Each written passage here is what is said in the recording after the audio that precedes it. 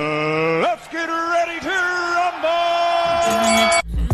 Been down and out for too long. Nigga, I'm too strong. I'm gon' move on. Swagger on diamonds just Sakasha trying to pick my brain and judge me like a book. I don't got many likes, but I got a lot of looks. My picture on the news, they trying to label me a crook. They say I do too much, I say I'm off the hook. They ask me where I've been, I say I just came from the hood. Smelling loud off this good, the whole day out in Jug. These niggas wanna go to war, man, I wish they would. Oakland like Baghdad in my neck of the woods. Rest in peace, my nigga Lil E, man. Out the roots, he let the beats feel bitch, and we never switch. Even if I'm rich, I'll be broke like I'm Mitch. Niggas talking down, but that's headed in the wrong direction. But I knock that shit out like the boxing section, cause they can't touch what they can't see. All I gotta do is be the same me. All I gotta do is keep it cheap, always be the same me. While I'm solid, boy, they can't change me. No. What's going on? What's going on, man? We live from the boxing section, man. What's going down? What's going down? Yes, sir. Man, we in here, man.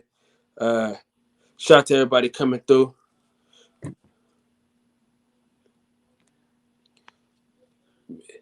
Shout out to my dog, Big Cletus. What's up, Big Texas, man? In the house, man. What's going on? My guy, DJ. What's going on, man? My boy, Jalen. What's going down? What's going down? OG, what's going on? What's going on, man? What's happening? So, this weekend, another great weekend. We got a great MMA fight. We got a great boxing match coming up. I think this is going to be a good fight for Shakur Stevenson. At least record-wise, the guy has a good record. So, I think that'll be a good look for him. Yeah, I'm excited, man. I am excited. You know what I mean? Shout out to the GWOAT for putting on the hell of a performance last night. I'm still on a high from that, man. I still can't stop watching the videos and posting the pictures and stuff like that. So very, very, very exciting.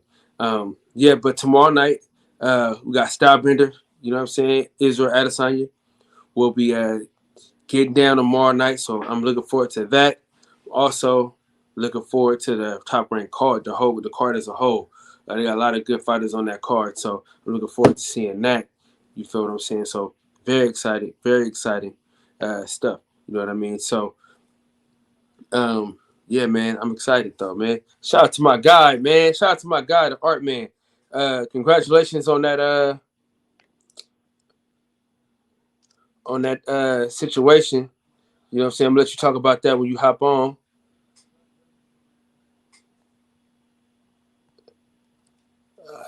The link is in the chat. The link is in the chat. So go ahead and hop on that. Come on in, man. You know what I'm saying? We'll wait for everybody to come back, bounce back in. Yeah, man. It's exciting, though, man. I'm looking forward to this weekend, though. It's just a combat sports. It's a combat sports weekend. You know what I'm saying? So I'm looking forward to that. Waiting on DJ to come through. Yeah, the link is in the chat, Art Man. The link is in the chat. You know what I'm saying? But yeah, man, it's exciting, man. Carissa Shields did her thing yesterday, man. Very, very exciting.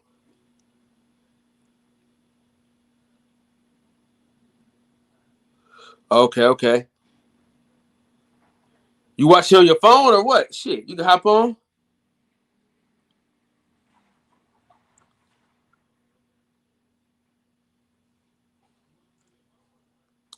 Yeah, man. So anyway, but yeah, I'm excited, man. I think this is gonna be if Shakur Stevenson get a knockout, that'd be even better. But I think if he outboxes the guy, that'd be good too. But I think for the fans, as far as the casual fans, I think if he could get a knockout, it'd be a great situation. Oh, gee, what's going on? I'm chilling, man. You know, that ain't something you can watch on your phone, man. You gotta have the full 65 inches to watch that shit. Okay. So listen, how excited are you for tomorrow? I really am excited, bro. I really am excited because if you look at the history of boxing, ain't too many bums came out of Africa, bro. Them dudes usually come over here and they can fight. So we gonna see. I got Shakur beating the guy. I think Shakur is the goods. I say that all the time. I think he's probably the most talented out of all the young guys, the 35ers, guys 1 to 4. I think Shakur's more talented than all them guys. But just because you haven't heard of a guy, don't mean the guy can't fight.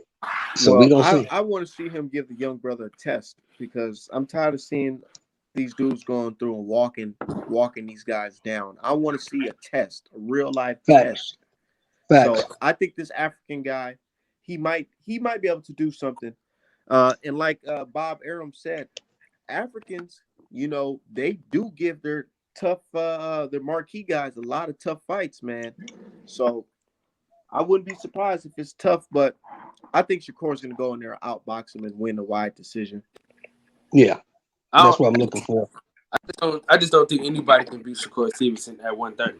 You know what I'm saying? And I got love for Jamel Herring. You know what I'm saying? I got love for Bo Mack and them boys, but Shakur Stevenson is a different animal. Shout out to my Money in the Ghetto. Shout out to the Matrix, man. Salute to you, my brother. Hey, Art Man put his hands on Parvati today. Slapped him with baby powder. So shout out. Oh no, that wasn't me. Oh shit! I was happy to see that shit. That shit's funny though, but I'm letting everybody know that we live now on Twitter. So we get some people up in here. For sure. Chop it up. But yeah, man, life's been good so far. I'm looking forward to June 19th though. There's a lot of good fights June 19th. All right, so name them. I'm waiting for that Lopez Kambosos. Oh yeah, I forgot about him. I got my money on Kambosos. Shout out to my dog. I forgot all about him. Man. Shout out to my dog. Hey Tay, if you ain't laying down, kicking your feet up, man, come join the panel real quick. The link is in the chat. Hey, I just learned something, man. I just learned something tonight. What's that? That guy, that Maul is fighting. You know he got a daddy, right? I mean, yeah. You know who his daddy is? No. You remember a world champion fighter named Fernando Montiel? No. Yeah, he's a little bit too young. Yeah, that's his dad. So we gonna see what this guy could do, man. We gonna see what this guy could do. They I think Maul's gonna blow him out. But they said he lost to Munguia in the second round and then went all 12 with Hugo Centennial, a guy that Charlo knocked out in the first round. Well, we sure finna find out. I mean, you know, I'm hoping this guy can at least give Maul some good work. I mean, you know, you bring in another tomato can, everybody already looking at you sideways. Now you bring in this dude and you just smoke him out in 1 or 2 rounds. Yeah, but you're gonna have to start doing something more. You moving kind of funny, bro. But if the fight lasts too long, they're gonna say, "Well, who is him?" Shout out to my dog PGH, Big Dog, man. But listen, it's kind of the same thing what Art Man was saying. I want to start seeing tests, man. I'm tired of dudes bringing in dudes that they can just maul and run over. I want to start seeing these dudes tested. That's how you find out who's good and who's great. He been tested before. He been tested. You know what I'm saying? But you know it is. You know it is what it is, man. When it comes to this shit, man. I just feel like Charlo, he got to do something that's gonna get him some big fights, because if he continue fighting these guys, even though they may be tests or whatever, if he doesn't fight the names that we know, I don't know if he's ever gonna get that big shot. He has to fight Andre next. If he don't fight Canelo, he has to fight either Triple G or Andre. And I'm just keeping it 100. Yeah, or you can't be calling yourself none of these guys, and this is for all these guys, Kyle. You can't be calling yourself the man if you ain't cleaned up your division. You got to clean it up. Whoever got a belt, you got to go snatch it. Get that shit out the way. Then you can say whatever you want to say. But if it's still another dude in your division talking about you ducking me, you don't want to fight me, you need to address that if you want to be considered, you know, with the elites. If you want to be considered in the pantheon of all-time greats, you got to address issues as such. You know, I mean, I feel you, but I just don't listen. I don't think nobody can beat that guy for real, bro. Not at 160. You know what I'm saying? But this is my thing though about the whole Andre thing, bro. Demetrius Andre has to do a better job of marketing himself because they keep giving out these excuses on him not having a name or not fighting anybody. So he has to do a better job. And I think Eddie Hearn has done him a disservice with all this shit. For him to be on the zone and all the top 160 pounders on the zone and he can get a big fight, that's ridiculous. You know what I'm saying? You got to do better, man. Shout out to my dog, man. Pound for pound, sports and entertainment, man. Salute to my brother. Hey, somebody hella funny. Somebody said, "Bro, win the freedom belt." Ain't no fucking way. He going to bed. If he win that freedom belt, boy, man, I don't even know what to say. I don't even want to put that shit in the air, dude. I really don't. He going to sleep, dog. It ain't. Yeah, I know he going to sleep, man. You know, my thing with Charlos, I mean, because we got a lot of disagreements, you know, what they do outside the ring. But inside the ring, Charles going to handle business, most definitely. That's a fact. That's a fact for sure. That's definitely a fact. He's still the best. What's up with it, man? This shit happened to Django Unchained. But I'm gonna just keep it real with y'all though, bro. At least they did something. You know what I'm saying? Okay, let's talk about that because I've been getting a lot of mixed emotions and people checking me and saying like, why are you saying this? Okay, my thing with that WBC belt, I'm just thinking about the belt as it is. I'm not thinking about Mauricio Suleiman. I'm just thinking about, okay, they want to present something that's going to honor Juneteenth. Yeah, the design's a little tacky, but it's still something. They should have shot with me for the design. But anyways, it's still something like the chains being broken. It's symbolic, you know, to me as an American descendant of slavery. Because, yeah, you know, getting them chains off us, that's something that's, you know, very symbolic, you know. My thing is, it shouldn't just be a belt. I feel like Mauricio Suleiman and WBC, they should actually try to push into helping black fighters instead of just giving them a belt. That's what. Hold on, we can't say that because them niggas they help every fucking body. It's been people on the shop that came through and said, man, they never won a belt with the WBC and the WBC got for them. So we can't say that. But I will say this though, that hey, outside JFL, huh, Sheldon? I will say this though, you know what I'm saying, but I think that him coming on to the barbershop, not even knowing what this day even meant to black folks, and then to say like, I'm gonna put this in my notes and do it. Hats off to that man. You know yeah, I mean we can't ask for something and then complain when we get it. You know. Yeah. That's facts. That's facts right there. Listen, because he could have been like, man, fuck y'all. I'm gonna keep this Mexican belt, this Mayan belt, and Aztec belt, and say fuck y'all. You know what I'm saying? But he was like, nah, you know what I'm saying? I'm gonna go ahead and do this. Shout out to the barbershop conversation. Shout out to the shop. You know what I'm saying? This is a franchise shop. You know what I'm saying? I like to say. Shout out to my dog DJ, man, coming back in. You know what I'm saying? Hop on the panel, big dog. But really, what we really need to do, to be honest, fellas, what we really need to do is get rid of all these goddamn belts. That's what we need to do. Get rid of all them motherfuckers. The thing about it is, two belts. It's not even a belt though. But it's not even a belt. No, I get that. I get this for an event for the day. I get all that. I'm just saying I got a problem with all these motherfuckers. Get rid of all these motherfuckers. There should be two belts like it was in the days. Two belts. So that way we don't have no confusion. Motherfucker, these are two guys. But they two fight. Now it's one guy. This the guy you gotta chase. You want to be the champ, you gotta fight that guy. But you know what's crazy though? Is Andy Ruiz fucked that off for us. It was Because supposed to be Wilder versus Ruiz for the PBC belt. exactly. Top Troll Killer, man, what's up with it, man? Appreciate you for sliding. Yeah, that's what I'm saying. Andy Ruiz fucked that up because had he went back in that fight and focused on beating Joshua, bro, none of this would even be a conversation. You dig what I'm saying? Coming here. He would have sure it'd have been a seatbelt because it's like, okay, we got the undisputed heavyweight champion.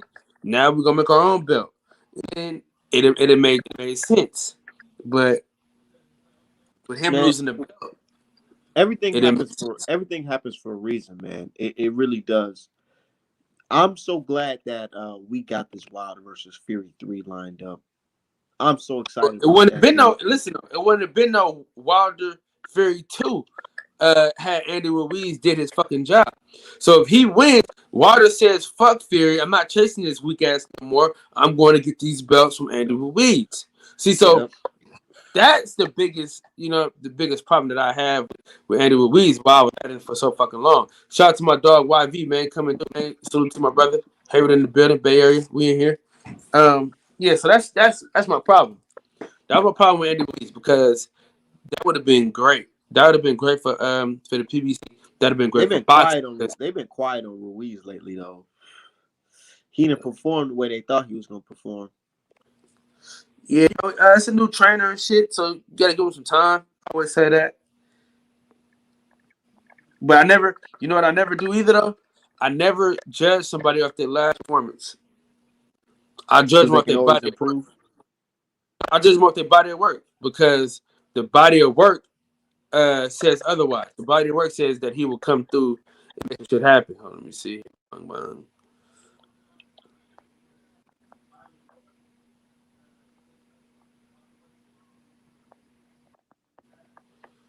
Yeah, but that'll never happen though. That'll never happen. Both of these will never happen. Pound for pound and DJ, that shit ain't never gonna happen. Yeah, that's none of them gonna happen for sure not. What are your thoughts on that belt, Sheldon? Besides the fact that you want to give it all the belts, but just that belt today.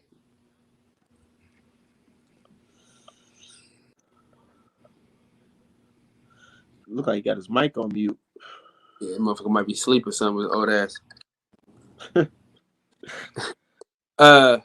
But because so this one thing, the reason why I'm happy WBC did that because they don't take advantage. They don't take black fighters for as much as we think they do. Because if you look at the belt, Mayweather is now on it, so he's now on the belt. You know what I'm saying? My thing is, okay, that's very symbolic, but we also got to think about what are they doing for these fighters' lives. Every time I read that story about that brother, what's his name? Gerald McSomething. I forgot his name. The one that suffered that injury. I just think about like the stories of his sister saying that the WBC, they don't lend a helping hand. And it's like, man, that sucks, dude. If you really think about it, black people really made that WBC popping. Yeah. Because as a kid watching Floyd, I just remember the green belt. When you see the green belt, just know it's authentic because Floyd had it. And here we are today. That shit with Wilder in the WBC, it's so shady, bro.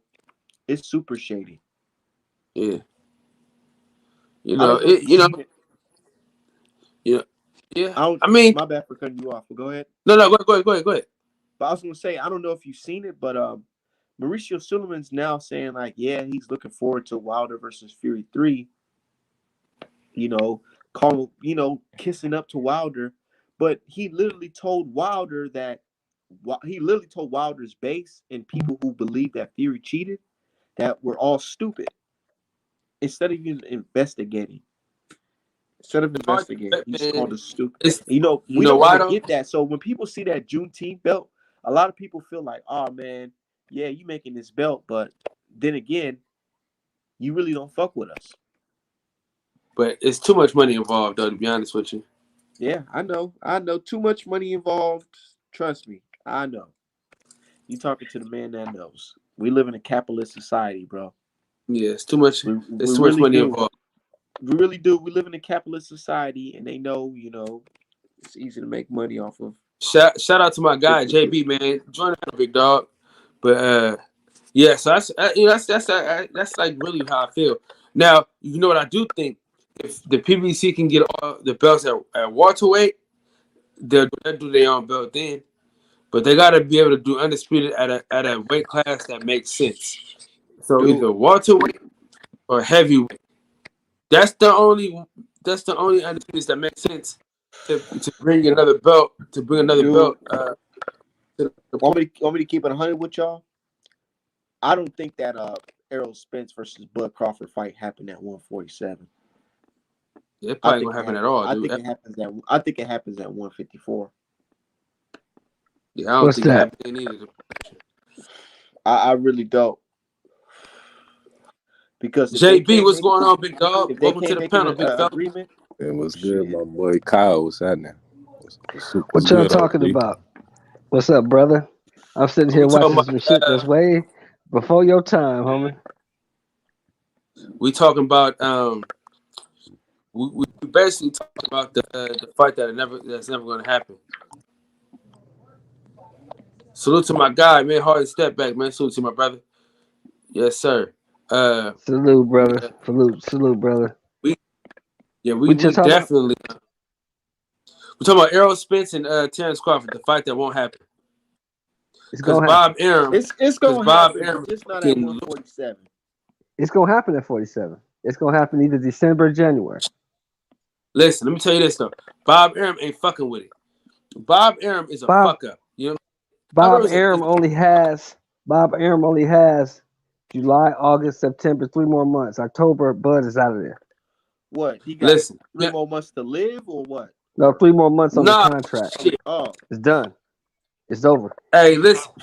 He's leaving. I got so much information that I promised that I wouldn't tell, so I can't tell it. But goddamn, some shit is going down. Absolutely going down. I got some information too, probably from the same person you got it from. But it's a definite. I can't say this. He will not be with Arum after October. I can't say that. That's what I can say. I can't even say that. I can't even get that much out, to be honest with you. I can't say a fucking thing. I promised that man I wouldn't say shit. That's why I'm thinking. Hit that subscribe button while you coming through here talking that shit. We accept gonna happen. Hit that like button though. That fight's gonna happen December, January, or February next year. You do know if something jump off though, if something happens, there's something in the contract that can put that shit there. Well, not really, because the thing that's owed is a fight, and he's gonna fight in October. That's what's owed. After that, contract is over. Owes one fight. That's it. Wonder who they're gonna have him fight. See, that's the beauty of it.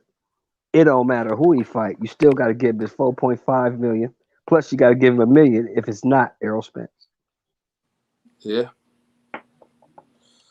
My thing is, man, I just don't. If he go to Internet Global, I'm mad either way, because that's the same thing as Top Rank for real. It may be a little different. Shit. Well, I'm kind of like you, Kyle. There's certain things I can't say because I said I wouldn't, so I'm not gonna say it. Yeah, but, that's why I'm speaking speaking right now. Yeah, that's why I'm speaking exactly as I'm speaking. Boy. Exactly. But yeah, damn, my man, that's how he got the Hagler fight. Hold on real quick, show. I love Charles. Did you hit that subscribe button? You know what I'm saying? If you can talk about what you want, hit that subscribe button. You know what I'm saying? We love all views. Somebody said, you know what I'm saying? Man gay, why he drawing naked dudes? Because I get paid to do it, motherfucker. The fuck you talking about? Naked dudes. She got mad. Mine was mad. It's fine. Oh. we let them talk their shit in here because I need the views. And hopefully they hit that subscribe button on their way in and on their way out. You know what I'm saying? But better not go to the fucking DAZN with that fucking her. Hold on. There you go, Jafar. Way to go. Way to have his back. Yes, sir. Yes, sir. But we know what's up, man. Our man is the nigga, man. He's hated by a lot, but he's loved by more. Goddamn it. You know what I'm saying? And the nigga be on point, and niggas is mad that he on point. They're just mad. You know what I'm saying? It's fine. It's okay, man. It's okay. You know what I mean? So JB, What's what good? you get? What you think about tomorrow, man? What you think about this fight? You think he's gonna be tested, or you think Shakur just gonna watch this dude?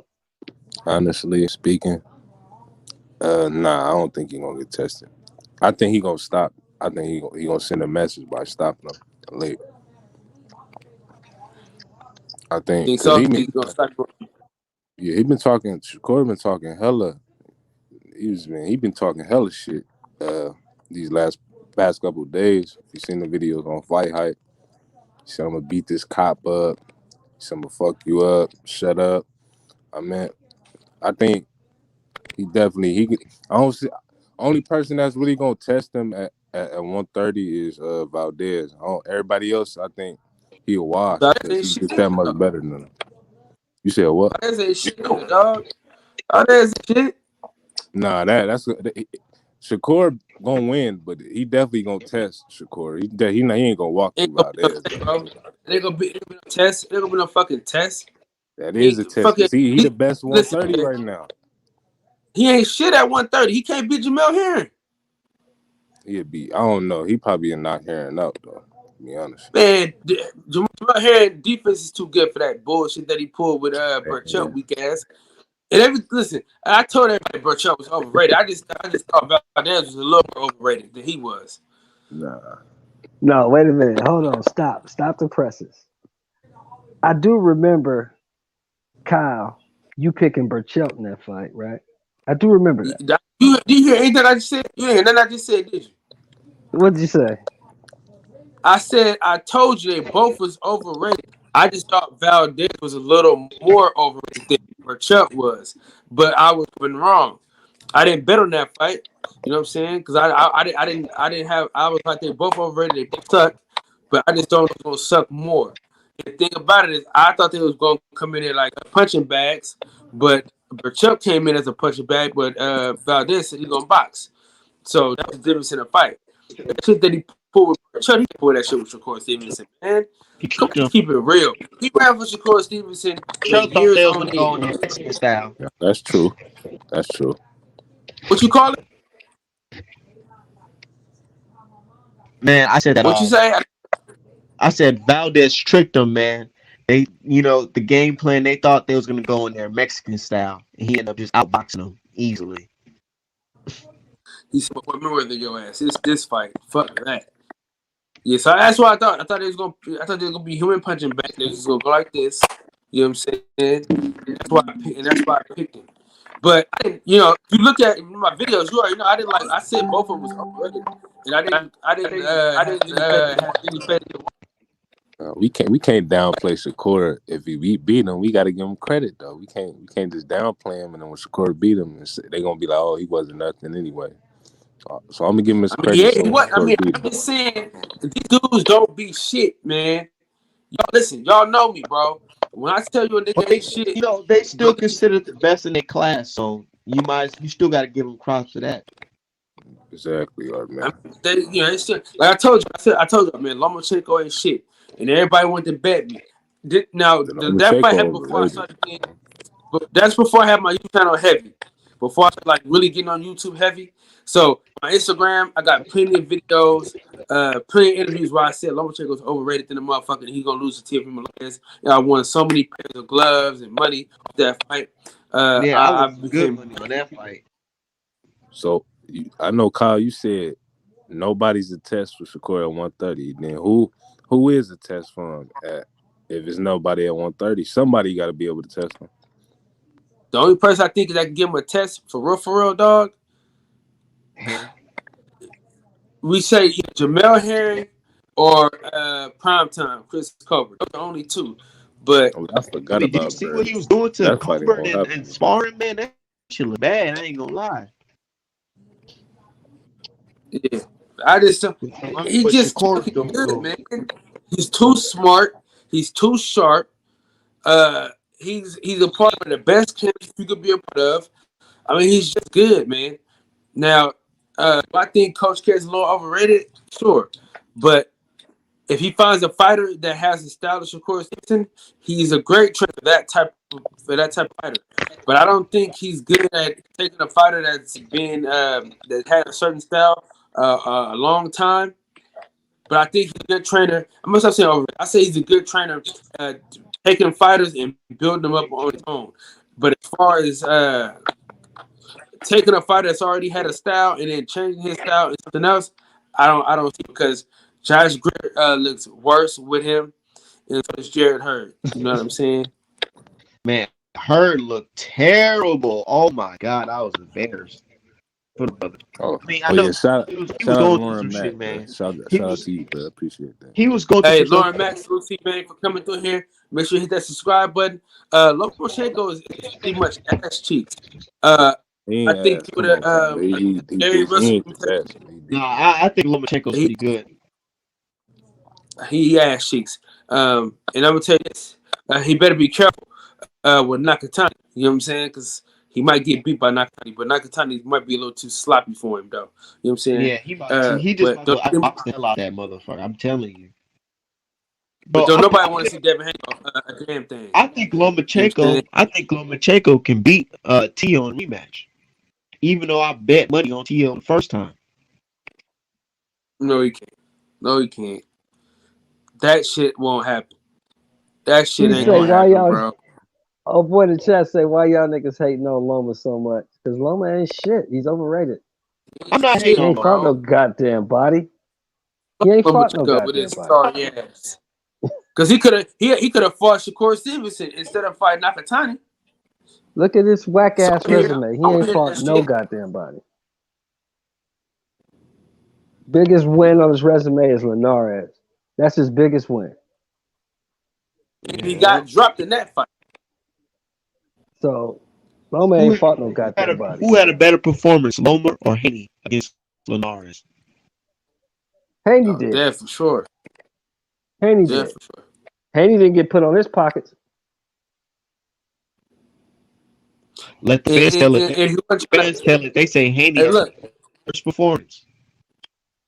listen, if he That's didn't race try based. to appease you, And Kyle don't if want he to say it, but it's the truth. That's race based. All that hate, most of that shit is race based.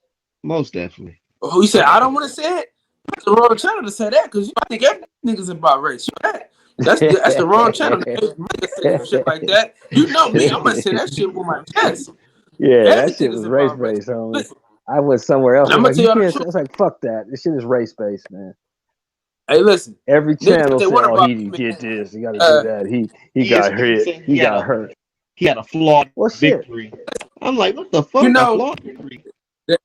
Last time I the thing checked, it was is, a fight, right? It's a fight. You get hit in a he fight. wasn't trying to appease you niggas.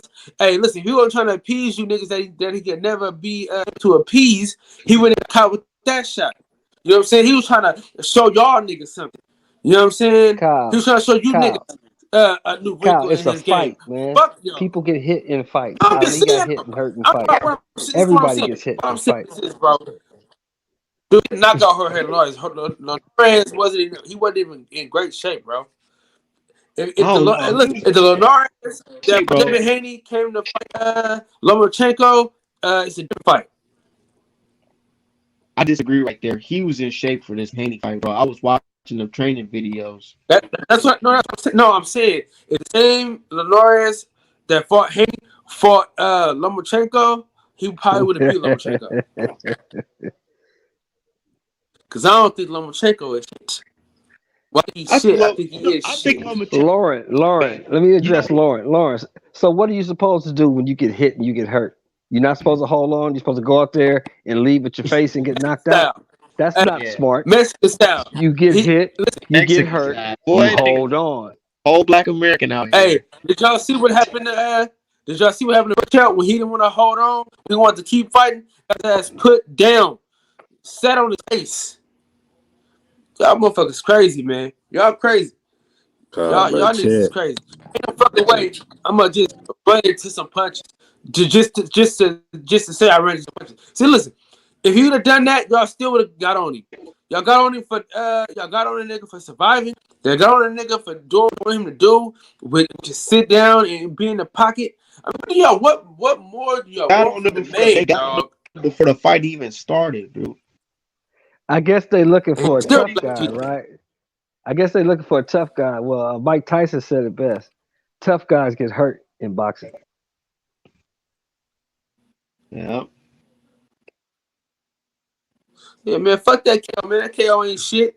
And the thing about it is, when he started looking for KOs, that's when he stopped knocking people out. OG Santos, what's going on, baby? Did you hear me?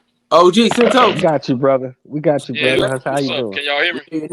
Yeah, we got you, man. What's good? What's good in the hood? Well, you know, my man Lauren was saying that a knockout looks better on Lauren, the he record talking than a ass. decision. No, a win He talking looks ass. good on the record. It doesn't matter how you win, ass. as long as you win. The object is to win. Hey, Man. how long ago was Well, it y'all hey, started? Oh, I see. 38 minutes ago. Hey, Sheldon. Right. It must never. Shout out to my dog Mary. God damn it. Shout out to the town. Hey, niggas ain't never seen the radio sign. Just win, baby. No. You know what I'm saying? Just win. Just win. All you gotta do is win. And listen, let's talk. Okay, hold on. Talk about this. DJ, okay? Let's talk about this. Can we talk about this Gary Russell fight? Let's talk about this Gary Russell versus Lomachenko fight. Okay, let's do that. I want to talk about this fight. Because y'all done fucked up the church's money. Now let's be honest. Had they would have counted that knockdown, Gary Russell wins that fight. Y'all do know that it was a split decision. Mir? It wasn't like they gave the fight to Lomachenko. Y'all do know that, right? It was a split decision. Oh, I definitely know that. Somebody I definitely said know Gary that. Russell won the fight. Deal, bro. Huh? I definitely know that, Kyle. I definitely know that. I was watching the fight. I saw it. So had they counted the knockdown, the fight is totally different. It's a different outcome. I know if it was a fifth round drug, I know it. But what I'm saying is, oh no, we can. Hold this, on, Kyle. Hold on one second. No. You're right, brother. We can agree to disagree. That's fine. I'm just stating my opinion. You stating yours. We can agree to disagree. It's no smoke. for sure, we ain't got your name or nothing. You know what I'm saying? You know, we call you nothing. We ain't call you out your name or nothing like that. You know what I mean? So y'all really think Lomachenko Nakatani? Y'all think Lomachenko lose? I don't think Nakatani. I got Nakatani. I think Nakatani is too sloppy. Okay, so listen, we're gonna go around real quick.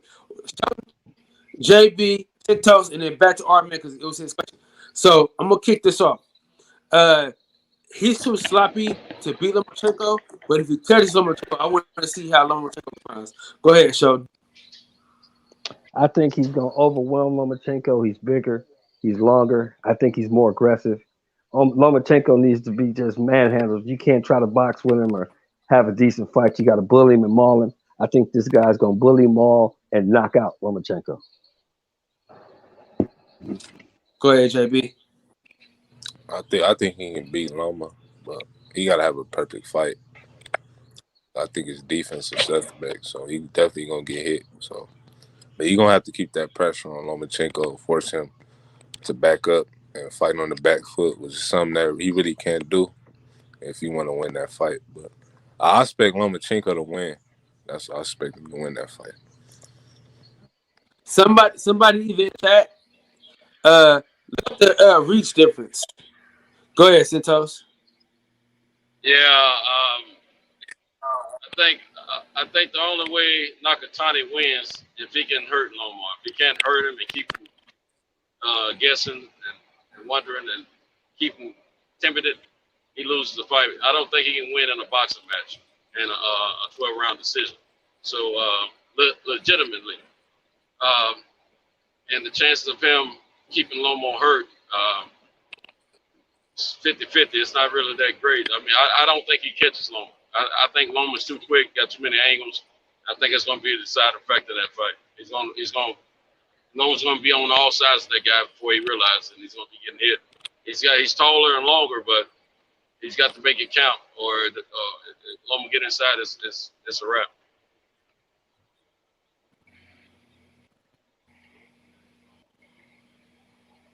Yep. I agree. He still don't get that rematch with Teofimo Lopez. You know, I agree with that statement the dude just said. Because Nakatani, he is lobby man, and he does get touched. I really believe Lomachenko is a good fighter, man, and he's able to touch this guy and not get touched himself. He's not going to sit in there and try to fight Mexican style with him, dude. He's going to use his angles, and he's going to tag him up. We already seen him fight tall fighters that outweighed him. Look what he did to Luke Campbell. What tall fighter? Luke Campbell. Luke Campbell's a fucking joke. Yeah, Luke Campbell's not a good gauge, bro. Okay, I'm just speaking off of just height. I'm just speaking to the height difference. You can see he's still able to touch a tall fighter.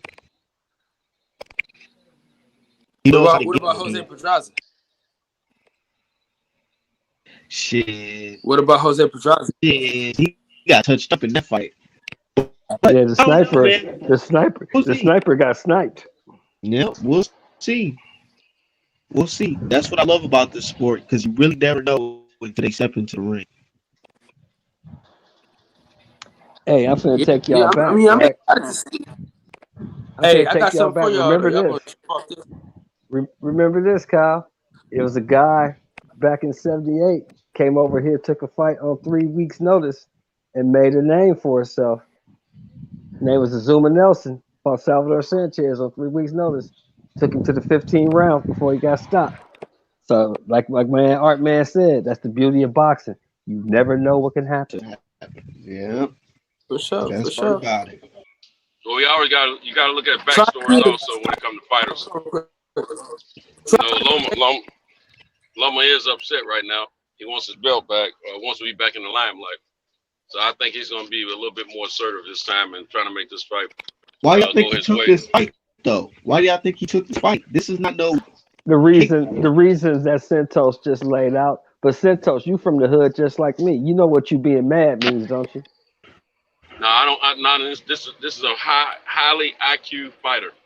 A high IQ fighter. He ain't gonna go in there with anger. He's gonna go in there to perform. No, you said he's upset. He's best. Yeah, he's upset. Right. Yeah, but Nakatani don't give a shit about him being upset. Nobody cares about that. With Nakatani. He's not upset. Can you beat me?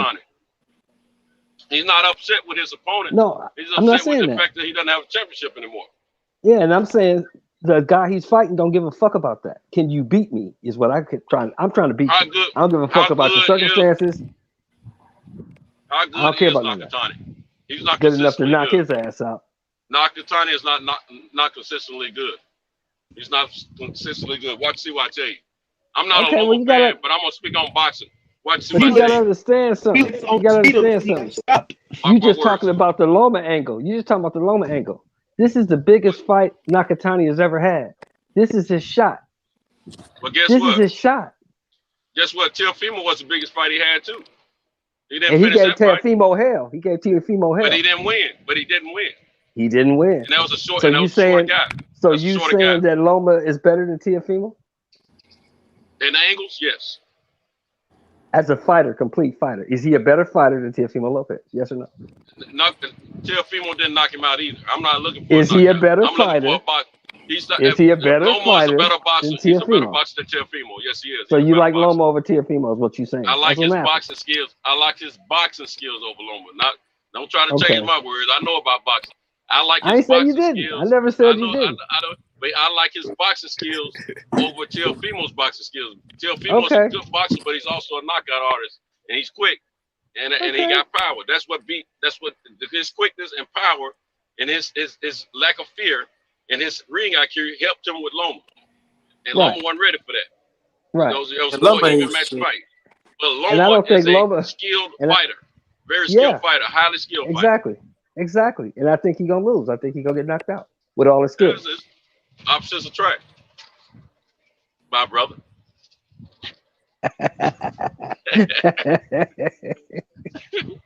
Don't worry, you say dude gonna be sitting next to me in Atlanta, so you know we got It's definitely going down, man, in Atlanta, dog. Hey, that's the 20. Oh, we gonna miss that fight, bro. That's the 26 at Lomo fight. Wait, it's gonna be on ESPN though, right? Yeah, man. We got phones. Oh, the fight tomorrow? Yes, the fight tomorrow's on ESPN. It's on ESPN tomorrow. No, I'm talking about Lomo. That's I gotta take that. I gotta take it. I gotta take that. We got cell phones, man. Put that phone on. Oh yeah, I ain't gonna be watching no fight while I'm at the fight. I wasn't fired up. I wasn't really fired up about that fight until y'all brought it up tonight. You know, I'm fired up now. I want to see it. Now you want to see it. Guess what I'm watching, Santos? You gonna laugh when I tell you what I'm watching. I gotta do what? I said you gonna laugh when I tell you what I'm watching right now. What's that? I'm watching Zuma Nelson and Wilfredo Gomez. And Zuma was just amazing, period.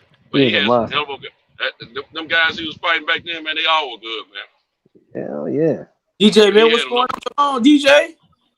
He had enough quickness for all of them. Yeah. He was just a killer. Zuma was a killer. The professor. Yep. And that dude was, he was a tremendous athlete, man. Yeah. You know what? If you think about it, man, they got some similar attributes, him and Loma. But I think Zuma was a little bit quicker in movement than Loma's great, man, but Zuma was cat quick. Wait a minute. Yeah. Got brave on. I used to call it cat quick. I said, man, he's quick. I said, he's cat quick, man. Because you remember because you remember this fight when he went to take the title from Gomez. Gomez was knocking everybody out. He was 32-0, 32 knockout. He just hadn't ran into the professor yet. Yeah, and Zuma went over there and knocked his ass out in Puerto Rico. See, that's how it used to be, y'all. You got the champ, got the belt. Well, where's the champ from? I got to go to his house to get it. We ain't going to Vegas. We ain't making no special date. Where you at? You from Michigan? Okay, I'm coming to get it. You from Puerto Rico? Okay, I'm coming to get it. Yeah, he was a world traveler. You know what? Even into his older age in his career, he was still a hell of an effective fighter, man. He wasn't a slouch, period. He just wasn't quite as he couldn't consistently flow in every fight like he, with his quickness and movement like he normally do. Well, people forget when he went over there to Australia after Jeff Finnick came to Vegas and actually got robbed. When he went to Australia to fight Finnick again, and knocked him out, he was 34 years old. He had already been through the war. Yeah, he been around for a while already, but he's and he was good, and I love his own else. He kind of put Ghana fighters on the map. African fighters. We didn't have as many African fighters get national acclaim at that time. It was him, Ike Cortez. That was why I came later. Yeah, it was. I'm talking about, he kind of bust the doors open for the Ike Cortez. Ike was a monster, man. That's something gonna get hit, man. Yeah, that fight with him and Oscar De La Hoya was a hell of a fight, man. Yeah, I still to this day. I thought he got robbed a little bit. Yeah, to this day he got robbed. Yeah, he got robbed. He got robbed. He beat Oscar. He beat Oscar that night. Yeah, Oscar had never been hit that hard until up to that point. That was the first time he'd been hit that hard. But you already know, Kyle Santos, JB, you already know with certain fighters you're not gonna beat in Las Vegas.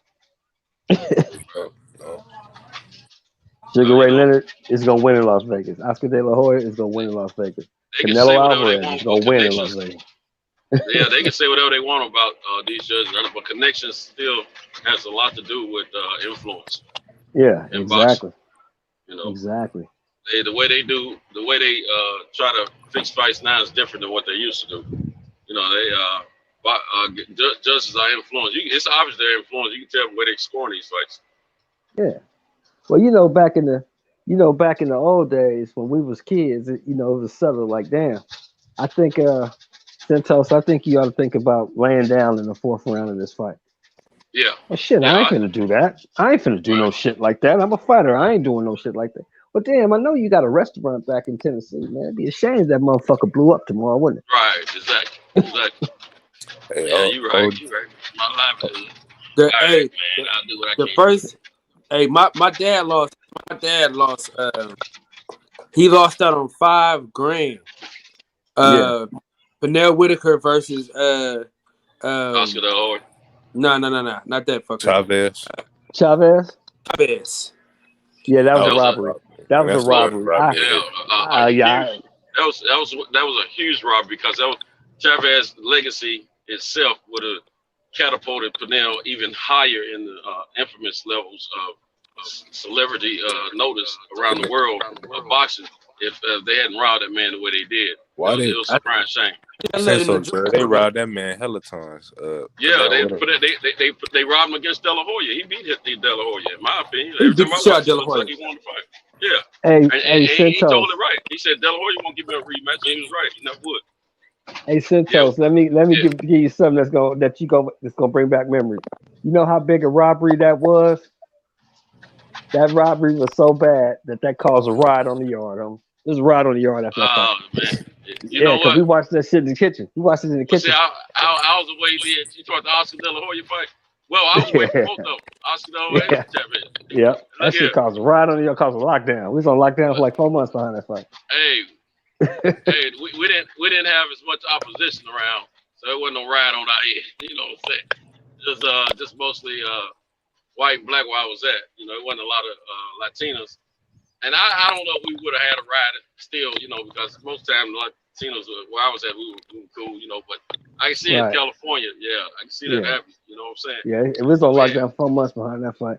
Hey, Mir, you tell them, them same dudes, you tell them in the Roger Mayweather voice, because they don't know shit about boxing. Yeah, they used to get hot at Roger. They used to be hot about Roger coming in the ring with some Rio.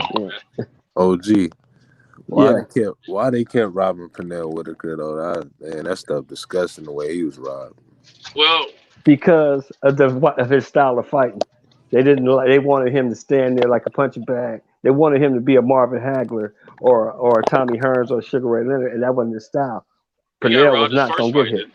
Yeah, he got robbed the first fight. What's that dude name that he beat in France? I can't think of his name. When he won the world title, and they ended up robbing him, but he beat him in the rematch.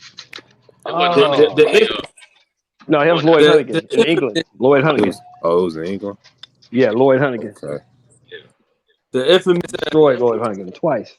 The infamous H Money is in the building. Man, my brother, man. What's happening? Young H, what's up, baby? Yeah, what's good? Shelton Moore, my brother. The boxing section. Shout outs to JB and Cento Boxing. You know what's good, man. What's good, everybody, man? Tomorrow night, tune in. You must watch Shakur Stevenson. This kid is a special fighter. Now, when you talk about the future of boxing, you got great fighters like Devin Haney, Shakur Stevenson. You know, it takes two to tango. You got fighters like Teofimo Lopez out there. You know what I mean? Gervonta Davis. And I can't wait for these great fights. You know, I want to see the best fight the best. The next generation of fighters, we got some great talent. We got some great fighters, man.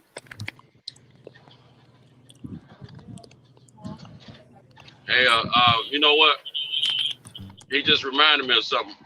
So another reason Loma's going to get that win. Shut up. Hold on real quick. Shut up real quick. Hold on real quick. Shout out to the best producer, man, known to mankind. Shout out to my dog Ken, man, for holding it down. As always. Go ahead. What'd you say, Cento? I was saying, you just remind me of something. Another reason Loma's going to win. If the fight is close, he's going to get the win.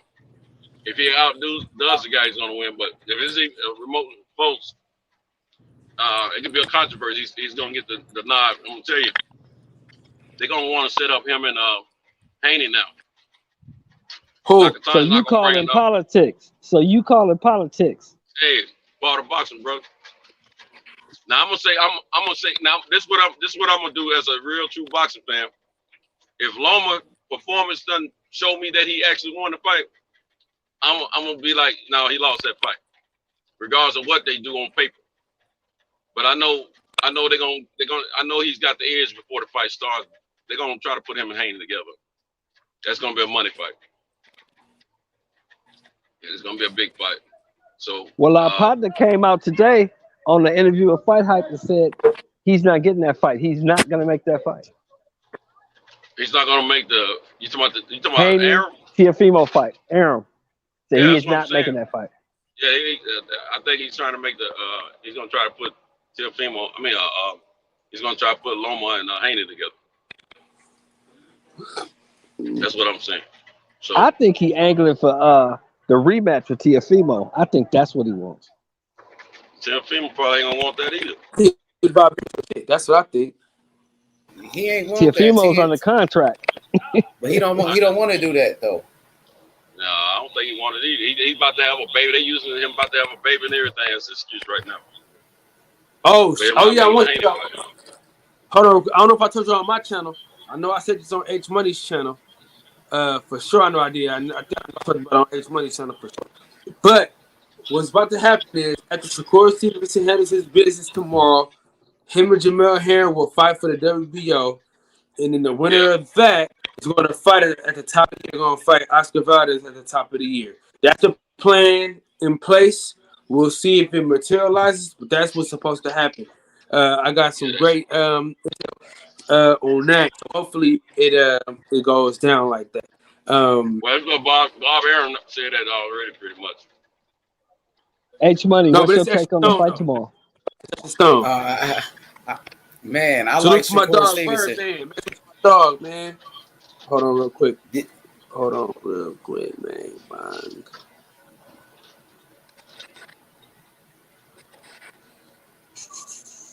Man, I got me two days of the working out in the gym, man. I kind of feel a little young today, man.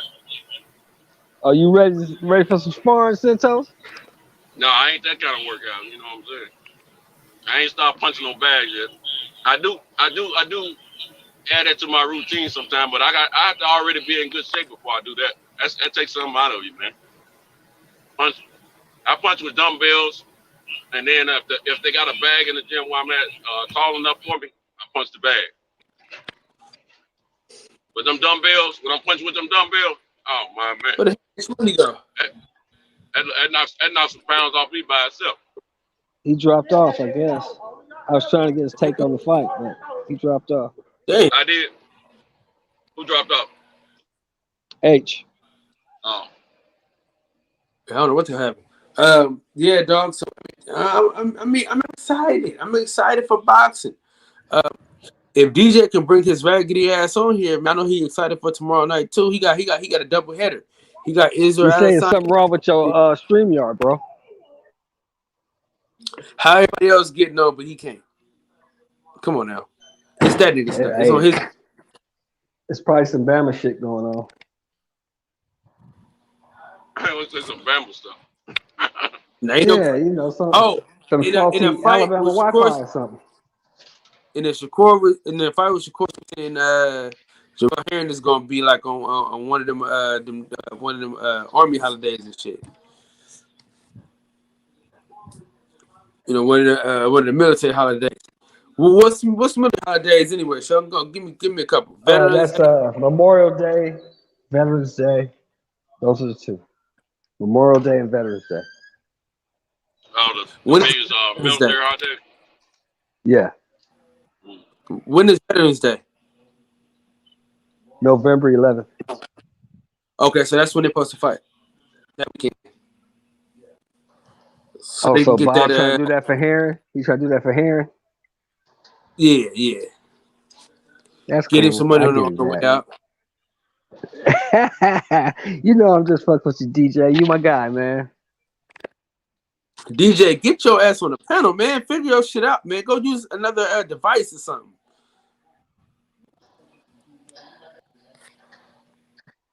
I think he at work, Kyle. Yeah, he normally works. This is our Friday night. Well, I mean, it's Friday night, but it's not literally our Friday night. You know, it's our Friday. That's what I meant to say. The third shifters. Oh, you already know. Listen, man. Listen. Friday nights, have been so lit for me, man. It's pretty exciting, man. I'm glad I started doing Friday night shows, man, because sometimes I don't go on Monday. You know I am. Yeah, you gotta start doing Fridays, bro. Since Fred don't do Fridays, you gotta do Fridays, bro. It was butt naked out here on Fridays, man. Bucket naked. The hell? Hey, Cam, what's up, Cam? Hey, Cam, everybody fix nothing. No, Cam. Shit. Hey, man, I wanted to come talk to my guys, man. Fuck what you talking about.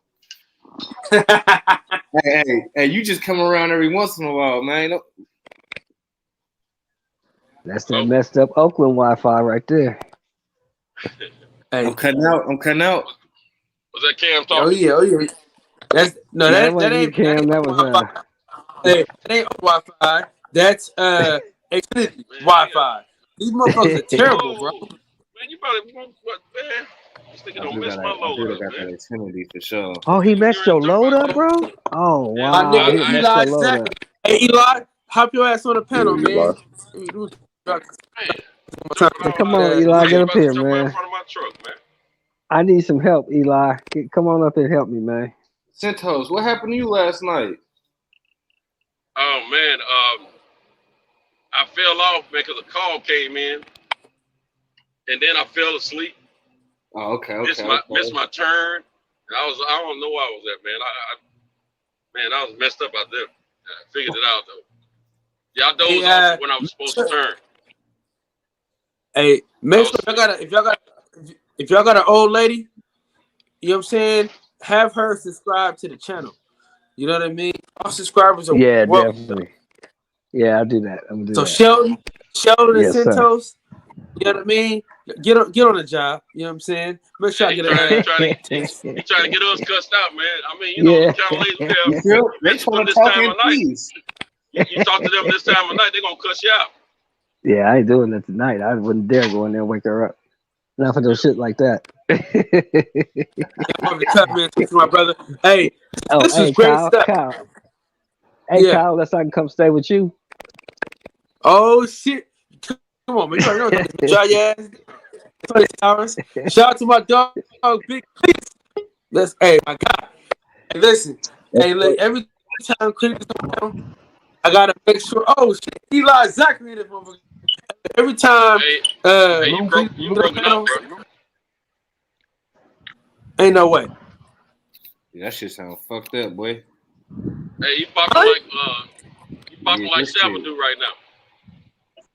Yeah, what's wrong with your speaker, man? What's going on? As soon as my wife get here with this computer, I'll be fine. But shout out, nobody skipping. So every time just get on the panel, I gotta stop everything because the first time you got on the panel, right? All these niggas talking over the niggas, you never get in and say some shit. So I always feel elated when this nigga hop back on because if I was him, I'd never got back on. But shout out to my nigga Cletus. What's going on, big dog? How you doing, man? Shit, I'm good, man. Salute to everybody in the panel, man. Everybody in the chat. What's up with you, big bro? What's up, Cletus? Shit, what's going on? What's the topic tonight? I was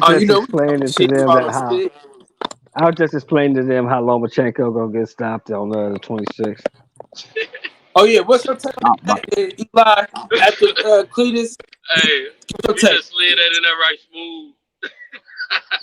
What's your take on that? What's your take on that fight, Cletus? Man, that Nakatani a tough motherfucker, man. He might just whip shit out of Lomachenko, bro. He might, but he gotta catch him first. That's gonna be the problem too. He might be too slow for Lomo. Shit, we gotta see which Lomo we gonna get. If Lomo go in there all timid and shit, and he gonna get his ass whooped, but shit, if he coming forward doing what Loma does, then yeah, he gonna win. Hey, listen, that's right. I don't think he's getting stopped. He ain't getting stopped by Nakatani. So he ain't getting stopped. Eli, help me out, brother. Help me out, Eli. Hey, the universe Nakatani won though. Cletus on to something, man. Hey, Cleese, Hey, what's the chance that we Listen. can win in 12? Hey, check this out. The universe owes Nakatani one because when he beat the shit out of his wife killing, girlfriend killing ass. You know what I'm saying? Oh, So the universe owes Nakatani one for that ass whooping he put on Felix Verdejo. Yeah, he did do that. Eli, help me out, man. Help me out. Tell him how he gonna hey, get stopped, Eli. I'm gonna tell y'all, if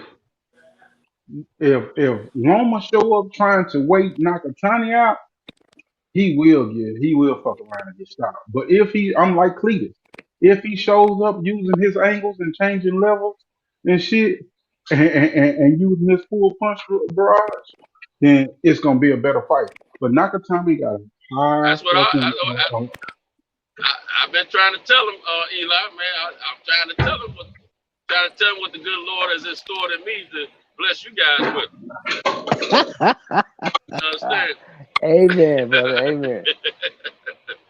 Hey, Man, that Lomachenko one ain't way shit. that Nakatani out here. Lomachenko ain't just a dude like that, but he is skilled as fuck. Yeah.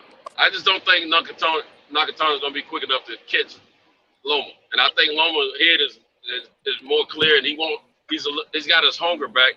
I think he's gonna come in with all the traditional Loma angles, the quickness, and the IQ, and he's gonna stay out of the way of the big punches. That's what I believe.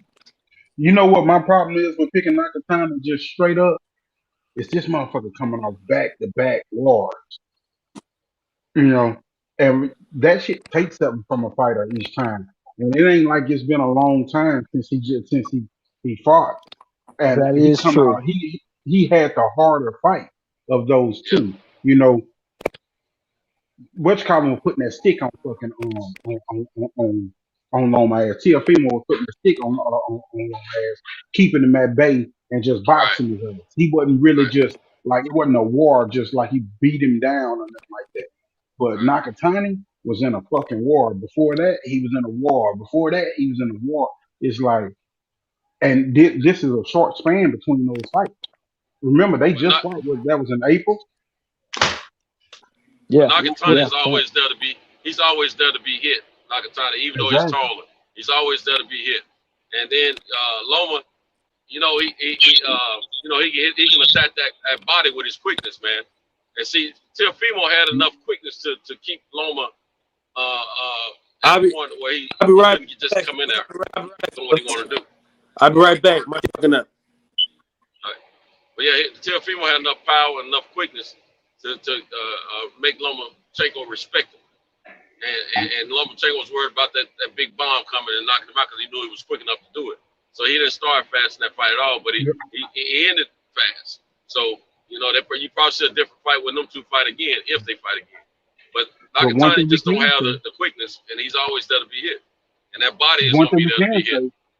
Nakatani does have a high work rate, and he is a long, big fighter, which Loma has problems with that. Loma had problems with Linares. He had problems with Pedraza. He had problems with Teofimo. And Nakatani does have a high work rate. So I can see what Sheldon's saying. It's just after those wars in that short period of time, what do you He get? definitely has a point. I mean, I'm going to tell you, to me, Nakatani is probably the toughest out in that division.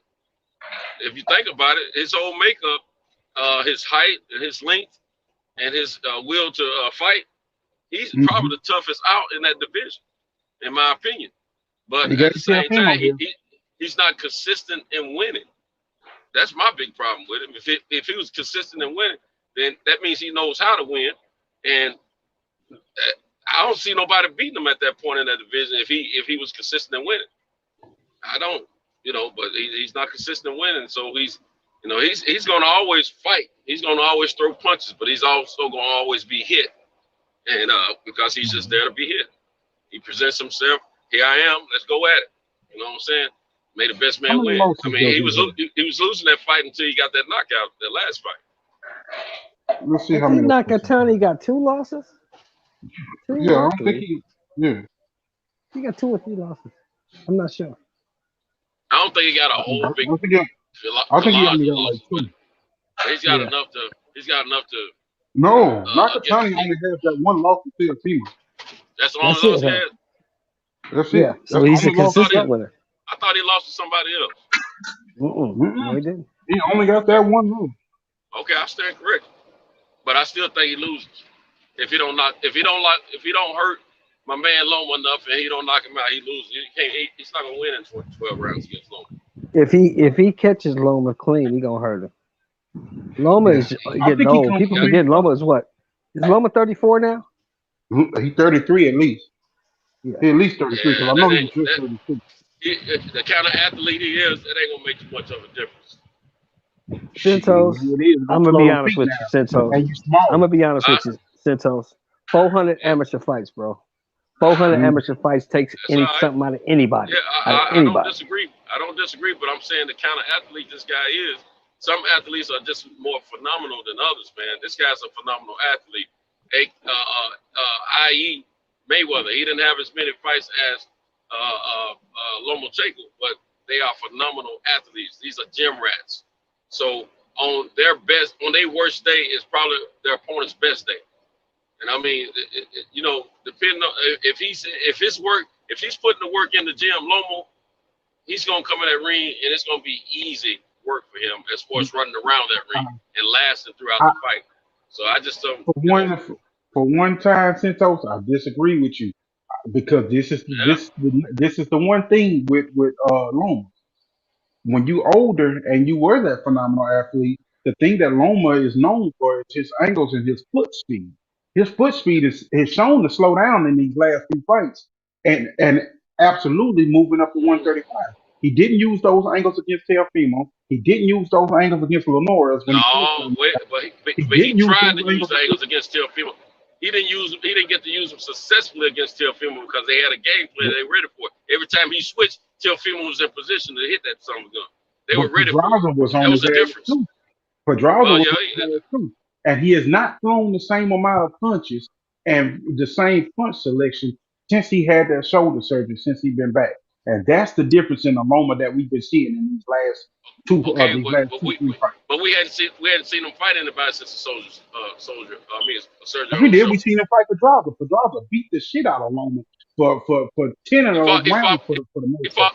He fought Pedraza after he fought Teofimo? He fought Pedraza before Teofimo.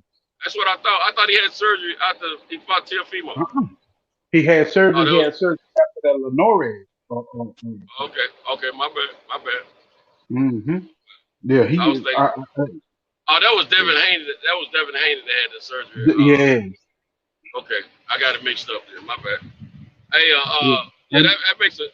I was gonna say something about the shoulder surgery, but I stand corrected as far as when the surgery happened. So I was gonna say, that may be something for us to look at and see, but he's already fought since then a couple times. Let me show you something. The only person he KO'd was Corolla. He fought Luke Campbell, and just think about it. That was after the shoulder surgery. He fought Pedraza for a unanimous decision.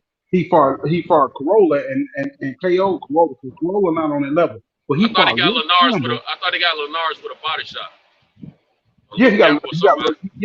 Yeah, he got Linares with a body shot. That was before the shoulder surgery. That was before he took the time off. Okay. But Luke Campbell gave him hell also. Pedraza gave him hell. Luke Campbell gave him hell. The tall fighters is a problem for him and Teofimo. That's what I'm saying. I think Ryan Garcia knocked out Luke Campbell, but Loma could not get it done since the shoulder surgery.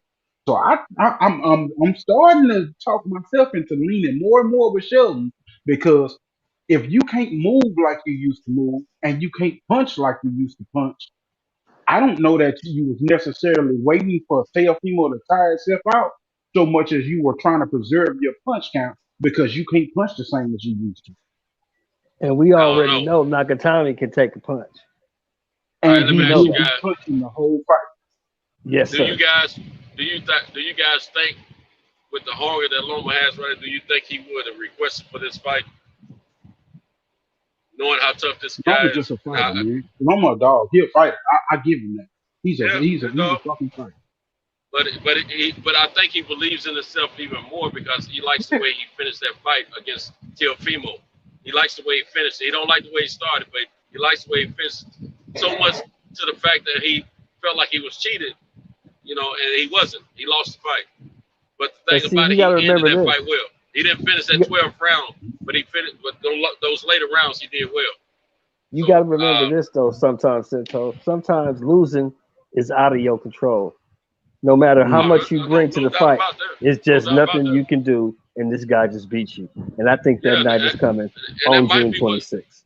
And that might be what, it might be for Nakatani. He may not be able to control the loss that's about to come to him. Because I'm telling you, man, this guy, I think mentally, sometimes a loss is the best thing to happen to a fighter. Just like I got Deontay Wilder. I think this was the best thing to happen to him. And I'm gonna tell you something. We both these fights are in the future for us to see. But I just think that Loma is rejuvenated mentally. That's what I believe. And I think he's gonna go in there and try to show some Loma of old.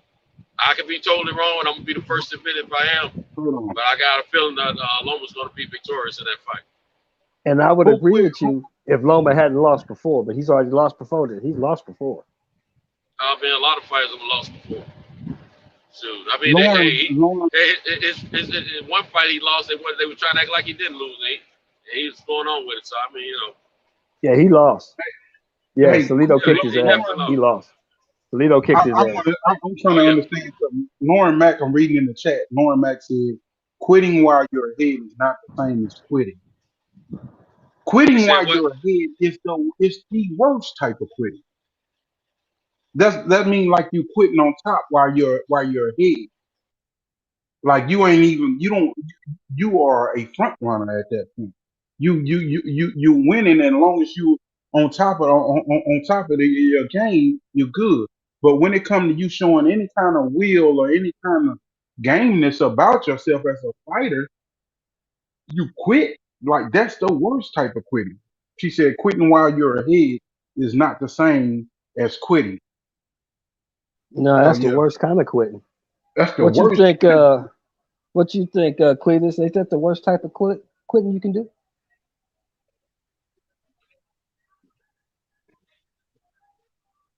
He away from the phone. DJ, you ain't said shit. Oh, there you go, Cletus.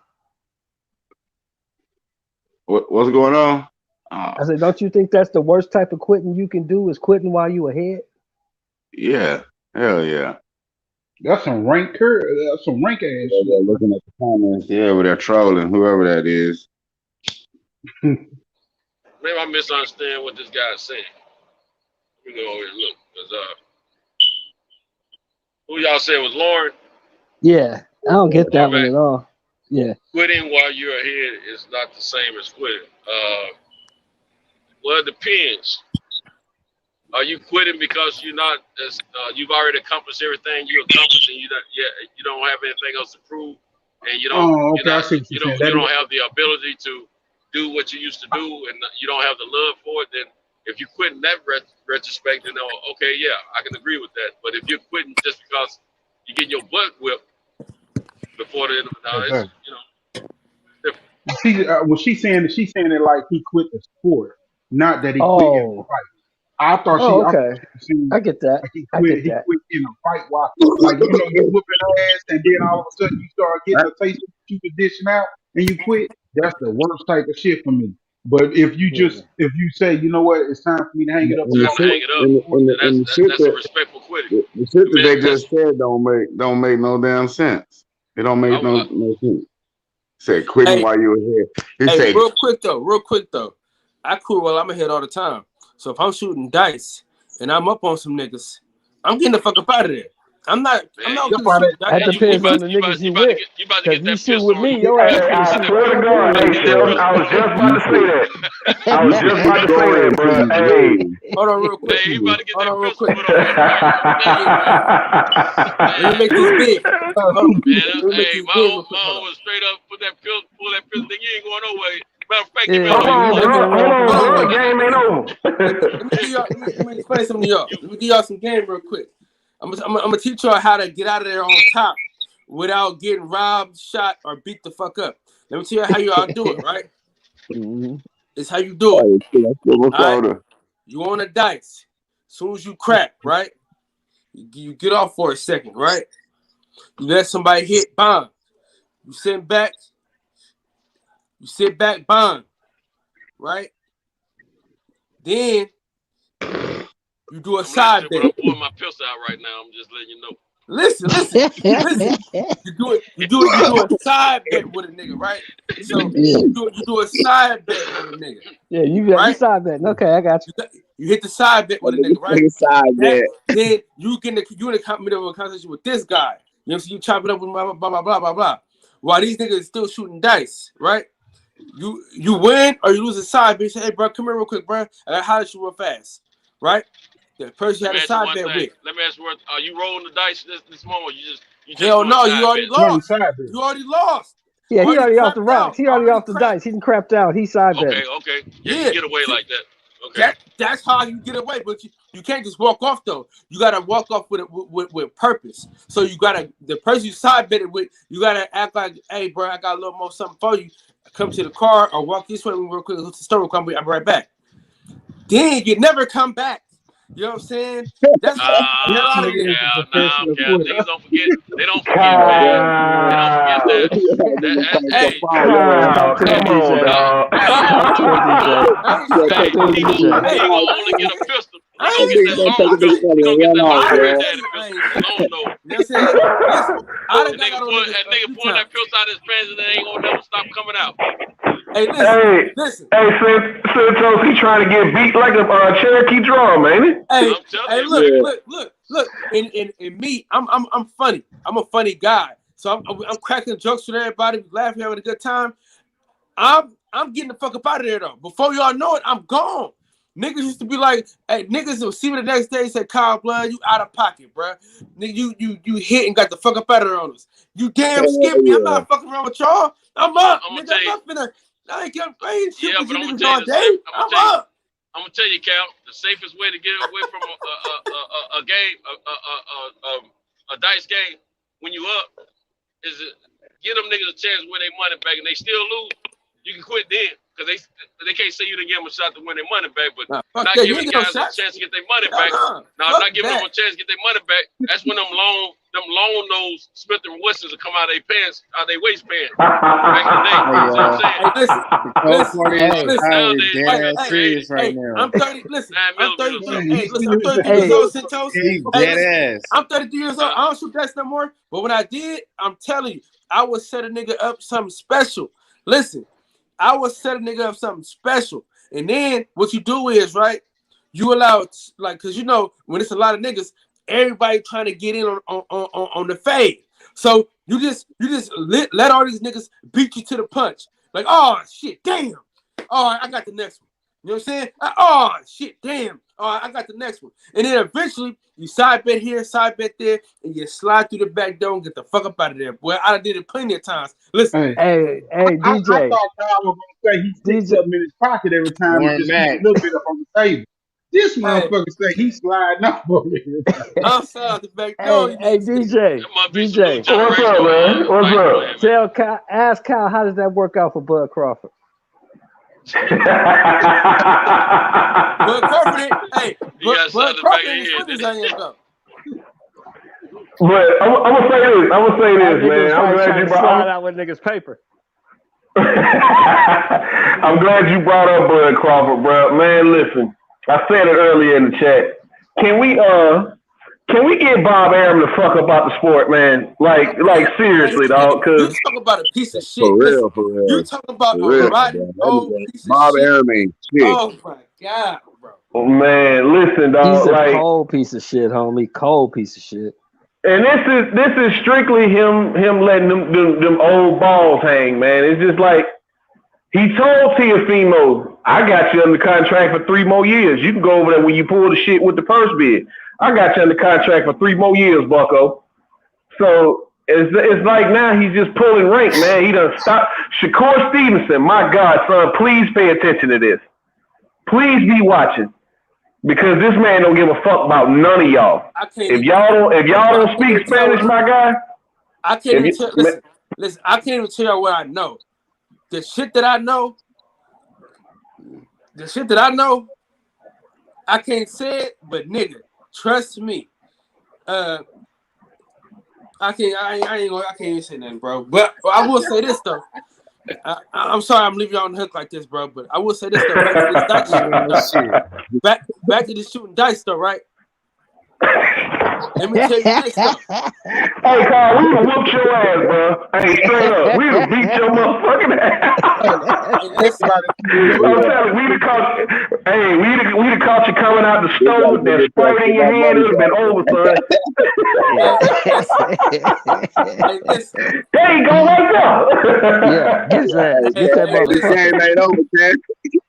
Listen. Hey, as soon as you tried to creep out the door, hey, hold on, bro, where you going? Where you going? Hey, man, I was just gonna go to the store real quick. No, we ain't going nowhere. See, listen. See, you gotta see me personally. See, you gotta be witty.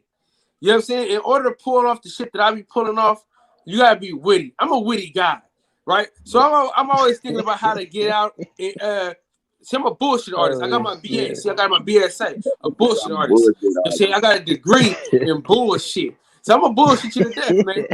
Hey, listen. Hey, I'm a bullshit you to death. So I'm gonna make you feel like guy. Hey, listen. I'm gonna make you feel like you on top of the game. Like you really won. You know what I'm saying? I'm gonna tell you like, hey, bro, listen, man. Shit, man, I'm trying to get on these dice, bro. What's happening? You know what I'm saying? Then when we say trying to get back on, you tell everybody trying to get back on, right? But these niggas still trying to win money. See, listen, you gotta understand niggas that's trying to win money. When you dealing with gambling niggas, they ain't paying attention till it's too late. You know what I'm saying? You gotta be ready and willing to take chances. Okay, but you gotta know what you're doing out there, man. Hey, come your ass to Texas with that. Nigga gonna hit you on your way out. Say, big bang, take nothing. Yeah, Texas niggas ain't bullshitting. I know that for sure. Them Texas niggas ain't playing. Let me tell you something. Say, man, listen. This is what I'm trying to tell y'all, bro. It's a way to get out of it, and nobody even knows that you got away with anything, bro. See, the thing about it is, you gotta allow niggas to think that they got their money back, man, because they don't get their money back from somebody else. That's what I'm telling y'all. They gonna get their money back, just not from me. You know what I'm saying? you want to set this shit up to where they think that they got something going from you. Listen, I'm the side. This nigga is a cold swindler. Oh man, tell me, Nico. We watching the shit out your head like a whole now. Hey, listen, El Swindell. Listen.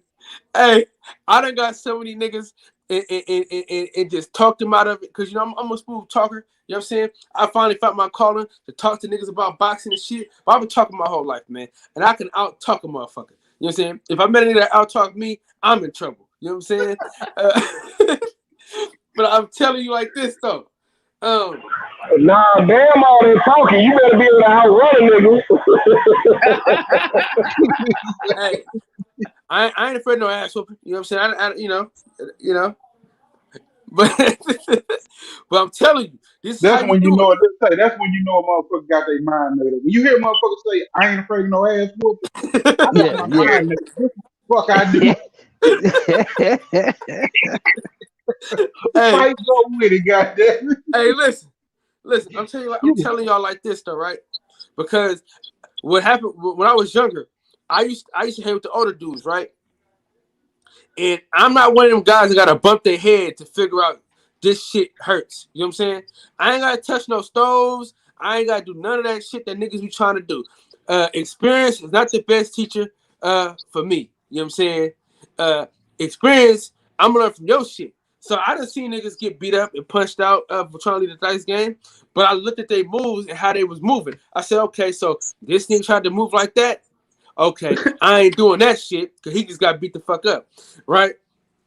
So then you got I've done this before too though. I've accused another nigga of trying to get off on niggas' money and steal and shit like that, and then he ended up getting to an argument. And while they argue with that nigga, what I do? Slide off. Hell no. Slide out. Hell no. You damn bad than a mother. Oh, you dirty, man. You dirty, bro. Hey, you gotta watch him. You gotta watch that guy. Hey, you look, going on this a lot about yourself I right don't shoot now. dice no more. Hey, I don't shoot dice no more. That's over with. But I'm saying, you know, if y'all want to shoot dice, I help y'all. I help y'all get to where you have to go, man. Listen, but you gotta be witty. You know what I'm saying? I done got me and niggas beat the fuck up being witty. You all see, I'm the ultimate instigator too, so I instigate some shit too. You know what I'm saying? I instigate shit like that. Like, that nigga just hit you. He just hit you. See, then once you start instigating and shit like that, niggas forget all about you. That's how you Now be they mad side at the bitch. nigga that Who that nigga just hit you? I'm riding with him. Shit, hey, nigga, I'm riding with him. Side bitch. And then you hey, slide listen, out. Oh, that nigga telling falling you. out. And then you get And the then fuck nigga, up you out of get there. both.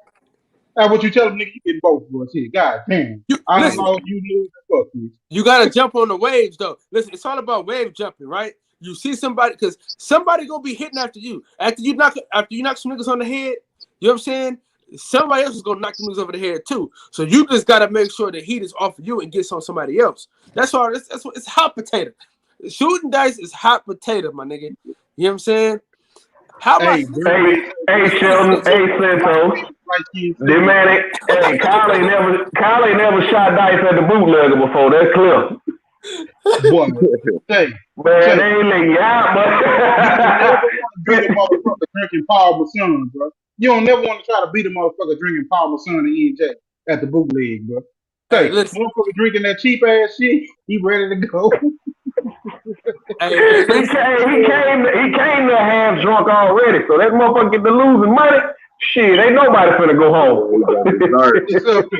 You said where at? Where I say? At the bootleg, the gambling shop. You ain't ever shot dice at the bootlegger before. That's clear. We don't got that out here. Just on the corner. Y'all ain't got no shout out. No, hell no. Hell no. Shit, oh man, come on, man. See, soft-ass Cali. Soft-ass Cali. Be at the dead end or in the middle of the block, all the dope fiends and winos hanging up in front of them motherfuckers, walking balls and sipping. Shit, hey, your ass being inside that motherfucker, going hard in the motherfucker, gambling your ass off. Hey, you'll know the First goddamn of all, difference as soon as you try to beat I gotta preface this shit. I would never do none of this shit in nobody's house. It's hard to get out of fucking house. now, let's be clear about some shit. If you ever seen Vegas and a nigga start hitting this shit, you know, and then they come down and tap a nigga on the shoulder and shit, that's the same thing as this gambling house y'all talking about. I ain't fucking with no gambling house. Fuck that. Listen, it's normally one way in and one way out. I need multiple outlets to get the fuck up out of there. You know what I'm saying? You gotta have multiple streams of outlets to get the hell up out of there. You know what I'm saying? That's why we said you wasn't gonna do that shit here. Yeah. We gotta be outside, man. We gotta be outside. Now listen, I'm tell you, you want to be in apartments or something. Shit. You want to be in the backyard where everybody having a cookout or get on the porch and shit. No, that's too closed in. You too boxed in. See, you gotta have you gotta have a many outlets away. So if somebody do start shooting, there's a car to hide behind. You know what I'm saying? There's some shit you can get away from. It's just a lot of shit. You know what I mean? But being inside somewhere, nah, fuck that. Fuck that. It's too many. It's too closed in. Planning on fighting. Kyle, you just gonna grip your pants in your pockets. Kyle running just grip his pockets. Fuck it. It's all good. I got the money. Shit. Okay. Hey, so look, Bourbon, when we tell y'all the story about my barber and his rabbit when he was a kid, right? Now he from the South, you know, he from Charlotte, North Carolina, so you know that's the country, right? So who just fell off?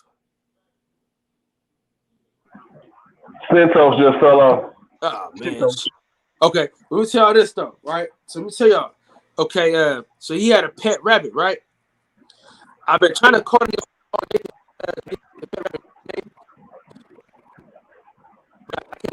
I can't get this feeder screw just tripped out at beef furnace. My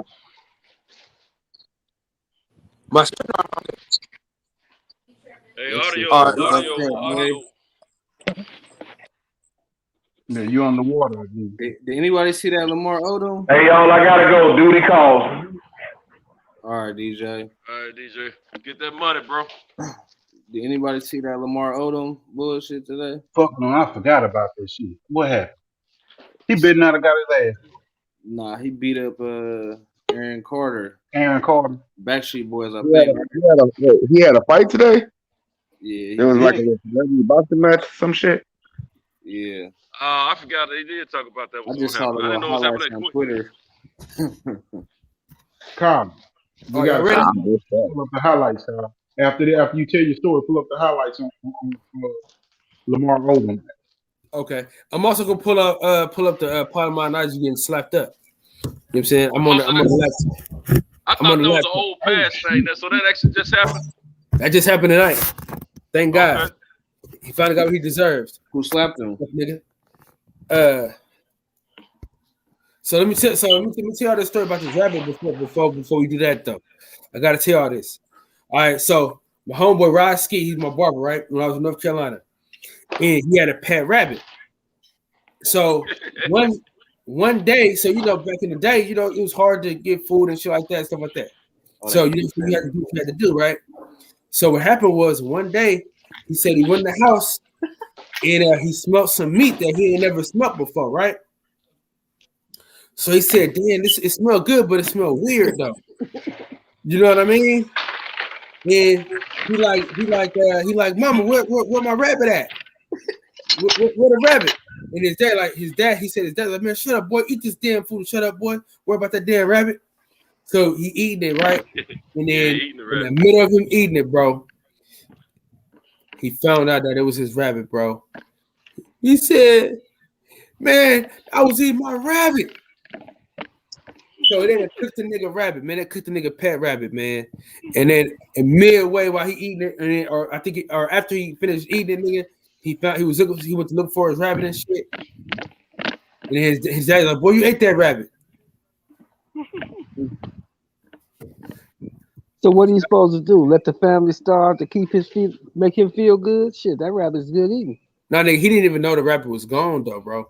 He just said he went in the house and he smelled some meat that he never smelled before. But didn't you start the story off by saying food was kind of hard to come by? He didn't know that. He was a kid, bro. He didn't know that shit. He just ate his fucking rabbit though. Obviously his daddy did. His daddy knew.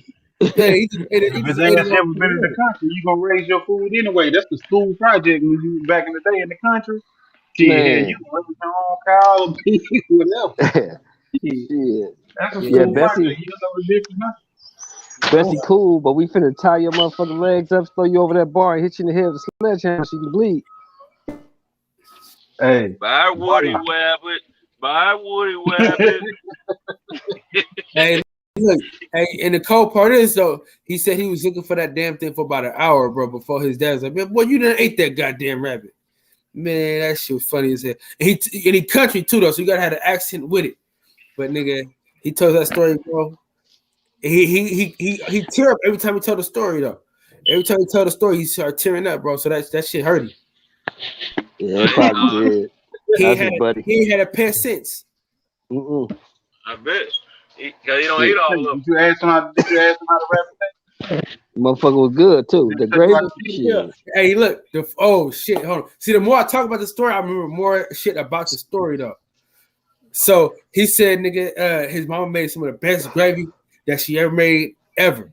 And he said she just poured it on the rabbit and shit with the mashed potatoes and I think it was green beans or collard greens. That's some good eating right there, boy. That's some good eating. Boy. What was the rabbit name? That's what I want to know. I've been trying to call this nigga all day. I hit him on Instagram and everything, bro. I'm trying to figure out this rabbit name. And once I figure out the rabbit name, it's gonna be even funnier. Because it was funny because of the rabbit's name. That's what made it even funnier. I think the rabbit name was. Why you keep making that man relive that trauma like that? You want to find out his rabbit name? I know what his name was. The rabbit name was Dinner. That nigga, that shit was funny as hell, bro. He told me that they ate his rabbit, cuz he was like, man, he said, man, it smelled good, but it was like some meat I never even smelled before. He said, man, my mom had some of the best gravy with the mashed potatoes. They poured it on there. Oh man, told that shit up, boy. Yeah, that's what I was about to say. What he say how it tastes? Nigga, he said he tore that shit up, and then after, nigga, he went looking for his rabbit, nigga, and his daddy was like, "Boy, you ate that rabbit. It was good, wasn't it?" That's what he said. He said it was good, wasn't it? No. You don't know now. You know. Hey, the 60s and the 70s was a cold place in the South, man. Yeah. Okay. See, I was about to say. It was cold in LA too. It was cold in the hood. Cal, I thought you were talking about somebody your age group, but when you talking about that time ago, then that makes sense because I was about to say that's not an uncommon story in the South, man. That's happened. A lot of pit rabbits have been eaten. They've been fried up, gravy and everything, ducks and all. Cinto. You know? That's not an uncommon story on 59th and 7th Avenue either. Hey, the only thing they get eaten were dogs and cats. In the black unless you're in Asian, if you're in an Asian household, boy, them motherfuckers get cooked too. Hey. That's why I said the black. I just want to put out a disclaimer. I just want to put out a disclaimer. That's a hate crime. You say anything about Asian person right now, anything you like that, that's a hate crime. Disclaimer. Yeah. We're not a part of that conversation. It's a federal crime. You said disclaimer. What now? Disclaimer: no hate crime committed. Especially in California, man. No. You fuck with a dog, you going to jail. Mir from Oakland, so he know, nigga. It was a place down here, nigga, got caught up with that shit, bro. It was a place down here in the Bay Area that got caught up with that shit. Mir, put in the chat, bro. He called that country bum because he out of pocket. Turtle soup. Come on, y'all eating Franklin? DJ, y'all eating Franklin? That's some good shit. Nigga, Franklin done got fucked off. Frog legs too. Oh man, y'all eating WD frog too? Hey, I fuck with the frog legs. I ain't gonna lie. Frog legs go off. Frog legs go crazy, Kyle. I'm asking everybody right now. Eli, these youngsters alligator tail. Yeah, alligator. Hey, alligator ain't nowhere near a pet. Like alligator ain't no pet on no level. You know what I'm saying? It's a reptile. God damn, boy. Hey, that alligator cost you an arm and leg at a restaurant. No, I know it. Hey, listen, I was talking to my supervisor, my white buddy, right? And nigga, he bought a fucking thing just to kill frogs and shit. I said, man, you a sick motherfucker, man. That girl got a fat tail on. Wait, what? She got a fat. This girl, I guess they don't open their little club down here. That sister had to see, man. Let me put this back up because you just said some bullshit, Tim Toes. What you just say? She got a what on her? This girl I just saw, man, she had a fat tail on. I'm riding through the hood right now, man. Read this comment. I'm riding through the hood. Country bunkers. Yeah, that's LA niggas. Is country as fuck too. Yeah, man. But I know we might be country. Good as hell though. Hey, gator good to the motherfucker. Is that white meat or what? Is that considered white meat? Gator? Gator is good. I just know his tail. Gator good as a motherfucker. I just had some gator nuggets at what's that motherfucker name? Bubba Gumps. At Bubba Gumps. Bubba Gumps got gator nuggets off this world. Is it considered white meat or what? It's considered seafood. It's on the seafood menu. Yeah, the tail might be. The tail might be. Come to think of it, because listen, I haven't been eating pork. I haven't been eating red meat. So if I can get my hands on some gator, nigga, that'd be good. Some gator sausage. Oh my god. Go to Bubba Gump Seafood. I know you got a Bubba Gumps up there in Oakland, right? We have one in the city. I don't know if it's still there. Is it still there, Cam? The one in more likely it is. 239? San Francisco and Sacramento, San Jose too. Yeah, go on up there and get you some, man. They got a bunch of gator nuggets on there. Them motherfuckers did the motherfucker too. See, now listen. Now you Alabama niggas is just doing too much at this point, bro. Y'all motherfuckers eating rattlesnake. I ain't fucking with no snake. Man. Ain't too many black folks messing with snake, period. But yeah, don't knock it till you try it. Snake is something presented throughout the nation. But yeah, snake. I never had snake. I've had gator tail though. Now gator good. I ain't gonna lie.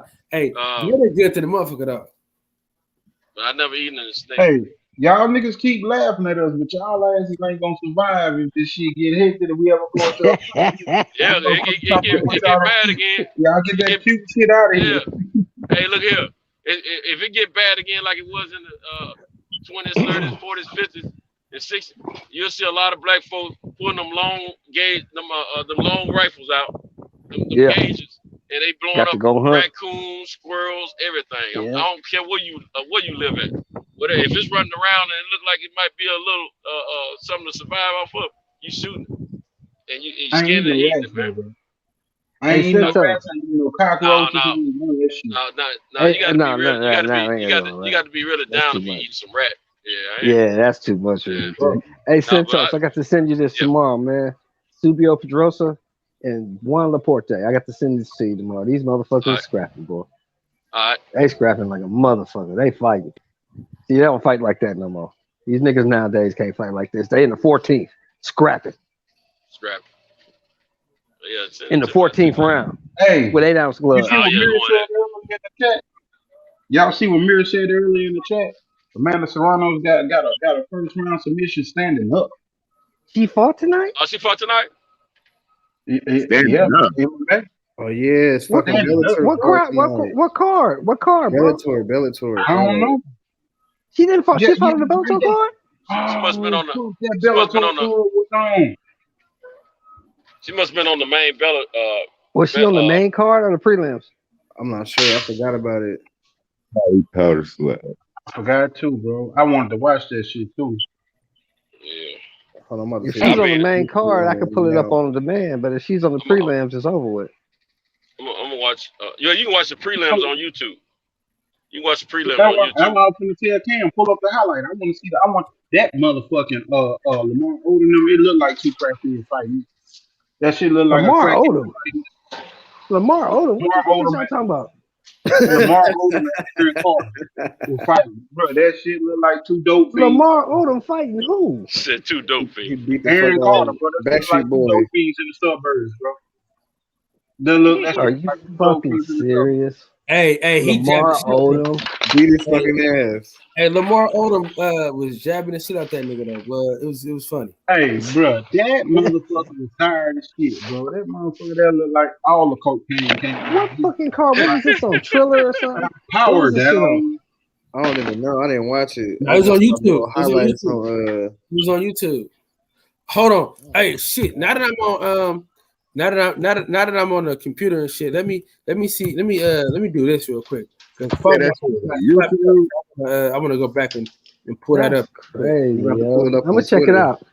Let me know. Well, I ain't gonna go nowhere right now. I'm watching the 15th round. I'm gonna watch this fight first, and then I'm gonna check it out. These motherfuckers is fighting, boy. I forgot all about this fight. I watched this fight live too. On CBS Sports, nigga. That's how old this shit is. On what? I watched it on CBS. Channel 2, CBS. Yeah. Saturday fights. Monday fights.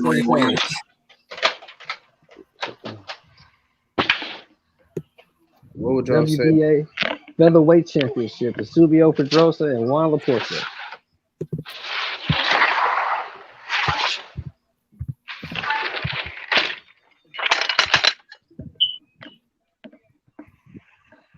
I'm getting a late start tonight. I'm taking a risk on how I'm running this route. Yeah. Hey, it's so old. Guess who the announcers was? Probably was it the Fight Doctor? No, it was Tim Ryan. It was Tim Ryan and Gil Clancy. Oh, Gil Clancy. Okay. Yeah, that was a minute. Was Gil Clancy already looking old by that moment? Oh yeah, he's already old in 1979. He's old already. He's getting there, but he probably still. He didn't look like he was dying at that time though. No, he wasn't dying yet. But later on, he got man talking about eating dirt. Got to go. All right, shout out to Reggie Owens. I get to use his content and shit. Oh, was it Bellator? What car was it, Mir? He said it was in Mexico, bro. Oh, I see that. Yeah. There was a Bellator card tonight though, for sure. Yeah, I saw that one. That shit was boring as fuck. What's this, man? It was terrible. Hold on real quick. Let me make this big. Is this that dog shit you was talking about up there? Oh, that's powder. Okay. My not just gonna get slapped up and shit. Oh, you got slapped with the powder? Yeah, baby powder. Oh, this is funny.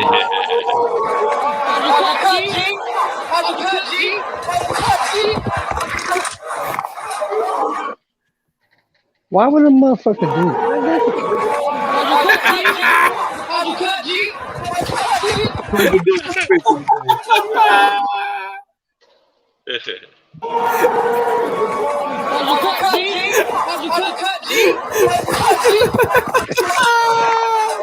Probably beat his motherfucking ass too. Probably like whip his ass.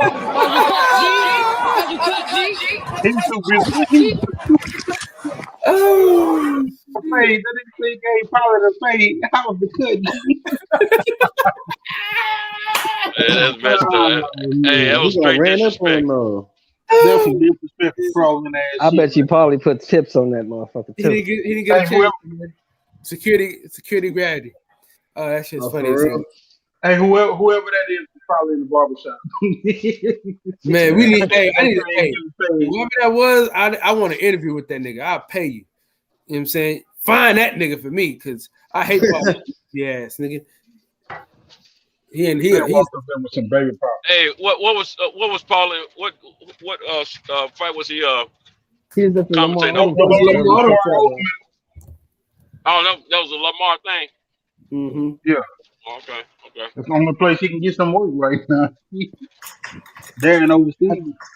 I tell you how much. Oh, he took a point from the. He took a point from Silvio Pedrosa, man. Throwing the elbow. Caught him throwing the elbow. Hey, pull up that Amanda Serrano's. Man, you trying to get my shit, nigga? I just hit 600. You want me to get a strike? Come on, man. No, sir. If you could have found the way, if you could have found one of the brothers that had the highlight on. Yeah, no, I already checked Reggie Owens, man. He didn't have shit. Okay, and Blue ain't have it either. I don't know if he had it. I don't know if he do MMA like that. I just know she was on his little clipping in the beginning and shit. Eli, you at work? No. You at the house? Yeah. I'll just put it up on your smart TV, man. That's what I'm watching this fight on. YouTube. Yeah, man. Oh no, I was just trying to watch it with y'all and get the same reaction with y'all. All right, give me a minute, man. I'm gonna pull it up. It's the 15th round. Give me a minute. 15th round. God damn. Niggas fighting, man. They fight. That's when niggas used to really fight, dog. They fight, man. It's a hell of a fight. I'm gonna send it to you tomorrow, Cinto. I'm gonna send it to you too, Kyle. You can watch it. Okay. Hey, Joe. Huh? What was the first fight you remember that went 12 rounds? The first one I remember was Sugar Ray and Hagler.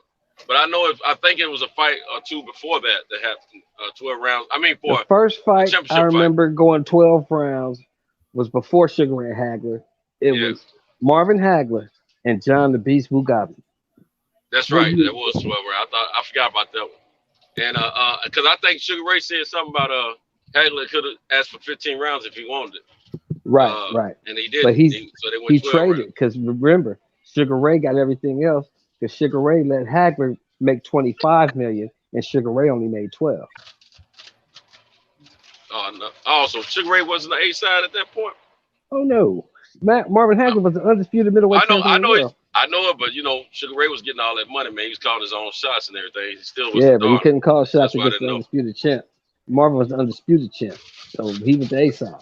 So Marvin got 25 million. Sugar Ray got 12. Yeah, but Sugar Ray got everything else. He got ring size. He got number of rounds. He got to come out second. He got all that, but the 25 million made up for it. Called the shots when Bernard Alphen was on the studio. But no, yeah, that's true. But you in Vegas, it's Oscar De La Hoya. This fight coming up with Earl and Pacquiao. Pacquiao's gonna be considered A side, even though he's not the most decorated currently. Pacquiao's always gonna be the A side over anybody. That's what I'm saying. That's why I was thinking Sugar Ray. Not if Mayweather come back.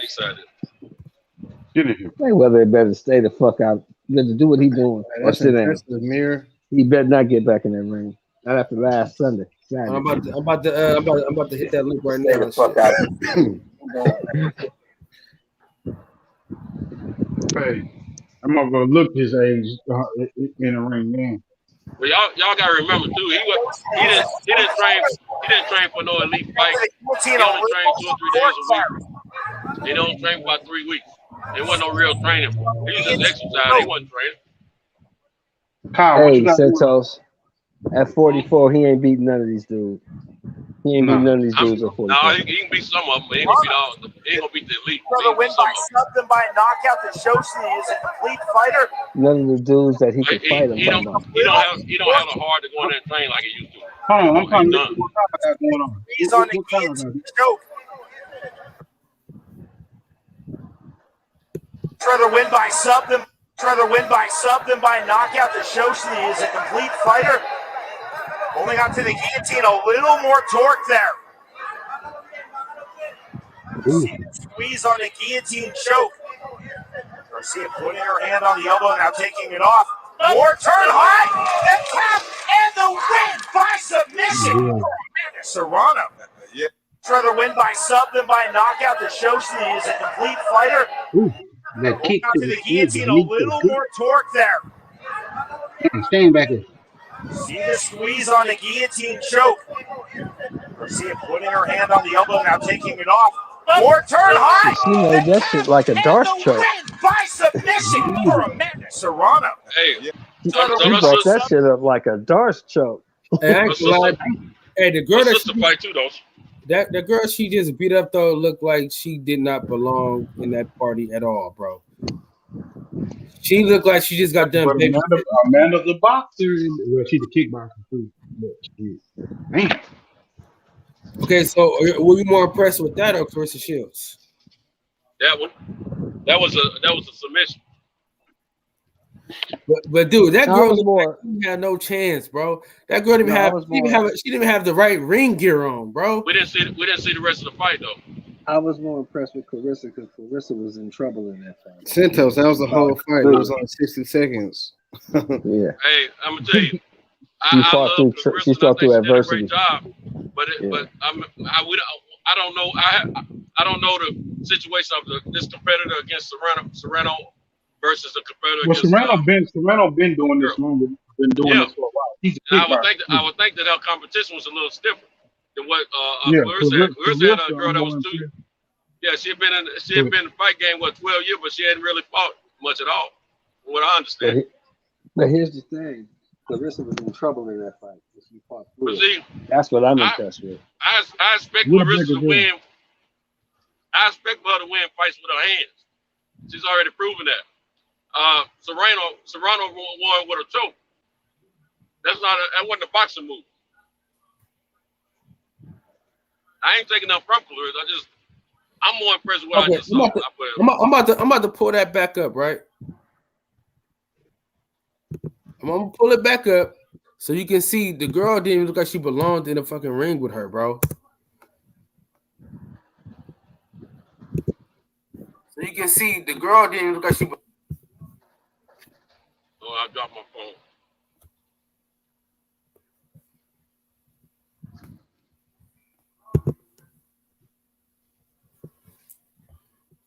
By knockout that shows he is a complete fighter. Holding on to the guillotine, a little more torque there. Yeah, see the squeeze on the guillotine choke. She don't look like she need to be in the ring with it right now. Hold on the elbow, now taking it off. More turn high. The cap. Adam Lamar Odom is in the chat also. I couldn't see it at first.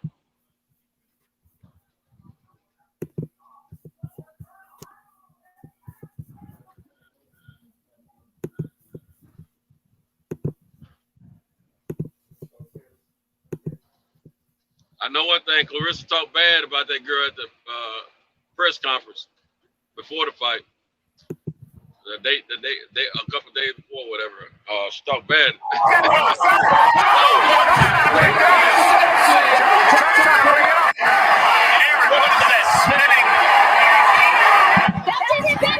Man, look how much tall he is, that guy, man. Look at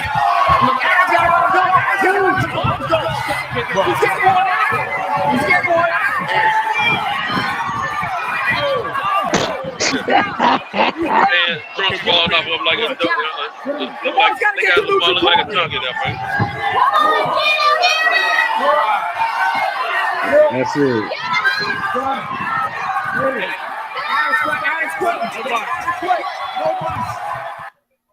That's a big old thick head Gary got on too.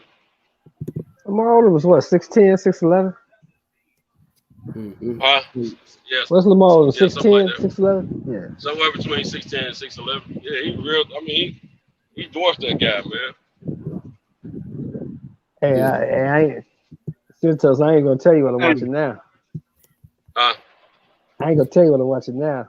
Hey, listen, Sheldon, you two old ass niggas better come up with a goddamn concept, man. Concept. Yeah, I think you old ass niggas need to just talk about old school fights, so us young niggas can learn a thing or two. Yeah, that would be a good thing. That would be a good thing. That would be a good thing. So that's what y'all niggas can do, man. So hurry up and figure that shit out, man. All right, now let me show y'all this, man. Let's go over this one more time, man. Look at this shit, Santos. Look at the girl, her ring outfit versus Serrano's outfit. Amanda Serrano look like she been doing this shit for years, bro. Yeah, Serrano been doing it for years. Knockout to show she is a complete fighter. Holding on to the guillotine, a little more torque there. See the squeeze on the guillotine choke. Garcia putting her hand on the elbow, now taking it off. More turn high, the cap, and the win by submission for Amanda Serrano. Rather win. You see, at the same time, I'm just saying we don't. This is only a few seconds that we're seeing. We don't know what happened prior to that. But that was the whole fight. That was the whole fight. That was the whole fight, bro. But look at her fucking outfit. That was from the beginning to the end. Yeah. I didn't see when she grabbed her though. I didn't see when they engaged. She just walked on her. Look at this shit. Look at this shit.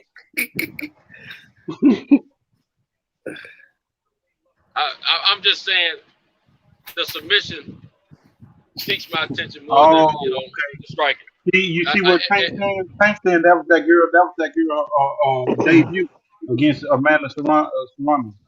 Did you watch that? Was her first time in. Oh yeah. Did you watch the fight, Santos? Did you watch the fight with Clarissa? Yeah. I haven't seen the whole fight. I saw highlights of it, and I understand she was down the first two rounds. I understand. You gotta watch. I saw the third round. I saw the third round. No, you gotta watch the fight and see how much trouble she was really in. Oh, girl was giving it to her. Oh, girl was on her ass. I saw the girl taking down, was on top of her. Yeah. But I'm gonna watch the whole fight. I'm gonna watch. And the biggest takeaway and the biggest thing I was impressed with is usually, even with the men, with anybody, once you get on your back and somebody's mauling you and they on top of you, they tend to panic a little bit. But you know what? She didn't panic. She did not panic. She said that's what they mostly. That's mostly what they train on. Yep. She got trained on that a whole lot. She learned how to get out from under a lot of that stuff. Now, I give them credit on that, and I'm glad they did that. But she also got a lot stronger before she had this fight. And she said she used to. So when she first started pumping iron to train for MMA, she was doing 135. She said she was mad at herself because she was doing 135 when she was a freshman in high school.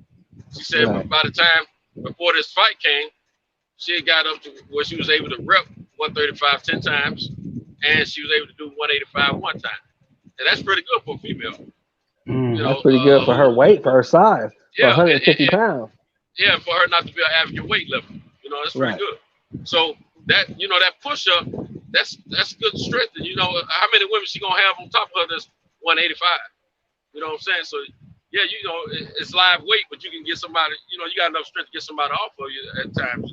She might have been so much more stronger than that girl. She just didn't have the knowledge of the girl. I don't want y'all to think I'm trying to lessen her win. I'm not trying to do that. I think we need to give her all the glory and all the praise she deserves. But what I'm saying is, if I look at how she stopped the girl at that moment versus how Serrano stopped this girl at that moment, I'm more impressed with Serrano's stop because it was a submission. It wasn't a boxing move. And then we got Clarissa getting the stoppage with her hands, and I already knew that she's gonna stop people with her hands. I want to see Claressa stop somebody with submission. Then I'm convinced she's ready for some other type of negative situation she can find herself in as a MMA fighter. If she wins by submission, it's gonna impress me even greater because then I'm feeling better about her being in the cage. It's gonna be about a year before that happens. It's gonna be about a year before that. Yeah. Because but you know, those what I saw yesterday. Now, Eli, let me ask you this. Eli. From what you saw yesterday, she ain't ready for no top flight competition for a while. Oh heck no, they better not put her in those. Hell, not even close. She need a fight maybe of that same magnitude again. Exactly. Exactly. Her first 10 fights need to be people that ain't ranked high. That's not highly ranked. You know, she need to get her experience, man, and she need to find herself in different situations and working her way out of it, man. Before she probably got about 3 years, in my opinion, before of solid fighting in the MMA before she can even think, before she can even wake up with the thought on her mind of fighting Amanda Nunes and some of the elite female fighters. You know what I'm saying? By the time she's ready for Nunes gonna be retired. You goddamn right. She's gonna be retired. Yeah, we'll never see that fight. Reality you have to bring her out of retirement. In that fight right there. Yeah, that's what you have to do. And right now, I'm gonna be honest with y'all on some real shit. Please, even a year and a half from now, please keep her away from Kayla Harrison. Don't send her that way. From who? Do not send her that way. Do I send her to who? Kayla Harrison. Don't leave. Stay far fuck away from her. Is that a Kayla Harrison. No. Kayla Harrison is the PFL champion. Yeah, don't send her that I know way. you're talking about. Yeah. So, Kayla gonna fuck her up. Anybody who has a title in the MMA that starts with a C, she needs to stay away from it. Yeah. Hey, some real some real shit. It went to show that where her heart and her will was. Yeah. She's a winner. She's a winner. You know, yes. She's definitely a winner. But beyond that, no, she definitely not ready at any standard for the highest level. You know, I don't care what you think. If you think, oh, well, she can punch this motherfucker, and she can. No, based off of her skill set, transition to MMA, she may be the highest of boxing levels, the elite boxer. But in MMA, I think we all reality check of where she is and what the difference is. Same way when Conor McGregor transitioned over to boxing against Floyd. Same thing for her going over there. You know, you can be at the top in one sport and be at the bottom in another sport. Exactly. But yeah, I understood what you were saying, Cinco. I understood 100% what you were saying. You know, that was nice. It was just, we were looking at that. That was that chick's debut, and that was the other chick had been in 12 years. But I had a question. This shit was so fucking funny to me, and I thought more people was gonna talk about it. That Badu Jack fight on Mayweather Cole. Did you see what's old buddy name? Man, that motherfucker was laying down. Old buddy that used to train with Tyson. That motherfucker, they ain't even get in the ring to pick this motherfucker up. They just left him in there. And this y'all see the way he was talking to him in the corner, man.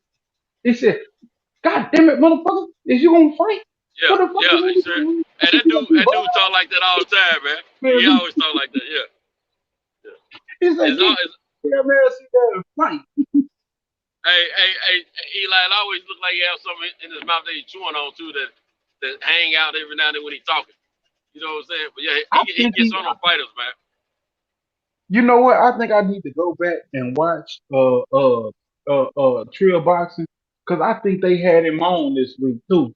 If I'm not mistaken, now that I think about it, I think they know. But that shit was funny. That shit was funny as fuck, man. I was like, my wife was like, look how he talking to this man. Yeah. I notice a lot of times that brother's in the corner of people that are losing fights. You What's his name, bro? What's his name? I can't think of his name, but he's a funny dude. He like one of them around the way cats, man. Yeah. He's a funny dude, man. He just straight up dude. Man, he'd have been in the barbershop once before too. We don't, man. What that fucking? What's his name? He Did y'all funny as roast him? shit, man. Did y'all roast him? Huh? Did y'all roast him? In the barbershop? No, shit. He funny as fuck. Yeah, shit. He funny as shit. I don't know if he was in the barbershop or on something else, but I don't watch a couple interviews with him where he be talking, talking them old talks with how they used to be in the camp with Costamata and Tyson and shit. He come from that background. Oh, okay. Yeah, he was part of Tyson's team back in the day. I think he used to do the mid work. Oh, okay. Yeah, he's a trip, man. He look like a nigga that keep a plain on some brown look in his back pocket, man, from time to time. You know what I'm saying? and talk some stuff to you. You know what I'm saying? Nick, what up? I'll do this. Talk about what he'll do to you, what he used to do when he was younger, or whatever. You know what I'm saying? Like, I've been training niggas since 1948. I know the fight game, nigga. I trained Floyd Patterson for his last fight. It ain't my fault the nigga didn't win. One of them type of niggas. Man, I like that dude over here. He gets on them fighters in them corners, man. Then he'll get with the referees and all that when they stop the fight prematurely if it seemed like that. Because he just did that. He just had to get on the referees about a fighter that he was in the corner of. It seemed like it was an early stoppage. About a week ago or something. I want to think it might have been it was either at the Haney fight or it was at the who fought last week? It might Who fought last week? I don't think it was that fight with that dude. That dude didn't want to fight. He didn't want to fight your boy Badu Jack. He didn't want to be in there. I forgot his damn name. That foreign guy. Yeah, Yeah. He was a replacement. Remember, your boy popped dirty. Hey, Yeah, Pascal used to always holler, take the test. That nigga don't pop dirty for 3. They're about 4 different substances, man. Oh, dirty nigga. He lost that last fight with him and Badu anyway. They cheated. Man, they always cheat Badu, man. Don't make no sense. Badu be getting man. That dude be getting cheated like a monkey. He's probably the most robbed fighter. He's probably the most robbed fighter I remember in my lifetime, man. Him and Rosado, him and Gabe Rosado. Gabe been robbed a few times, but I just think Badu just, man, he just done. I've seen Gabe lose fights that he actually lost. You know what I'm saying? But Badu, yeah. I mean, when he got knocked out, Yeah. of course he lost that one. And when he fought Michael Brown and his head split open, I didn't see no comeback in that fight. Period, no way, because they should have stopped that fight a long time ago. They should have let him continue that gash in his head like that. Yeah, Marcus Brown. The Marcus Brown fight. Yeah. Other than He that, got man, robbed when he fought, against the he boy got from robbed England. Stevenson. I thought he beat Stevenson. I thought he beat Pascal, of course, and Drew Tate. And James DeGale. He beat all James them DeGale Canadian. too. They robbed him against all them. DeGale. He definitely beat him. They robbed him against all them Canadian fighters, man. Man, he was infamous for being robbed, man. And then the bad part about it is he get robbed on a Mayweather call. Like, damn, I beat a promotion and I get robbed. And how they try to make good on it is by putting them in some decent fights again, you know. But shoot, the man, they killed the man's record. Yeah. But I mean, we the people see what we see. We know he got the goods to win. You know what I'm saying? Yeah, man. Sorry about that, y'all. I got excited. All right, what do y'all think? Jerry Harris goes from here, man? Home. Man, Jerry can fight, man. I think he had the situation with him in that fight, in my opinion. He didn't realize the kid was gonna be that good. But that was his first fight after his dad passed, and I just don't think he was mentally there. Even the opponent Aries said the same thing. But Aries did give him something to think about, and Aries had his head made up that he was gonna go in there and fight his heart out. And he got hurt a few times. He said he almost had me out, whether he knew it or not. I wasn't gonna let him know, but he did. And but Jared didn't capitalize on it because he reverted back to Jared of old, taking some shots more than he should have. And that's what I was gonna ask you. That's what I was gonna ask you, Santos. What did you see that was different? That was the same old Jared Hurd. He went back to the old nothing Jared different. Hurd. Yeah, and then this fight is not the fight. That style of fighting is not good for Aries. Aries gonna whoop that style every time. Now the other thing, his last fight he fought, he looked like the new Jared Hurd. Looked like he was gonna fight his style. And I don't know why his trainers couldn't get him motivated to fight the way he's supposed to, the way he had trained.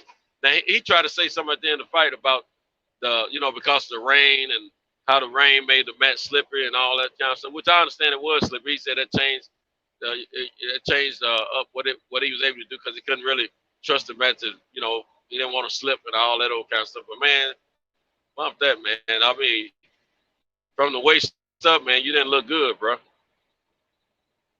Yeah. So I don't know, man. No, he just kept eating the punches like old Jared old. He got to do it different. But I do think his father, not being in the audience, had an effect on him. Just like Tony Harrison, I think his father not being in his corner had an effect on him when he came back, because that was the first time in his pro career that I know of that he didn't have his father in his corner. Yeah. One thing about it, Jared didn't quit. That one thing about it, he didn't quit. He was in a war. He ain't quit. He didn't give up. Yeah. He kept fighting. Yeah. So, He ain't gonna lay down. He ain't gonna lay down. Mm-hmm. But I tell you what, and I mean, if you don't train with the likes of Terrence Crawford and others like that in that camp, you're supposed to be ready. But at the same time, your physical can be ready. That don't mean your mental is ready. Your mental, that's where it starts at. And I just think he has some issues going on, because it's almost like a few times he didn't want to be in there. Yeah. I say they should run this guy down and punish him like he did. I say they should run him into somebody like Ferrella, like the one that they should run him into somebody like Ferrella, like the one that Harrison just fought. That'd be yeah. I don't know. Hey, he might not get hurt by Ferrella, but Ferrella was a little busy. He looked rejuvenated with Roy Jones, man. But that'll give him that's not a person that's gonna smother him. You see what I'm saying? That'll give him a chance to actually try to box too. He's not gonna get hurt, but he's gonna get some work. So it'll give him a chance to actually try to box too, and then he's still big enough to, impose his size a little bit. I talked about this earlier on the show, right? I think Coach K is a good coach, but I think when it comes to getting people that already have a particular style, he doesn't. He's not good at helping them become better fighters as far as changing some shit up. Because the same thing is with Josh Greer, man. He looked fucking terrible, man. You know what I mean? Is Coach K in Bomax camp? Hard though. Kind of, sort of. They mix them. Well, that's one of the hardest things it is to do, Kyle, is you should change a fighter style. We was on a panel Monday with Major Key Boxing, and I was talking to Tommy Lewis, Tommy Brooks. I was talking to Tommy Brooks on there.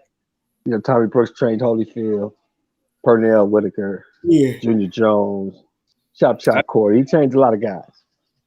Old school guy. And he was saying exactly that. He said he doesn't ever try to change a fighter. He tries to see what the fighter has and then improve on what he already knows how to do. Because if you try to do you try to introduce too many new things to a fighter, you confuse him, and then he doesn't know what to do. Yeah.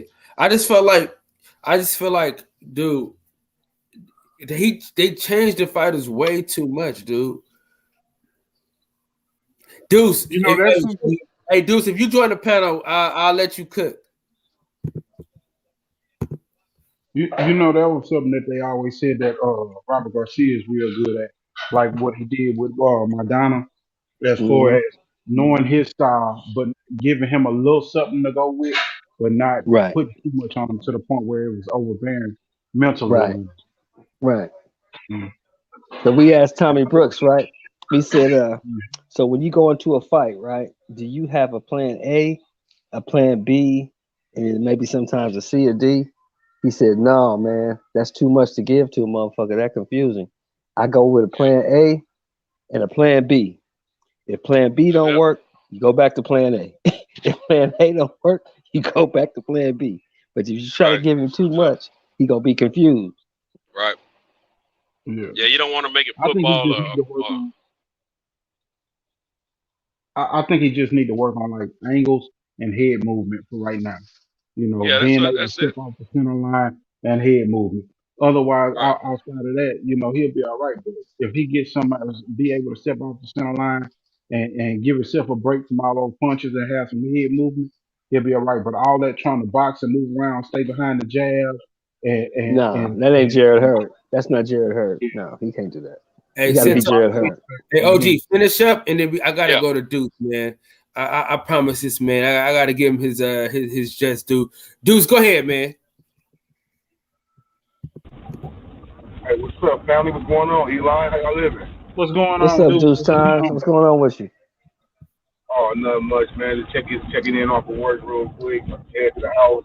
You know, I'm hopping in for the D-ball talk, man. You know what I mean? My boys, we're trying to ride it out. I guess we always got to do it the hard way, but I guess we're going to find out what we made of, man. We should have lost that last game, but the refs been on that last game, bro. They was getting us in foul trouble, slowing up our rhythm. But I think we found something with Donovan. You back at Staples now, right? Excuse me? You back at Staples now, right? We back at the house. We don't really have a home court advantage, you know what I mean? They'll probably have as many fans as we do. But so, you know what I'm saying? We got to dug it out the hard way.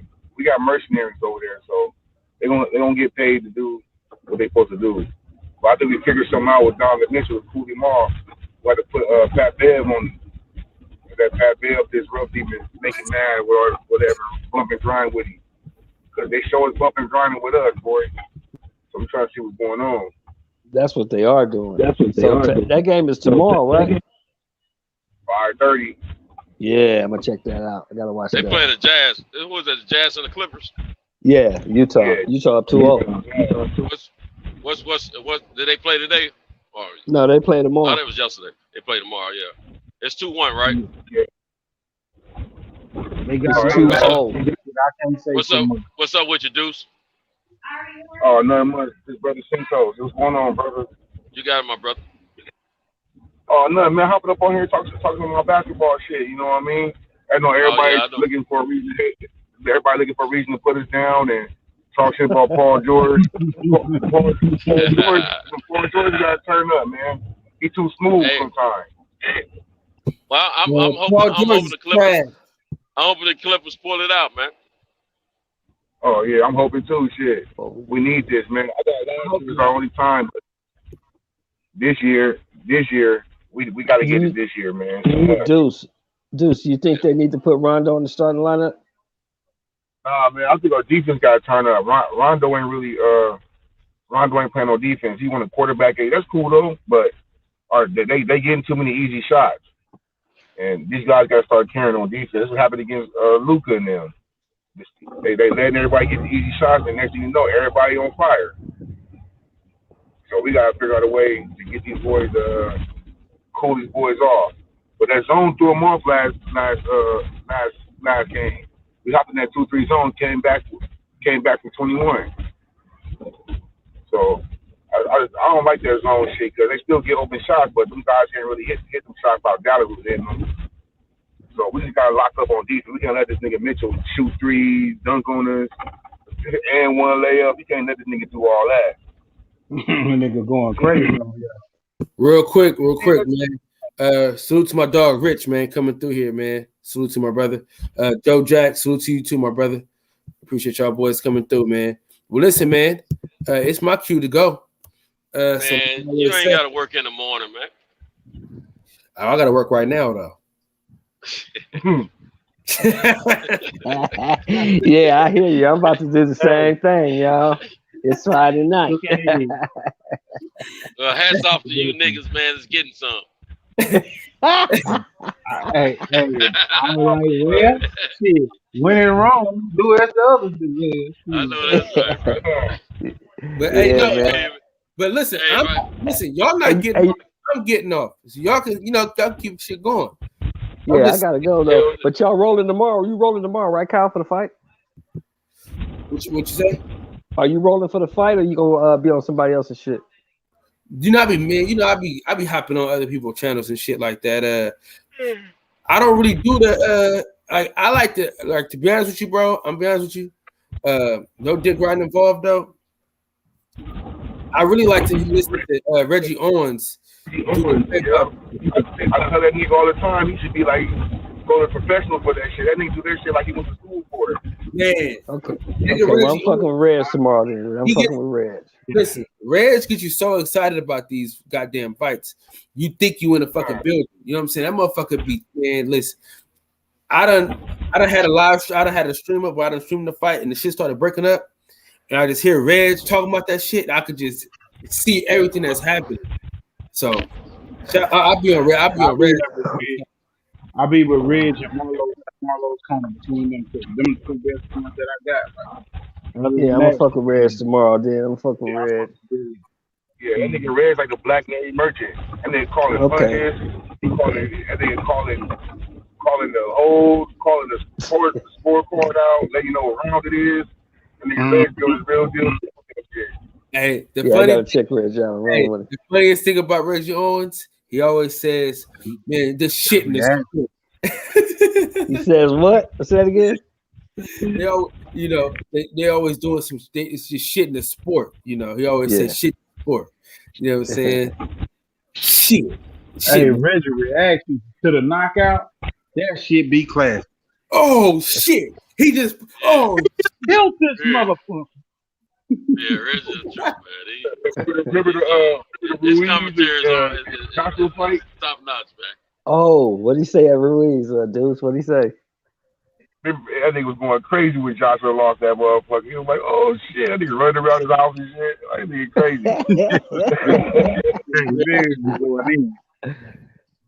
Hey, before I go, Deuce. Before I go, what you think about them motherfucking Suns, man? How they looking? Making himself one of the best point guards in the league. Can't nobody take it from me, man. Everywhere he goes. Chris Paul, man, they dang. They ball.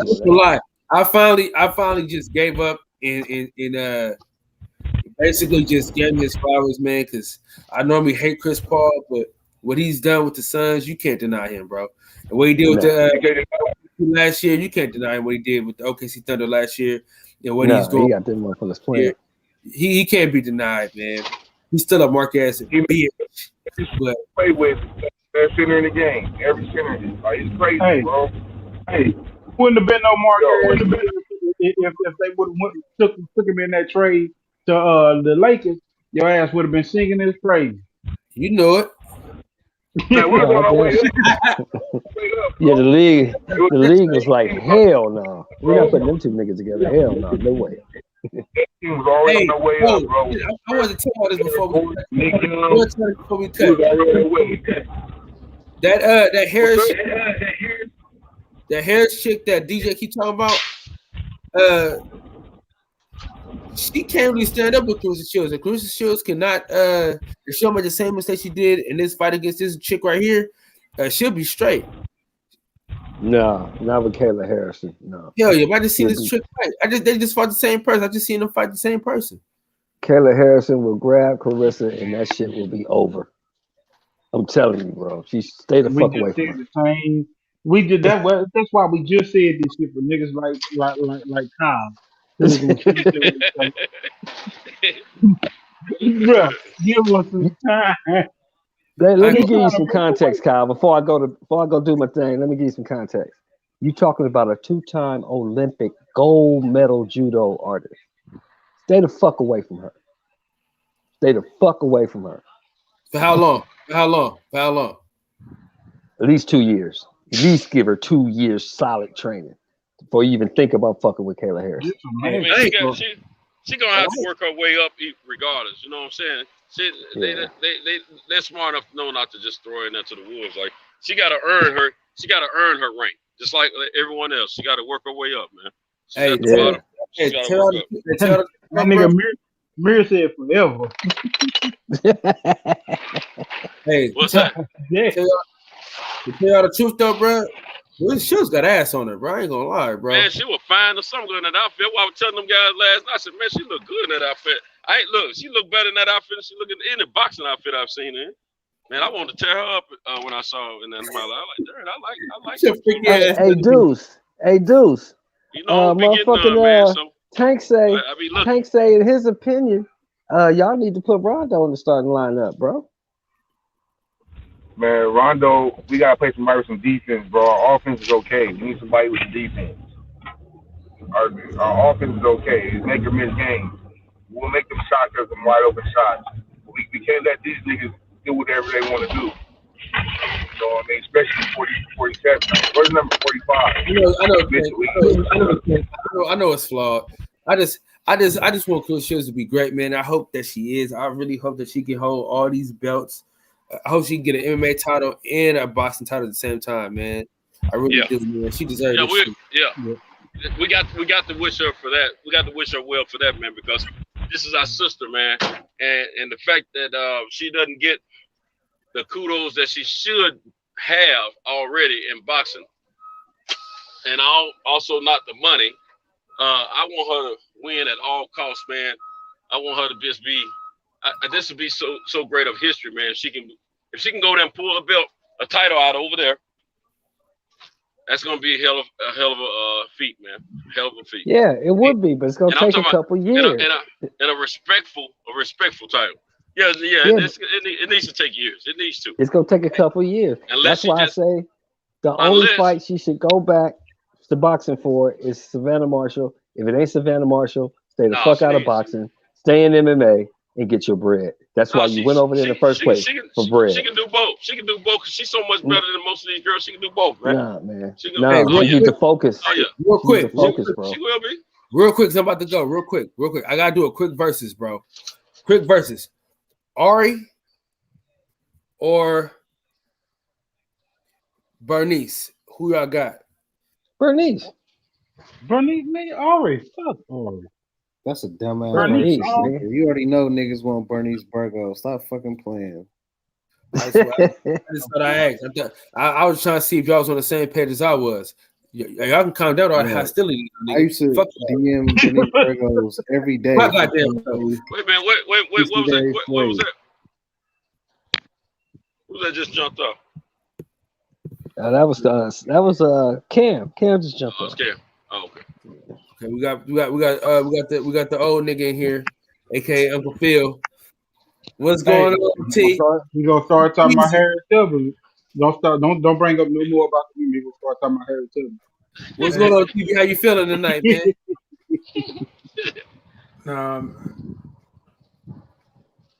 Wait a minute, something missing. Hey. Where the fish tank? Hey, Mr. Bailey, where the fish tank at? Nah, man, I bought some new. You ain't coming here drinking tonight, did you? Nah, I bought some new equipment, so you won't be hearing it no more. Got that noise cancellation going, don't you, bro? Nah. What the fuck? What's going on with him? What's going on with you, TV? You got a little bottle next to you somewhere. D Hodges. What's up, D Hodges? Salute to you, my brother. Well, listen, man. I'm about to break out. Y'all keep this shit rocking. Y'all keep this shit rolling. No. Wake up in the morning. Hey, look. I just came in here to tell y'all, look, I'm not doing the YouTube thing no more. What? So this be the last time. I just came in to tell y'all it's the last time I'm coming through. What? Why, man? What's up? What happened, bro? Huh? What the hell? What you mean? What happened? No, actually, there's some things that's gonna pop off. That's really not gonna allow me to do this no more. But nigga, you still gotta. You not gonna be able to pop in on us at all, nigga. Things for the better. Things for the better. Yeah, some things that's not gonna be prudent for me to do this no more. Okay, I get it. So you can hop on with us and just chop it up for a second. Not with my. Well, I put it like this. Not with my attitude, because I'm. You know what I'm saying? I'm like the cussing cousin, so I can't do that. And you got things going on that won't allow for that. I got you. I got you. Not with my attitude. So you're not gonna do a prayers either? Can you chat some in the comments? I'll be in the comments, but I'll be watching, but I won't be able to say much. No. I gotta leave Fred alone. I definitely gotta leave. I definitely gotta leave Fred alone. Man, damn. So you ain't gonna do your YouTube channel either, though? Now I'll do my show. Oh, you talking about you won't be jumping around on other? No, I won't be jumping around. Okay, so we can't come in. We can't come to your show and chop it up with you and check you out. Yeah, you can come to my show, but okay, you know what I'm saying. But it's gotta be like extremely PG. Yeah. I feel respect, man. Yeah. You know what I mean? But I thought you was getting off YouTube. Period. Huh? I thought you was getting off YouTube. Period. Yeah, that's what no. But I just can't be jumping around. I can't be jumping around and you know what I'm saying, using profanity and cutting up and doing all that. You know what I'm saying, like being on shows late at night. You know what I'm saying, after taking, you know what I'm saying, them really really good VA medications and stuff, and getting on shows and losing your goddamn mind. Yeah. They come back to you. There you go. Things you say come back to you. Yeah, you know what I'm saying, jumping on shows, feeling good, and all. I'm like, yeah. This gotta stop. Yeah. Much respect, my brother, with your piece. Yeah, I got it. And Terrence, you've been a valued member to this community, man. You're a household name, as you know. I didn't get a chance to chop up with you much at all. This Cento Boxing Talk, but I followed you as long as I was on Fred's show, man, for the last 2 years, and almost, you know. So, man, I appreciate you, man. And every chance I get, if I have time, I'll stop in on your show, just say hello in the chat or whatever, you know what I'm saying, and keep it moving, you know. But when you scared us, man, I thought you were saying you was like being sort of like banned or ran off from YouTube or something, man. I'm glad it's not that. But you leave them on your own choice and make your own decision. I respect it to the highest of respect, man. Yeah, I appreciate it, man. I mean, you know what, man? I had fun. I'll be honest with you, man. There was a lot of times I jumped off, and you know what I'm saying, I'm my own worst critic. And you know what I'm saying, the next morning I'll be like, what the hell did I say? And I go back and watch it. I'm like, damn, what the hell did I do? And I shouldn't have said that. I shouldn't have did this. Man, I should call Fred and try to get him to delete that. No, I ain't gonna do that. Shout out to my dog Reggie Owens. Goddamn it! Hold on, real quick. Before you hold on, we gotta talk about this shit here, man. Hold on. Big Reds, what's happening, Reds? So say this though. Say if we keep you on the right path of righteousness, no fussing, no cussing. It seemed like you've been to church recently, and you didn't give your life to the Lord. Church. So you did something, nigga, because you just dropped this on. No. Ain't nothing like that. No, see, actually, what's going on is you running for mayor? No, what? I said you running for mayor or something? What's going on, man? No, remember I was on Fred's. Remember on Fred's show? You know what I'm saying? I had expressed my frustration about Charleston White. The what? Charleston White dude? That one or what? White dude. Charleston White. No, ain't but that micro money Mike Negro. I never said nothing about that dude. We putting up the hold on. Hey, H Money, I'm about to time you out for this weak ass picture you got up.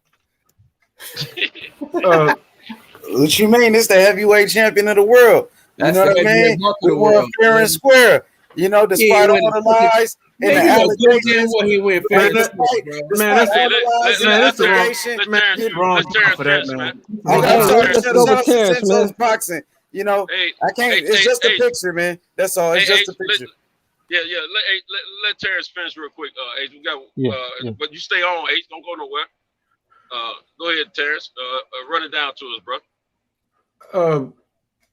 I was told about, you know, so we doing the same dude that did the Harriet Tubman mural, and he did the Tulsa Massacre mural out in Tulsa, Oklahoma. The mural out there, and he did the, you know, saying our family mural in the oldest African American community, you know, saying where I grew up at, right. And we was raising money, you know, saying for the site and everything for that, and I, you know, saying I expressed, you know, saying irritation that even the slave owner that owned my family gave more money than every one donation, more money than every person of our hue gave in the entire community from one donation, and that donation was only $1,000. Wow. And that donation was more than every black person in the entire town. Wow. And the slave master gave, the descendants of the slave master gave more than every black person in that entire town. And that donation, all of them gave more than all of them collectively. Wow. And the donation was only $1,000. And wow. I was disgusted because every time a black child or black man or black woman gets killed by a cop nationwide, we have all of these, you know, protests and this and other, and we're all saying the same thing on social media about we need to tell our own narrative. We need to do this. We need to do that. We need to do this. We need to do that. We run our mouths and we don't put our money where our mouths is, and this, that, and the other. The Tulsa Massacre mural, that was not paid for by black dollars. None of these Juneteenth celebrations are paid for by black dollars. Nothing is paid for black dollars. Nothing is done but mouth service. That's what only thing's paid for with is mouth service. But everything that's done is paid for with white dollars. And then we talk about paying for we need to tell our own narrative. Our own narrative is done with black dollars. This is why critical black theory or whatnot is getting stifled in Congress because this takes money, and we ain't ponying up to the table because we do more talking than writing checks. But we on social media balling and going and getting on cruises and doing all this and making Nike famous and making them rich. Why Jordan don't got all this money? Why? Because we buying his shoes. And this Negro, how much money he get back? Yeah, facts.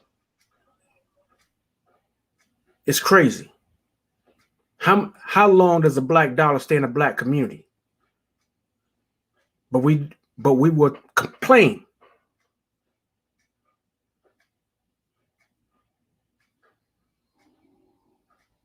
But you know what I'm saying? I brought it up on I'm not even gonna bring it up. I'm not even gonna say it.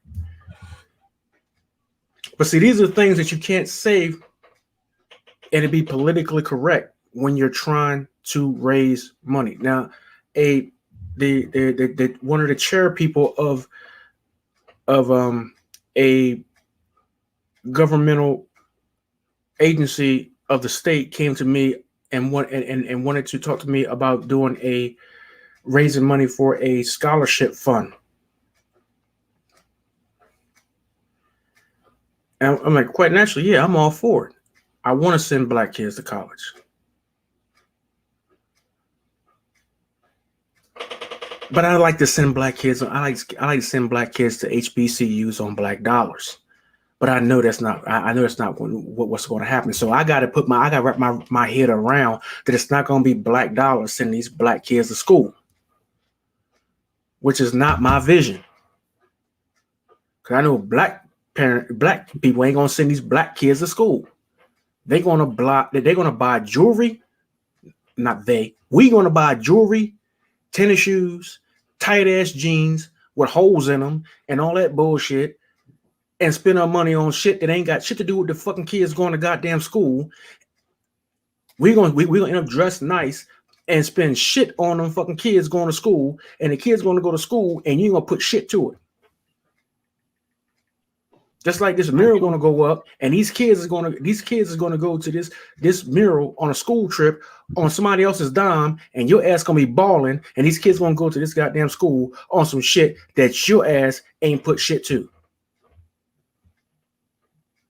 Clear from another goddamn state. You're right about that, TB. We don't even invest in our own communities, and then a lot of times because we're not educating our own kids about our own history, they probably will never even see that mural if we leave it up to other people to actually incorporate that into their education.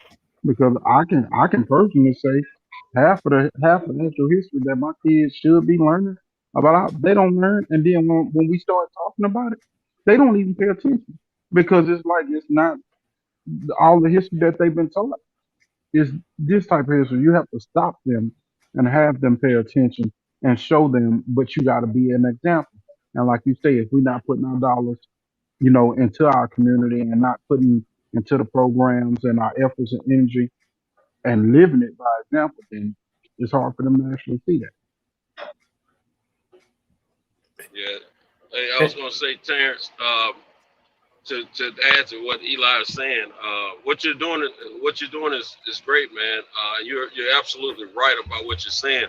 We as a people, as a whole, I'm not going to speak in percentages, but I'm going to say the majority of us as a people in our culture, we don't do as well as we should as far as donating and supporting one another and getting ourselves to that point of what you're trying to accomplish as well as other things. But I would say this, sometimes we have to use a vehicle that we'd rather not use to get to our destination, and until we can use the vehicle that we want to use to implore others to think like us and educate them and get them to that point. Like what I'm saying is these kids that do get the help from the situation that you're about to work with, they can be groomed and educated the way that they need to be. And then when they get in a position, they can help with your vision as well as help get the word out with you doing your educating of others, and them doing the education of what they're learning from you and people like yourself. It can be like a ripple effect throughout the Black community, and it's got to start somewhere though. So I would think, I understand your frustrations with it, but use it to your benefit and think of the picture, the broad picture for the future, because we got to start somewhere. And this is something in a different setting, not what you're talking about, but I preach on this all the time. We got to start somewhere. We got to stop creating division between ourselves, and we got to teach ourselves about coming together, putting our resources together and building, just like our ancestors did before us and years ago when they had the Tulsas and they had the Rosewoods and things like that. So we just got to revert this situation of what we've been doing here the last few decades. And but yeah, just think of the outcome that could come, and that would be like the positive part of it. Because if you stay, if your mind stay on what's happening now, it's gonna frustrate you. You're gonna have frustrations, you know what I'm saying? But yeah, we got to educate one another, and we do need to learn that, because I know, I'm speaking for myself. When I was coming up, I wasn't taught in my community to donate to causes that was worthy of what we needed to be supporting. I was taught to keep your money as close to you as you possibly can, because we may not get any more of it.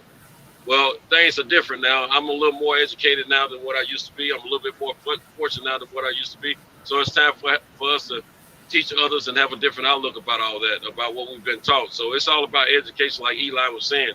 But you can be the start of something great, my brother. And just think of it that way, in a sense. I don't know if I got off track or out of line about what you were talking about. I'll try to keep it there. But you're right about the fact we don't do what we should to educate ours.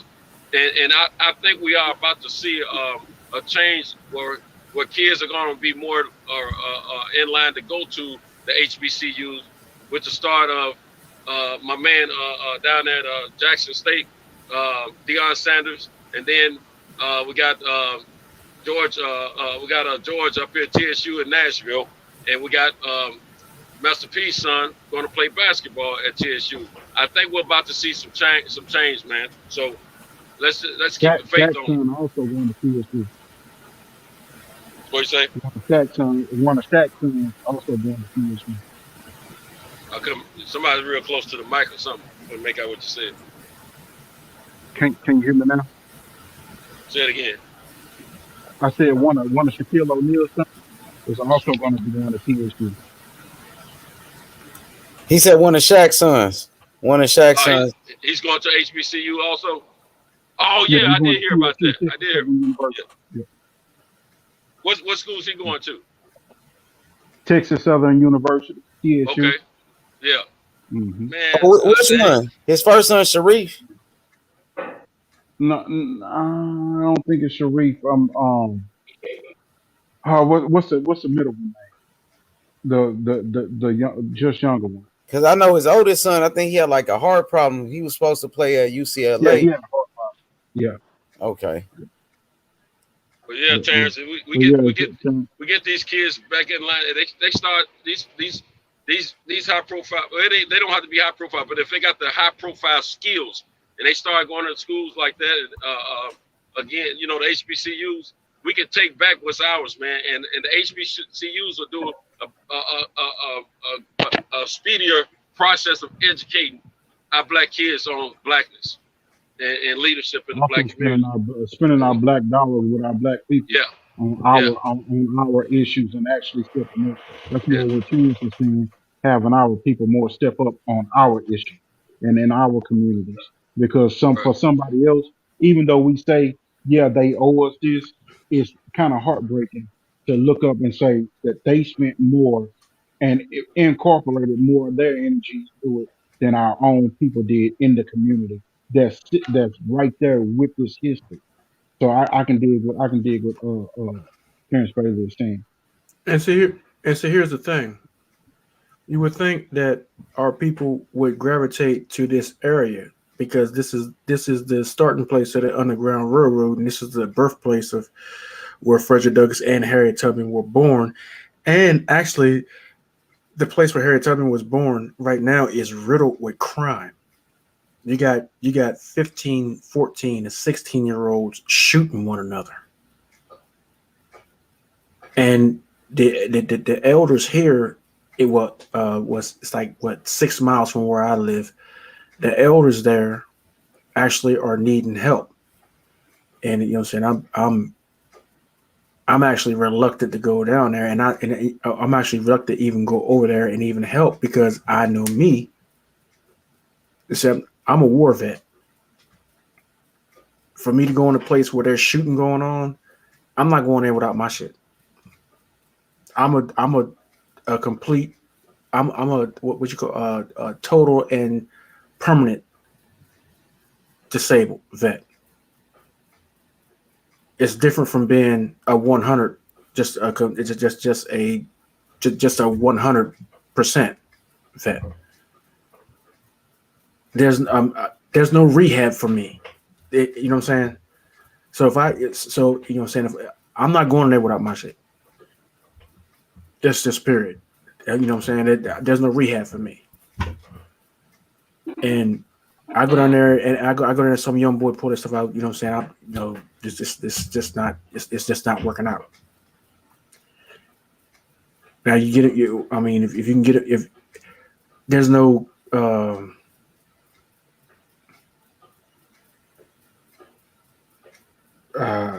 there's no community center.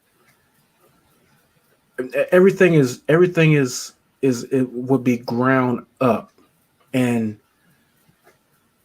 right now my hands are full in 2 other counties. So it's going to take a while for me to even get down there. I mean, it's a priority, but I'm not from that county, so I'm working on the 2 counties that I'm from. I'm not making excuses, but I'm working on 2 counties that I'm from, and this was before that the crime rate rose there. I can't drop what I'm doing there and go there. I mean, I should, but then I'm gonna leave stuff that's undone there, and the 2 counties I'm from, where I have aunts and uncles who are you know what I'm saying, historically relevant, who have passed away 150 years ago, that need to be recognized, and the other ones that are in Dorchester County, the state have recognized and are not moving fast enough to recognize. Well, no, the state is recognizing them, but they're throwing money at it, but just not moving fast enough. These other ones don't have state dollars. You get what I'm saying? So, you got the ones that are in the state in a county that have, you know what I'm saying, where the crime is elevated, have state dollars, and then the other ones that where the crime, where there's no real crime, that do not have state dollars. Which is where I'm working, where I have aunts and uncles, you know, Frederick Douglass and Anna Murray, you know, my aunt and uncle. And then you have the other ones, which are cousins, that have state dollars. You know, the state and federal government should be handling the crime issue. Right. Well, you can't just leave what you're doing and leave them hanging to go do something else. I got you.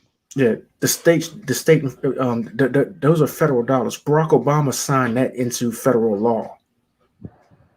So, you know, so the federal government should be handling the crime issue, because they're going to be sending people from international audience there, and you can't be sending people from international community down there, and you got 14 and 15-year-olds down there having gun battles.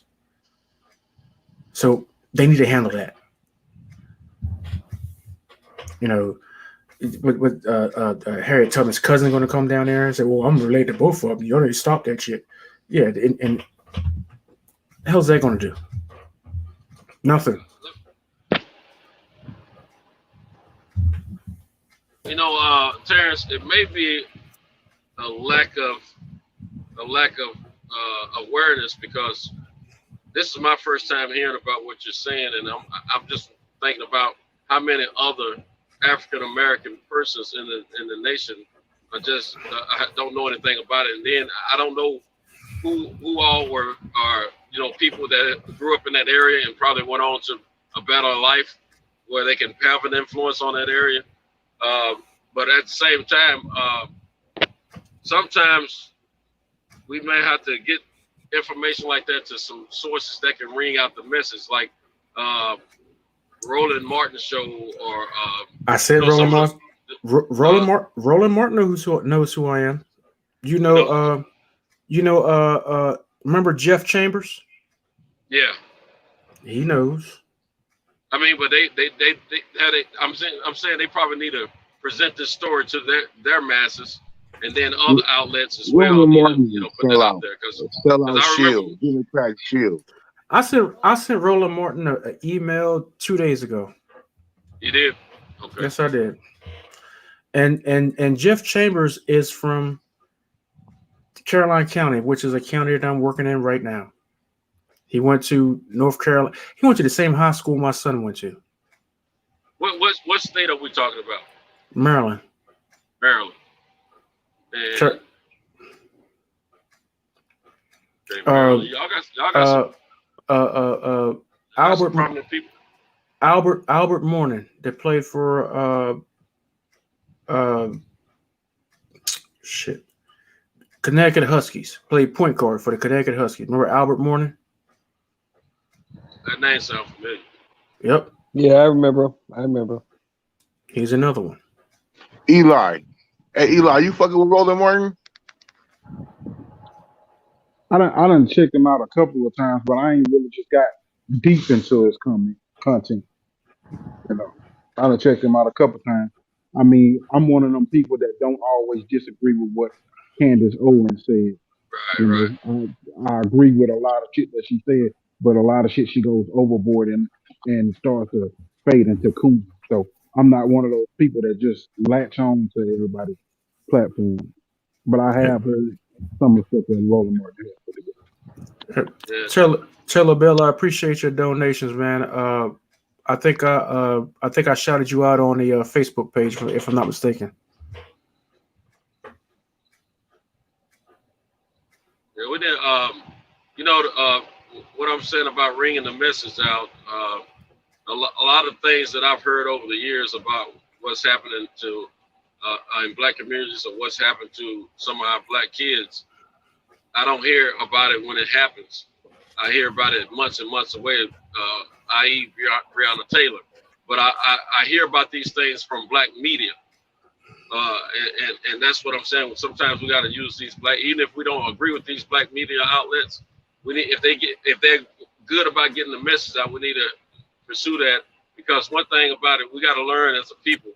We might not agree on everything, may not like each other, but sometimes we got to sit down at the same table and agree on what's right or what's going to help earn us some money.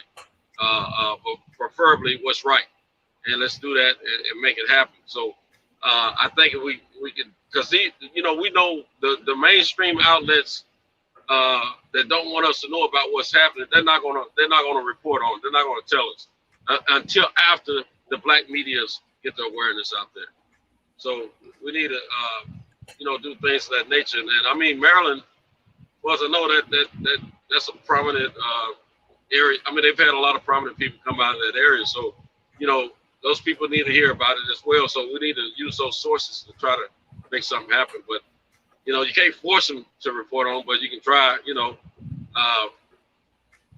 I'm just saying we just got to get the message. I didn't know nothing about this stuff you mentioned just now. I just got a feeling a lot of people don't know as well. Well, the Eastern Shore of Maryland media has definitely failed us because no, I'm not gonna say they failed us because they did air it and it aired in Baltimore. The problem is that people ain't watching TV news nowadays. They're getting everything off of Facebook and all that stuff. Right. So, Eli, what state you live in? I'm in Texas. You in Texas? Cento Boxing. What state you in? I'm in Tennessee. Shelton Moore. What state you in?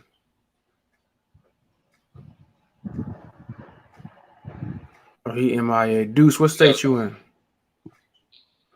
I'm in Cali. See, that's the Cali too. Shelton in Cali too. See, that's what type of exposure that the family needs. See, the unveiling of the mural is September 4th of this year. It's on September 4th. It's on Labor Day, and the reason why it's on September 4th is because on September 3rd is the day that Frederick Douglass ran from Baltimore, Maryland, wearing the sailor suit that my aunt Anna made for him to try to fool the white folk into thinking he was a sailor, and he jumped on a boat heading towards Philadelphia. So that weekend is the weekend that he fooled the white folk into thinking that he was a sailor, and that was the last weekend that he was a slave. So when everybody says, well, why are you doing it on this weekend? People going to be out of town, this and all this other kind of bullshit. I'm like, because that was the last weekend that he was a damn slave. What you're saying, it really do make sense and it really does resonate. We needed some more of these, some more of the bigger platforms on social media. Maybe y'all need to also get together and do a show and do a simultaneous podcast, because in reality, like me talking to my daughter, they don't know what social media don't tell them. If they see it on social media, like that's what's going. And the bad part about it is, if you leave it to social media algorithm to be the telling sign of it, they're not going to push your company. Well, You see the as a problem. black man, go Well, ahead. see the problem is that a lot of the social media platforms are selfish. Okay, let's say that I emailed Ego, who has who can have close to 100,000 watching his platform at any time. You think Ego is going to allow me on his platform to talk about this? No. Ego push people off of his platform indiscriminately at any time. Get him off of here. Get him out of here. Yeah. You know, Ego They just got to get to him. But I know who would allow you on there. That's Blue Blood. He's got over 100,000, and he's got over 1,000 people watching every day. Oh yeah, Actually. yeah, that's true. And but here's the thing. I've done a test with Blue's audience, and Blue's my guy. I love Blue to death. I paid for a month's worth of subscription. I paid a month's subscription with Blue, and the donations from that came from Blue's channel was about enough to pay for what I paid Blue.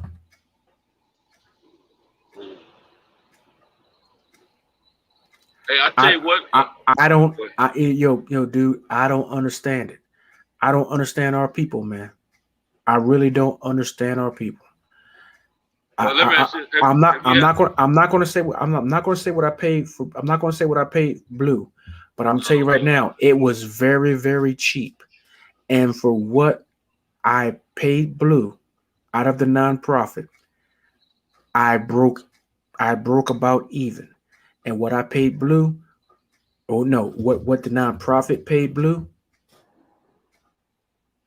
was very, very cheap. It was less than my electric bill for my house.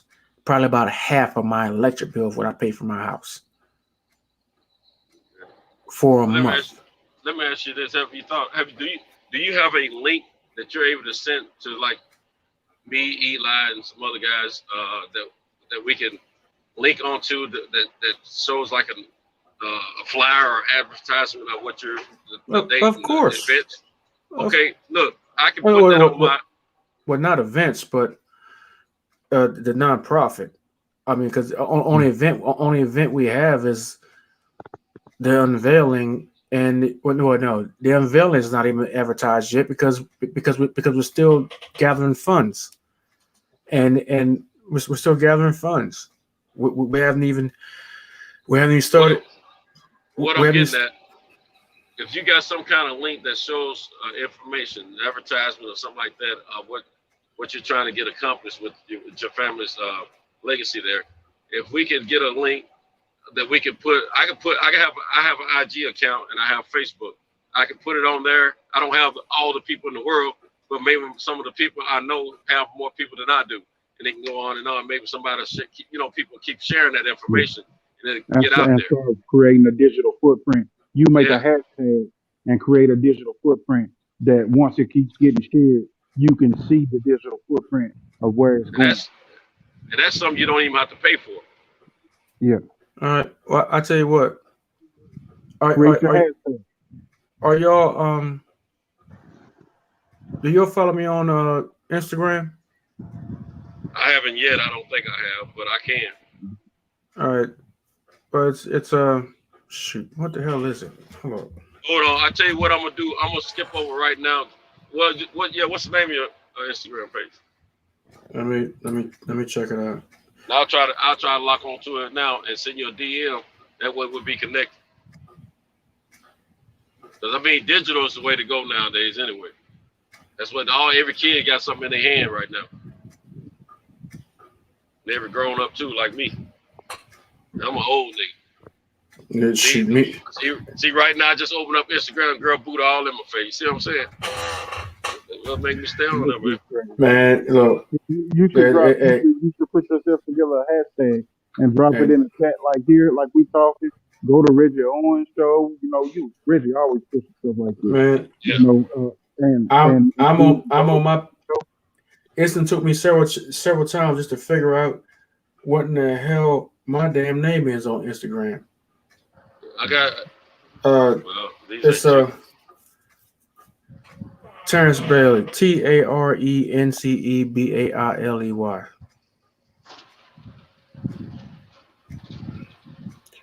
It's my name on this channel. How you spell your first name? Tarence. It's one R. Yeah, one R. It's what you see on the screen. Take off the senior. Okay. And I'm actually in uniform.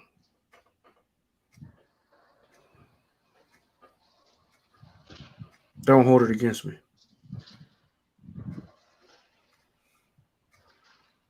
You fought for us here. Is your name? Is there a space between your name? It might come up TarenceDora apostrophe L. CORA apostrophe L. Terrence Bora. Durrell. Did you say D or B? Terrence DOR or DOR? Delta. Okay, I got that wrong. Let me go back. DORA. Apostrophe L. L. So I got no results on that. Maybe it's a. Let's see. That's what it's showing. That's what's showing on my page. With no results. Here you go. Look. You got that light's blind. I can't really see with that light.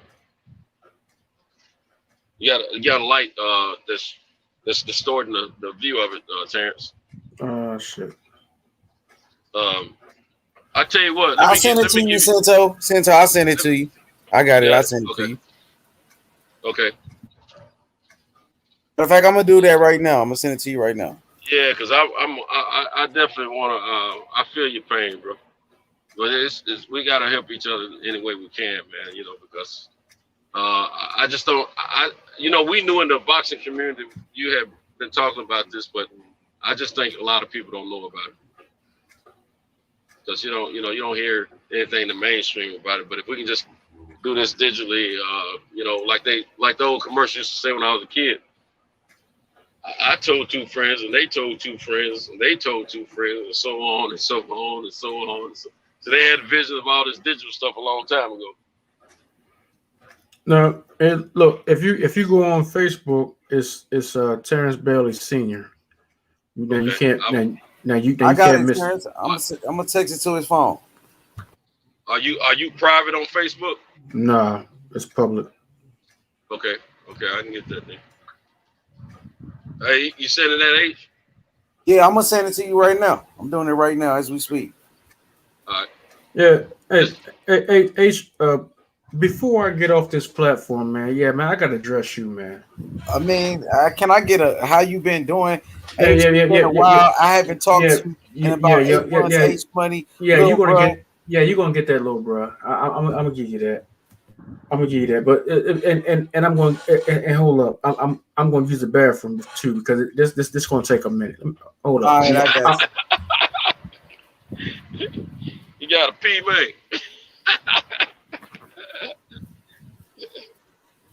Old nigga got weak bladder, boy. Yeah, you gotta go let it go. Hey, look like me and you about to do some. How long you got, Eli? I ain't got much long, boy. I'm a long range. But okay, right now. Sento, I just put it in the chat that we in. That group chat. Okay. Is that cool? Or you want me to send it directly to your number? That can work too. Okay. I should better get. E, what's good, E? Yeah, man. Another day. Man, I was watching. Look, they just did the documentary on Charlo. They did the All Access. Oh, you talking about on my phone? Okay, I got you, bro. Okay. Oh, you got it, Sento? You just got it? Yeah, it came to my phone. I thought you were talking about on this platform. Yeah, you talking about on the phone. Okay, yeah, I sent it to your phone, so you got it. Yeah. You good? Okay. So I today I actually watched All Access Charlo versus Montiel. Man, I ain't gonna lie. I seen some things from Charlo that I like. I like what I've been seeing from Charlo. He talked about the rivalry he got with his brother Jermell Charlo. You know, he talked about how, you know, they've been growing apart. Even their mom was on there talking about it. Like they not as close as they used to be. And Jamal was saying, like, man, I miss my brother being right here with me. And he said, you know, he has no problem of being number 2 to Jermell. You know, he said because when he shine, I shine. He said that's the way it's supposed to be. But he just saying they got that rivalry, you know, just that competitiveness. It kind of make them go apart. Yeah, that's why I was saying the other day, when you're a twin and you share everything all your life and you finally start to make big accomplishments, you kind of want to have that to yourself sometimes if you're the more selfish twin, you know. And Jamel seems to be the more selfish of the twins at this point. I can't say that for sure, but it's like it's hard. You know what? Maybe selfish is too harsh of a word. It's hard to share everything in your life, and even when you have major accomplishments, it's never you that accomplished it. It's always the Charlo twin. It's never Jamel that accomplished this with his own 2 hands. It's never Jamal that accomplished this with his own 2 hands. And maybe one person at some point in time in their life that may start to bother. You know, you got 2 twins that have accomplished a lot. At first, it was a sales pitch, and it was a selling point, and it was like it was great. We the family, we this, that. But now those accomplishments started to be made, and it's like the recognition of whenever Jamal make a mistake, it's like Jamel made a mistake. Whenever Jamel made a mistake, it's like Jamal made the same mistake. It's no separation of it. So that can be hard. That can be hard on a family that's been making that. That's something that's great. That you got 2 twins that are fighting at this level. You don't even have look at Canelo Alvarez and his brother. They are on 2 completely different ends of the spectrum when it comes to boxing. Yet you have 2 championship twins that are at the top tier in each division that they're in. Mm-hmm. Yeah, that's correct, man. So shout outs to the Charlo brothers. Hopefully, you know, they could you know, squash they whatever situation. I know it ain't no beef or whatever, but I hope they could, you know, be close to each other the way they used to be. Because, you know, I remember when they always at each other fights, you know, supporting each other. So shout outs to the Charlo brothers, man. I'm looking forward to seeing Charlo next Saturday against Montiel, man. You know, I hope Charlo has a great performance. Shout out to the Charlo brothers, man. Most definitely, especially when you Yeah, see Jamel, where they for came from. sure. You know, I know Jamel been receiving some backlash because he spoke the truth about Deontay Wilder. And you know, I felt like you know, that was unfortunate. You know, shout outs to Jamel Charlo. I know he's been receiving hate, but you know, H Money riding with you.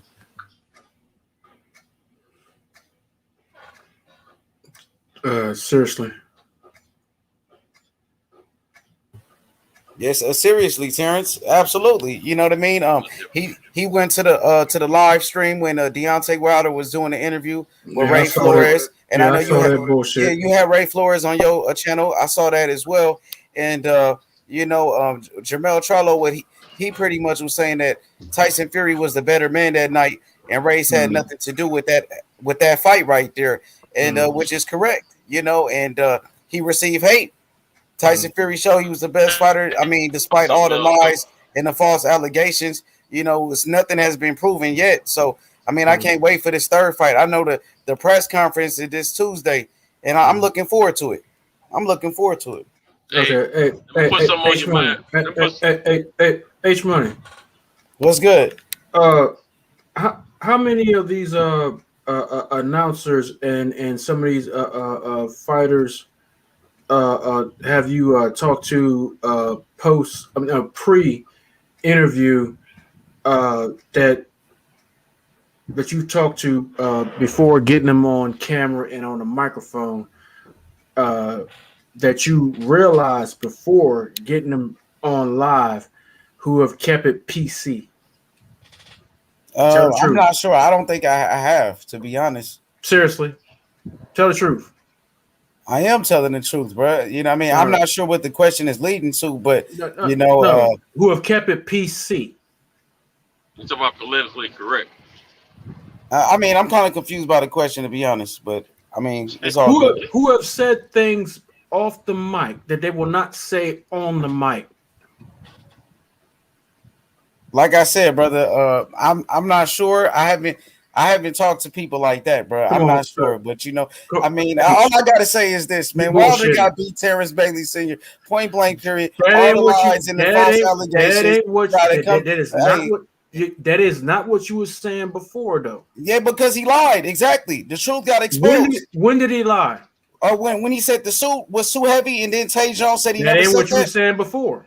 But did Tay Jones say he never said that, and then they released the audio that he did say it? You were still saying that. Exactly. No, I wasn't. Stop putting the blame on me and put the blame on Deontay Wilder. Hey, don't put the blame on me. Put the blame on Deontay Wilder. No.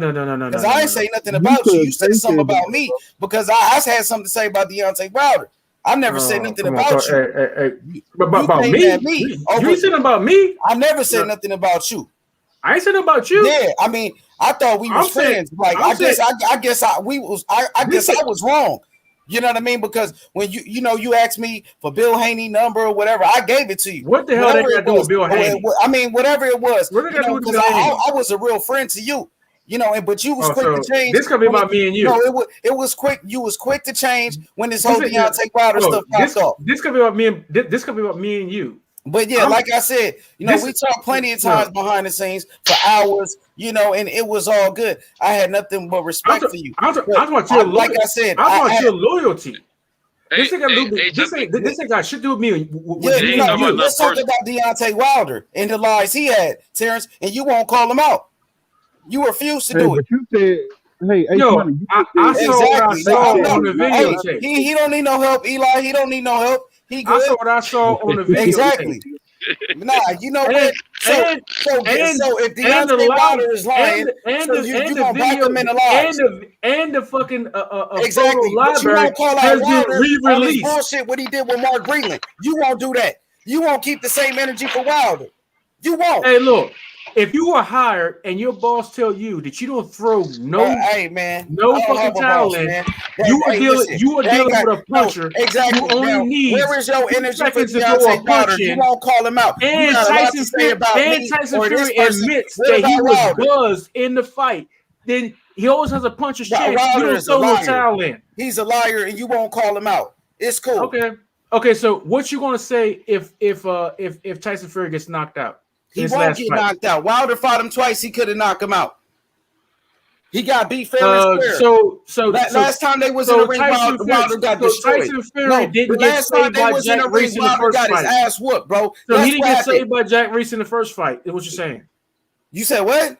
So he didn't get saved by Jack Reese in the first fight. Like Jack Reese was just in the barbershop, and he talked about how Tyson Fury got back up. He was just on Fred's show. And he also said that Wilder won the first fight. Did he not? Is he a judge or a referee? Before Wilder got beat, Terrence. Face the facts. Judges, the referee was the judge. Why JD's got a job if it was the gloves, Terrence? Why JD's got the job? Okay.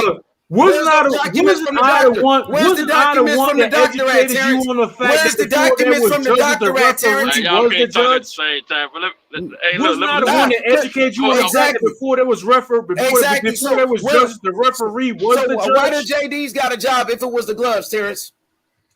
Let me say this. Let me say this, y'all, in between y'all dispute.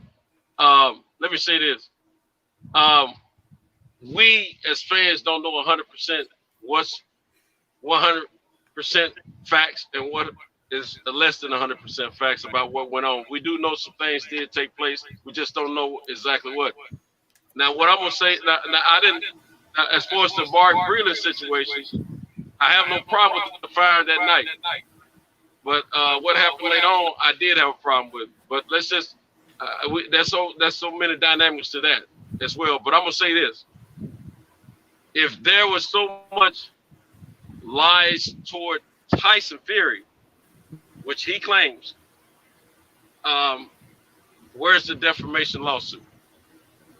And that because if you lie on me like that publicly, and it's and I don't want to fight you because of that, I'm taking you to court, just like Hey, Pacquiao took Mayweather to court. Just like And you know what? You know what? Nobody want to take responsibility. Terrence doesn't want to take responsibility that Wilder got beat fair and square. There's always some excuse. Where's the defamation no, lawsuit? exactly. So another excuse coming. Where's the defamation lawsuit against Wilder? Wilder got beat fair and square. Against Wilder? Why Tyson Fury didn't get stripped for his belt if he cheated? Why Wilder didn't take him to court if Wilder got cheated? Privilege. White privilege. Hey, come on, man. Bye, man. Bye. Hey, man. Hey, listen. The dude, like Jermell Charlo said, the dude got his ass whooped fair and square. Get over it, Terrence. Stop making excuses, man. Charlo mad because he's not. Now Charlo is under attack. Now let's attack the Charlo brothers. Now attack. First it was attack Andre Ward when Wilder had something bad to say about Ward. Then it was attack Mayweather when Wilder attacked another black man. And then it was attack Mark Breland when Mark Breland did nothing wrong. Okay, now it's attack Charlo. How about Terrence? You keep the same energy with Wilder. How about you call out Wilder, Terrence? You haven't called out Wilder for nothing yet. I guess, hey Terrence, I guess Wilder can't do nothing wrong according to you. And what they used to be. Hey, exact excuse after excuse. What's the excuse gonna be this third fight? What's your excuse gonna be in this third fight, Terrence? When Fury knock him out again, what's the excuse gonna be this time, Terrence? Wilder is kicking that ass. Exactly, bro. Yeah, exactly, man. You know, this shit is sad, man. Hey, face reality. Wilder got his ass whooped. Fury gonna put another dent in his head. You could blame me. I'm gonna keep exposing Wilder. I know you hate it. I know you hate it. The truth hurts. Fake bags you got exposed. Ceiling, no. Okay, we gonna see in the third fight, Terrence. When you get another, hey, we gonna see in the third fight when he get beat again. When he get beat again, Terrence, what you gonna say this time? What you gonna say this time, Terrence? I'm gonna say they're gonna pick his ass up off the ground. Still is going through the emergency. They're gonna put his crown, his fake ass crown in his ass. Okay. Fake ass gypsy ass motherfucker. Punk ass 6'10" ass nothing ass motherfucker asshole. H Money gonna come back to the right side motherfucker asshole. Hell nah. You come back to the black side. You gonna say a traitor ass motherfucker. That shit, hey, all pushing those lines got me nowhere. Man, don't get going around cussing at Sugar Hill. Going around cussing at Sugar Hill for no reason, that got me nowhere. Doing that got me nowhere. You're gonna come back to the right side, Okay. You're going back to the right side, When you gonna speak the truth, Terrence? When you gonna call out Wilder on this bullshit? Hey, going to do like a West African instead of an East African. You're gonna come back to the right side, You're gonna come back over here where you belong, You're gonna leave them Europeans alone. It's all good. Hey, Terrence, you don't want to accept defeat just like Wilder. Now Malik Scott saying that Wilder's 10 times better than Muhammad Ali. I guess you agree with that too, right? Okay. I'm not touching that shit, but I'm saying right now. Your boy that you're using as an emoji, as an Ethiopian, I'm gonna tell you right now, it's fucking disgrace. And I'm telling you right now, I could like whatever fighter I want to like. You gonna eat that shit? I could like whoever the fuck I want to like. You can't tell me who to like, bro. You gonna eat like that whoever shit. I want to like, man. Right now, you got me fucked up, bro. That's I bad ain't with all of that shit. Nah, man. That is fucking bad karma. You gonna eat that shit? I'm gonna like who I want to like. You gonna eat that fucking shit? I'm right now. You gonna eat all that shit. Guess what? Your boy gonna get knocked out again, and you gonna be crying about it again, and cry about that. Cry about that some more. Okay. When Fury beat his ass, and we could bet too. Let's bet then. If you feel so confident, yeah. I don't bet on shit. I'm right now. Okay, yeah. You call yourself a boxing connoisseur, right? Exactly. You call yourself a boxing connoisseur, right? Exactly. You call yourself a boxing connoisseur, right? We can bet. We can bet if you really Answer want my question. to, man. That's all I gotta say. Answer my question. You call yourself a boxing connoisseur, right? You're a boxing connoisseur, right? Yes. Answer me this question. If Tyson Fury don't go in there on his third fight, exhibiting that same quote unquote power as he did in the second fight, what do you call it? I would say that Tyson Fury, if he wins the fight, that's what it's all about. If he showed hell, this is a different fight. This is a different fight. You saying the same type of power. Listen, Tyson Fury go out there and wins the fight. No. That's all that matters. No. That's all that matters, bro. You can keep making all these. If he don't go on it, it's not working. Well, now you tell me where's the documents from the doctor. I want to ask Terrence Bailey Sr. a question. Now it's my turn. Where is the documents from the doctor that prove that Tyson Fury had an object in his gloves that Tay Jones promised? Where is those documents? Hell fucking no. Where is the documents at from the doctor? Hell it's been over a year. Hell fucking no. If he don't go on that motherfucker and go in there and exhibit that same fucking power that he ain't never exhibited in any time of his fucking career, you can keep making all the lies you want, man. You've been making these excuses. Wilder got beat fair and square, Terrence. Your boy got beat, bro. That he fucking cheated that first goddamn fight. And that proves that first goddamn fight was a motherfucking farce. If he cheated, why he still the champion? Hey, you know what I don't privilege. Here we go. Hey, man, Terrence, man, I ain't gonna do that with you, man. Y'all brother, hey, I'm gonna say y'all brothers have a good night. Much respect to everybody, man. Where you going, man? Where you going, man? Hey, look, ride away with us, man. Who sang that song? Truth Hurts. Hey, let's talk about something else, and let's ride away. Who's a female artist that sang that song? Man. She was a goddamn queen. Who's a female artist that sang that song? What's the name of the song? Truth Hurts. Who was a female artist who sang that song? Truth Hurts. She was a damn queen. Who the hell was that? She ran H Money little ass up out of here. Who the hell was that? Look, my last night on goddamn YouTube on somebody else's platform was a goddamn blessing. Holy hell. Woo! Oh man. How did I know I was gonna run a little nigga up here with a big ass forehead to fuck up out of here? Little Mega Man ass little nigga. How the hell did we get to this point, boy? That shit went so fast.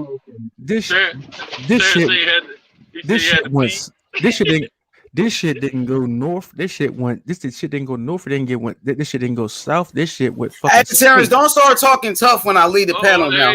Hold on, don't start talking tough when I lead the panel. Man. Now you talking this white privilege shit. So is it white privilege that JD still got a job and Mark Breland got fired?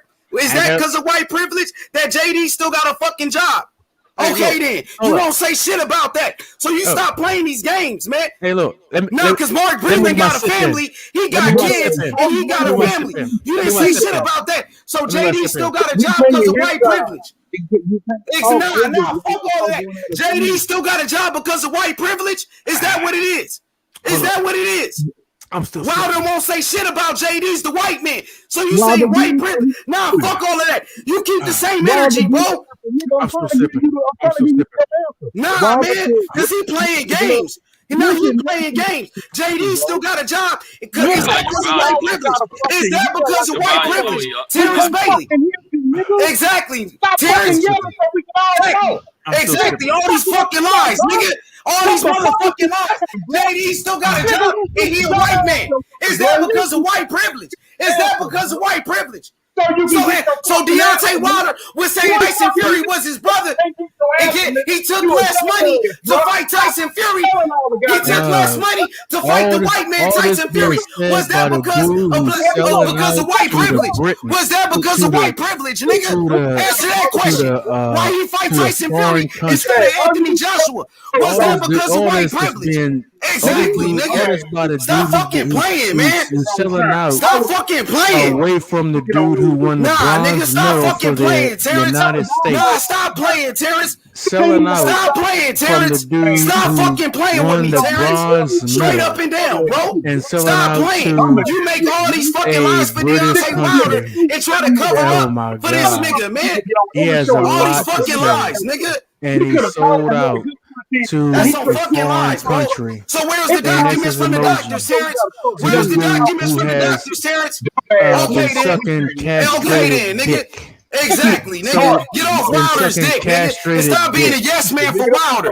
Get off And Wilder's dick, castrated nigga. dick. Being a fucking fanboy His for whole- Wilder. his Get off his dick, family nigga.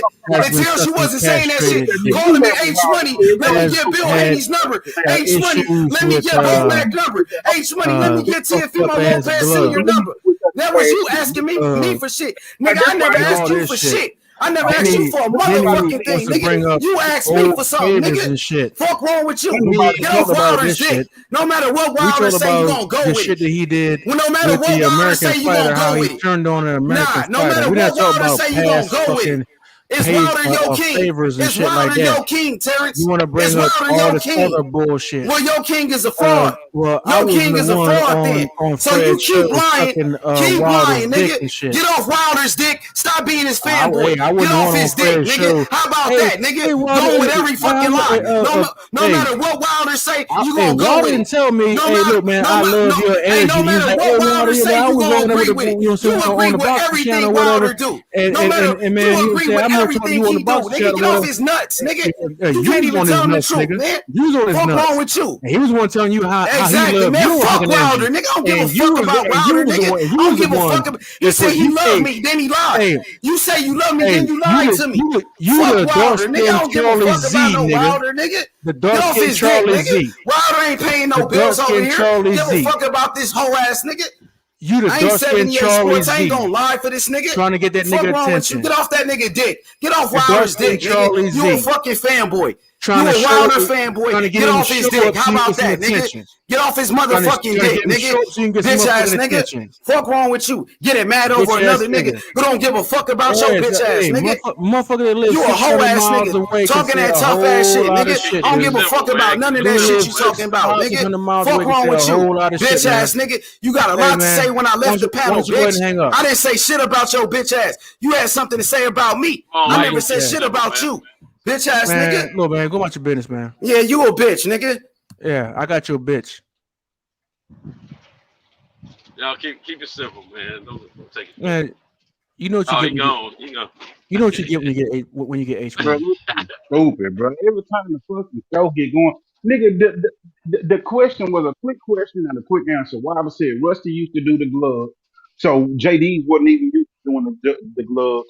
So therefore, he said, "Fuck it." He was like JD's admitted, like, man, I checked them once the cameras went off after they walking. Maybe I missed something, or whatever. But Wilder said JD wasn't used to doing those gloves. That was a position He he said he put him wasn't in. experienced in that. He said he wasn't experiencing that. You couldn't even answer the question to have a dialogue because every time this nigga get on, he push a narrative like, God damn, you try to like this nigga and try to have a dialogue with him and be cool about the shit and be cordial about the shit. But this nigga get on with this yelling ass shit all the fucking time. Nigga, ain't no fucking dialogue. He ain't pushing shit. That shit retarded in a motherfucker. That's why don't nobody believe you. Because you can't even have a real dialogue. Like, don't believe you. Niggas just really leaving you alone because don't nobody believe that you really seriously believe the bullshit that's coming out your mouth because you don't even let nobody answer no question. You talk over everybody whenever anybody make a point. Don't nobody believe. You just fuck up the shows because can't nobody hear any because it's a bunch of goddamn yelling back and forth anytime you get on the fucking show. It's the comic relief hour. Like that shit's stupid, bro. Like that's why don't nobody fucking be believing that shit. That's why motherfuckers be like, man, what the fuck? Here this nigga come again.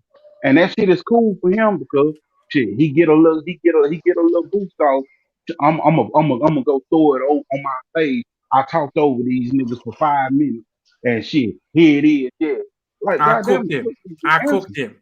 I cooked him. That shit retarded, bro. That shit is a fucking headache, man. That shit's stupid than a motherfucker, bro. Every fucking time, nigga, quit fucking up the goddamn shows all the time, bro. That shit retarded than a motherfucker. I don't even take that nigga shit serious. That's why I unsubscribe to him, bro. Not that I don't like the nigga, but nigga, this shit I can't take it serious. I'm not entertained by all that bullshit. That shit weird, goofy ass shit, man. But I muted him. Honestly, God, I muted him on my cell phone from his notifications in text from his shows 3 months ago.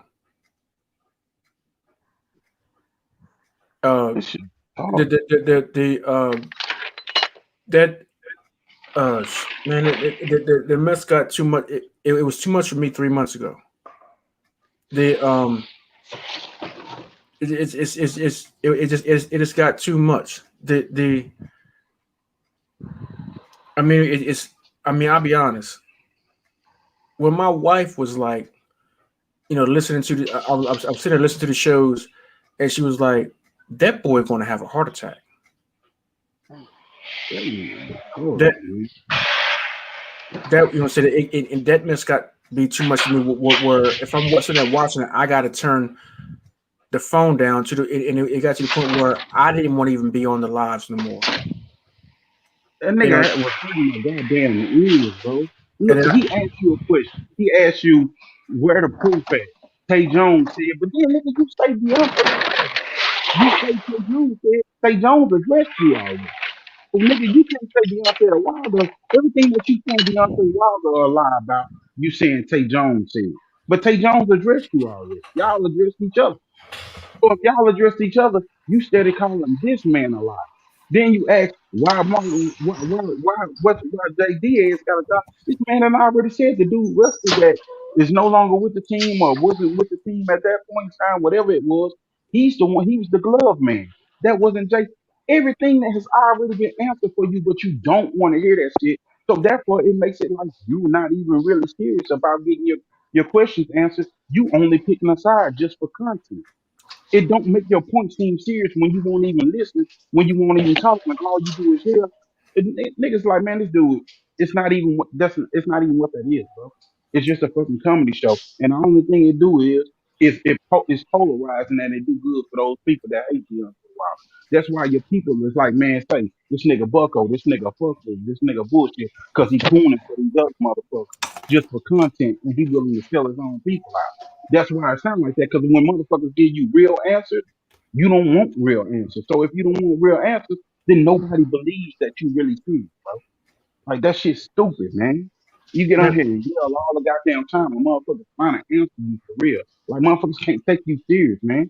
And you got too much good content to jeopardize it all. No matter what goes on, bro, everybody's still gonna realize this is what it is. Nobody's sitting up here saying that Tyson Fury is not skilled as fuck as a fucking boxer. But then you get on here and yell and shit and talk all this stupid ass shit, man. This shit retarded, bro. But you know, one thing for sure, Wilder is doing what he said he was going to do when he first spoke after the fight. He wants to get the when he first said something about the glove gate situation and all that. He said he ain't bringing no evidence out right now. He ain't taking nobody to court at this moment. He said he wants to fight first, then he'll take care of that later. Now, so far he's on the fight. So at the end of the results of the fight, if something come up, because he said that if Tyson don't fight him, he's taking him to court to sue him, not only for the fight but about the situation that happened as well. Now, from what I've heard, some of that stuff was brought up during the arbitration.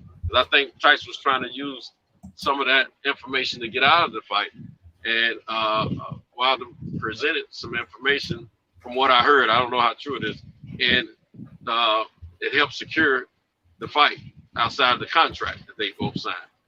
So now my thing is, like I was saying earlier, if Tyson's so convinced, so sure, 100% that he didn't cheat and that Wilder's lying on him, there should have been a defamation lawsuit, fight or no fight.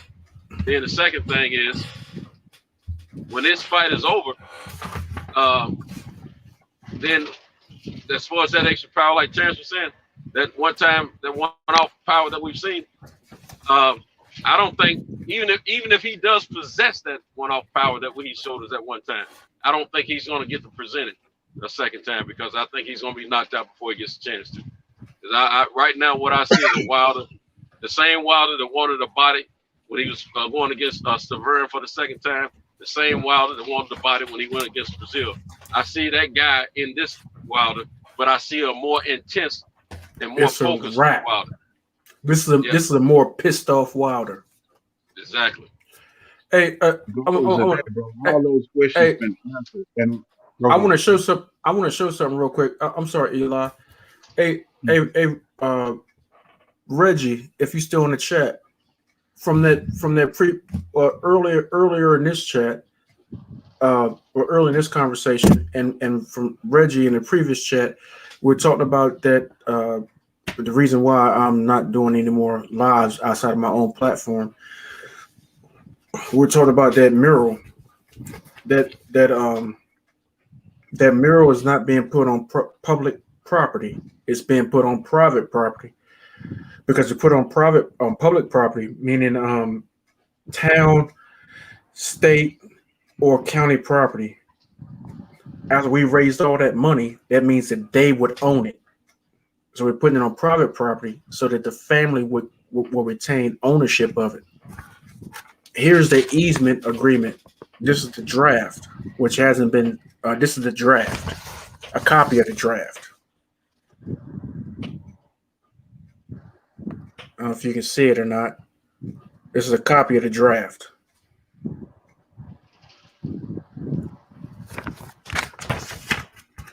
Which was approved yesterday. The final draft will be signed on Monday.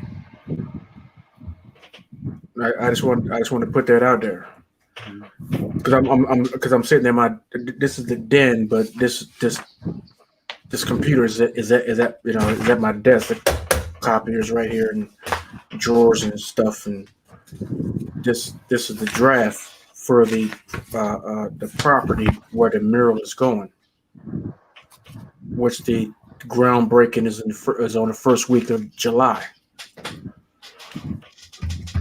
So, just wanted. I just looked over and seen it, and it just reminded me that I thought it was relevant that I figured I just it's more pages than this, but this was the cover page or the first page, and you can see it says art easement. There you go. Art easement. Oh, cool. You got time to talk to this dude. So you said what?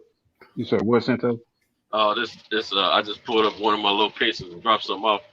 It's a guy that be delivering this here too. We hadn't seen each other in a while, but every time he see me, he like to talk to me, but I ain't got time for all that jaw jacking tonight. Oh. I talk enough myself, you know what I'm saying? So two talking to people don't work, you know what I'm saying? Look, I done got pissed off and ran my daughter off. my daughter don't want to. I saw you try to talk, man, but that's why I was saying your volume was low. I was like, yelling and shit, man. You can't hear nobody talk. Right. Like it just be a jumble of fucking voices, and the questions be getting answered. You just like that shit is retarded, man. This shit weird. Yeah, I feel you. Hey, but look, I'm gonna say this one thing. I'm gonna say this one thing. I'm gonna get up out of here. I'm going on mute for a second, fellas. When guys say the stuff like what H Money just said, it's a shame because that's one more brother that's outside of the loop or outside of the link that could be help doing stuff within the community that decide to leave outside the community to indulge in some debauchery against another brother. And we got enough of those that are out here doing some shit or doing some mess. Pardon my language. Which is why I'm not doing any more of this YouTube stuff. Because I spend too much time being Terrence, which is not conducive to what I need to be doing. I guess I gotta put on a face and be Terrence in private. So I'm just gonna be honest. I gotta be Terrence in private with my wife and my kids and my family, and not be Terrence in on social media and all that. So any of you that I've became friends with here, you just got to become friends with me personally. So I think I've told enough about myself that you know where to find me. And if you know where to, if you pay attention enough, you know where to find me. And you come to this area, then hey, I was approached today about establishing a school scholarship program that people want to fund a school scholarship program around the mural, and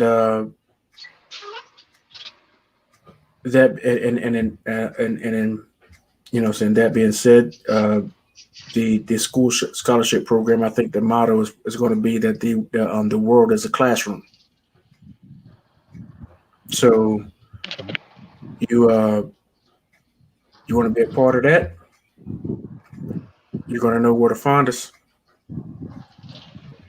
There's only one oldest African American community in the country, so you're going to know where to find us. So and you come here and you ask where Terrence Bailey Sr. is, they're going to tell you exactly where I am. Small community. So it's not going to be hard.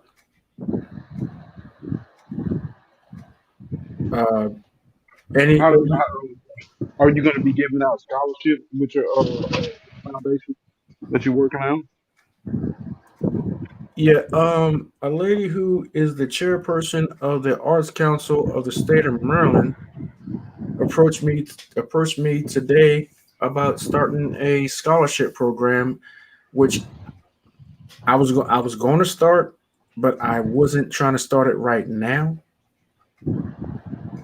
I was more worried about doing that a little later. My focus. I'll be honest with you. What my focus was. My focus was, after this mural project, was working with the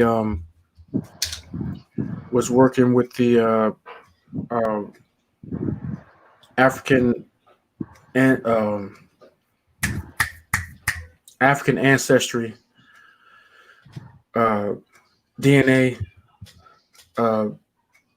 company and the all of the West African countries and all the African country embassies, all the African embassy countries who were involved with the slave trade. If you've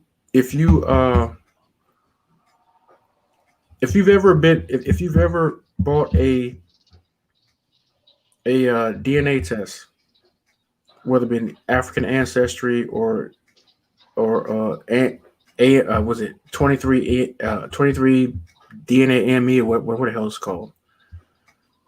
You'll notice that if you take the test, they'll tell you that you are so much African or so much European or whatever. But they will tell you so much African you are. And they'll tell you and they'll tell you like how many whoever your relatives. They'll tell you who your relatives are. They'll even tell you if you're African American, if you're us. They'll even tell you who your relatives are, way off in England and Ireland and Scotland and all this kind of stuff, whatever. But they won't tell you who your relatives are in Africa. But they can tell you that you're so many percentage of Nigerian, Ghanaian, Angolan, Moroccan, Egyptian, blah blah blah. But they can't tell you who you are related to in those countries. So I got a question for you. Are you just going to be doing your scholarship just in Maryland, or are you going to do scholarships throughout the U.S.? And what's the criteria for earning a scholarship? I'm getting to that. Let me finish. The program was the program is set to go into all those countries and all those communities or whatever, and get DNA and get DNA from all those communities, and even down in the Caribbean and Brazil and Mexico and all those places or whatever, and get many samples as possible, and take them back to African ancestry or whatever, and analyze those. And even if you've done a DNA sample with ancestry or whatever, you can if you've done the DNA with them, you can download your DNA sample from them, and you can download to your phone, and you can download it, and you can email it, and then they can take that and they can analyze that, and you be able to get the address and name and person of who you're related to in Nigeria, Egypt,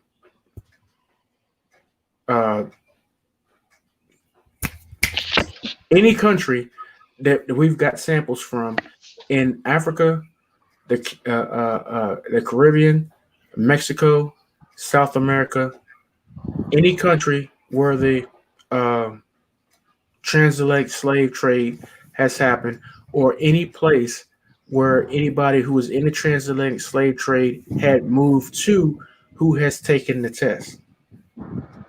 So that whole thing is called Operation Family Reunion.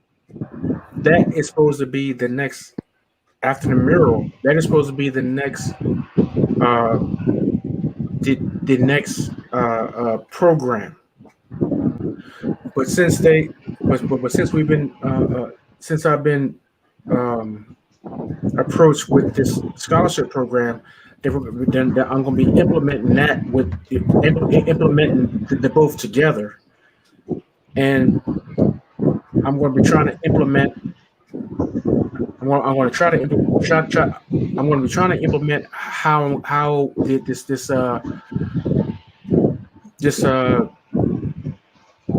scholarship thing is going to work, and the scholarship is going to be working in a way that coincides with the mural, and nobody has seen the mural. Fred has seen the mural. There's very few people have seen the mural. So the mural is not going to fit in with everybody. So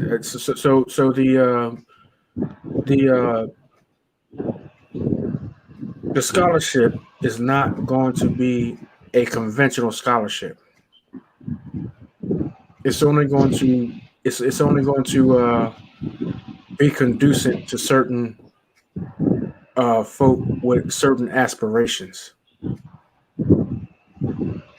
and the way I'm looking at it right now, it depends on I'm looking at it the way I'm looking at it. It depends on what Joe Biden does. If Joe Biden doesn't live up to what he says he's going to do, it's going to go in that direction. But if he lives up to what he says he's going to do, then I'm about to switch it up. So if he lives up to what he says he's going to do with college debt being extinguished, then I'm going to have to switch it up. So let's say that you have college debt and you have 120 credits or more, and depending on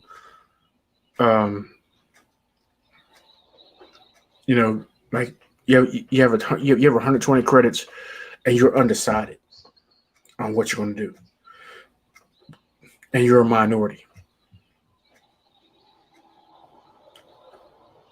and he has no plan on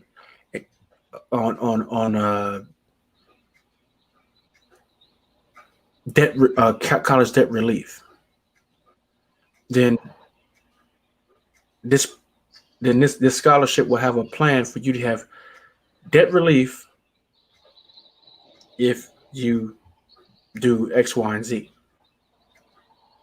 So is Joe Biden planning on making the colleges like they were before Ronald Reagan, to where the education was basically free? Like it's I guess college would be like a non-profit or a public funded. Is he planning on making the colleges like that again, to where it wouldn't be any debt, or is he just planning on erasing everybody's debt for student loans now and doing like a stimulus package for student loans? My understanding, he's talking about trying to make my understanding, he's trying to extend, like, you go to school and school goes further than 12th grade. Mm-hmm. Which, if I was president, that's what I would do. I would extend school to the point where when you get out of school, you have the education to the extent that you get out of school, you'd have the education of an associate's degree. Yeah, well, that's what I would do. It's here. It's the program that programs are in the schools here, so where these kids graduate with college credit for associate's degrees.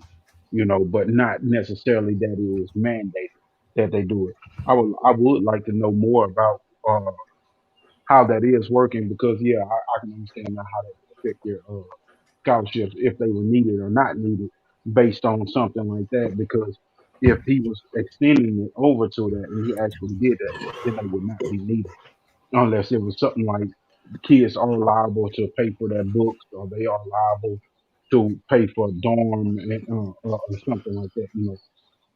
Then that's the only point that a scholarship would be needed for, but not so much as the actual study courses and all that stuff. So that would dictate how you would actually win the scholarship. I was just but I think he's talking about making college, community college free. Is Reggie Owens still here? I wonder if you heard anything about that. He was a minute ago. He was in the chat a minute ago. Yeah. His last check-in was at. Hey Reggie, you still here? At 4:53, he was here. Hey Reggie, you still here?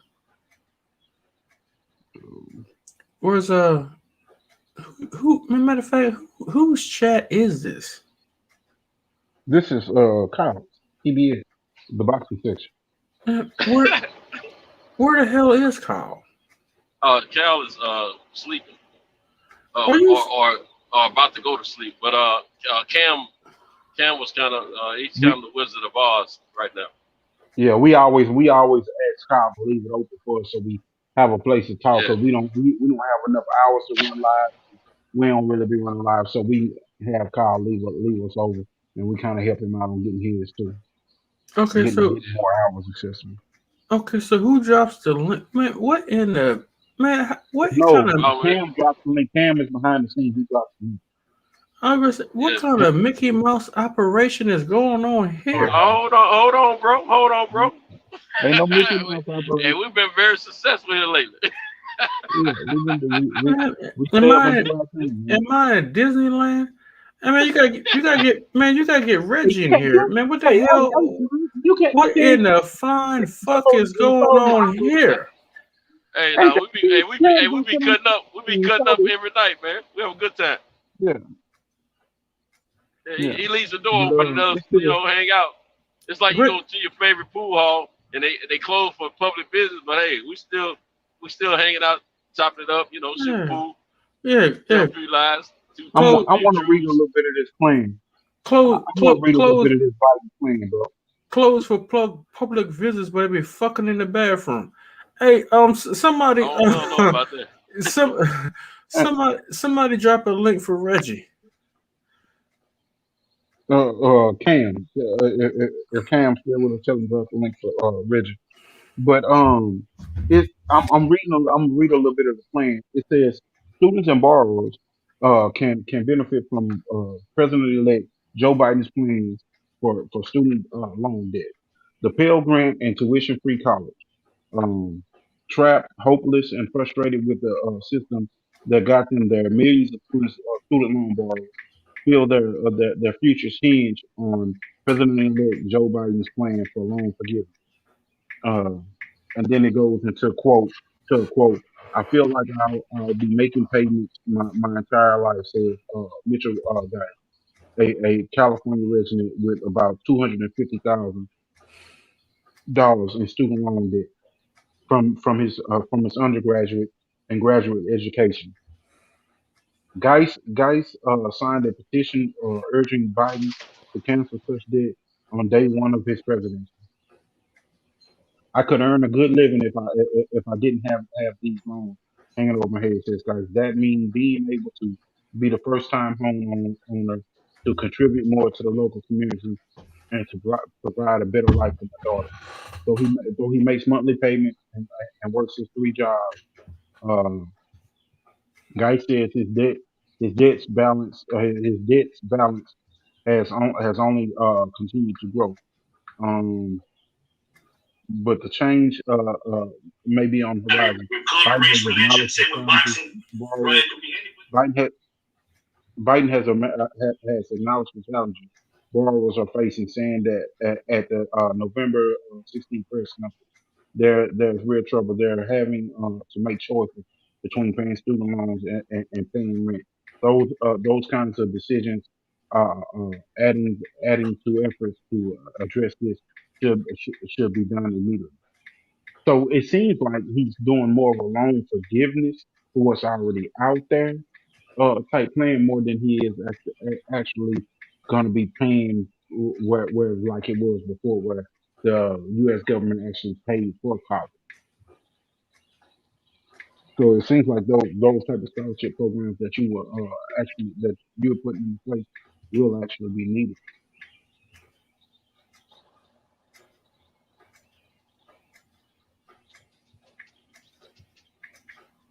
Hey, he dropped that link. But I don't know if Reg's still up. But Patricia Shelton, she's still in the chat. Hey, Miss Shelton, why don't you come on the panel? I know you supporting us every night, just about in the chat. But come on, let's hear your lovely voice. We hadn't heard it in a while. Chop it up with us. But my bad, Eli. I wasn't trying to supersede what you're talking about, bro. You good. You on some real stuff.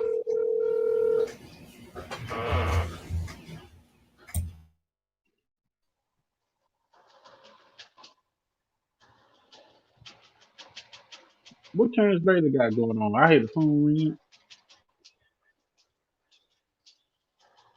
Oh, Terrence is still here. He's on calling somebody. I heard him on. He's muted right now. I heard the phone ring. Look, Terrence that was him calling somebody. Yeah. But yeah, we need more of those scholarships. I saw kids. My daughter graduated this week, and I was pleasantly surprised. I saw kids getting $150,000 in scholarships, $250,000 in scholarships, and as much as $450,000 in scholarships. I was like, wow, through the nursing program where they graduate with an associate's degree, going into the nursing program, they were getting quite a bit of scholarships. I know my daughter had a friend that's going to be a EMS, and she's going to be going to Xavier, and she got $250,000 in scholarship. My daughter, she got a few scholarships, but not near that much, not near that much money. But she graduated with honors, also. So I mean, we need more of those scholarships, and to encourage more kids to actually go for higher learning, and to bring that back to that community and be a part of that community. Right now, the thing that I really see when I look at the system of higher learning is that our kids need to learn more business, more Absolutely. more doctors, more lawyers, because of the things that's going on. More of this stuff is leaning towards technology. A lot of the production jobs and stuff like that is actually going out because of automation and technology. You know, so being in business, marketing, and technology, and being doctors and lawyers and stuff like that, we're gonna need more. We're gonna need more of those. We're gonna need more of those. These kids need to make sure that they choose the right career path and don't just choose something that gets them locked up into a career field that in 20, 30 years is really going to be obsolete because it's going to be so the workforce is going to be so saturated between technology and a few limited jobs that are actually there for human beings. Like these kids need to know that we need to, put on our own type of our own workshop and let them know like jobs like the machining industry, jobs like metalworking and welding and things like that are really the workforce is starting to narrow down. It's starting to become a revolving door because if I got you on a 90-day probationary period and I don't have to pay your medical expenses in between that time, you know, and I actually, when I say medical expenses, I mean insurance and stuff, and I actually have a revolving door going on, I'm only paying people pennies on the dollar to do these jobs when in actuality, people that are in programming, people that are in on the other side of the tech world, and those that are in marketing and business and that aspect, in operations and stuff, those are the people that are really going to be in high demand. As much as this stuff started to get automated, you're starting to get automation lines that are actually doing the welding. Where people are just placing it on mounts and they're going to be getting paid what 16 they're placing pieces on mounts and they're going to get paid $15 an hour, where that used to be a skill or at one point was a skill, and in some other areas like the oil field where you may get paid $28, $29 an hour. I bet. So, Hey Eli, hold on right there. Don't forget what you said. Hey Patricia, I hear what you're saying, but look, you got an icon, so all you got to do when you hit that link, you just keep tapping certain buttons that'll bring you through, and then there's a camera icon, there's a microphone icon. If you hit the camera icon, you don't have to show your face, it'll show your thumbnail. When you hit the microphone, it mutes you. So you don't, so no one can hear your background noise or yourself. But no, what I'm saying, you don't have an excuse right now. So come on, holla, you know what I'm saying? Because look, we all got our thumbnails up except Terrence right now. He put his on every now and then, so you can control that. Come on in, and we ain't worried about what you look like right now. We know it's wee hours of the morning, but we would love for you to grace the place with your presence. You know what I'm saying? All right. Put that goddamn picture on. Anybody trying to hear that damn shit? Put that goddamn picture on. Yeah. The queen said she gonna do her thing on her own time. She said she gonna surprise y'all one morning. That's probably it. One day. Yeah, man. Right. Now, hey, do your thing. Anybody worry about all that? If you got rulers in your head or whatever, it's just do your thing. This a no judging zone. Absolutely. Ain't no more. Hey, we're all mature adults around here. Shout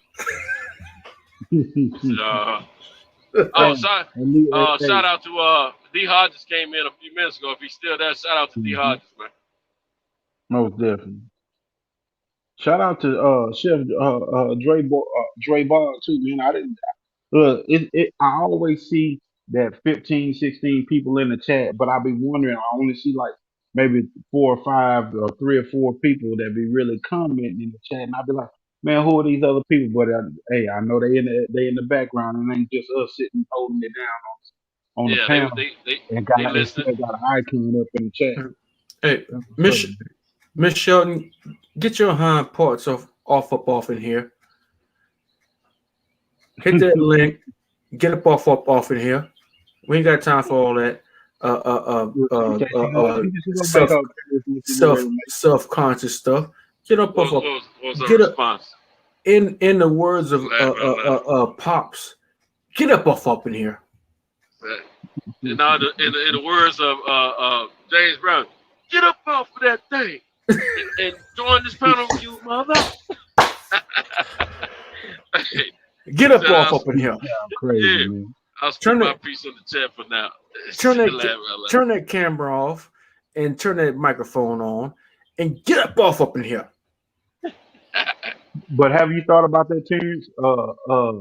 Getting some people together to actually do some workshops and with younger high school students that are getting ready, seniors that are getting ready to go to college in your area, and letting them know a little bit about where the workforce is going and economic jobs that are, economically sound to their community, that, coming out of college that will offer them more, and, just the different career pathways. Have you thought about putting something together like that?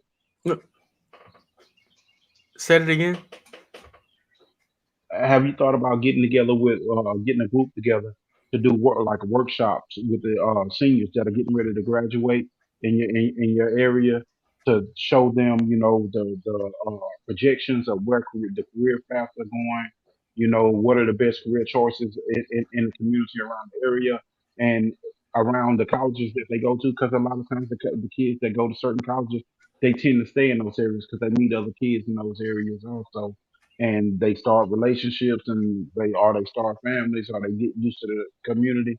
But just to give them an idea of when they're choosing their scholarship, I mean not the scholarship, when they're choosing their majors, what actually they're looking forward to. Because if a kid chooses a major in the field of kinesiology or physical therapy, say, or psychology or business or marketing, to teach them and show them where they're actually going, and bring in professionals that actually have those type of background, for them to actually talk to and ask questions on how it was getting their career started. Because a lot of kids come out of college with these degrees and have no idea of where to go implant themselves into the workforce, in the community or otherwise. I get what you're saying. Mm-hmm.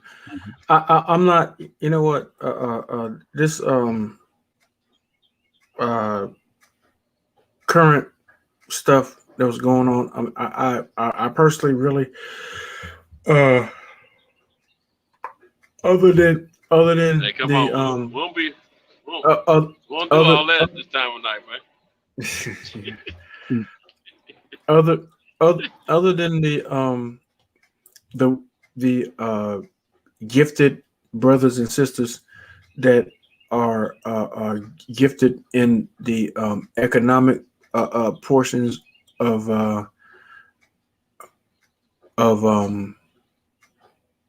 the educational field and the economic educational field and the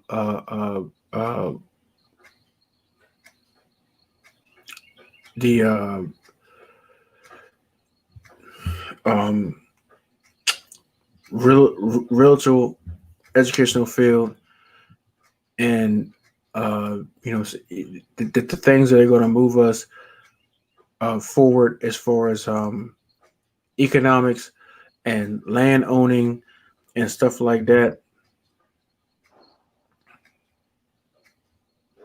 I'm not really concerned with anything that is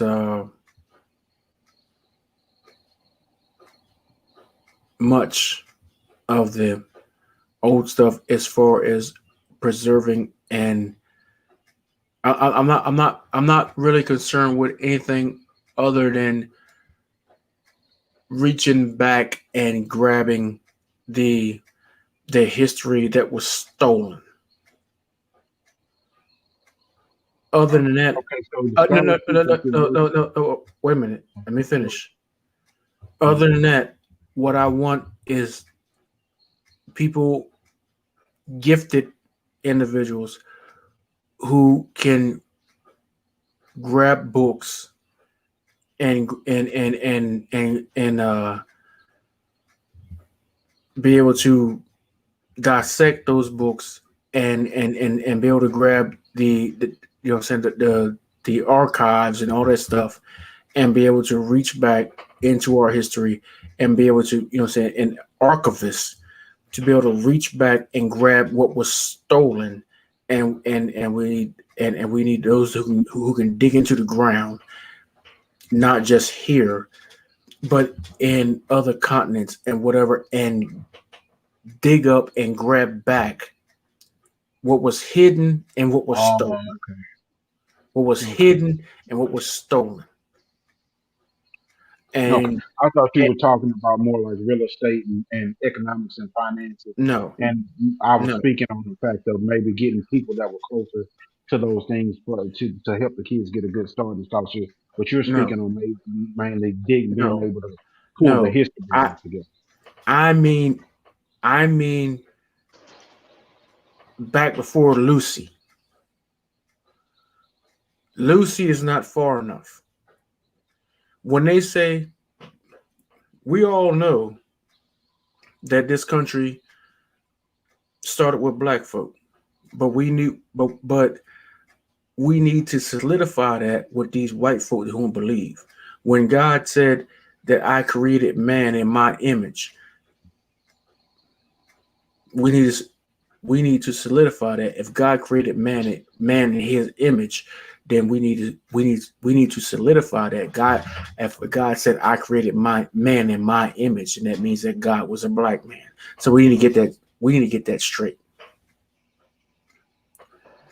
And we need to make sure that these white folk know that you are a mutant created from a black man who moved from Africa, who could not handle the sun that he was in, and you changed your diet. You started eating barley and other food, and you could not, and you moved in a place where the sun was weakest, and you are a child of a black mother. And then you came back and you rebelled against your mother and your father. And that's how you are. You are a rebellious child who enslaved your parents. And this is what it is. And you will pay for this on come Judgment Day. And this is what it is. So And when you try to press the Bible against black folk, you were pressing this Bible against your own parents, and you will pay for it. Book of Deuteronomy was these same black you were pressing this against your own parents and putting them in exile. You were in Jerusalem. This is you kicking your own parents out of the promised land. So we will be able to show all of this in the end times. So I'm just saying that we should be able to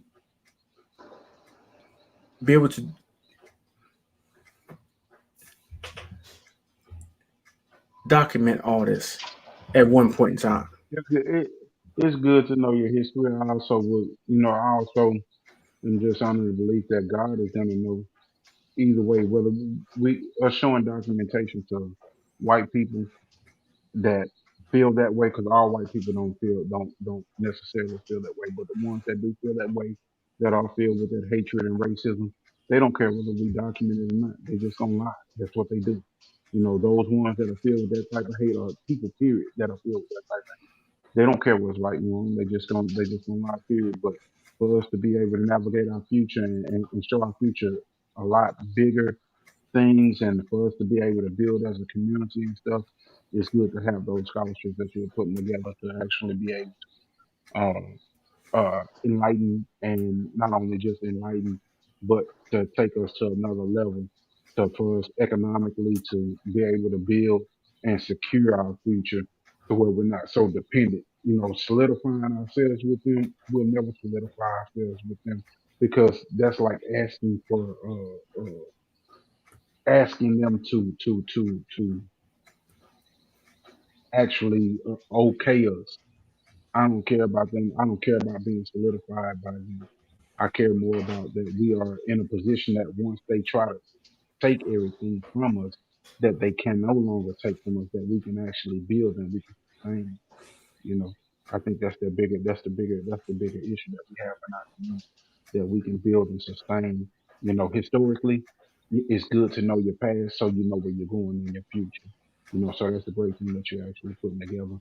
But we also need to be able to build and sustain by actually having kids prepared to go into economic fields and whether it's business, marketing, operations, building and knowing the real estate, knowing the stock market, and whether it's actually having to one day transition over and build our own, you know, if that is what need be. If we can build as a country and it's like more people start to see the worth there because we're doing it anyway, then fine. But to actually solidify ourselves with people that don't want to see us in that light, they're never gonna see you in that light if they don't want to. So I don't personally put stake in trying to make them accept me. I don't want to be accepted by them if I gotta make somebody accept me. That's black, white, Hispanic, Asian, no matter. If I gotta make you accept me, I don't need your acceptance. But if you respect me and respect what I have going on because I can sustain myself and because I have value within myself, then it's good enough for me. Well, I mean, there's some people that obviously well, I'll tell you what, this is how I was raised. Mm-hmm. The word of God is not to be what my grandmother say. It's not to be debated. That's what she said. Yes, that's correct. You don't debate the word of God. It means you don't sit back and say, "Oh, well, this is right and that's wrong." You don't debate the word of God. And that and what I just said is what I was raised on. So there's some. So what I just said, there's some people who are like, well, okay, well, yeah, blah blah blah blah blah blah. So, but it is what it is, and it is what it is. Some people may laugh. Some people might say otherwise. I mean, it's what you believe. What you believe, but I believe what I believe. And some of your most loved people that you recite their most famous quotes, that's what they believed. Whether it be Malcolm, whether it be MLK, whether it be FD, whether it be HT, whether it be Edgar, whether it be many of them. You recite many of these historical figures, martyrs, in many cases, who said a lot of these things that you will turn around and say years later, well, I don't agree with that stance. But you quote that person. And you say, well, I believe X, Y, and Z, but you don't agree with that person. But you quote that person. It makes no sense. That's not standing on your square. Mm-hmm. You can't quote that. You can't quote that person and say, "I agree. I agree with this stance." And saying, but this guy was a martyr for saying for you to live and for the for your life. He died for he died for you to have the rights you have, but you don't agree. And you quote him, but you don't agree. You can have it both ways. Like Medgar Evers, his mother, family friend. Can't have it both ways. Doesn't work that way. Does not work that way. From personal experience, does not work that way. From personal conversations, does not work that way. You know the biggest thing when you say that it did bring a scripture, two scriptures to my mind. And Deacon brought one of them up the other night, and it's one of my favorite scriptures. I also had a piece of paper that scripture was written on, and that scripture was greater is he that is in me than he that is in the world. And then the other scripture was the one of, do not cast pearls among swine. My sheep will know who I am. When you talk about that not for debate, that's how it is. When you know the word, when you know in your heart, consciously in your mind that what's right and wrong already, and you know the word, and it matches up with the word when you test it against the word. That's how it is. It's like you don't have to debate. So yeah, I felt you when you said you don't have to debate. Your grandmother told you don't debate. Mine told me the same thing. Yeah, that's why people always say politics and religion is something that you just don't debate. You know it. You have your personal relationship with God, and you build on it with like-minded people. You fellowship. That's one of the reasons that some people may not go to church. It's one of the reasons that I do go to the church. I do church online right now, but that's one of the reasons that I do my church, because I get a chance to fellowship, and I don't look at no man as God or nothing like that. That's why I said I don't look to other people for to solidify me, or to be accepted, because I believe in God. I'm not looking at a man to say God like they have to accept me for me to be a whole person, because they believe I'm 1/8 of a human being or whatever. There's some whole hateful stuff. Eli, give me a second. Mm-hmm. Right. Eli, my brother. What's going on? Man, I'm just running miles down. I'm actually behind, but I was determined to run my route backwards tonight because I get finished earlier when I run it backwards. And I'm running behind because I got a certain deadline at one of my stops, which is usually my first stop. But when I run it backwards, it's my last stop. But I forget that, man. They got to get this work today. I ain't trying to be getting home. I ain't trying to get home at 10, 11 o'clock in the morning, man. Bump that bull crap. I can get finished. I might get back, about 9ish or sooner. If I'm not late to my last stop, I get home about 8:30ish, 9 o'clock, something like that at the latest. Is that whatever happens on these next 3 stops is going to determine how I finish up. And I'm just trying to knock it out, man. I'm in Decatur, Alabama right now. When I knock these 3 out, if I can be heading to my last stop on the Alabama side by 15 after 5 a.m., then I'm good. But I don't see that happen because it's 18 minutes till now. Well, I mean, it's still some possibilities, Still some possibilities. Bro, I ran this week a couple times, but man, dude, that's how I've been when I be doing my runs. I be like, look, man, I'm trying to get in and get out. They be trying to get me these runs at like 5 o'clock at 5 o'clock in the evening or 3, 4 o'clock in the evening when you ain't gonna get back in till 10, 11 o'clock at night. Man, I'm trying to get up early while everybody ain't while everybody ain't moving, I'm trying to get up early. And by the time they actually get on the highways, I'm actually at Right, my drop points already. And then by the right, time I'm getting off the highways in their workplace, I'm on my way back home. That's why I like that 4 o'clock in the morning, 3 o'clock in the morning. Most time when right. we be on here talking, like right now, 3 o'clock in the morning, 4 o'clock in the morning, I've been took off. I've been picked up my load. I'm already traveling to my destination.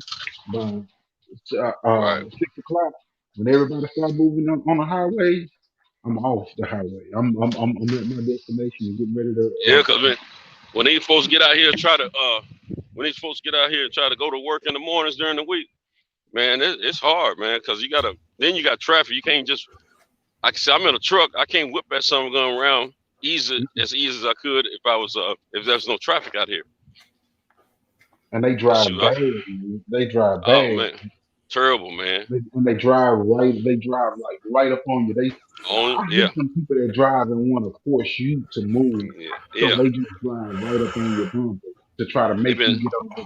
If you want to make me get over, then that means you can get over. Go along. right, exactly. And Man, then they've been asleep. They've been but asleep all night long. So Patricia Shelton never came in. Oh man, Nah, that's she a gonna tease. cheat. That's a real bad tease. One day, I'm surprised y'all. And it's my last night on. This my last night on here. That's a damn shame. You hear that, Patricia? You could have helped Terrence out tonight. This is last how you say it, smart. I can't even get the word up. My last Soiree or something like that. my last hurrah. Yeah, that wouldn't use that one too. too. Continue to network with the brothers and push your mission.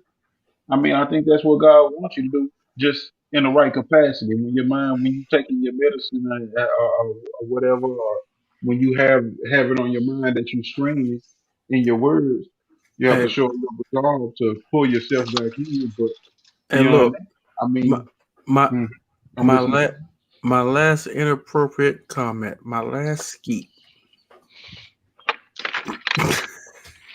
What is that last skeet? This dude here, man.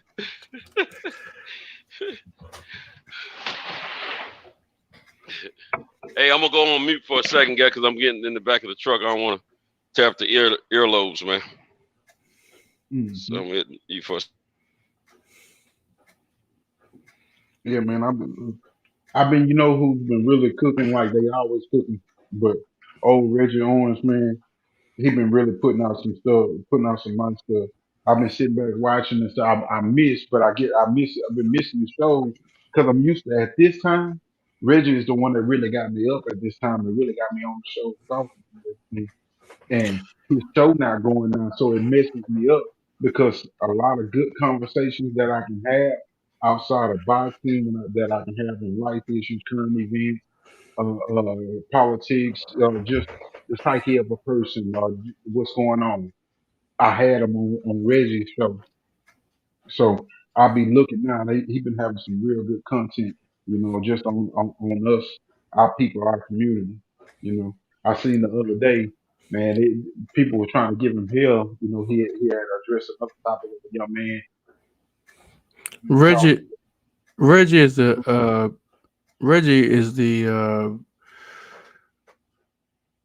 Instagram Black folk news channel for everything that's corrupt in the fucking world. Yeah. That's Reggie. I like to see anything that's fucked up in the world that's on the Reggie channel. Yeah. I like to say I don't know why I be missing his lives, like I'm not getting notifications or what. Every once in a while I get to pop in lives, but I love being able to go into those lives and actually talk about everything with him. Because it's different when you catch the replay, and then I'll be texting Reggie like, "Say Reggie, you was right on this, or whatever. Or, man, this, or my thoughts was this. And usually, like, it'd be good to have those conversations because it's like they just promote thought with everybody and to go further and further into the thought of everything. But man, I really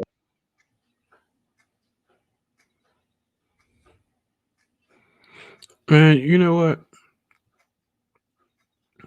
I gotta be honest. I'm sitting here looking at this emoji that I got up, and you say what? I'm look this emoji that I got up for myself, Mm-hmm. and I'm taking a really really good look at it, and I'm seeing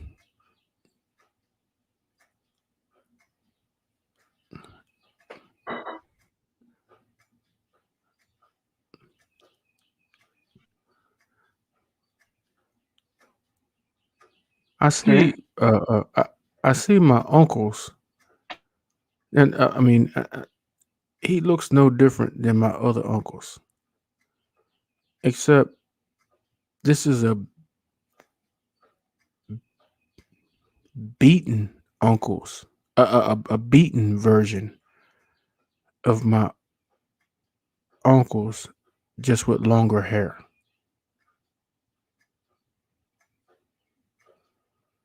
I'm looking at his face. He looks exactly like my uncle Boogie and my uncle Marty and my uncle Mark, but without a haircut, and like he's been uh spent a life beaten up. That mark on his face.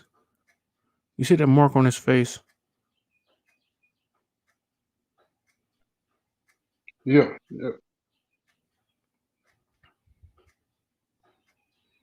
And through history, people try to say that was, he was Native American. He had Native American in him. There's no Native American in the Bailey family. And so his name was Frederick Douglass. His name was not Frederick Douglass. His name was Frederick Bailey.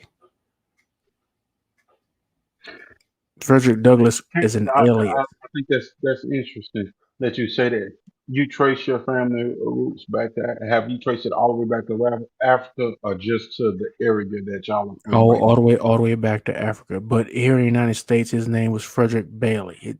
Frederick Douglass is an alias. now? I'm saying all the All the way back to West Africa. We know our name all the way back to Africa, all the way back to West Africa, which I will not give that name out on social media. That's what's up, bro. That's what's up. I think that's a beautiful thing to be able to track it that far. The furthest I've been able to get is 1792 with mine, and I've been able to kind of pinpoint that whole South Carolina movement and all of that. Which that right there has Native history and also African history, where the ports, where everybody came in.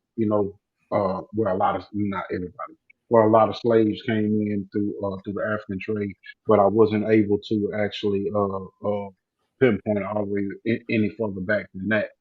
But I did get that far, just off of what my family had documented back to 1792. That is something that has been interesting to me and something that I have wanted to know more about as far as that goes with knowing your family history. I did get to the South Carolina, and I did get back to Haiti, but Cuba, more around the French embassy in like 1865 or so. I did get around there, for those Haitians that had went over to Cuba and were in Havana, Cuba, And where you where the French what, embassy. what and where you originally from in the United States? I'm originally from from Baton Rouge, so that's why I Uh, have that French heritage, and you know that what? Haitian heritage. And Uh-huh. and you know what? hmm My son's mother is originally from New Orleans. She probably has the same type of heritage in her, where it's the mix of the African and French, and there is some Indian in some down there too.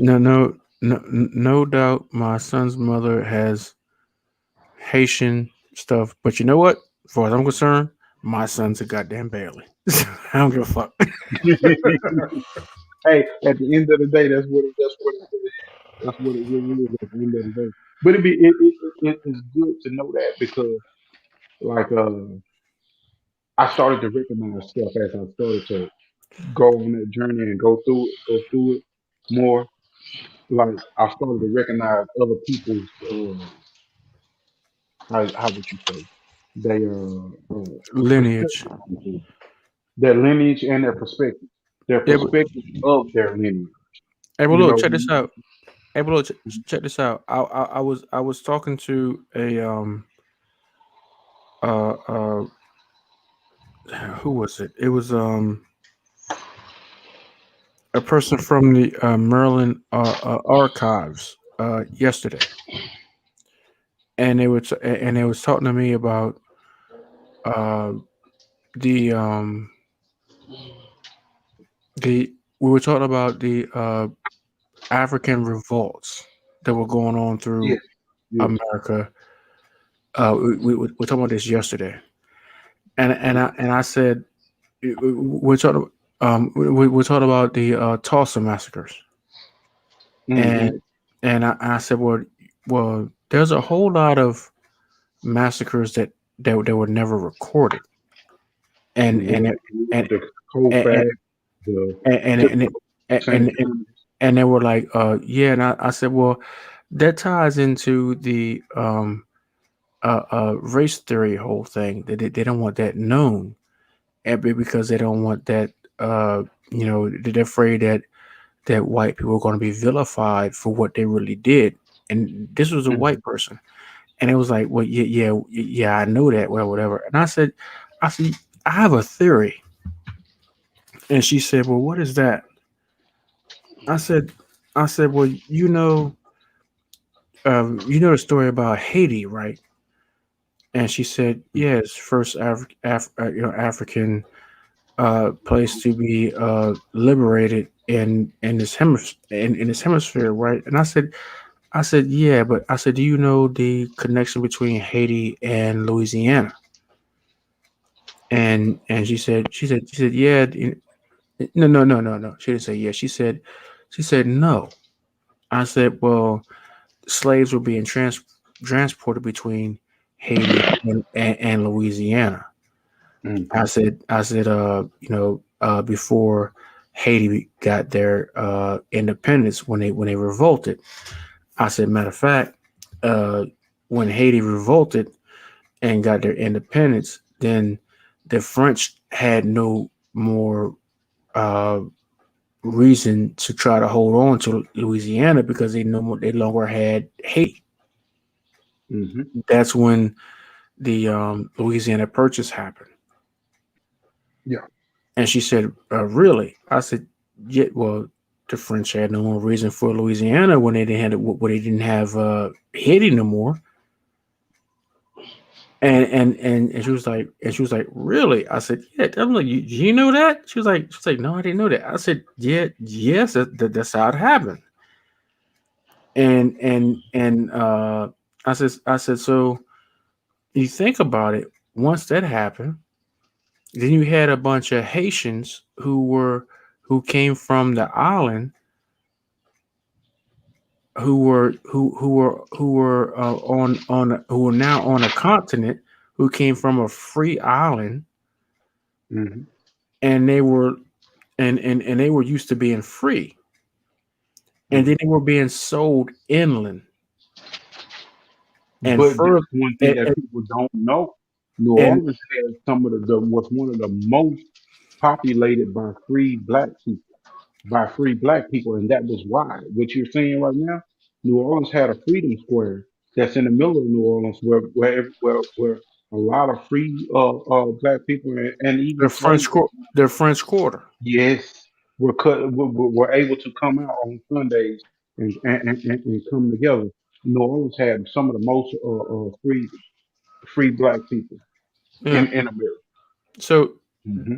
they were being sold out of New Orleans as slaves, and then they were being sold into Mississippi and Georgia and Georgia and whatnot. And then this is where these rebellions were being started. Yes. And I told her, and I told her, I said, you think about it. If I guarantee you, if you can trace back these rebellions, I bet you'll find a Haitian. Well, check this out. Okay, you know that whole Trail of Tears trying to lead from over in Florida back through over to Louisiana. It follows those people like as if they were trying to get back. You know, like a lot of Louisiana, as far as like Saint Tammany, New Orleans, Saint Helena, the different parishes around there. Those parishes are called the Florida Parish because those parishes were actually West Florida before the Louisiana Purchase, and in between that, the Spanish and that what's that 1765 or something. My dates is mixed up right there with that one. But that war that went on right there with the Trail of Tears, where they were talking about the Indians being pushed out, really, like that was really one of those type of times when you were saying those revolts were happening, and when they were maneuvering people around from those islands too and putting them in there. And if you notice, like Florida has a heavy Haitian population too. The people, when they think Haitian, they talk more about Florida than they actually do about New Orleans because they hear that they know about the French thing with New Orleans. But why do these black people have this accent like that? Is really the Haitian black people or those African slaves that they transitioned over after the Haitians died because they had no contact with those Europeans for so many years, ever or for so long that when those Europeans came over, they gave them plague, and 92% of that population nearly died off.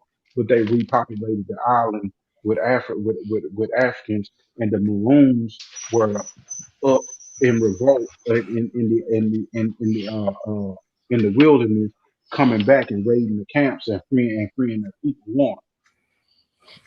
You know, so it was like we have that African Haitian mix between the real Aboriginal people of Haiti, you know, and the African slaves that they brought over to actually repopulate because they took in 1492 from Haiti, they took like 300 slaves back, and out of 300 slaves, I believe only like 50 of them may have made it, or less, made it back over because of the plague and the diseases that they were not used to coming in contact with European people.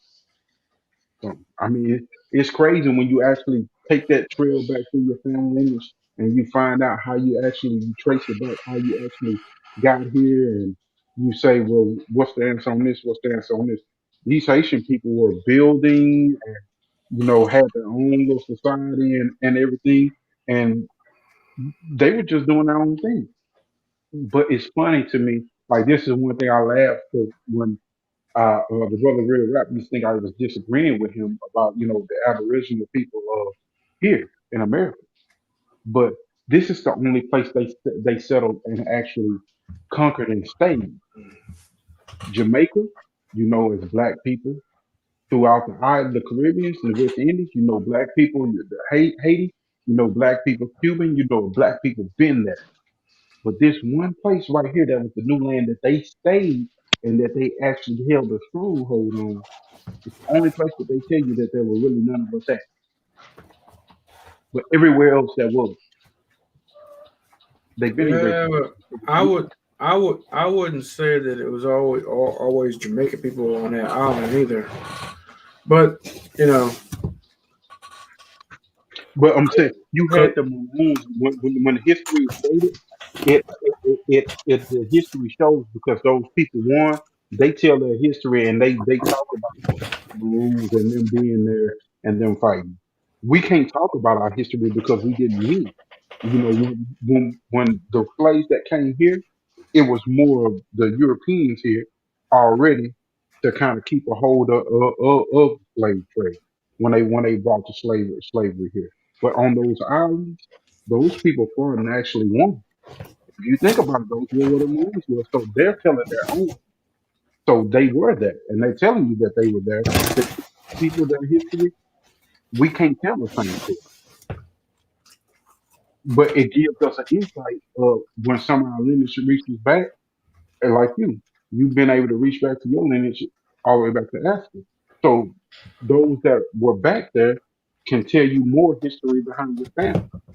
You know, the ones that were back there in Haiti can tell me more history about that piece of the family. The ones that, if I ever could reach over to Africa, could tell me more history of the culture and what the people were like. Maybe not my direct answer, because of where I am, but here, those people that were here, because we've always been known, and I believe everybody's descendants of Africa from one point, because that place right there to be the motherland and to have all those people that were world travelers and all of that, and actually great shipbuilders, those people set sail and have have been historically linked to all these different places. The spice trade, the routes that people were taking to get those spices in Africa and the West Indies selling around the tip of Africa,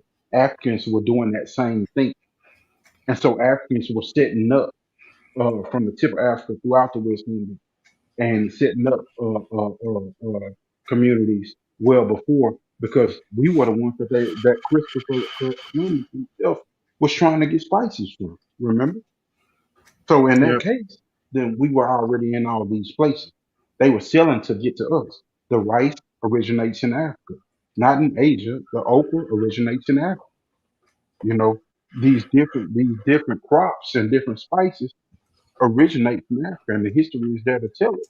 You know, but it's just a matter of us really opening our eyes and realizing that we don't just have to take a piece, because I can't just claim a African heritage without knowing the Haitian heritage of my people too, and say, "Oh no, I'm just African," or "Oh no, I'm just this," unless that is really what I am. But as a whole, Black people, man, we come a long ways, and we come from a lot of different places and backgrounds, and it's not just linked to one. Yeah, I mean, it's linked to one, but it's not just one way or the other. We had a lot of different beliefs, a lot of different religious, spiritual practices, and all of that stuff. You know, Chance, you okay? Yeah, I'm good, man. I'm listening. Yeah, man. I had a thought in my mind. I'm trying to remember what it was.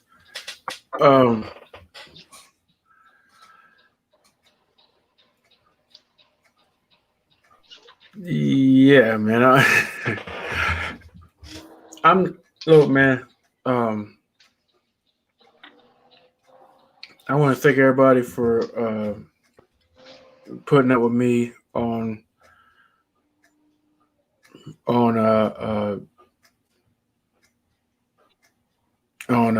Kyle's platform, and when I was on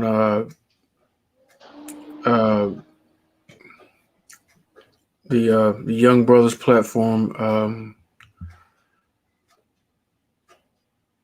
Damn, what the hell was his name? Is just on here hooping and hollering. H Money. Yeah, H Money. Hey, look, man.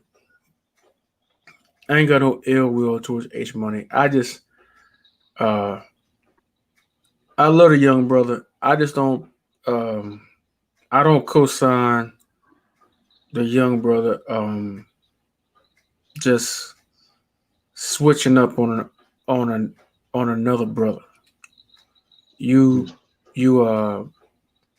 was all for, you know what I'm saying, another brother in the community, and then you turn around and you switch up for somebody else outside the community, and you say, I caught in line, and this and other, and you really didn't. And even if you did, or what you thought you did, what you really didn't, especially for an individual who has a career of cheating, and you want to do that for someone in your own community who has no history of lying and cheating in the sport, and you want to switch up on your own brother who has no history of lying and cheating in the sport for someone who has tested positive for stuff, who has come in the ring with tainted gloves, who has cheated fighters and paid off officials and the whole 9 yards, and do that against your own people, and then come back and blast out and attempt to blast out your own people. I can't respect that. And you gonna come back and try to out talk me. Now, I'm not somebody. I'm nobody special. Yeah, I might be a nephew of Frederick Douglass, but there's several hundred of me, so I'm nobody special. I might be the spokesman of my family in my capacity, but I'm not an elder, so I'm nobody special. So I'm not saying that that you shouldn't be like saying, well, I'm Terrence Bailey, you can't do this to me or whatever.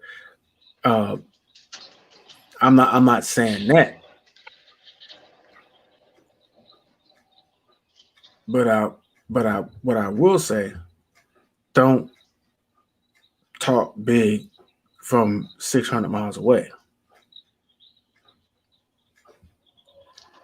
because we still grown ass men.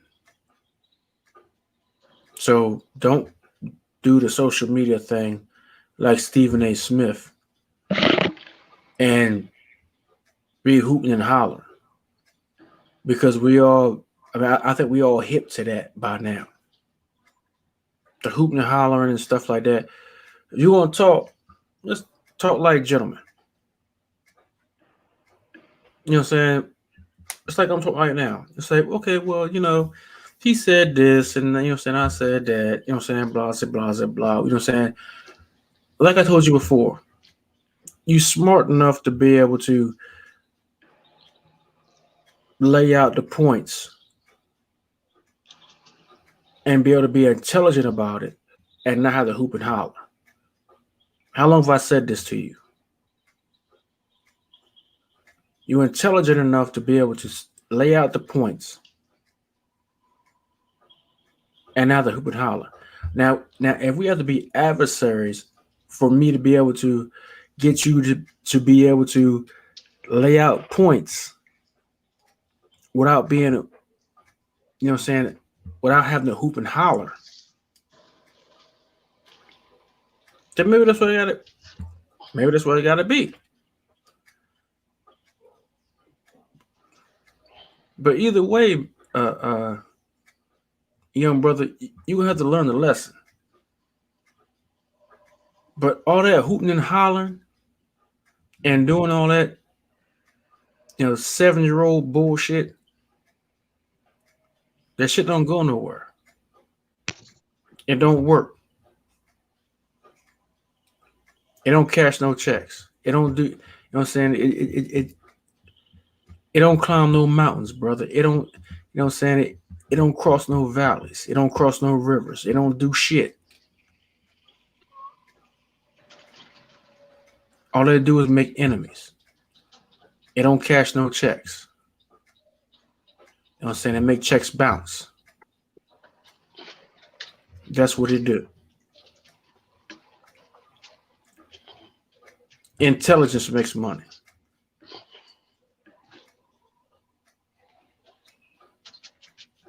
Intelligence drives forward.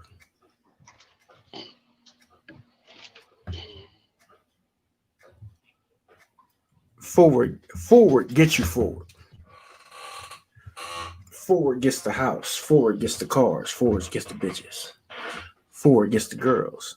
Forward gets you the house. Forward gets you everything. Forward gets the property. Forward gets you everything.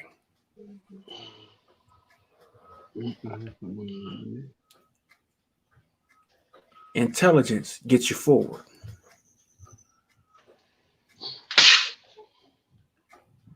Hooting and hollering gets you backwards. This is my last YouTube appearance outside my own platform, and on my own platform, I'm not gonna be doing this. You won't be getting this on my platform because I'm not gonna be. I'm not gonna be doing this, man. Not for you, not for nobody else. I'm not gonna be doing it unless it's an extenuating case. So unless somebody tell me that you done extremely fucked up, I'm not fucking with you on my own page because you're doing some extenuating fucked up shit. So unless somebody telling me that you did some shit where you on your deathbed, I'm not doing shit for you on my page. You're doing some fucked up shit.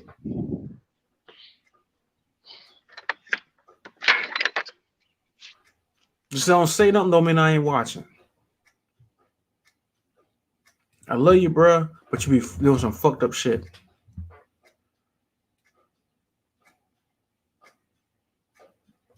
I've asked everybody to stay off your ass. The whole time I've been on YouTube, I've asked everybody to stay off your ass.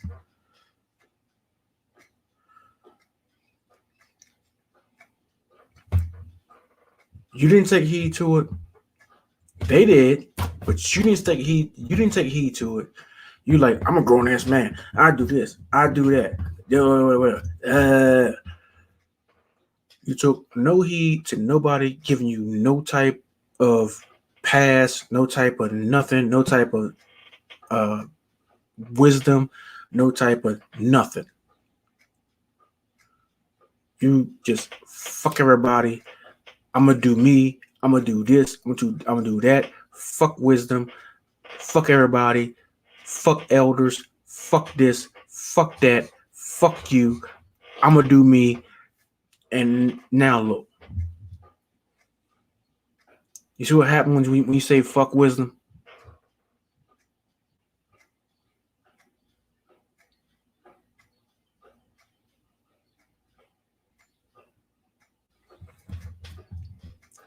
I can't help you, bro. I can't help you, bro. I've never met a dude like you. Not even a private in a military. I've never met a dude like you. I've never met a dude that I had to train like you.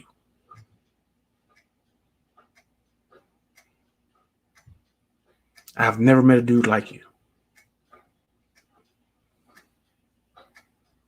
Maybe in the military, where I've had total control over you, maybe I could do something with you, but probably not. I would probably have to recommend that you would be discharged, but I can't say for sure.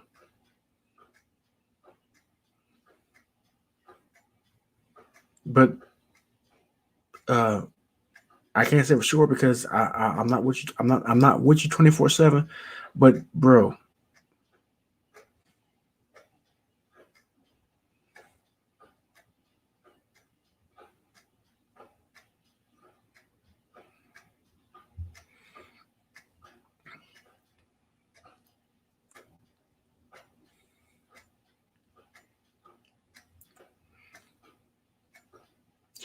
you got my phone number. You could have called me. You could have done anything. You've done none of it. Granted, I could have called you too, and I did none of it. I just sat back and watched. It's best for me to watch your actions.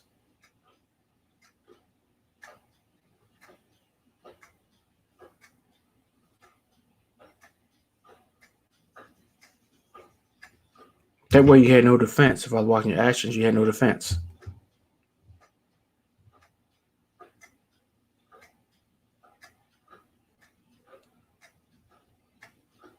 That way, if you call me, you have no defense for your actions.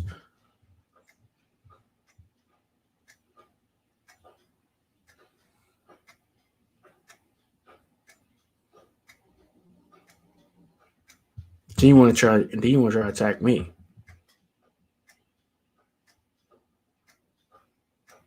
Because you said, well, I hold you up with Devin Haney. I hold you with Teofimo Lopez. Ask Teofimo Lopez, has he ever heard from me?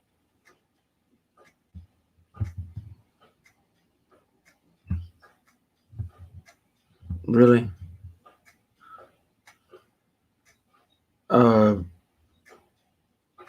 Bill Haney heard from me from live chats before I even ever had his phone number.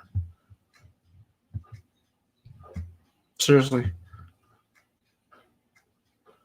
Ask Bill Haney, when's the last time we talked? Bill Haney has more things to worry about than me. I'm not saying there's problems in that camp, but I think they're trying to grow their camp. Oh shit! And I still have something I gotta deliver to them. I've been freaking swamped with conference calls and meetings and stuff that I still got something I gotta send out there to them.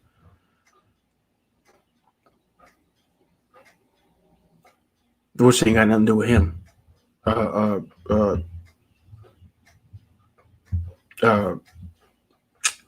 H Money. Which I still can't even remember H Money's real name. He told me, and I still can't even remember it. He told me, and I think I forgot it within 10 minutes.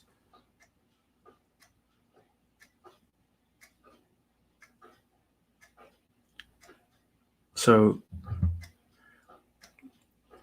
that's a good question.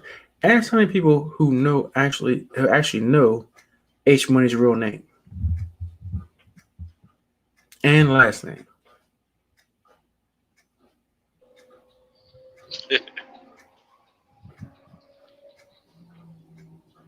That's it. Nobody man talk that loose and that crazy right there. Most people on here don't have that. Ask some people know H Money's real name, last name, and nationality. I can remember his nationality because I knew a lot of people from there. But ask some people know his first name and last name and nationality. Yeah, Tim Shane, that ain't even worth talking about no more, bro. H Money is H Money. I don't even take him seriously. It just is like, damn, don't ruin the show all the time. But I don't know. You really can't take him seriously because I don't know if he's trolling or if he's serious half the time when he do stuff like that. So I think it's just content, and that's what it is. He's doing his content. No, the problem with him, for him, is content. And see, everything that he did on this page, he would clip it and he would put it on his page. Yep. And see that bullshit he just tried on me, he would put it on his page and he'll make it content.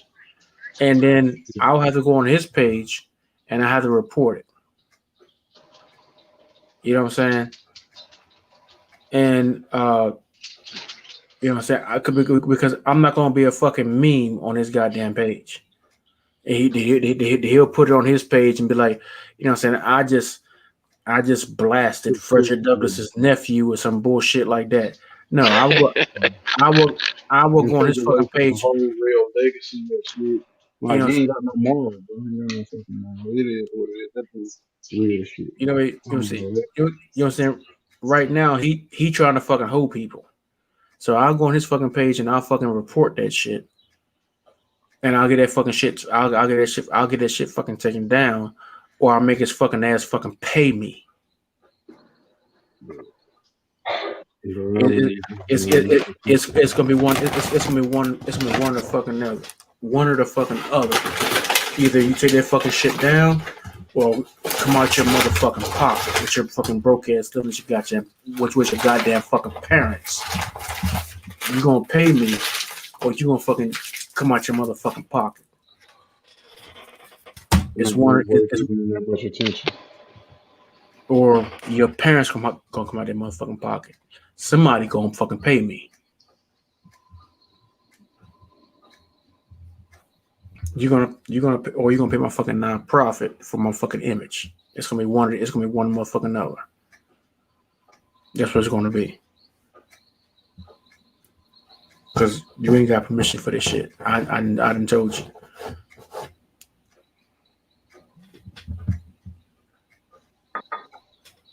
you. So you can try that bullshit. You can try it. You play pussy, get fucked. And ain't nobody nothing but me.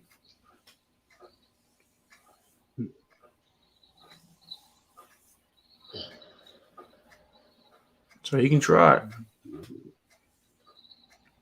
We was cool, but you can try to fuck me, and you gonna find out what the fuck happened. I can be a nasty ass motherfucker. You can try me.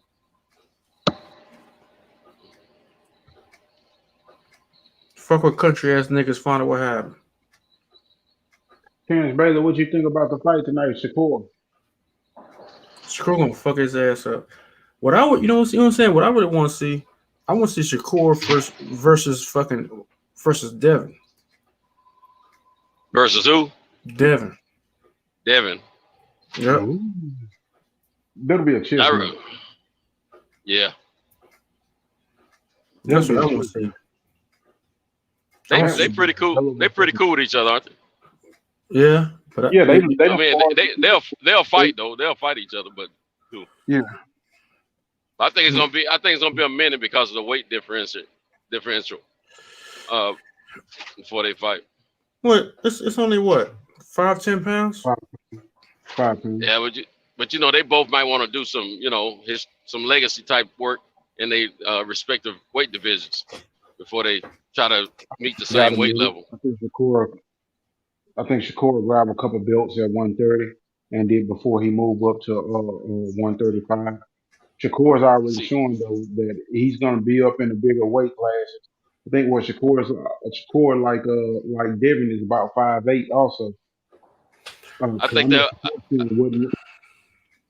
if they do fight, I think it'll be at 140. I don't think it'll be at 135 because Devin he'll move up pretty soon. What is he don't have to. What is Shakur fighting at? What is Shakur fighting at tonight? 130. Yeah. What is it, Eli?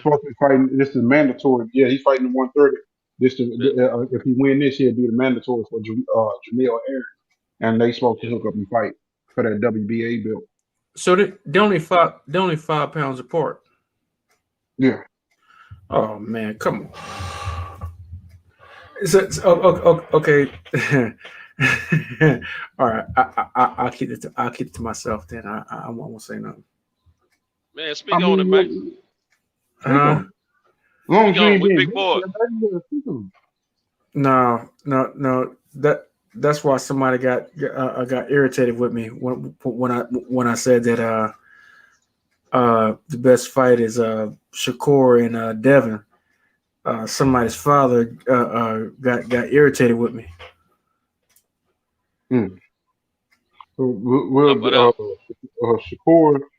Shakur 5'7", so he might be more in that 140 class, maxing out. But he, I don't know. He been boxing with Terrence, who's at 147, and he been getting some work in with him. I'm not saying he been getting the best of Terrence and no shit like that. His arm, but hey, but look, I got an interview that's going to be scheduled in about It's gonna be scheduled in a few hours with Paul Andrade. Okay. We'll have a conference to schedule it with Paul Andrade and Demetrius Andrade. Yeah. We'll be scheduling it at 11 o'clock Eastern time. This has been a couple. This has been a couple months in the making. That's his dad. That'd be interesting. Paul Andrade's dad, and he said Demetrius should be with him at 11 o'clock. Excuse me. Matter of fact, I need to go to sleep. Yeah, we ain't getting none of that, bro. Yeah. I'm about to get it. I'm about to go get some water, 2 bottles of water. I'm about to go to bed. Who's Demetrius is scheduled to fight somebody coming soon, huh? Nigga, I don't know, cause I'm sitting here with y'all monkey ass. I'm about to go get some water, and I'm about to go take a nap, and get up in 2 hours, and get on Google and find out what the hell's going on, and so I can schedule this goddamn interview with Demetrius Andrade's father, and talk to Demetrius Andrade. Me and Demetrius been texting back and forth for goddamn fucking 3 months, and I ain't getting a goddamn thing done. Fucking with y'all motherfuckers, and man, you know you love us, man. Man, fuck y'all niggas.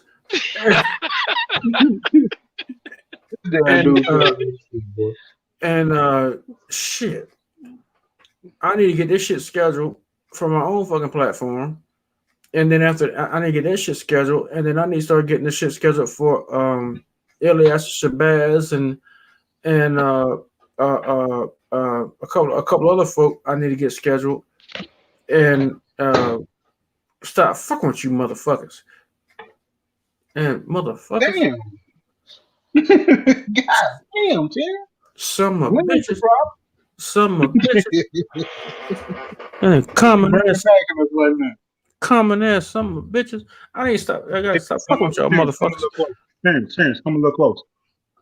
I can almost see myself. The what? I can almost see myself. Yeah, fuck you. I got to get the fuck away from y'all motherfucker. That's why fucking up my goddamn profile. Common ass motherfuckers.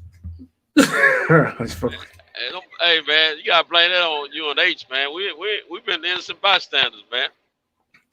No, we've been laying in the club. We've been hey Terrence, you got my you see I hit you up on Instagram, right? No, my phone plugged up. My phone was dying because y'all was hitting it with fucking porn and shit. Nah, that wasn't me. I got my own porn. I don't share mine. That was Reggie. Hey, well, it'll let you know. Right now, Cito. Hey, look, that was Reggie and Patricia Shelton. She don't sign off on us, man. She don't sign off on us now. She said she had to get up and take care of her mother, man. Highly anticipated in the chat. I'm just fucking with y'all. I'm playing. We know, man. We know you are brothers, man. Hey, I'm telling you, I'm very happy that you came through and shared what you shared with us, man. We didn't have to find out, through speculation from other people, which that was beautiful, man. So I appreciate that. Yeah, man. Hey, look. Like I said, man, when you see these black initiatives going on, man, don't let white folk outbid you, man, on black folk shit. This is the problem.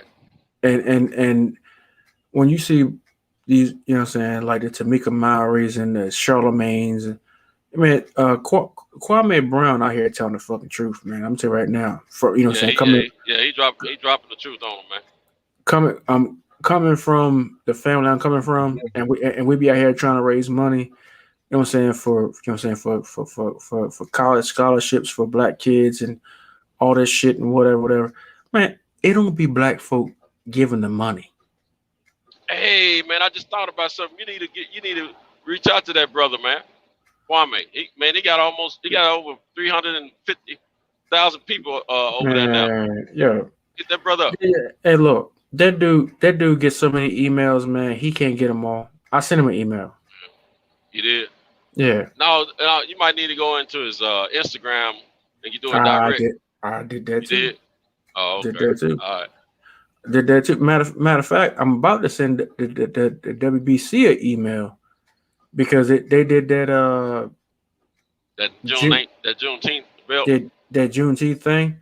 And I'm like, okay, well, why don't you send a I'm thinking I send an email. Why don't you do the Frederick Douglass freedom thing?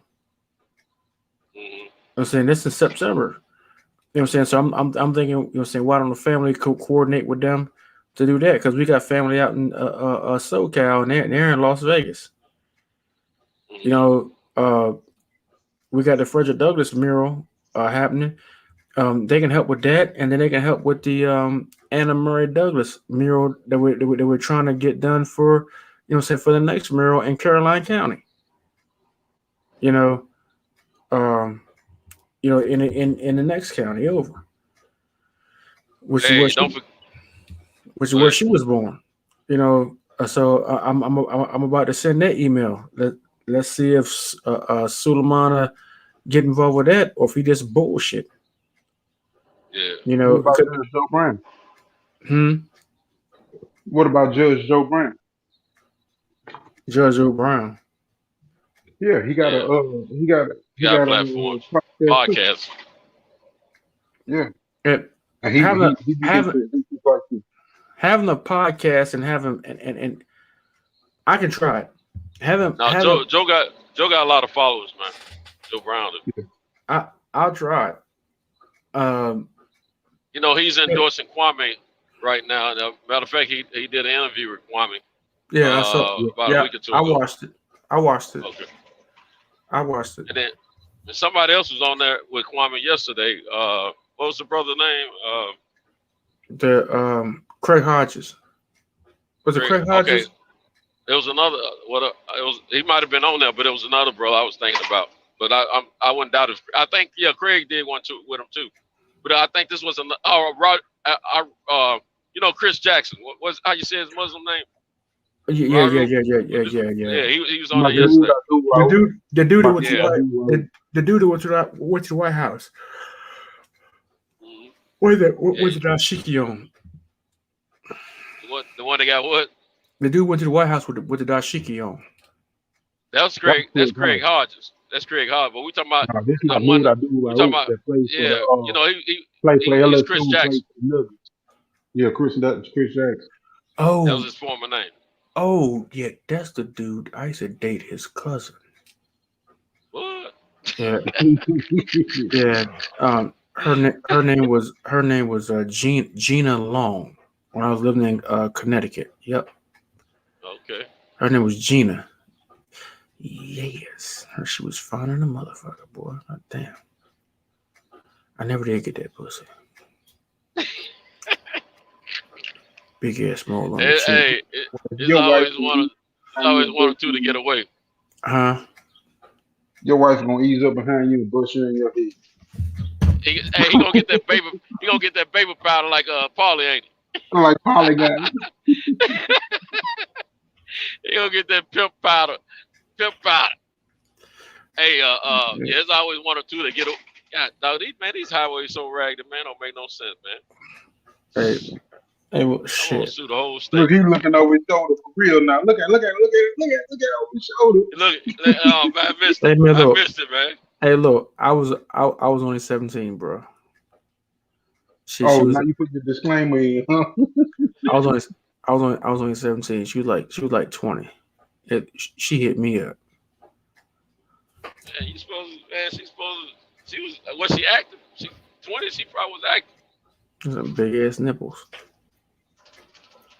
Well, at least you found that out. Mm-hmm. Don't look over your shoulders if you're gonna keep on telling. Look. Hey, look at her. Look. Is anybody back there? She beats me. See a frying pan come out the corner in a minute. She. Now we're gonna see. She beats me. Hey, look, man, I'm getting the fuck off here, man. Y'all gonna be fucked up. Hey, look. Take your ass to bed. Hey, look. I lift weights, but not that many. Hey, look, I'm getting the fuck out of here. All right, Terry, we appreciate you, bro. And hey, man, nothing but great results and happiness from this point on for you, my man. Yeah, I'm gonna slide through on Fred's on Sunday night, man, and get my last salute, man. And Terrence, look out, Terrence, look out, Terrence, look out. Man, don't do that shit, man. Shit, my fucking gun in the fucking living room too, man. Don't do that fucking shit. Shit, they goddamn both my guns in the fucking living room because they by the front door, man. Don't do that fucking shit. Shit, I got 2 guns by the fucking living room and 1 by the back door. I'm in the fucking den. Don't do that fucking shit. Look, the daylight coming in on your ass. Time for you to go. Yeah, man. Hey, look, I can't shoot the fucking screen. Your ass ain't in here. Your fucking ass safe. Don't do that shit. Hey, all right, man. Yeah, don't do that shit, man. Your ass safe. You too far away. I could have shot your motherfucking ass. Yeah, that crazy. Man. All right, man. All right, bro. You take care, man. All right, man. Peace. All right, take care.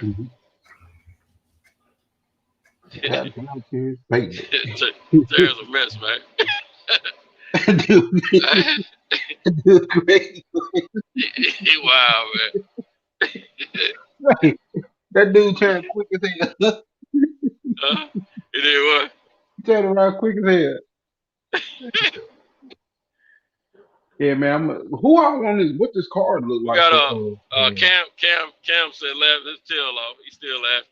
Highland Anticipate said, what's that on the stair? Hey, look, he was when you see that Highland Anticipate was saying, what's that on the stairs? I saw this when I started fucking with him. Talking to him. Look out. Look, he said, take your yellow ass just to sleep.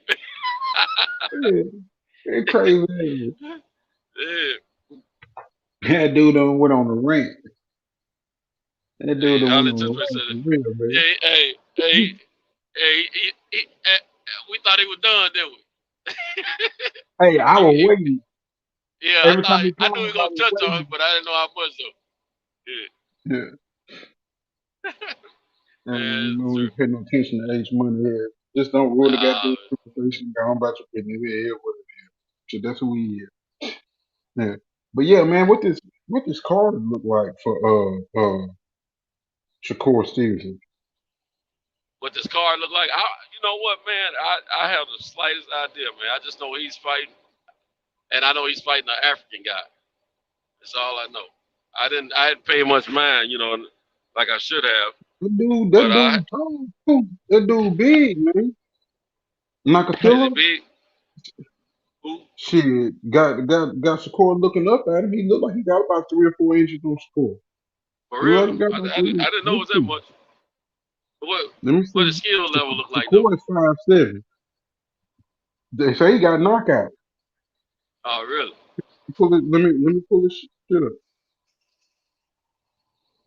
Let me pull this shit up. He obviously been getting searched up because I ain't even get Jeremiah spelled out all the way. And his shit came up. He got 1 loss. But yeah, he got knockouts. Shit. Right now he on a 1, 2, 3, 4, 5, 6, 7, 8, 9, 10, 11, 12, 13, 14, 15, 16, 17, 18. He got about 18 knockouts out of 17 knockouts out of 21 fights. 17 knockouts out of what? Out of 22 fights, he got 17 knockouts. Oh, that's pretty good, man. Yeah, that's pretty good. About 80%, he got 1 something like loss that. in the majority of the decisions. Mm-hmm. It sounds like the makers of a fight to me. We're gonna see. Yeah, I'll be some excitement there. So this sort of like a step up fight for him then. For Shakur. Maybe for both of them actually. If it depends on what kind of opposition my man has had. Seemed like for both of them. Mm-hmm. I'm trying to see. I'm Just trying have, to see Phillip profile because he looks tall, bro. He looked like he every bit of 5'11", 5'10". oh yeah. And Shakur, yeah, he bigger than Shakur, bro. Mm. He big. Let's see. It's gonna be some excitement. Hey, what they say? Get your popcorn. Get your popcorn. So what's the fight? Hey, Man, we'll see. I'm bouncing up and down on this long bridge down here in Huntsville, man. So I'm going, man. Every time you go to the seams, you just bounce. Man, feel like They take me for a roller coaster ride. yeah, like a roller coaster. Exactly. Like what I was about to say. Except if you got food in your belly, it's coming up. Yeah, hey, you know, I told you I was trying to pull this off so I can get to my last stop on time. Cause man, I ain't trying to backtrack if I can help it. It look like I might be about 5 minutes late on my last stop. I'm gonna have to be there. Shoot, man, I'm tired of getting home late every morning, man. It's ridiculous. You know, in case I would have an extra load that I could normally get by being home at a feasible amount of time, it'll be, you know, I need to be at home at certain times of the morning. But being that I can't get there, it keeps me from getting that extra money, man. That's why I was gonna leave them earlier this year, man. I was gonna get his route back to them because it wasn't, you know, it was cheating me out of money. But then they said, hey, what about this 900 we can give you? I said, let me think about it. I'll get back with you. Okay, I'll take it. But it was actually a little negotiation going on. I didn't ask for no money. They started throwing it at me. And my wife wanted me to ask for the whole 1,000 extra. But I knew it was pretty much fair on this route, you know what I'm saying? Mm-hmm. So I try to do business with business. And so I had muscled them enough, I could have. Yeah, I could have held out for the extra 100 because my clients that I deliver to, they want me on this route. They the ones that spoke up for me and made it happen. I wasn't even asking for no money. I was just gonna move on and do what I had to do. But I just went on. You know, I try to do the right type of business. You know what I'm saying? So good. Took the 900. I can make that 100 up. You know, doing something else. Hey, you know who else fighting on this card, bro? Jose Pedraza fighting somebody named Julian Rodriguez. Rodriguez. Yeah, at 140. You said Collazo? Jose Pedraza. Pedraza? Yeah. Okay. I didn't know he was on that card. Yeah, give me fighting on the card. Oh, what the crap? We'll see how it turns out. Somebody's vehicle done broke down here, man. I'm gonna get out of the way because I'm trying to turn. We'll see how it turns out. I don't know too much about the other fighters on here. Xander, Zayas, and Larry Friars at welterweight. Tyler McQuarrie, and Manuel Ray Rojas. Junior lightweights, John Baza and Kristen Edwards. Junior welterweights, 140 again. Brian Lua and Flavian Gonzalez, junior lightweights. Troy Isley and Laquan Evans, middleweight. Wasn't bad as I thought it would be. And I don't know too many names on the card except for Pedraza and honestly all I know is Pedraza and Okay. Pedraza and you know, cool. You know what's crazy? Sometimes even if you don't know the names, you still get a good fight out of it. Mm-hmm. Yeah. So I'm hoping there's some action. Oh, this gonna be on the zone? Shakur on the Shakur card.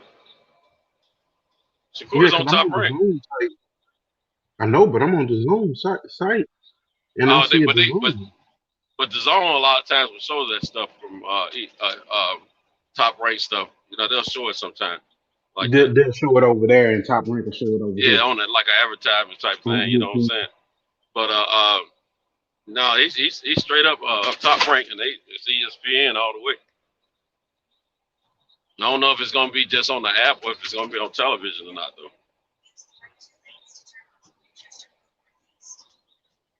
Let's see. It's ESPN. Okay. The zone might be showing it over there in the UK. Yeah. Well, you know what it is? It might be on Sky Sports.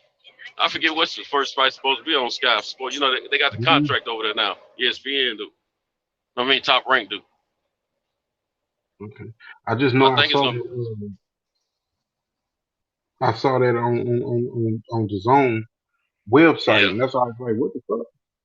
See, well, you can pull up some old Mayweather fights on the zone, man. Hey, the zone paying, they paying for content, man. I just realized what Cam said. Cam say, he said he was going to sleep with Kyle. Yeah. Oh, okay. Oh, I was trying to make out what he was saying with Cal. Okay, that's what he said. Okay. Highly anticipated. I don't know no Southern black people that feel a disconnect with West Coast black people, but I think West Coast black people kind of feel that way sometimes. I always hear the West Coast guys say that. I always hear them more say that, not us. We don't feel no disconnect like that. Not at least not on my end. I ain't never heard nobody. Shit. It's like shit. Everybody come from the South, bro. So that's how we look at it. Like my family that's in the West Coast, that's on the West Coast, that's in Los Angeles and Indio and fucking Oakland and shit, bro. It's like shit. Yeah, that's my family. I don't see them all the time. When they come back, Yeah, I think the South. I think the South is cool with either the West or the East Coast. My experience. Is that what you're saying, Eli? Yeah.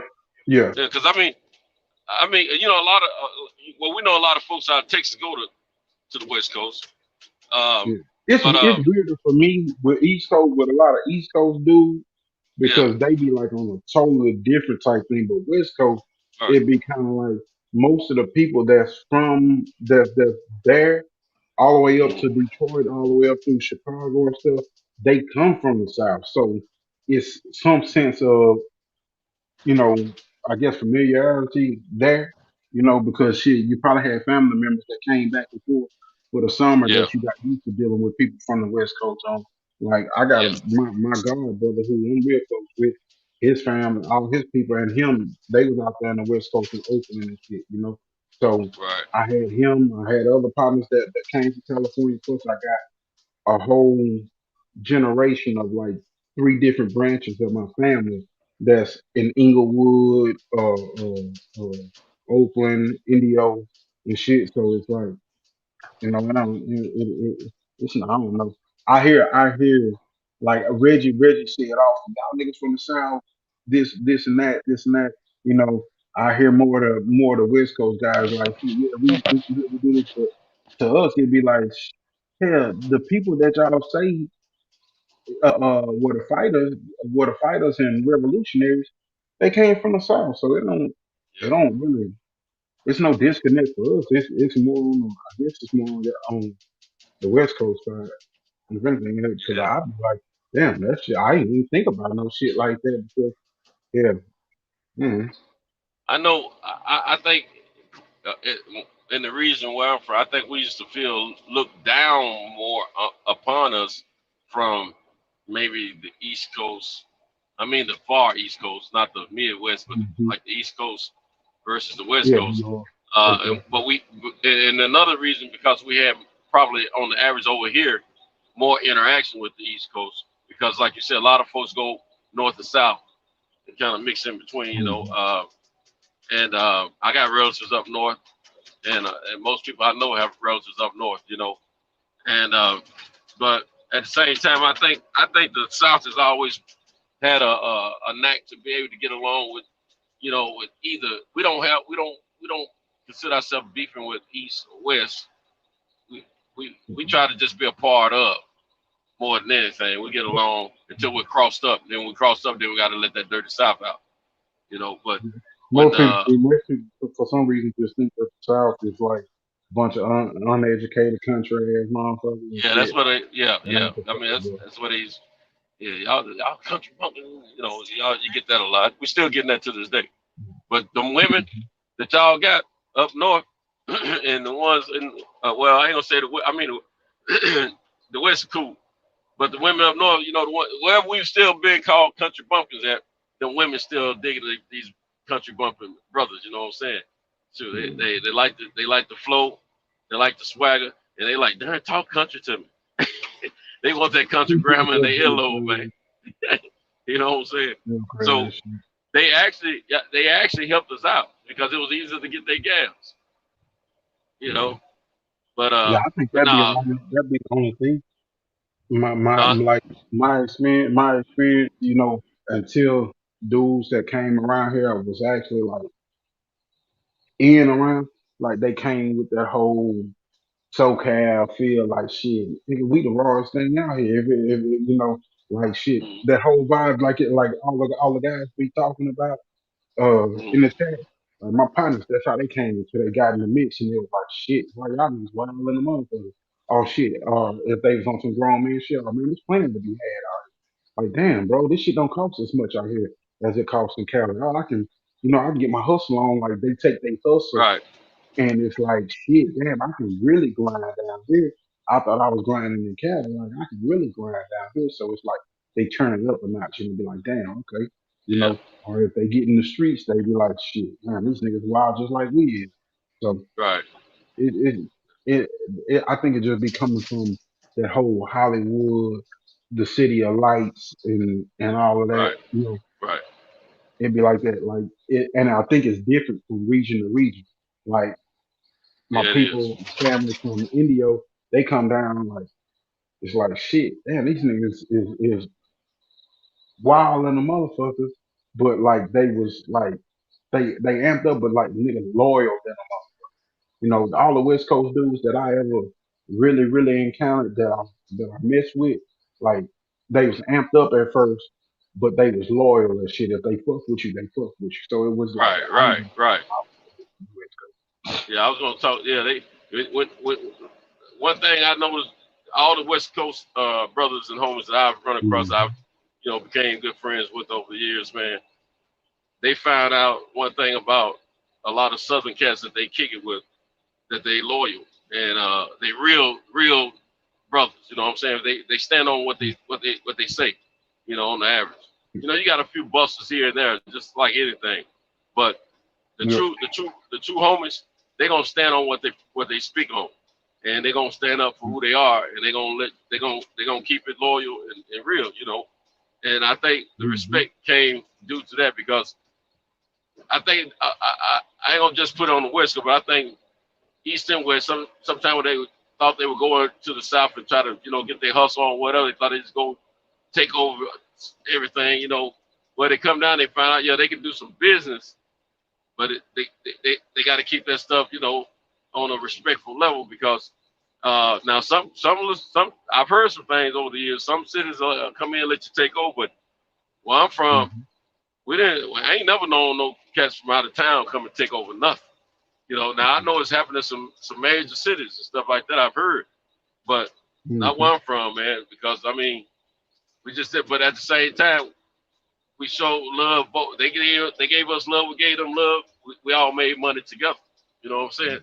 And so it was always cool. I know. Back in the '90s, late '80s, I know dudes was coming from Cali and shit, and motherfuckers was fucking around in the streets and shit, and then kind of moving and sliding in. It was like shit. It was cool because a lot of them was coming back fucking with their family, and not a lot of them was shit here moving on their own agendas and shit. Like that's how the gang bang was spread and all that. But a lot of them were coming back fucking with their family and shit. I mean. Like I'm from like how they anticipated just said. I'm from Louisiana, but I know like 3 of my grandmother's siblings moved to Cali, and shit, I counted 30 of us, and it wasn't even all of us, and on just one branch of my grandmother's kids, and grandkids and shit. If I know when we show up for our family reunions, it'd be like 100 and something of us, easy. Right. So I know shit. It's three more of them, Mm-hmm. So it's probably another two or 200 and some people that's part of my family, that's off my family tree, that's out there. That's how that's how I always saw Cali. I always saw Cali was just another part of the South, because that migration that happened was that back in 1965 or so, Right. 1960, Right. that migration of black people that went over there. Shit, most of them people that was came in 65 and in 70 was revolutionaries, was growing up. They came from the South. Right. Exactly. And We a we lot of people, like a lot of contrary. people from the South. Go ahead, my bad. No, you good. I'm listening. I'm gonna say it real quick before I get out of the truck. A lot of people from the South, my family, I'm speaking of, I had a lot of older family members, a few generations before me, that had to leave the South because of legal reasons. They don't hooked up or killed up some white person or something. So we had to go Like going through Midwest, Hamilton. we had to go total West or whatever, you know what I'm saying? So, I got family. I just found out, last year I got family in Texas. I found out years ago I got folks in Missouri. I found out a few years ago some folks in California. I don't know these folks like that, but I'm just saying that stuff happens. Hold on, bro. I'm gonna go on mute for a second. Let me get this delivery out. Mm-hmm. All right. Yeah, that right there, what Cinto was just saying, was real common back in the day. Like dudes, like even like that's the story of Bumpy Johnson. That's the story of a lot of gangsters that went up north and stuff too, that left from like they had killed a white person with this racist shit down here and had to move off and go somewhere else before they got their whole family killed or before they got killed. The family had to move or something. Like that's a real story down here, contrary to a lot of people believe, like we don't fight down here. Like, nah, that shit not like that. That shit not like that.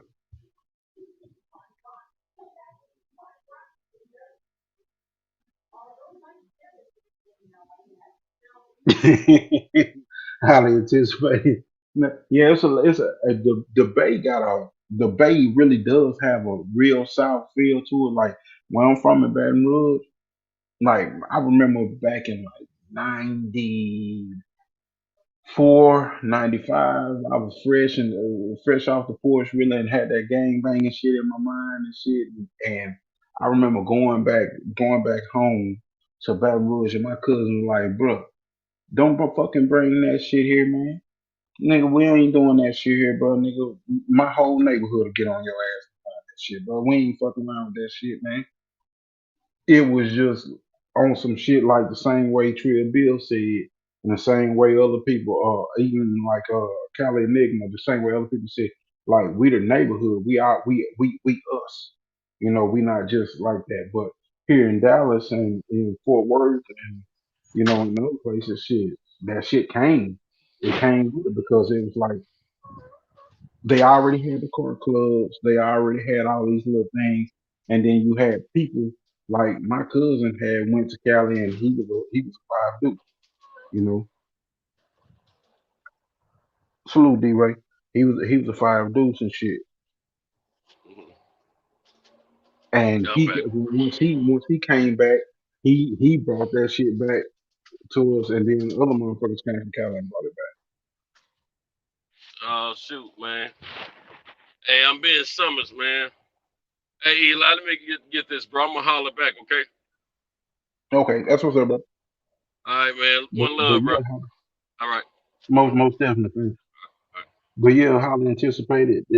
It's a lot of people like from Baton Rouge and those little country towns around there that come up there.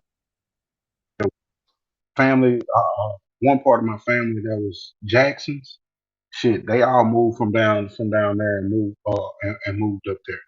And they sprinkled from Oakland to Inglewood to Indio.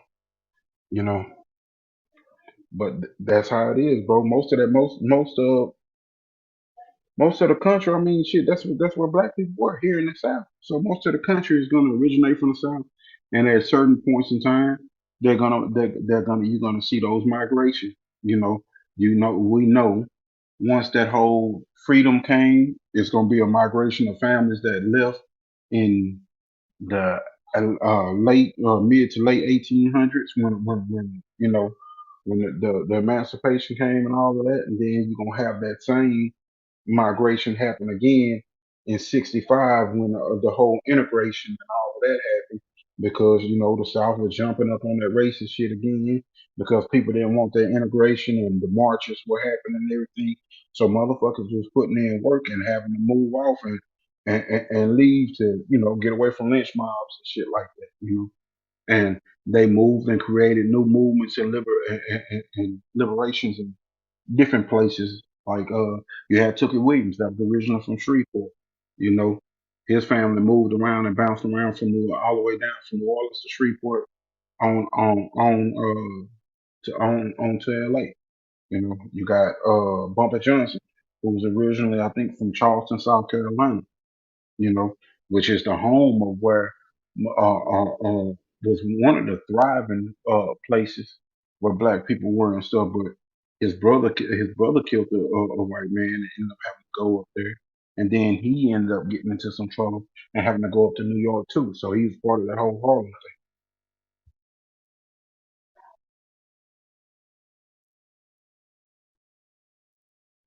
thing. Yeah. It is crazy how I missed that, bro. Like for real, it just goes to show you the people that were in the Beto. You know, just go to show you those people that were up there and probably what they saw. Cause yeah, they may have seen more ahead of time, seeing um how it was affecting LA and be like, man, fuck that shit. These motherfuckers shooting each other up and tripping and shit and got all this other shit going on. And then it just go crazy. What up, G Trey? Hey, tell Cam drop the link and shit here. Come on. We highly anticipated us and Trey. We had the same discussion before, and she was talking about how our people were from Arkansas and stuff, and how everybody she from the Bay too, and was telling us the same thing, and you can hear it even in some of y'all. You can hear it in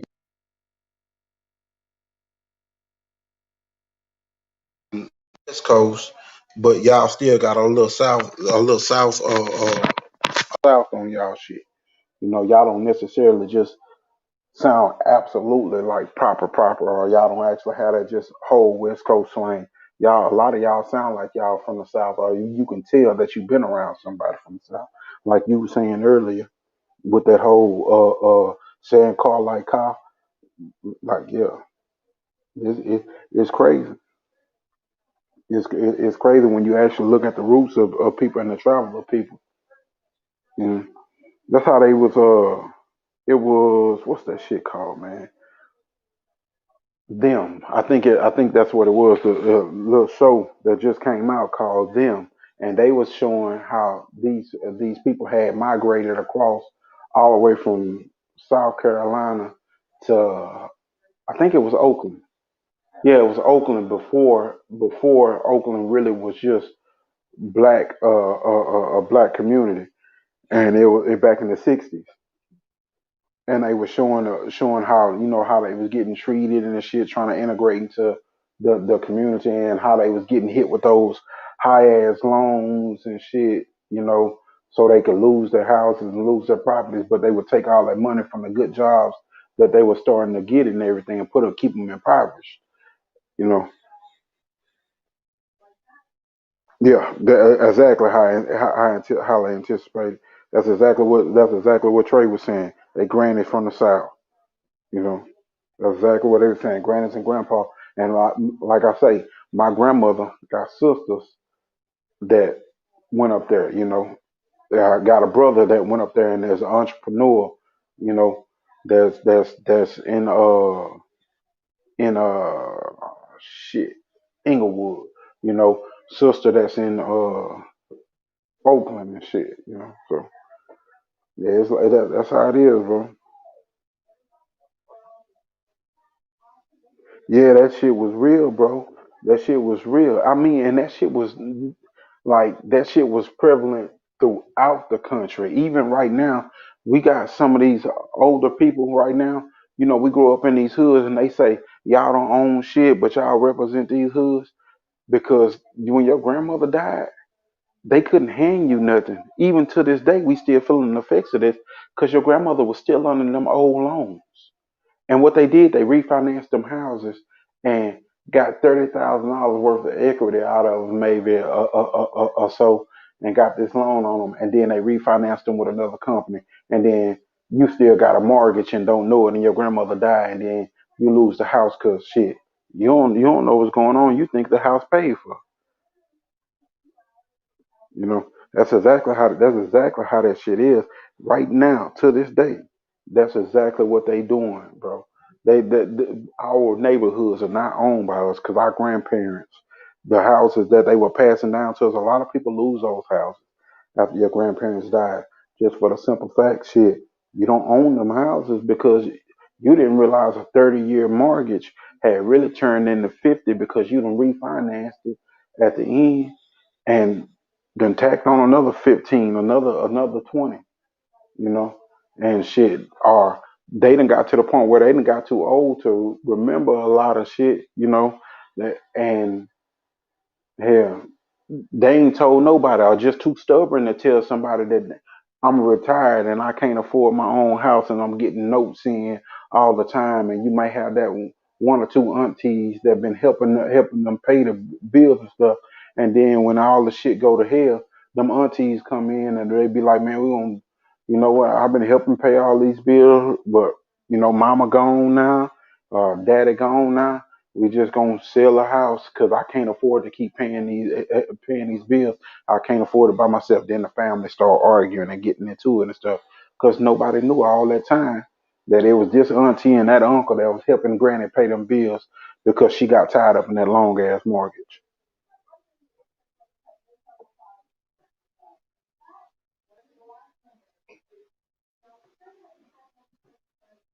Yeah, that shit be happening, bro. Yep, that shit be happening, bro. That shit be happening, but they don't. But the family don't be realizing because Granny done swore somebody the secret. Grandpa done swore somebody the secrecy, and they just had, you know, they just helping out. They just trying to make it, and then the whole family be into it behind that shit instead of grandma being to own some shit and being able to pass it down and keep it in the family and possibly being able to say, well, hey, this is gonna be a rent house right here. You know, it's gonna go towards these grandkids uh scholar all that rent money to make it fair. It's gonna go like a scholarship fund in the family. You know, they can't do that because they got locked into those gyms. Where versus you say a lot of these other races, they buy homes in low income areas and they use those homes in low income areas to actually pay on their mortgage and actually supplement their income from the house. But it ain't just in Cali, bro. It's here too. But it ain't letting them take over. The problem is we got stuck in those high ass loans, and now they sticking them into those same loans. But they are generation removed, so a lot of them are already educated because they done practice group economics, and they getting by those loans, and they buying our shit on foreclosures. And What it's up, not they. Eli? What's going on? What's going on?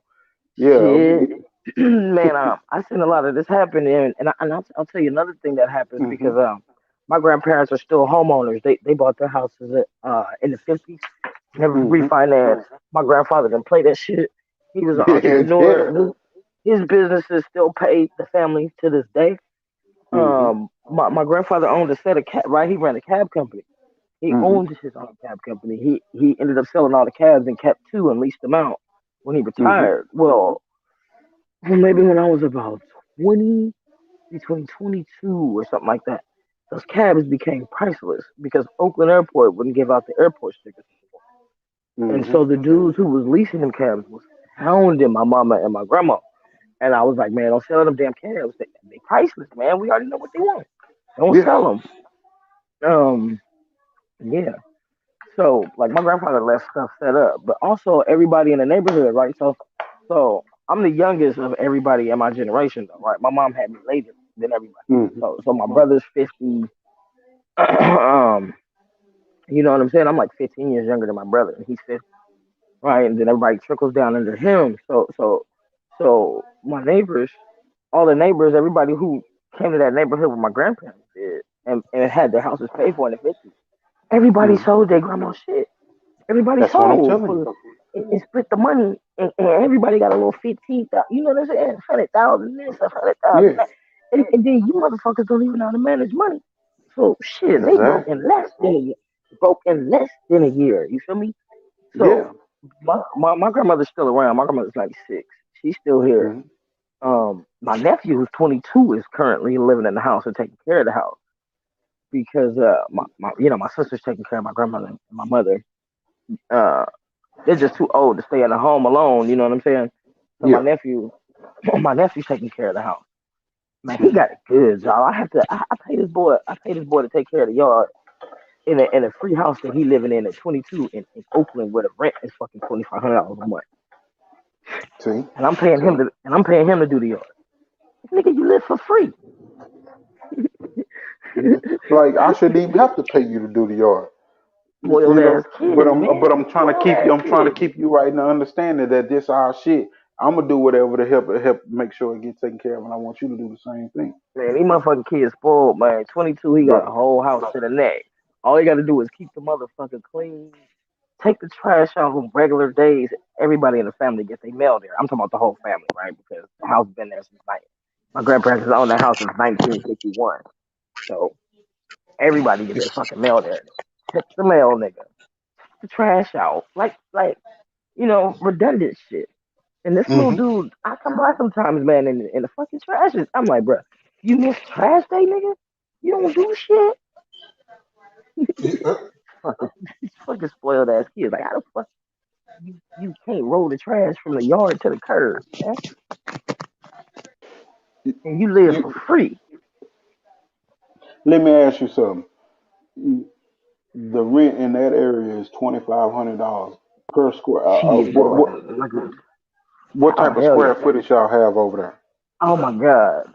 It depends. We're not as bad as New York. My homegirl's sister's got a 1-bedroom apartment that she's lucky to pay $1,100 for. You hear me? Lucky. And this motherfucker crackerjack, yo. It may be 1,400 square feet. Maybe. Like a 1,900 square foot home. How much is that? You mean like a house? Like a 3-bedroom house? House. Man, I don't even know square footage like that. Like a square foot of shit. You gonna pay $3,000 a month. Like a 3-bedroom house? Yeah, like a 3-bedroom house. Yeah, that's like a little normal 3-bedroom house with a living room and a nice kitchen. Yeah, 35. 25 between 25 is cheap. 25 between 35. And then when you get to talk about Oakland Hills, them numbers go up. See, yeah, I see fam in the chat right now. He out from your area. I've been gone for a long time, Eli. I travel for work, so like shit. I remember you telling me that. Yeah, I go to Japan. I'll be in Japan in 2 weeks, man.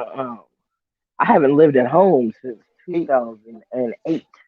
So highly anticipated, say a 1,200 square foot townhome, and the rent is $2,400. Shit, bro, no bullshit. Yeah. My home is almost 3,000 square feet, and oh yeah, over here you talking about $1 million, man. Bro, Texas, you in Texas, right? You in Texas, right? Yeah, what y'all get for like? Because I know when I lived in San Antonio for a while. I paid $220, and now it's worth $320. Yeah, I know a guy who got like a 6-bedroom house in San Antonio for like 180, 200 maybe. Yeah. And that house here, it's depending on what city you put it in and what location, right? You pick up that goddamn house and you take it and drop that bitch in Oakland Hills, man, Shit. or San Francisco, or you know what I'm saying, LA somewhere, San Diego, like depending on where at in the city where you drop that house, you talking $1 million, man, $1.5 million. Bro, that's fucking Yeah. crazy as shit. Yeah, see Got my here number. and to Homeboy in the chat may know a little more than me because he been there. I haven't paid rent. no, y'all talking I've the never, same. Y'all talking I've about the never. same. So I never paid rent in California till now, right? Yeah. I couldn't even afford. I moved out of my parents' house when I moved out of my mama's house when I was 24. I couldn't when I started my career, motherfucker. Not no job. I've been had jobs. Yeah. I've never been lazy. Mm-hmm. I've been working since I was 12 years old, but Yeah. I could not afford to move out till I was 23 or 24. That's fucking crazy. That's why should be hitting like that for the family, selling those houses and trying to get that money, just trying to get a piece of like something. Well, Like my shit. grandparents paid $12,000 for the house back in 1951. And highly So anticipated. Say y'all y'all right on the money with each other. He said in 1947 his grand and them paid 13K when they came from yeah, Tennessee. yeah, they Yep. paid 12,000 for that house. See, so he needs to hop on because East Oakland. If his family's in East Oakland like mine, my family started off in West Oakland, and that's where all the black people was at. In East Oakland, there wasn't no black people over there. My grandparents were the first black people on that block Mhm. with some of our other neighbors. Yeah. And then East Oakland just turned real black. You know what I'm saying? Yeah, that's White how flight happened, it's a and show called Them that talks and about they that. didn't Yeah. they didn't want to let my grandfather buy it. So this house is special. My grandfather fought to get to this house. It's a whole Yeah. story behind it. I'm younger, remember? So my sister could tell the story better. Yeah. um, but so right now the situation we're in is everybody else already got their houses. I'm the youngest, and then Mm-hmm. because I move around for work, I don't have anything. This year I was actually gonna buy a house here in California and then just rent it out when I leave for work, and then when I come back, just temporary, rent out some rooms or something while I'm gone. However, I was gonna do that. And then this year my family brought up because my mother and my grandmother can't go back home. They brought it up like, well, shit, you just need to take the house. And I'm like, well, my stupid ass Eli said no at first. How you gonna turn down a free house that's paid for and the taxes is $1,000 a year on that motherfucker? What's wrong That's with you? crazy. Now that's greatness, those taxes right there. Because like here, like our taxes, they still roll into our escrow account and everything. But our taxes be like fucking $5,000 or so, bro. Our Well, taxes is be up that cheap? It's that cheap because my grandparents been had the house, for so long. and Yeah, it's as paid long for, as it bro. stays in the immediate family, somebody could correct me on these laws, but as long as it stay with us, we good. Yeah, As long as it stay in the that's family, as what's long up. as yeah.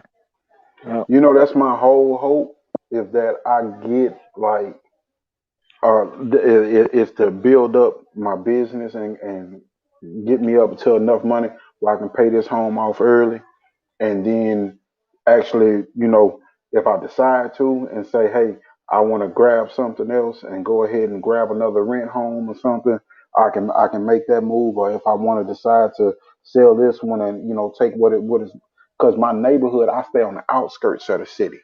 So because I stay on the outskirts of the city, like when I first came out here, there was only a 2-lane highway out here.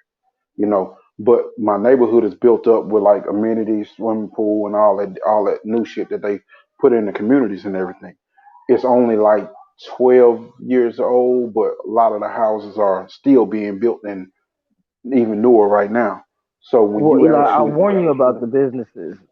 Here's the warning, Mhm. which you still don't say don't do it. But so when my grandfather came from the south, and here's something about people who didn't know how to read and write. We'll get into that a little later.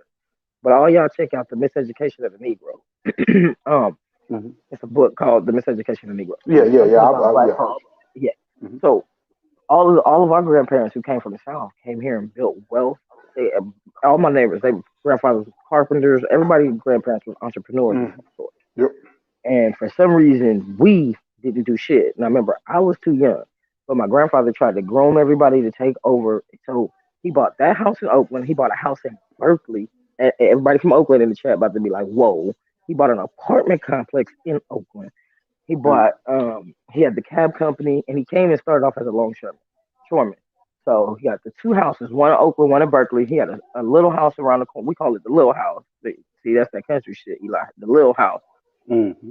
Around the corner, the apartments up the street, and his taxi company. And he sent older cousins to college and shit. They came back and didn't even take over the empire. That's what we were just talking about earlier tonight. All the shit is gone, bro. They dropped the ball. Right now, none of us would need to be working for anybody else or working this hard. You know what I'm saying? Nobody. My mama didn't pick it up. Her brothers didn't take it over. And none of the older grandchildren. I was a kid when my grandfather was retiring, and then since nobody was in position, even though he talked shit. And my whole life, he talked shit about nobody being in position. Even my grandma. I am your grandfather right now because, like, my daughters, both of my daughters, one just went. I got three daughters. One is in Arizona, went off to college. She's not doing what she's supposed to do right now. You know, so I'm like, fuck. I told you can go to college. You know, and she wanted to go for psychology, and I'm like, shit. Well, you know, you can minor in business. That way, you own, or you can open your own shit, and you'll understand the nomenclature. You'll understand the terms, the terminology. You know, my youngest one, she was talking about going to college. I want to go for psychology. They so emotionally involved in everything else that's going on around them, till they keep saying they want to go for psychology. I'm like, shit. Somebody We're suggested gonna have a marketing. million psychologists. Everybody's going for Exactly. fucking marine biology and psychology. Those are like the two That crazy. shit. Who's gonna be a skilled laborer? That's Who's gonna what be I'm. the plumbing? Look, I told them, I say, y'all going for this shit, but really y'all need to be realizing that everything is getting automated. So everything's getting automated and technology. It's gonna be a lot of poverty. You're gonna have a lot of people that's gonna be in poverty if they're not prepared. Y'all are going for emotionally thought out careers. That's not gonna be the thing. People are not gonna have money to actually go and see psychiatrists and shit like that. So unless you plan on being a school counselor or something, you know, which I asked both of them, is this what And you? that shit don't make no money. That shit don't make no money. It don't make no sense. So I'm I thinking make like more money than y'all go to them. business, y'all go to school for business, y'all go to school for marketing, and y'all figure out this because it's always gonna be a job in marketing, trying to figure out what's the Or a next lawyer. steps and what's the next thing Or to a go. lawyer. And or a lawyer, yeah, you know, and the other one go to school for business. So if I have one for business and one for marketing, then whatever I figure out and however I start, y'all can improve upon it.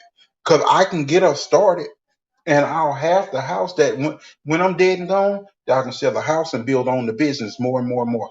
They're so caught up in this new age hippie type shit that's going on with social media and everything to the point that they are like, you know, I'm my own individual. I'm gonna do this and do that. So I can't hand them shit. And it's the same thing that your grandfather was going through. Yep. You And can't hand he them talked shit shit to the day he died. because Eli. To the day he Hmm? died, he talked shit about. He called everybody stupid. Your grandma too. She's stupid too. He called everybody stupid. Everybody. Everybody. I be That, trying to he set my went. kids up and trying to make sure they have something and can figure something out, but they don't listen. I just pray to God that by the time they figure it out, that they ain't lost so much time or made so many mistakes, especially with girls. You know, if they go have a baby by somebody and then have to accept that responsibility, and then that person not around, it changes their life. Yeah. Hey, You know. and so I always bring up that I promise you one thing. Motherfucker who can do some shit like me, I'm a mechanic. I can fix anything though. If they don't need me to do what I'm doing now, I can get up there and do some roofing. I can do some shit in the house. I can fix motherfuckers' cars in the neighborhood. You know what Yeah. I'm saying? The thing is, right, is these kids is all want to be fucking marine biologists, and I'm like, well, this motherfuckers out here wrapping cars for $5,000 a pop. Yeah. I mean, I could do that shit. I've done that shit in in airplane interior. I'm an airplane mechanic, Eli. I did that shit, the airplane interior when I first came in. That's the job they give to the newbies. They give you some fucking wallpaper and tell you to go put the shit on the outside of the goddamn bathroom walls and shit.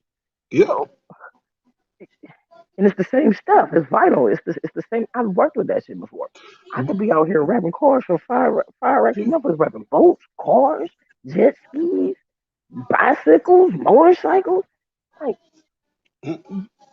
my nephew, man, he's a straight A student. I'm telling him, he trying to go do construction. I'm like, you a straight A student and you a soft motherfucker. When we was riding them bikes up the hill, you quit. I'm 37. I made it up the hill and you couldn't. And you finna go and you 16. And I'm old.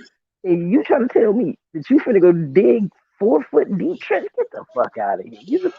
I'm like, my partner's son was like that. Shit. My partner's son was smart as hell, and he wanted to go weld. And I told him, I say, why don't you learn business or operations or engineering?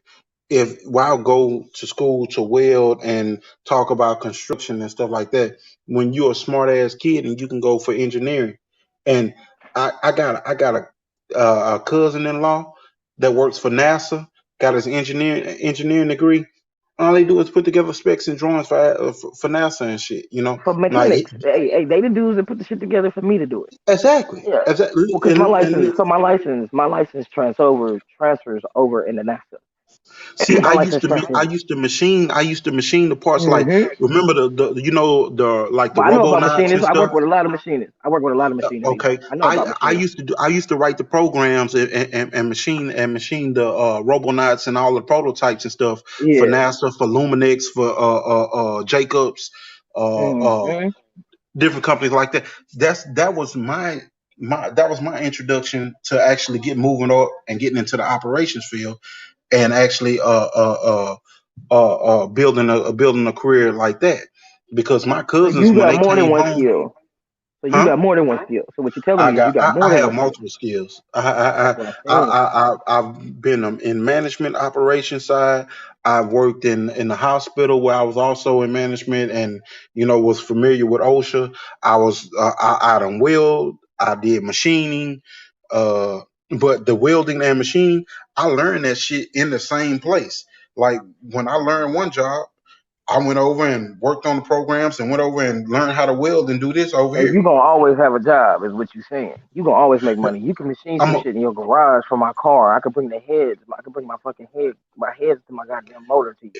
And if I had a machine that took the time to figure it out, I would be able to figure it out. How to skim that, how to deck everything and skim it down to 10,000. Chem mill, right? That's what y'all call it. Chem mill.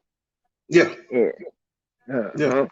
Yeah, but these kids is no.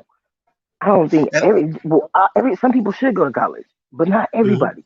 And so, like my nephew, who's a straight A student, who's trying to be a skilled laborer, I'm like, no, that's for motherfuckers like me who struggle in school. I got my degree and shit, but it's not easy for me. Dudes like you walk up in there and pass the fucking test. No, you're supposed to be the dude at the top. Why are you starting? What is wrong with you? He want to go do construction. No, like, he's supposed to go to college and do. People like me that struggled to get through high school because I was out here in the streets and shit, and that got a GED. I worked my way up through the labor force and got into management, but I got all those skills. I should have been taking my ass to trade school and learning and getting and actually learning the CNC machines.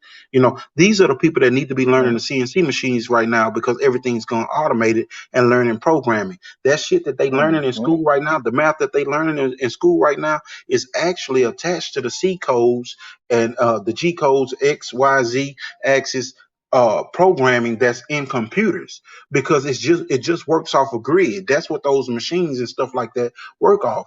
And when you see these kids math today, I was like, oh, okay, C code is just telling it to mill out in a circle, basically. Well, I'm going back for my master's right now, Eli. So I went to the trade school, and then once I got the job, I started working, and then I only needed a few courses to get my associates, and I did that, and then I went back and got my bachelor's, and now I'm working on my master's. And Mhm. you know, but this shit ain't easy for me, man. This shit is hard. And I'm telling my nephew, like somebody like you, real smart. No. You go to school and pick a great major. Don't pick no stupid ass major either. You know, and in business, yes, sure, but a lawyer, you can do anything. A lawyer, you can do anything with business. There's a couple of degrees that you can do pretty much anything with. Because what young people really need to do is go get their feet wet. They need to Yeah. try out all different kind of jobs anyway to see what they don't like and what But they these good at. kids are so caught up, they're so EQ driven and so emotionally attached to everything. Everything that's going on right now is technology in their face, instant gratification, Yeah. emotional attachment to the point where they think that psychology and marine biology and working with the animals and The I'm gonna marine help biology somebody shit is cure all their trash. mental, I'm going to help the world cure all their mental problems. Everybody's going to love each other one day after I do my part. That shit not going to happen. And guess what? They're not going to have the money to come and actually deal with you. And though the percentage of psychologists that really make big money like that are not there. And Mhm. if you say you coming back to the low income areas, well, how many people actually had a large clientele base in low income areas? You're going to be dependent on insurance companies to pay And you. you might well be a drug dealer because that's like depending on dope fingers to pay your bills. I learned that shit early. Like this So shit what ain't if working. you your You whole gotta go on a big basis is scale. It's people. Yeah, your whole basis is you're the seller now. Yeah. And that's pretty that much type with of shit. anything. That's pretty much with any business, right? You gotta sell it, Yeah, but that's you gotta what you have could. something that people need, guaranteed. Like people need their car fixed. People, Yeah, you know what I'm saying? That's something nobody's not gonna go without. People hate mechanics because they gotta pay them, no matter you what they tell you. You went in there for brakes, and then he talking about you need a new engine, and you gotta pay this dude. you know what's fucked up is when you look at it, when you tell someone to be more self-sufficient and try to own their own business or pick a career that they can actually, make a living out of. When you tell them that and they tell you, well, I can just work for somebody, I'm cool, it's good. Well, you work for somebody, and America is set Don't up forget like the a athletes, corporation. Eli. Don't Huh? forget the athletes. Don't forget the athletes that all think they going pro and don't Oh, have no oh yeah. backup plan They all think they're and going don't have pro. no back. But if you work for somebody, if you set yourself up where you only think to work for somebody, America's set up like a corporation. You're gonna get taxed by by America on the front end because you're gonna get the federal tax taken out when you get all your money from your job, and then you're gonna come home and then you're gonna get taxed at the stores and on that end too.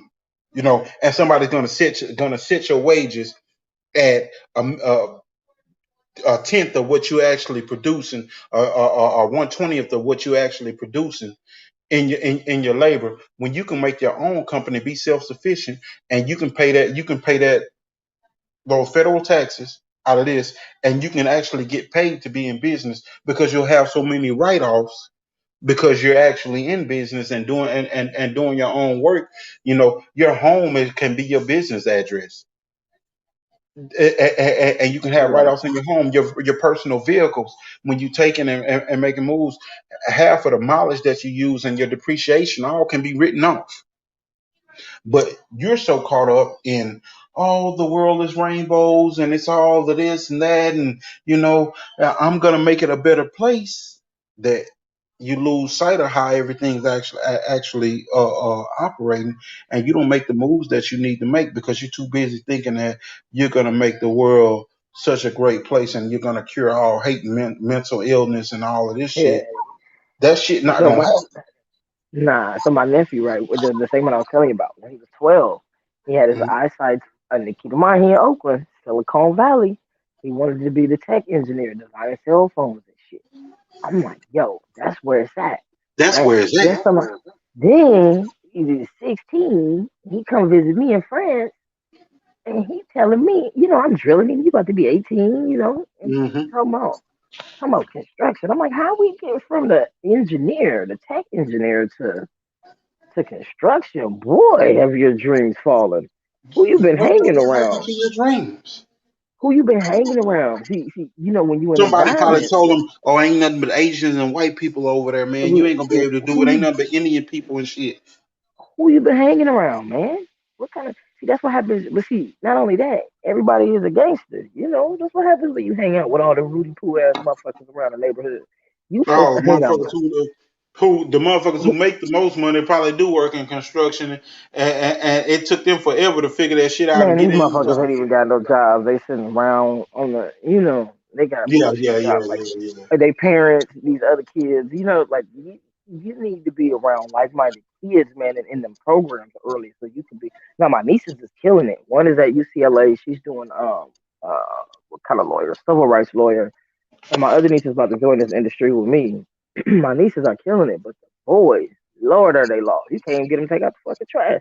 Man, look, when I come home, I change the oil on my mama's car, you know, rotate her tires, brakes. I make the boys come outside and watch and help. Man, they all went in the house and left me with the gay one holding the flashlight. The gay boy out there holding the flashlight with his wrist bit.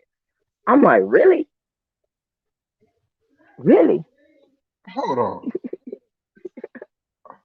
Hold on. Yes. You want me to repeat Wait a that? minute. You want me to repeat that? I'm Yeah, working on the say that. car. Every time I go home, I make sure I take care of my mama's car. I come home at least twice a year, and when I'm there, I take care of her car. I make the boys come out and help and watch, you know, hand me this, hand me that, watch, grab this, grab that. They go in the house and leave me outside with the gay one holding the flashlight. He holding the flashlight with his wrist all bent. So you Now, telling me you the one female that's there, uh-huh, and uh-huh, you got the one uh-huh, gay dude that's here, and all the males that are really supposed to be. That's how uh-huh, fucked up the world is, though, right now, Trey. uh-huh. So, so hold That's on. how Now he buys a car, right? The same one, the the same one that's males gonna be ain't a even got construction women worker. no more. The same one that's gonna be a How you gonna construction be a worker. construction worker and you ain't Buy got no himself. mechanical aptitude to even dig in right now? You can't even change a tire, motherfucker. Two things that happen to the construction worker. He buys a car, the battery go out. He calling me, I'm telling him what to do. He like, oh, I'm like, well, bro, just take it to AutoZone and watch them do it so you'll know what to do next time. I don't know. He did some more weird shit, right? Kept driving it, some dumb shit. Then he get a flat tire and call me, right? And I'm trying to explain to him how to change the tire, but the car got some crazy rims on it. And I said, hey man, it's probably got a key. He said the jack, you know, that the tire iron won't go on Yeah. there. You know, I have to name the parts and describe him these parts. And when I'm telling him, oh, it's probably a key for the lock, you know, the key He for the thinking a rim. real fucking key. The key. I hear the keys jingle. I'm like, no, motherfucker. It's I gonna hear the look like keys an jingle. Allen wrench. It's gonna look like an Allen wrench or something, or He don't either even it's know what gonna look that like is, another Eli. lug wrench. He don't even know what that is. I hear the Oh, keys jingle. Eli, I hear the keys jingle. I say, no, fool. I said, man, come, turn the camera on. FaceTime me, stupid. And then, oh man. now this man 18. He, you know, him and all his homeboys are fighting a minute. And, you know, they thugs and they be on the internet. And it's all of them. It ain't just him. It's them, a little girl, him, a little girl, and like three little boys. None of these fools. He jacked the car before he loosened the lug nuts, my man. Come on, bruh. Come Finna on, let the car bruh. fall on him. I say, hey man. I say, hey man, don't jack the car. But he like, oh, I already got it jacked up. I'm like, oh, Let me ask you something. man. Let me ask you something, Trey. Was Listen, his I daddy took him to around Uber, Eli. Yeah, no. His daddy was in prison, but his daddy was around. But he went to prison for a good amount of before time he too. could teach him all of that? But look, no, because I tried to teach him. Remember, he went in the house. He went in Yeah. the house. And you know, every chance I get, every time he called me, I rub that in his face. Hell You yeah, know, I I know rub you it in did. his face. Yeah, man, this motherfucker. Do you know I sent them an Uber because it was like midnight. It's midnight, 1 in the morning. He ain't got no business out this time of night, and I'm scared the police gonna pull up and try to help them, and it go bad. I said, man, Yeah. look, I'm just gonna send y'all an Uber, man. Y'all gotta. If they tow the car, they tow the car. And I had to send. It was like 4 dudes and a chick, and I had to send them an Uber. Could nobody even change a tire, man? Motherfucker. Yeah, these motherfuckers. These motherfuckers. Hey, you know who told me how to change a tire, Eli? My mama. My mama told me how to. My daddy went around. My mama did all that shit by herself. My mama taught See, me how to change, test the oil. that be the fucking problem. And then like that's what I be telling my girls. Y'all got me around, and y'all not even really like when my daughter mama she fucked her up a lot because she wasn't in my household, but the ones in my household, I'll try to let them know y'all got me around to actually answer questions for y'all and actually be there and show y'all. Your mama had to do everything for you, and as a woman that had to know these type of things, she taught you these type of things. Now this young man don't Yep. have you trying to teach a man how to do what he's supposed to do. And he running away and Remember, leaving you with the shit. now remember, his other brother, the older one, can't even get the trash out on Tuesday. Man, fuck. I come up way from out of town. I live in LA. My family in the Bay. I come from way from LA, man. I could tell he missed trash day. The cans is over. And you know, in California, especially in Oakland, they give you really small trash cans to make it cycle. You know what I'm saying? So you can't miss trash day. You cannot afford to. And you talk about the raccoons. The city just redid all the sewers, so the rats is running rampant. You know what I'm saying? That's Man, crazy. man, these That's kids crazy. soft. They The- soft. They but they don't soft. believe it when we tell them that they so fucked up by technology and social media. They think you just picking on them. Man, that shit ain't gonna change your tire, bro. You get that flat tire on the side of the road. You know what I'm saying? Like, do you even know not to pull over in certain spots? Fuck that rim. Fuck the rim. You know what I'm saying?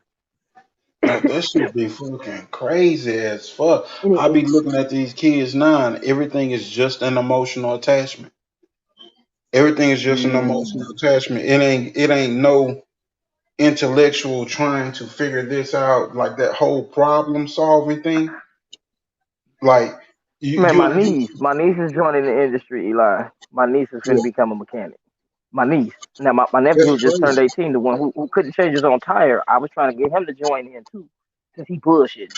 And he got to talking about he was going home to pursue his rap career. I'm like, it keeps getting worse. It went from tech engineer to to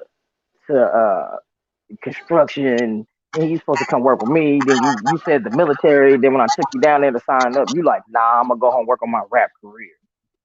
Like, I'd rather you do construction. Now Rap career. let me ask you a question. In your field, what do you work on exactly on the airplane? Are you working on airplane engines? Are you working in Structures. I like can in do everything. I can do everything. I can do everything, but my shit is body work. So like any kind of custom made work. Remember Pimp My Ride when they do all that custom made work to them cars and shit? yeah, That's yeah. the kind of shit I do. Yeah, that's the kind of shit. Okay. Sheet metal. Sheet metal. Right, you give me a flat Okay. piece So of metal, man. I make anything. I can make anything. I can make anything. see, Scrap. I used to work with the brake presses and everything, bending all the metal up, making commercial airplanes. Mm-hmm. Yeah, you All ever kinds use of the different shears where extrusions. you bend? Where you ever make you Yeah, ever use yeah. the shears where you? I Yeah. trained. I ran a whole company. Shears, punch press, brake press, Mm-hmm. the welders, the spot welders, and all of that stuff. Like I trained everybody on the shears, everybody on the brake press, everybody on the punch press. Trained everybody on the spot welders, the Hey man, paint line. let me tell you, Eli, that shit has made it to where I could do anything. I work on all my own cars. I never pay for that shit. I work on all my own cars, anything around the house. You know what I'm saying? I ain't doing no plumbing though. I ain't doing no plumbing. I ain't working with no shit. I ain't got the stomach Hey, for it. I could do it. you I know could what do I it because did? there's plumbing on airplanes. So I've worked on plumbing. Just I Because you got refuse a to do mechanical so. aptitude. You got a high mechanical aptitude. So digging in is all it takes for you to actually get going and figure it out. Everything is a jigsaw puzzle. If you pull a piece off, you put it back. You know, That's like it. with me, like not too long ago, my fucking truck started fucking tapping. I got a newer model Silverado, so I got an LSM. My fucking truck started tapping. I'm like, fuck, look at this shit right here. So I got online. I looked.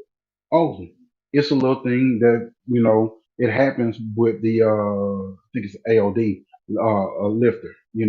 So I'm like, oh, okay, cool.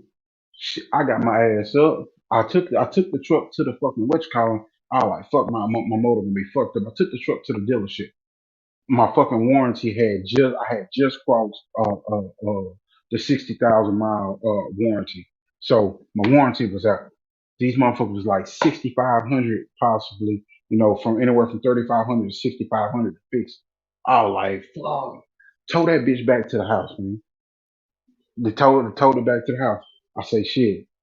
They saying that it was gonna be 1,600 just to break it down, and then if they found some problems with it, then that'll determine how much it costs. So I said in my mind, fuck this. I'm gonna break it down so I can see what problems it is, because I do have some aptitude for an engine and knowing, where the cam is and bearings and all of that, breaking the heads down and all that. So I got my ass up and pulled the valve. I started the truck up. I listened to it and caught the cylinder. What cylinder was tapping? After I caught what cylinder was tapping, I went up, got up that motherfucker, pulled all the valves off and everything, pull all the suction valves and all that shit off, and then I went on ahead and pulled the valve covers on the motherfucker. Shit. First thing I did, I ran an engine flush through the motherfucker. I ran the engine flush, flushed it all out and everything, because I was reading that that the lifter on there, sometimes it has it's spring loaded, and sometimes the hole that the oil pressure comes in through, it actually starts to get clogged up and Yeah. it's clogged up. When it get clogged up, it's not enough pressure to open and close the spring. Shit, I went in that motherfucker and got me some B12 Chem after I ran that flush through that motherfucker. Shot that shit back down through the rocker arms and push rods down to that lifter, clean that shit out, and then went and got me like this real slick ass lube, and put that shit on there, put my gaskets and everything back in place, put all my shit back in place, started that motherfucker up, drove about 5 miles, motherfucker quiet as motherfucking mouse. Motherfucker tried to charge me $6,500 and shit. I fixed it. Man, do it yourself. 6,500. Shit, you can buy your daughters a car. You buy one of your kids a car. 6,500. My first car didn't even cost $6,500. I want $6,500 for them to pull the fucking head off. For them to pull the head off. And spray some shit up in there. And Clean replace it in the that fucking lift. Like fuck. Huh? I'm gonna pull That's that what I'm shit. saying. Motherfucking shit. And that's what I'm saying, man. Think about it. You do it yourself, you save money. You know what I'm saying? Because they done told me 6,500. I done went home and figured it out. And I work with this old dude that know everything about everything. He old country boy from Beaumont, Texas. He older too. He like 50. He like 50. That dude know everything about everything. You call him about a roof, some grass. You call that man about anything. He got the answer. I'd have called him immediately. Like, you know what I'm saying? Mike, hey man. One time I had put too much oil in my bike. I had to stand because like when you on the bike, you got to put it on these stands, and the ground wasn't level. And it's just a little glass thing you look through when you fill it back up.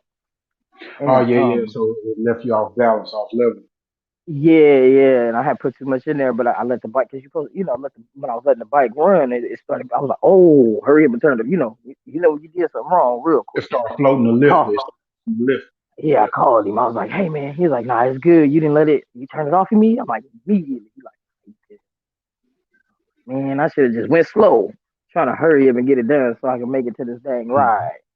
Trying to hurry up. Like, man, you about to blow the motor, man. But just little stuff, man. Listen, the oil. Hold on. We can run that back. The oil for my bike is 60. It only takes 4 quarts of oil, man. I think. Hold on, I have to pull the thing out, but I think it's like $60, $80. Yeah, they want to charge like $120 to change it, because that motorcycle oil is different than that car shit. And my car runs fully synthetic too. And when I have to take it to somebody, I get charged like $110, $120.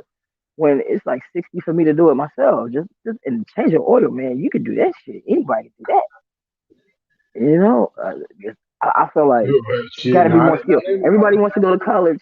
I keep telling everybody, no. Everybody wants to go to college. No. You, the straight A student, you go to college, but you got to be a straight A student with discipline too. Otherwise, you need to take your ass to the military. Because you're a straight A student, I'm gonna tell you some crazy shit, Trey. That week, my daughter's car was blowing, and I was hearing a little air leak on it, and she said it kind of lost power on it. I said I'm gonna take it to O'Reilly, and I'm gonna let them hook the machine up. The woman gave me the code. She said it's either O2 sensor or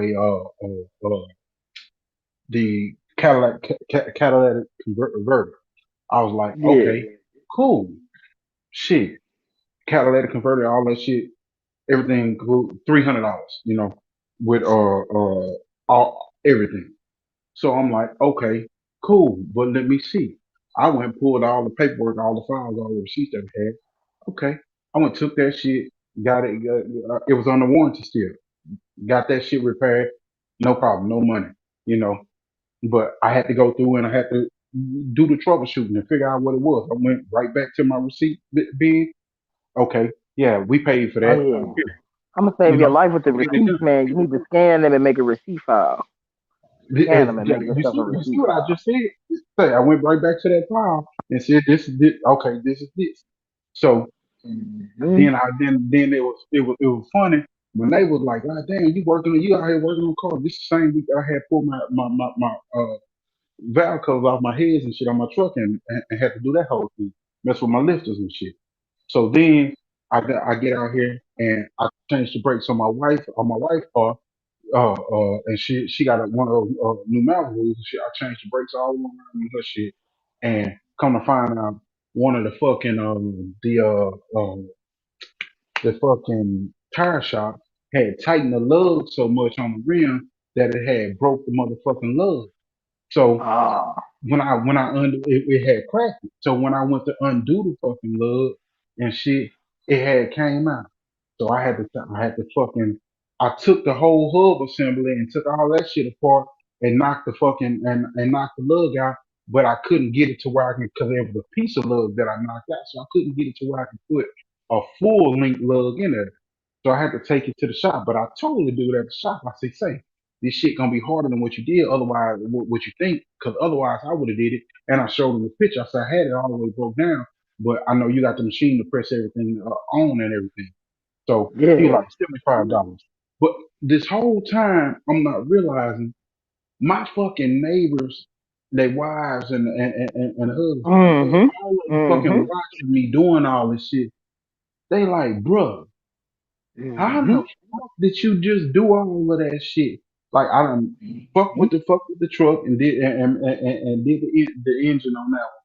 I done fuck with the All up in the brakes and did the motor and brakes and did shit. Are the, you out there looking like the an old all sexy up under the flexy snack? mufflers. But look, You this looking like ain't a shit that snack I to the never just wives. did. But everybody looking like, God damn, this ain't shit that I done ever just did. It's just my mechanical aptitude to dig in and read. Mhm. I don't went Yeah, dug it's nothing in hard. and went real fast and shit, made that shit But happen. see, also too, they wives sitting there looking like, man, my husband. So you know what's so funny, right? Is my brother, my brother, the older one. He's my only brother. He's a really smart dude who wasted his talents in prison. I mean, my brother didn't go to school in Oakland with us. I didn't never went to go to school with him, but he didn't go to the Oakland schools like we did. He went to the school for some school for the gifted in Berkeley, and then decided to take his gifted ass to prison. And so, but because he's mentally gifted, his hands ain't so gifted, right? And he's got this truck and he delivers it's like an Amazon type truck. You know them vans, one of them, and he's going to get the oil change. And I was like, for what? I change it. Listen. I was like, I can just call AutoZone right now and give him your VIN number. We can go get the oil, everything. He's like, nah, you're not finna. My brother's smart. He like, nah, you're not finna be changing out here changing my oil and shit out here in front of my wife. Nigga, please. Take it to the shop. You motherfucker. Look, I laugh because the dude like, bruh, why y'all here making us look bad? But see, my wife, the funny part is, I got a neighbor that's always working on these like little carpentry projects, and he always putting up little shit in his garage, and she got a like clean ass man cave, hardwood floors and everything, pool table, whole bar, full on bar and shit in that motherfucker. And my wife always like, why you ain't, why you ain't? But then after I started working on the cars and moving all the shit around, she saw how they was looking. I had saved us like $10,000 damn near by the Of time I course. finished working on the car. The $6,500 job on that engine. My wife had like $3,000 in shit that needed to do. I did her tune up. I did her brakes. I did her all her filters and all that shit, gas filter, all that shit. You know, and then went over to my daughter's car and did all her shit. So I had to say there's like $10,000. Keep in mind, them Cadillac converters right now in California is a they stealing them left and right out here. I don't know about Texas, but they stealing them Cadillac converters left and right out here. Yeah. So they what I'm saying is they are hot commodity. So whereas normally $300, it's $1,500-$1,600 right now over here because that's y'all emissions laws because y'all have to pass emissions. But yeah, no. Also, they're upcharging. They're upcharging because there's a shortage on them because there's a group of people going around California and stealing the motherfuckers. The whole state, they stealing Cadillac converters, man. They take your whole car and when they find it is missing, they part them out. Yeah. But yeah, that shit when after my wife saw that, the dude say shit. They started introducing me and shit to their families. But yeah, this is a local mechanic right here. I told my neighbor because he be saying some old Trump. He on some Donald Trump shit and shit. I said, see, if we was on the barter system, if all this shit went to hell, shit, we can barter and trade. You gonna need the Mexicans. You better leave the motherfuckers alone. You know what I'm saying? You gonna need. Hey, I say they better stop dissing Mexicans. You gonna need them. They can do everything. They like the homeboy Mike from Beaumont, Texas. They can do everything, and what they can't do, they can. So you better leave the motherfuckers alone. They got the game locked up. I laugh because all the stuff that we used to do and that the country boys still do, you know, the Hispanic do. But like I was talking to Reggie. Shit, my family, shit. My grandfather had put the loans together. My uncle built the houses. My grandfather and her sister, they was the fucking nurses and hairdressers and babysitters and missionaries and shit, you know. And motherfuckers managers and you know, they kept the money in house. Kept the money in house. My aunties from them. My aunties became the accountants and the school teachers in the community. You know, my uncle, they worked in construction and paved the road and shit. My daddy was a mechanic. My daddy's still a coal lab mechanic. So it's the older they get, the better. The older you get, the better you get. You say you look at shit, and I look back at my family. And I say, damn, my great grandfather and grandmothers made a whole community of people that really were self-sufficient amongst themselves, that everything could stay in the family. My daddy pretty much works on everybody's cars, and that piece of the money stays in the family. My grandmother used to do everybody had, you know. My auntie used to do the taxes and shit. She was accounting and everything. As far as tutoring the kids and helping them get to the next level, my aunties, all three of them, now even the one that was accounting, she's a teacher too. But all of them did all the tutoring of all of us. After school, we came home and we was around them. And it was like they was making us better generation by generation. Well, and that's what needs to be done though, because everybody's complaining about the schools and what they teaching. I totally disagree with this motherfucking little kids being able to be transgender. Listen, I'm gay. I got transgender friends, and even my transgender friends is like, nah, that's not a decision, a child. You know what I'm saying? But everybody's complaining about this shit. And I'm like, take the kids out of school immediately. Everybody. Hard stop. Get them out of school and teach them yourselves. Well, coronavirus taught everybody that they hate their children and their wives, and that they definitely don't want to be teachers. You know, but my mama taught us at home. I dated a chick that had a daughter. I taught her everything she needed to know before she went to kindergarten. This kid still calls me and thanks me all the time.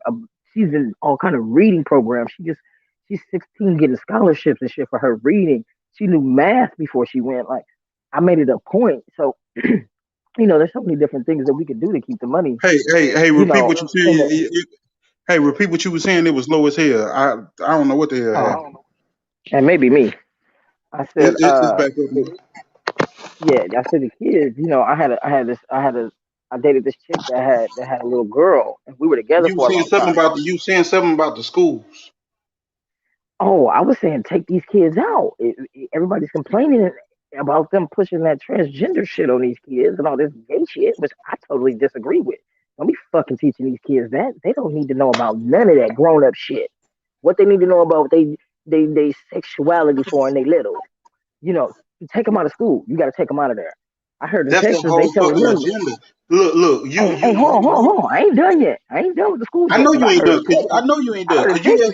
if you as a gay woman can say that that's agenda and that's some bullshit on either I side, don't. either side. Yeah, hell yeah. Here's what do kids need to be talking about their sexualities for? That's sex, sexualities, what they like. I knew when I was that young what I liked, you know. But and I got that transgender shit. No child should be talking about changing their gender. That's a grown fucking person decision. That is a that is a. We don't let children talk about buying homes and where we gonna live. So shut that shit down. Children don't make major decisions. I don't give a Yeah, fuck what kind of major decision it is. They don't get to dictate where my money goes, how I spend it, none of that shit. They need to be sit back, learning how to fucking watch it. But you know what I'm saying? exactly. But Exactly. um, but not just that. I heard in Texas they telling them, they telling y'all kids that they treated the slaves nice and they were dressed well and they ate good. Pull the motherfucking kids up out of there because see, when This them shit kids bullshit, man. well, when people protested and yanked their kids out, then the schools lose money. They'll change that curriculum real fast. They'll That and drop that shit. that's the problem. See, when they see But us protest, because you got so many of these new age people with this whole rainbows and crazy ass shit going on that's using it as an they agenda doing more than because it just the makes them rainbow feel shit. good. Hey, Huh? Eli, they doing more than just the rainbow shit. They got a whole bunch of That's shit what I'm going on saying. up in there that they That's what sliding under you parents' say. nose. Yeah. I had to explain that to my daughters and to other people that are around me. Like with me, I if whatever you choose in life is you, but when you push it on Mm, other people and when you the way this agenda shit is, like I don't dig that shit. Like I right. I, I actually told my daughters about you one day, and I was telling them like I have a lot of respect for you just because of the simple fact the way you conduct yourself. It doesn't matter of whether you're gay or whether you're straight or not. You as a gay woman still conduct yourself as a person. Your life is your life, and everything Mm-hmm. about your life you don't wish upon nobody else. You know, Nah. everything about my life I don't wish upon nobody else. But these people are trying to push their beliefs and even censor and keep Yeah. a control And if on you say everybody. something back, how you don't like it, you're homophobic. That's different. Exactly. Why But I see, gotta be homophobic because this but shit hold on, not Eli. cool to me. Hey, but Eli, that's another agenda. You see where that freedom of speech shit is starting to become a problem? Have you noticed how Exactly. freedom of speech been under attack? Motherfuckers say something on Instagram, they whole career being shut down. You You fucking know what I'm right. saying? So, like I said, there's being more than one agenda pushed, but the gay ones Yes. are most people. The gay one is the only one people can really see. No, What it's it is all about. of it. They attaching Yeah, all that shit together. together. They Yeah, playing and off one. each other. Hmm. Yeah, but I say for the school wise, because I ain't got no kids, but the motherfucker, I Mhm. promise you, my kids will be at home. And the other thing is, I don't have kids, so I do understand that school is still a daycare at the same time. You know what Mhm. I'm saying? So people, Mhm. that's the kind of. But at some point, man, if y'all really hate this, at some point we gotta have to make a stand. Like, hold up, why are we even talking about genders and transitioning and orientation sexually with kids? Like you don't even wish that on a kid if you don't Hold on, even know what their hold on. mindset is yet.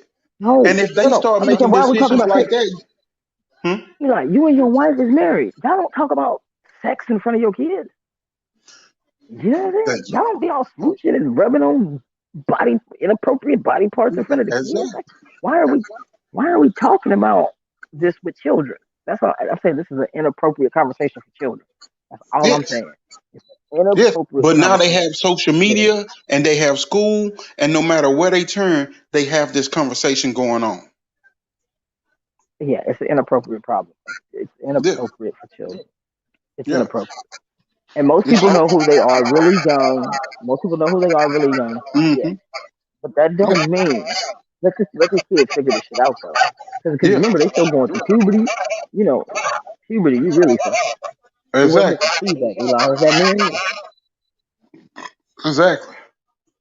This shit crazy. Man. The We world's wasn't so getting fucked up feedback. right now. I'll be like, man, this shit's so fucked up and ass backwards right now.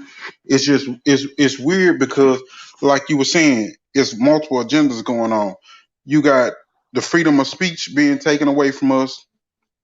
You got them making us more dependent on them, trying to make us more dependent on the government and shit by keeping us at home and keeping us from working. They trying to throw us off and keep us on social issues and throwing all these social issues at us. So our kids are not going to get educated for the right things. They're going to get they're emotionally involved in so many other things. Like it's fucked up. It's fucked up. The way the world is right now. The Yeah, man, more I you was getting feedback. Okay, is it gone? Can you hear the feedback? Can the chat hear the no, feedback? I can't see the chat. Can they hear it? no, we good. I hear you fine. Yeah, yeah, man, but I ain't gonna go too deep into these conversations because I don't know. I don't need nobody to hear me, and I lose my fucking job. So I'm gonna kind of slide on out of that. But I said Yeah, what I I said feel you. about I feel it. you. I feel you. Yeah, I Mhm. had that. But Yeah, but you know, you got. what you were saying? Oh, I was getting feedback. I'm about to mute. Oh, okay. Oh yeah, but no, like me and you can have this conversation, but with this new age generation, they're so locked into these agendas because they're passing these agendas on to them. Like it's like you said, yeah, it's homophobic if you say something. But here, me and you, we can have this conversation in our older generation, and that shit ain't a problem. And I got a bunch of respect for you, and you got a bunch of respect for me. But with this new generation, oh no, they feel like the hippies of the '60s. Yeah, yeah. That's how that shit is. That's how You that got, shit is. you got. So I think so I don't have a problem with the gay people being on TV in TV shows and the transgender people being on TV in TV shows. But Hmm. why are they in the children's shows? And why, That you know part. what I'm saying? Like, That part. because now It's, we're it's, talking now, and it's not that they shouldn't be in children's shows, right? But then now we have to have a conversation with a 5-year-old. So, that part. and listen, when I was young, this dude I went to school with, kids still know they're not stupid. This dude I went to school with, his dad was like damn near 7 foot and be out there in Daisy Dukes with a wig on and shit, with makeup, and we never teased him about it. You know, we'd be like, Yeah. oh, okay. You know what I'm saying? So you're gonna see it, and you may still have to have the conversation with your kids, but and I don't think those people shouldn't have jobs in entertainment because of who they are, but it's the way that it's being done. Yeah. The agenda is You being know, pushed. it's the way that it's being done. Because I mean, yeah, RuPaul been around forever. Yeah. And none of us had a problem with RuPaul. It's just like, man, that fucking RuPaul. Look at this shit. I And it's ain't like, no it is what puta. it I is. keep my panties clean. Yeah. It When was they like, crinkling, it was what it was. But now it's like every show, every movie, every cartoon, TV show. Like, why? see, I don't even have any kids, and I don't watch cartoons, and I ain't been around no kids watching cartoons, so I don't know about the cartoons, right? But Yeah, it's in the if cartoon. that's the They case, redid the Rugrats like that. The Rugrats, the mama now is gay in Rugrats. oh, The reboot of the Rugrats, the mama now is gay and mm, she done left the daddy and she's a single mama now for the kids. oh, okay, Shit fucked up, ain't okay. it? I mean, I guess there's some kids that are in that situation, but I don't know, man. Look, I told you, I'm a hold back. You know, I'm a Yeah. I know hold back. you're gonna hold Yeah, back. We've yeah, had these discussions before. It just yeah. be good for it's really good for us to have this discussion like that, but at the same time, because of where everybody's professional careers is, we Mm-hmm. can't necessarily have a I discussion online. no, I feel I ain't finna be getting wrapped up on this motherfucker. hey, they They not look, gonna. they They damn not sure gonna get me. they damn sure flag you with that bullshit. They not gonna get me, homie. Um, But yeah, man, these kids, bro. My nephews, man, and they young still, so they got time. They got time. But I've been trying to build them skills on them because I'm like, listen, and look, what's so funny is I told my nephew, I said, see, what's gonna happen to you is one day I told all the boys that one day y'all gonna be in the car with your little girlfriend and you gonna get a flat, and when y'all both sitting there looking at each other, you gonna be embarrassed.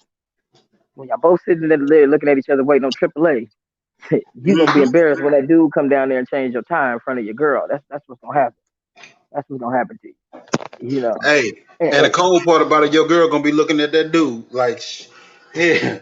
You know how many times my big cousin, shit, he works as he's a tow truck guy, and he used to say that shit all the time. I'm like, man, why motherfuckers fucking with the tow truck dude? He like, cause I do what they gotta call a tow truck, bro. He like, why they husband can't change they fucking flat? Why they husband can't come and tell them they just ran out of gas? Listen, man. I got AAA. I sent my niece to Florida. My wife and my niece is in Florida. I'm leaving the country, so I got AAA for everybody, right? But my wife is around me. She dare not call none of them. Don't nobody touch that car. Don't nobody touch that fucking car but me. You feel me? I'm upset when I went to Florida this last time for work and left my car with my brother. My clutch went out. He thought he did it. He put it in the shop. I got mad at him like I'm a mechanic. Why would you let somebody touch my car? I'm highly offended. I'm highly offended. I'm highly offended, bruh. You should have just told the motherfucker to your house and left it there till I got back. You know what you just reminded me of though? I need to put my fucking jack in my truck because my jack is too small. The one that came with the truck is slow as shit and is little. And I was thinking Oh yeah, about no, you need a real jack for a truck. What kind of truck exactly. you got? You see So I gotta Silverado? I gotta You know put where it. you Yeah, get a good cheap jack from? Let me tell you where you get a good cheap jack, Harbor Freight. That's where I was going. I got one already, but that one don't raise high enough. So I gotta get one that raise higher because last time when I went to Louisiana, I had a flat, and that's the only reason why I called AAA because I didn't have the jack that I needed, and I wasn't finna be sitting on side of that highway trying to jack up that truck, fighting to get that motherfucker up. Because they got that long bar where you got to step back and wind it up. I need to get a floor jack where I can just Boop 1, 2, 3, and you got a big ass truck. Put that motherfucker right under the seat in the back. That's what I was gonna do. That's what I was gonna do. That's exactly hit it with some come alongs and strap that bitch down with some come alongs underneath that seat. That's exactly what I was gonna do. Man, you'd be surprised how many people can't change it. And listen, everybody who listening, everybody who gonna be on the playback, learn how to change a damn tire. Change oil too. Changing oil ain't shit. Yeah, take the drain plug out. Goddamn it!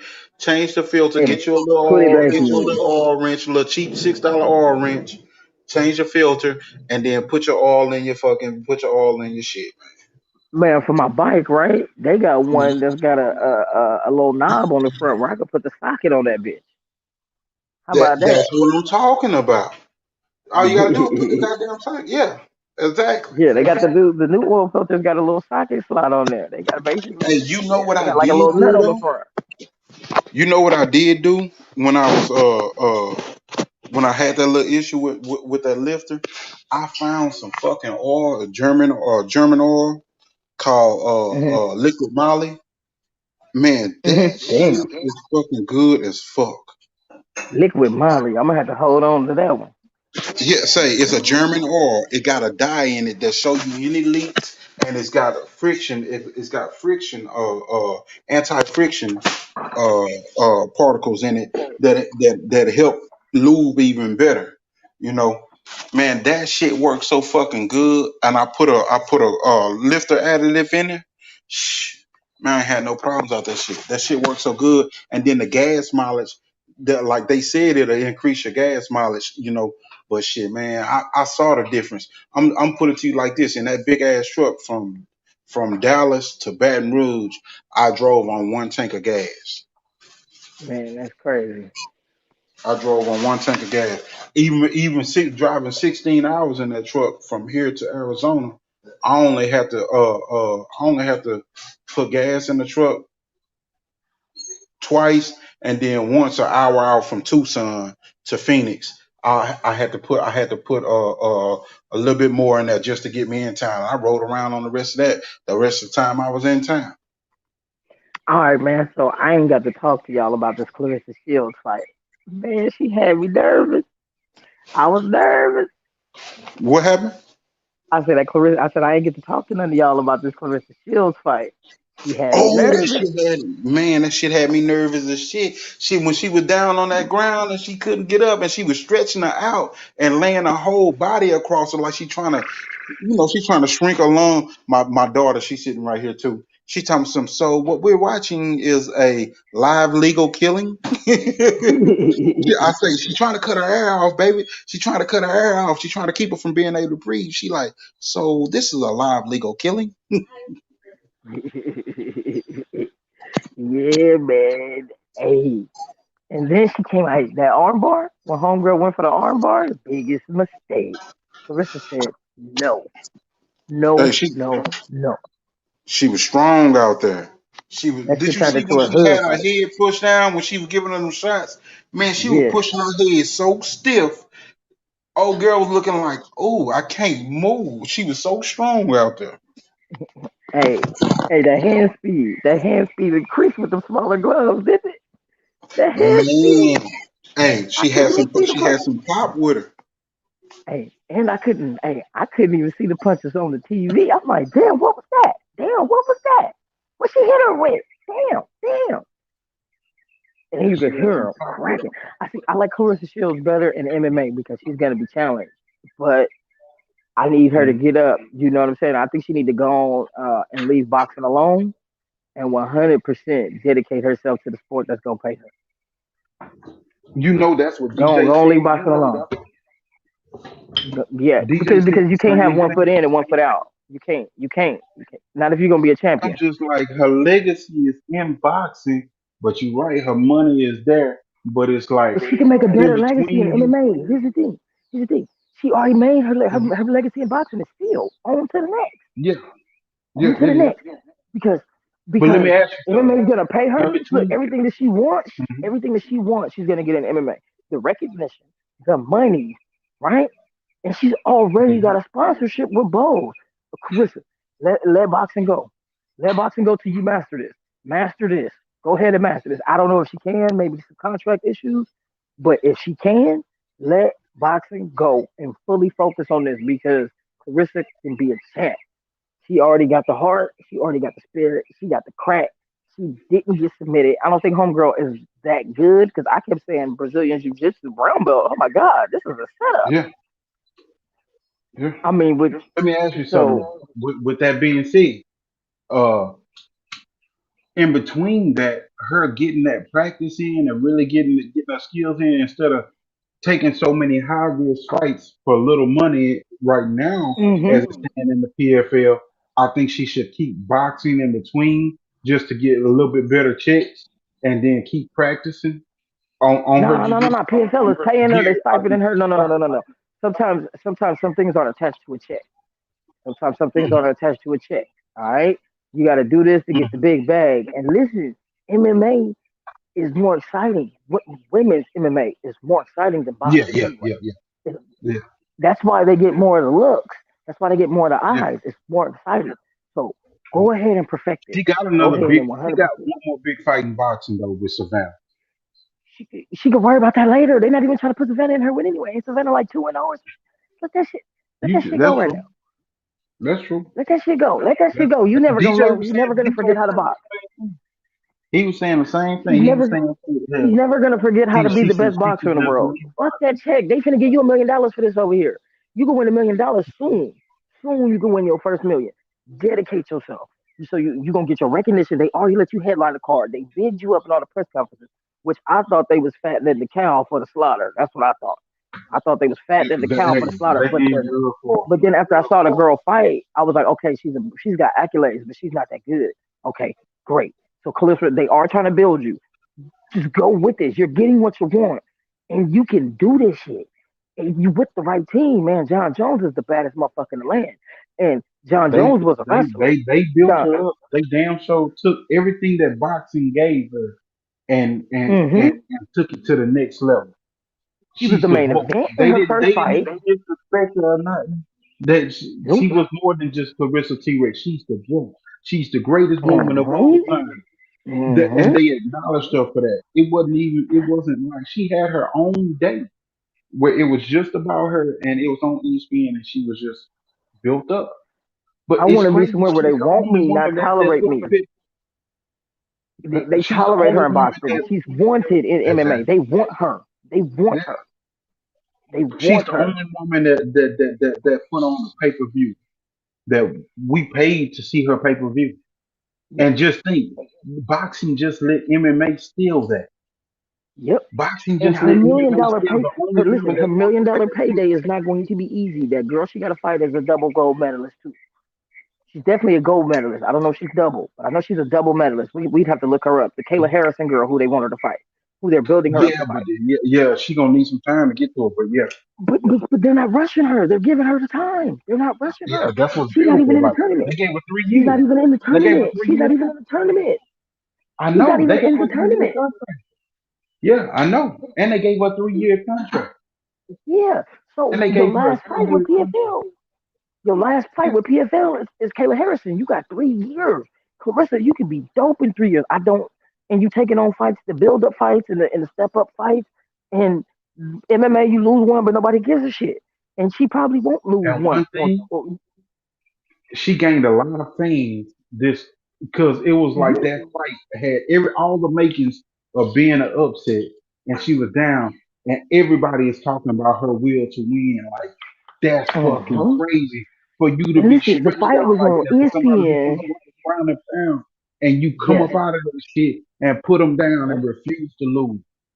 Man, she almost broke her own arm. She did the John Jones. You watch MMA, right? Yeah, You remember when dude had yeah, John yeah, Jones in the arm bar and he had that grown yeah, ass man hanging from his arm? Yeah, she yeah, pulled a John Jones move. Listen, that's the right team too, because listen, John Jones was a wrestler. yeah. So all his other shit came from that gym. You understand me? So she's with the Mm. right team. She's got the right, and that's what she wanted to go practice. I've been watching her interviews and shit the last couple of days. They wanted her to go.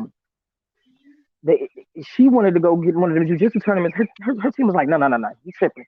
You need to know mixed martial arts. You don't need to perfect one. You need to know all. You got the boxing. Ain't nobody gonna be able to fuck with you with that.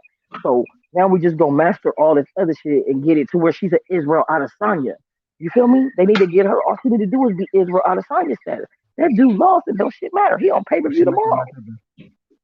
Israel Adesanya lost his last fight, and tomorrow his fight is pay per view.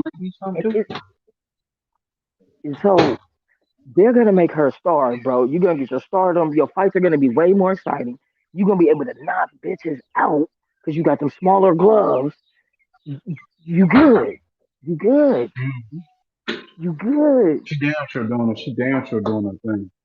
She damn Yeah, sure doing it. yeah. Stay over there. Stay where they love you. Stay where they love you at, man. Stay where you get the love from. Don't be fucking around with them people over there. Look, boxing is your love. That's your thing. Well, bitch, you need to do that as a hobby because over here they fucking with you. Yeah, look, that's the exact same shit that DJ was saying, you know, and it's kind of like a love hate type thing. It's like, damn, but I love the sport of boxing and I want to see Clarissa over here, but it's like the We'll take it support out on them, and she what she does wouldn't get. too, and she needs to take it out. She loves the sport of boxing too, and she needs to take it out on them girls in MMA. Take it out on them. Make them pay for it. Nah. Crazy. Yeah, and it's still a combat sport. So here's the thing: it's not like somebody putting me in a chair and trying to make me do billing and coding, or making me do any kind of coding, right? Any kind of computer coding and shit. I'd be bored out of my mind, insanely bored sitting in the cubicle. You know what I'm saying? So. But let me ask you. Oh, go ahead. If I went from airplanes to cars, and because cars was paying me more, fuck it. But look, okay, it's different. It's gonna be a learning curve. Go ahead, my bad. Hello. Oh shit, you didn't get the boot, did you? Oh shit, that ain't my phone, is it? No, that was me. That was me. That was Oh, me. okay. I had let it go out. But yeah, now you think somebody like Eddie Hearn and Al Heyman that just saw the attention that she garnered, you think they won't offer her more than they were? She didn't just reset her Fuck market value. them. Fuck them. Fuck But I'm them. saying It's she's short. gonna get offered those big paydays to do what's easy to her and whoop somebody like Savannah or whoop Nah. somebody like Raquel Miller, possibly, or go into Fuck another distributor them. of foods. She Fuck reset her them. market value. If she's gonna get paid Wh- millions either way in boxing and what you call it now, her market value is set. She has bargaining chips now. She can say, "Look, Yeah. But until she get her if I ass go folded over up like here, a I pretzel. get paid this much." Huh? Hold on, that's this fight. That's this fight. Until she get her ass folded up like a pretzel. Learn that craft first, and then worry about boxing. Get great at MMA. She can do it. She's 25. Get great at MMA. Get great. She's 25, 26. Get great at MMA. Get great at it. Because she's never gonna. I don't think she's too far behind the curve with MMA to get great at it. You know what I'm The saying? one thing And I do say is if you dip back into boxing and get a she million does and then come back, you good. She just need a training camp for she does. boxing. I think she should only. If she do fight boxing, I think she should only fight at 154. I wouldn't Yeah. have her fight lower because she fighting at 155 in UFC. If she keep bouncing around all those weights, then it'll be kind of rough. But she doesn't have a My huge man. weight cut anyway. Them thick My ass man. legs and She them just waist broke size, she she can just broke lose the some weight. internet on PFL. My man, she just broke the internet on And yet PFL, not even PFL UFC. is not even the major MMA. PFL is No. not even the major Listen, MMA platform. one of my coworkers who's a casual fan, I asked Mm-hmm. him. He watched boxing though. He's pretty knowledgeable for casual. Mm-hmm. And I asked him did he catch the fight. And he was like on accident. He was channel surfing and caught the Yeah. fight. So you see where I'm going with this? Yeah. It was there for everybody to see. Yeah. And she's being And they talked were and about. they were talking so much shit about it, calling her the GOAT. It made people say, wait a minute, let me stop and see who is this. Well, he already knew about Clarissa, but he didn't know about her MMA debut. He was Mm-hmm. channel surfing and caught the fight. I'll And was give like, you oh I'll shit, give Clarissa you Shields. He like, look, MMA, oh shit, Clarissa Shields. What is she doing here? I'll give you one even better. My 13-year-old daughter showed me a like a meme or side by side of her and Ryan Destiny talking about Ryan Destiny kid may play her in the biopic, in a movie. Yeah. And I was like, shit. Mhm. So we actually sit and watch the fight together. Me, my wife, and her, because Destiny is one of her, one of the movie stars that she actually watches and everything. 'Cause she like we all watch the show Star and shit together and everything too. So it's like, damn, okay. So she's linking in and being tied in in all kind of different ways because this is that TikTok and generation and stuff, you know. Yep. So she's being locked into social media through those type of stars because that particular girl that's gonna play her is actually followed by so many younger people. It's like, damn, she got to look that way as a black female. She got to look from ESPN with the MMA. She got to look from boxing. Like I was like, damn, she bet on herself and she did that shit. And I hope she Yeah. get more support and she have more and more success. Mhm. Still That shit up. was beautiful. And just the way she carried herself, that shit Mhm. great. She still She talked her probably shit in the beginning, but then she kind of looked, and she's smart because you heard her when she was. Did you see the press conference when she told Brady Elkin, "You can say all that shit you want to say, but you're gonna lose." You can see mm, she caught that the crowd wasn't feeling that, and she just started talking normal. You know what I'm saying? Like Clarissa Shields, talk your shit once you get better. Don't talk your shit in your debut. Talk your shit once you get better. You know. She, yeah, the girl though, man. Listen, I ain't but saying quit it only boxing like forever. Look, fucked up I to ain't saying me, quit man. boxing forever. Eli, I wasn't saying for her to quit boxing forever. I'm saying right Yeah, now, I hear you. I hear you. right now, get But better, you know get what's better, fucked bro. up Cause for me? She can't. Why can't she talk her shit, man? Everybody got a problem when she talk her shit. That shit fucked up, man. well, I think she was fine That in shit. this because she said all what she wanted to say, but she toned it down a little bit just because you could tell Clarissa was a little nervous for this fight, and it was her debut. I think she was making sure, you know what I mean. I think She didn't she overtalk herself. kind of, She said that. She said that. She said yeah, I never had doubt of losing in boxing, but here I told myself you could possibly lose. This your debut, but you could possibly lose. You know. But she came out yeah, there. She man, that girl, a motherfucking dog. hey, yes she is. Yes she is. I was like, hell yeah, that look. That was a good look for her. She bet on herself and did. And I thought the PFL was setting her up, to lose. I'm like, oh, they trying to steal her gold medal. When I heard that girl accolades, but when I was watching the fight, I was like, okay, but she's not that good at Brazilian Jiu Jitsu. She's been doing it a long time, but she ain't the best. Okay, they knew what they was doing. They knew what they was doing, but it was still a dangerous fight though. And so you could have still been beat if she wouldn't have been who she was. You know what I'm saying? And she wouldn't have, because hey, at some point that shit turned technique went out the window. That shit turned into a street fight. Her coaches Hey, told her to let her up, and she said, "Hell no." Well, that's hell no. because she's like, "I got this bitch down here. I get up and she take me down again, and I end up in the She done wrong had me. position." She done had me down all night. I'm on top of her now. Look, my Mhm. uh when we was watching that shit, I was like, damn, she got her down. Fuck, she got her down. Fuck, she got her down. Yeah, And I was thinking to myself, yeah, like, damn, she cannot get up. If they gonna call it, she was stretching out and then she was trying to ground and falling. I was like, no, man, she got her from that shit. I was like, we. man, I was hollering. I was watching that shit at work, Eli. I'm running around the goddamn break room, hollering. Hey, but I think I'm gonna tell you something that I think she's got that's gonna be in her benefit. She's got that Deontay Wilder effect. She's unorthodox. That's gonna be good for her. A lot of people couldn't beat Wilder because he was just too fucking awkward. You know what I'm saying? See, because when Homegirl was trying to submit her and do other little things, because Clarissa wasn't doing the traditional takedown defense, Homegirl didn't know what to do. You know what I'm saying?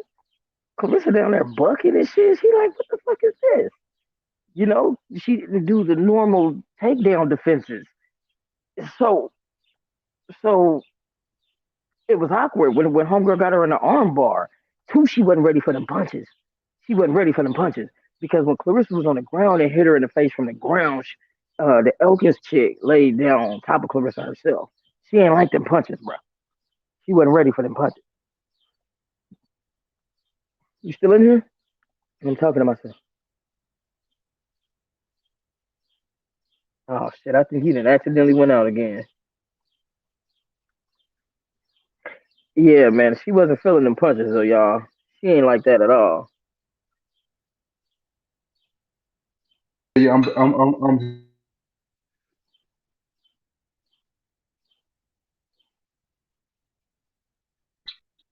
I say, yeah, Yeah, I'm here. I was looking at the yeah, YouTube to see if anybody was posting in the chat, and I had fucked around and walked away, and the phone went out again. yeah. She don't. Hey, the homegirl didn't like to get punched either. She didn't like them as much as Clarissa didn't like being on her back. That girl didn't like punches. Mm-mm, Mm. not at all. She Not because at all. Let me ask you something. You what brought up Clarissa. Wilder, and you were talking about how awkward he was, and what do you think about his new trainer? And Oh what do man, you we think about his before new we fight?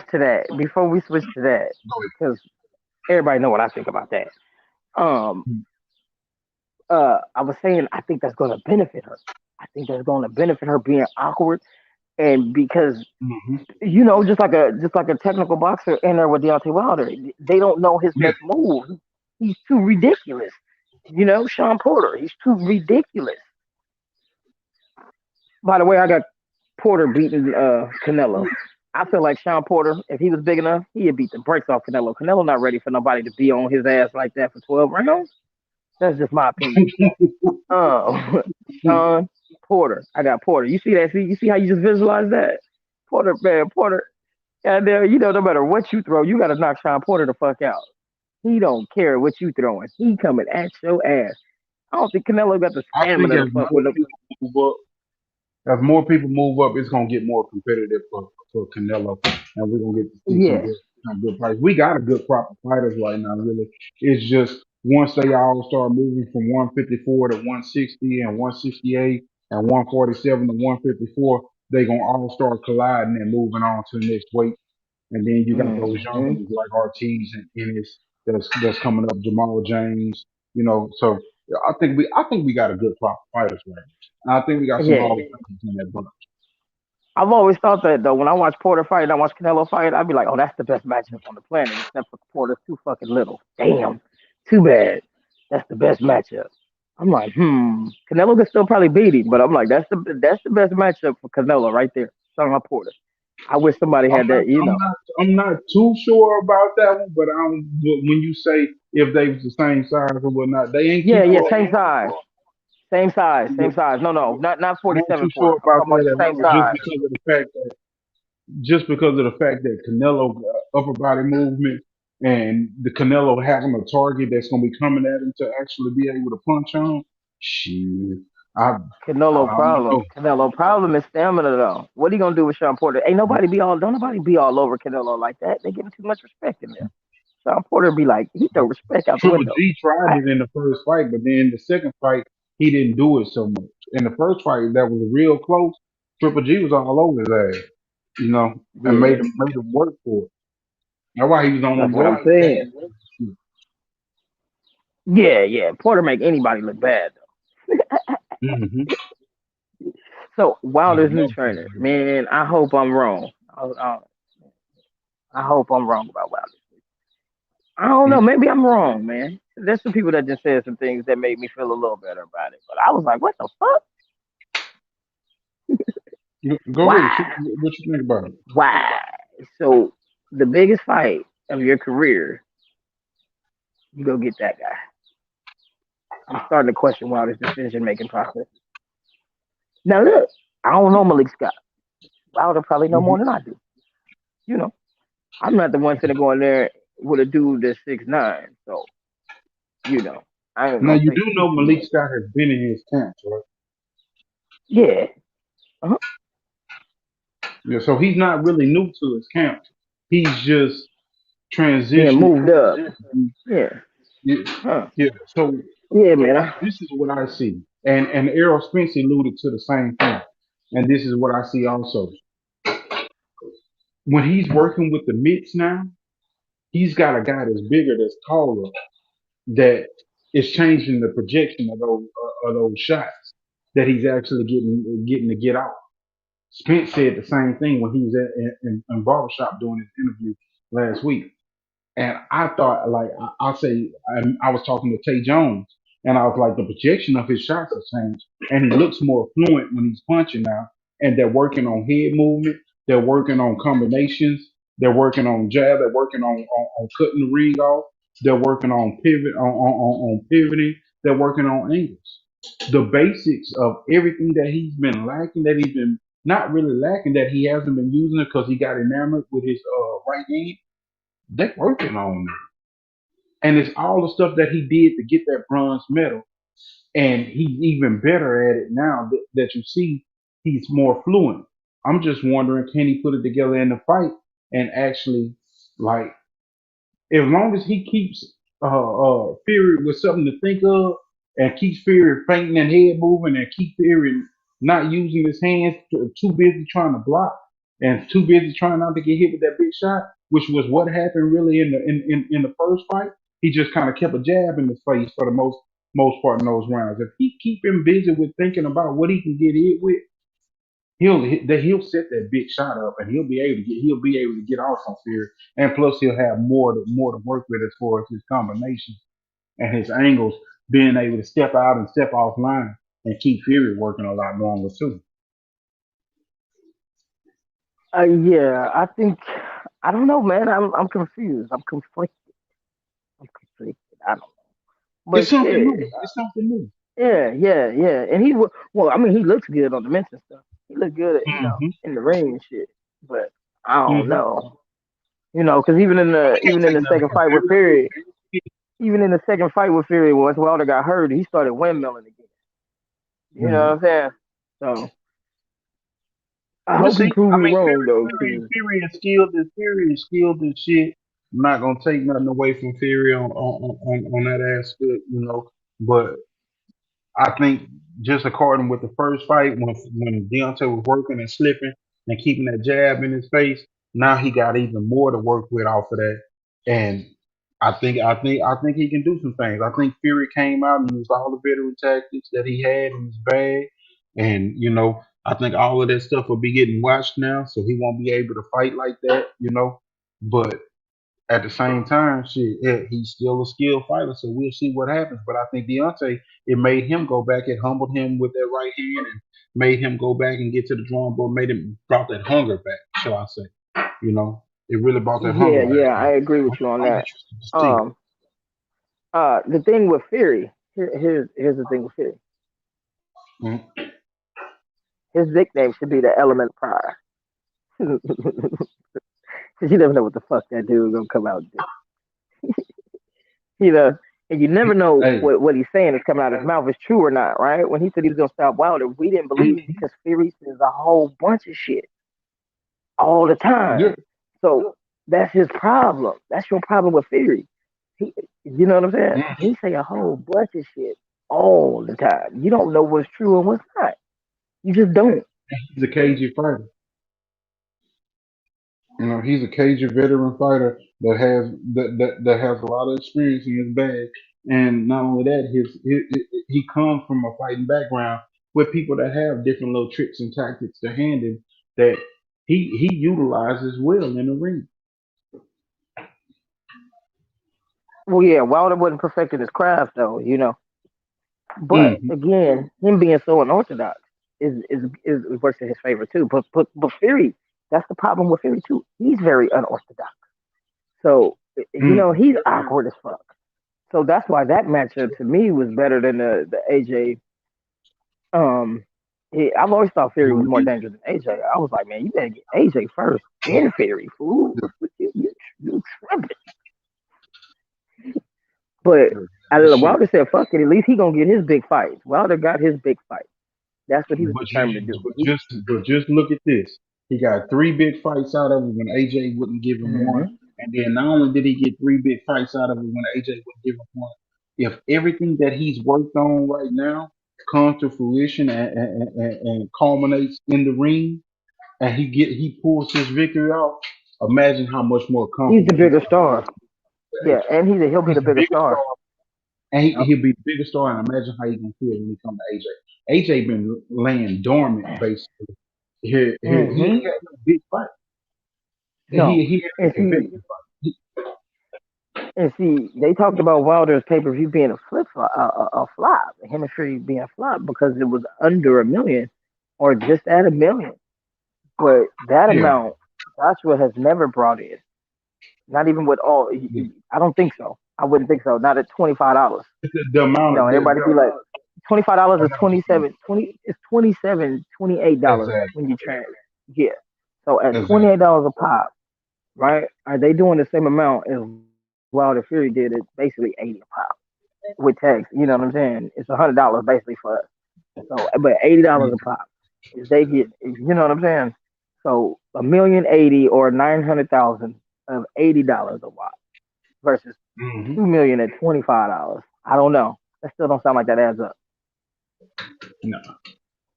Yeah, that still don't sound like that add up. I'm no mathematician here. The gates at an average of I think it averaged out with the tickets coming together at a median of like $300 per ticket versus like $40 per ticket at they live gate with 90,000 versus I think it was like 21,000. Shit, it was still like way more money at the live gate. It was still way more money in the Man, I was home finally for a big fight, and the shit was in Vegas, and I was in San Diego. I was gonna go to that fight. I looked at the tickets. It was $1,500 for the nosebleed for Wilder Fury 2. That's what I'm saying. $1,500 for the nosebleed. What are you are you going to Wilder Fury 3 or Errol Spence I won't be and here. I won't be Pacquiao? here. I'll be in Japan. I'm gonna be Oh, in you in Japan. Japan? Okay, you I'm gonna in be in Japan. Japan for all of them. I'm gonna be in Japan for. I fly today. Tank fight. I think. I fly the day before or after. I think I'm gonna be here to catch Tank fight. Uh, but I'm not gonna be able to go because I fly the day after. That's a long ass flight too, man. Ooh, it's 12 hours. Well, straight. There's nothing I want to be doing for 12 hours straight. Nothing. Yeah, that shit right there. 12 That shit hours. right there. 12 hours straight. Yeah, man, that's brutal. Have fun with I that. mean, you can't sleep. You can't sleep for 12 hours straight. Eat, read a book, watch TV. None of that for 12 Mm. hours straight. You know, but last time I went, man, towards the last 2 hours of the flight, I was prancing back and forth through the aisles and stretching, and oh my god, it was horrible. What's It that? My was knees horrible. about ready to lock up. Horrible. Yeah, man. So I'm not doing nothing the day before that fight, but resting, and I'm gonna be working out and resting to be healthy for this flight. Yeah, you want to be in shape for a flight that long. I swear, your circulation, your feet swell up. You know, I'm gonna be doing yoga in the aisle this time. I'm gonna bring me an old yoga mat. Mm. Yeah, Cletus, we still in here. Oh, But Cletus, you say got no. Yeah, we still in it. yeah. So I'm gonna miss all the fights, and they're gonna come on at Sunday morning at like 10 o'clock in the morning, because I'm gonna be 17 Damn. hours ahead of California. 16, 17 hours ahead of California. It's gonna come on at like 10, 11 o'clock in the morning. Damn. Shit, Wilder Ortiz too. I was in Japan for that. Yeah. That first fight with him and Ortiz, boy, that motherfucker had me on eggshells. That motherfucker buzzed Deontay. I was like, oh shit. Wilder Ortiz won. I was in France. I caught it the next day on fucking YouTube. I stayed off social media. I had to stay off social media, and then I'm 9 hours ahead. In France, I'm 9 hours You know, ahead of they had some California. good fights. Them two had some Yeah, good fights against each other. yeah. Wilder Ortiz 1 was a good fight. That was a real good fight. Ortiz 2 was kind of like, what in the hell is going on here? And then he knocked him out, and I'm like, what in the hell? Ortiz was just basically dabbing him to death and moving on that one, but shit, hell, it's like Wilder had I don't think Wilder had through uh, 10 punches, and then all of a sudden he slipped that one good one in, and it was a good night Irene. Towards the end, Yeah, I man. can't I'm believe never that here shit for the big happened. fight. I'm never home for the big fights, Eli. I'm always somewhere else. Porter and look, Porter and Arrow was in LA, and that was the day I flew to Japan. I was like, damn, man, because I would have went to that. I would have went to the Porter. Yeah. Hey, that Porter And, Spence fight, that bitch is an instant classic. You know, I caught man, myself, and I done watched that fight about 3 times. I done watched that fight about 3 or 4 times. Just when looking at Manny Pacquiao and thinking like, okay, how this Manny Pacquiao fight gonna be? Well, Porter has the footwork and the fast feet and the in and out type shit that he been doing here lately. You know, even though Spence and him had a banger, but at times it was that, and I was thinking like, is this how it's gonna look, kinda? You know, and it made me go back and mhm. watch that fight soon. You You know, know why you Porter gotta, is one of my favorite welterweights?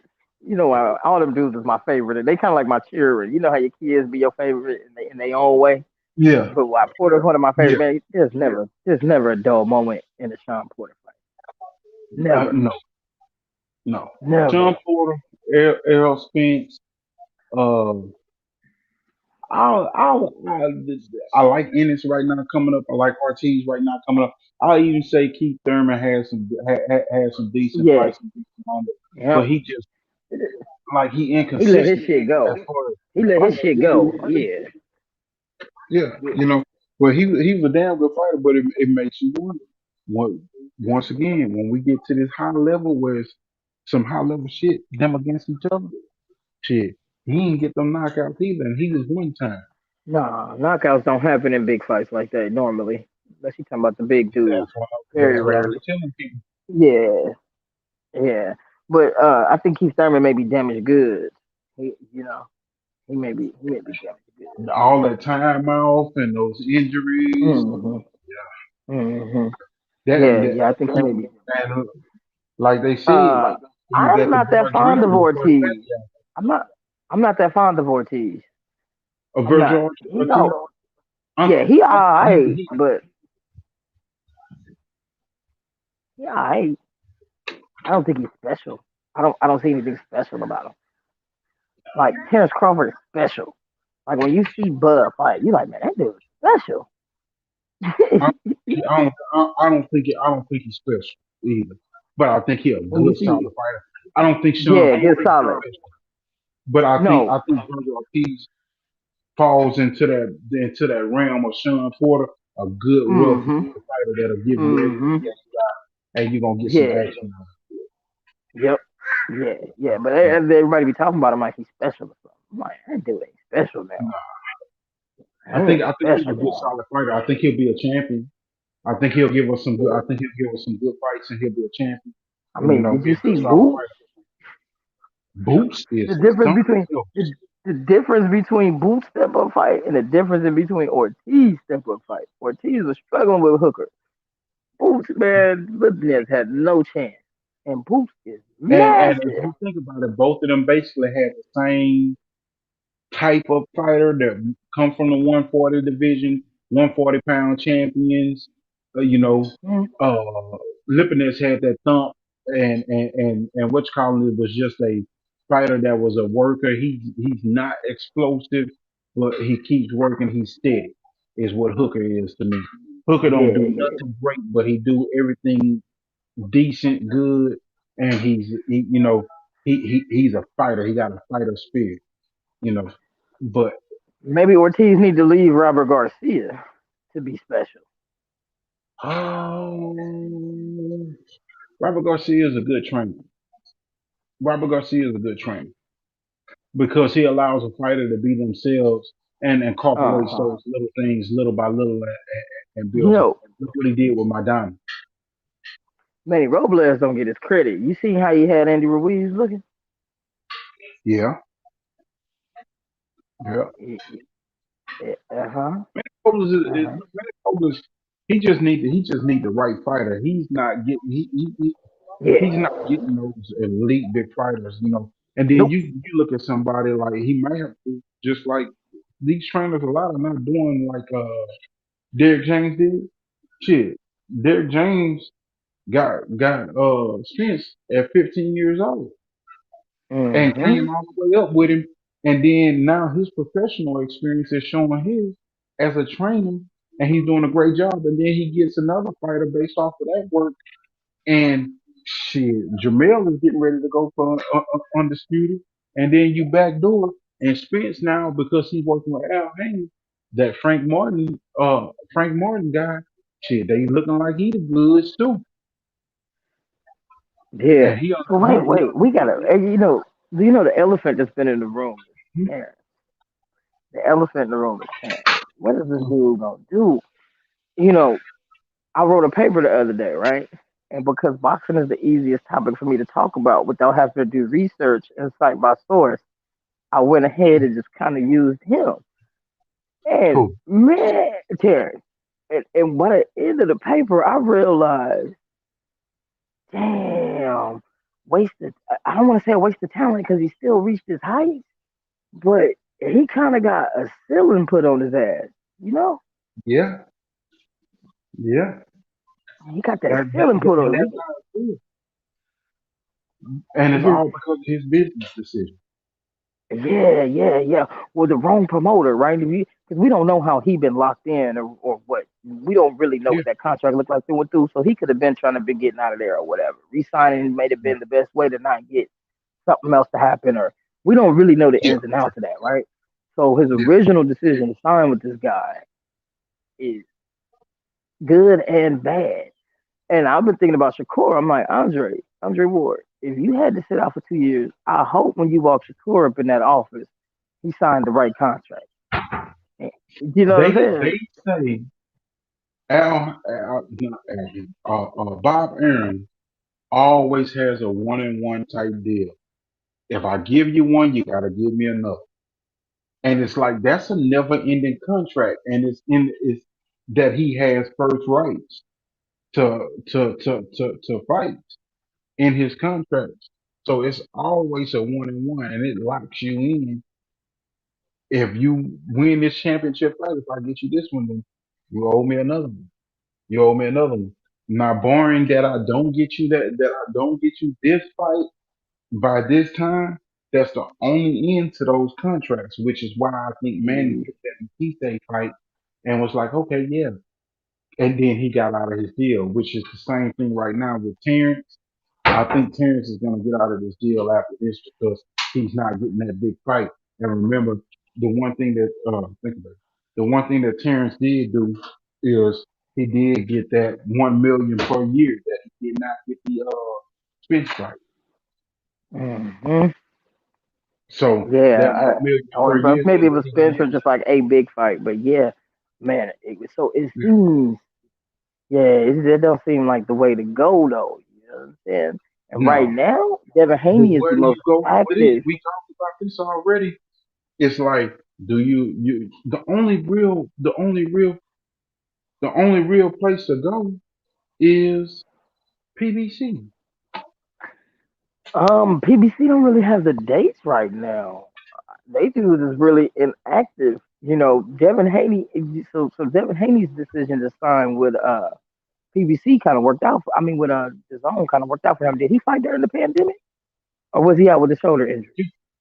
No, he fought during the pandemic. He fought like three or four Yeah, times. yeah, yeah. But He's I been getting his mean, fights and being active.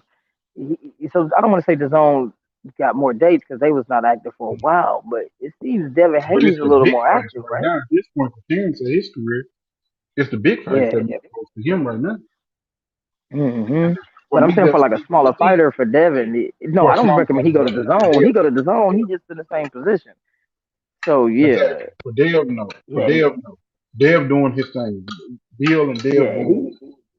But Devin ain't finna get nobody over there. But he need to stay over there and make that money and go on and build his resume.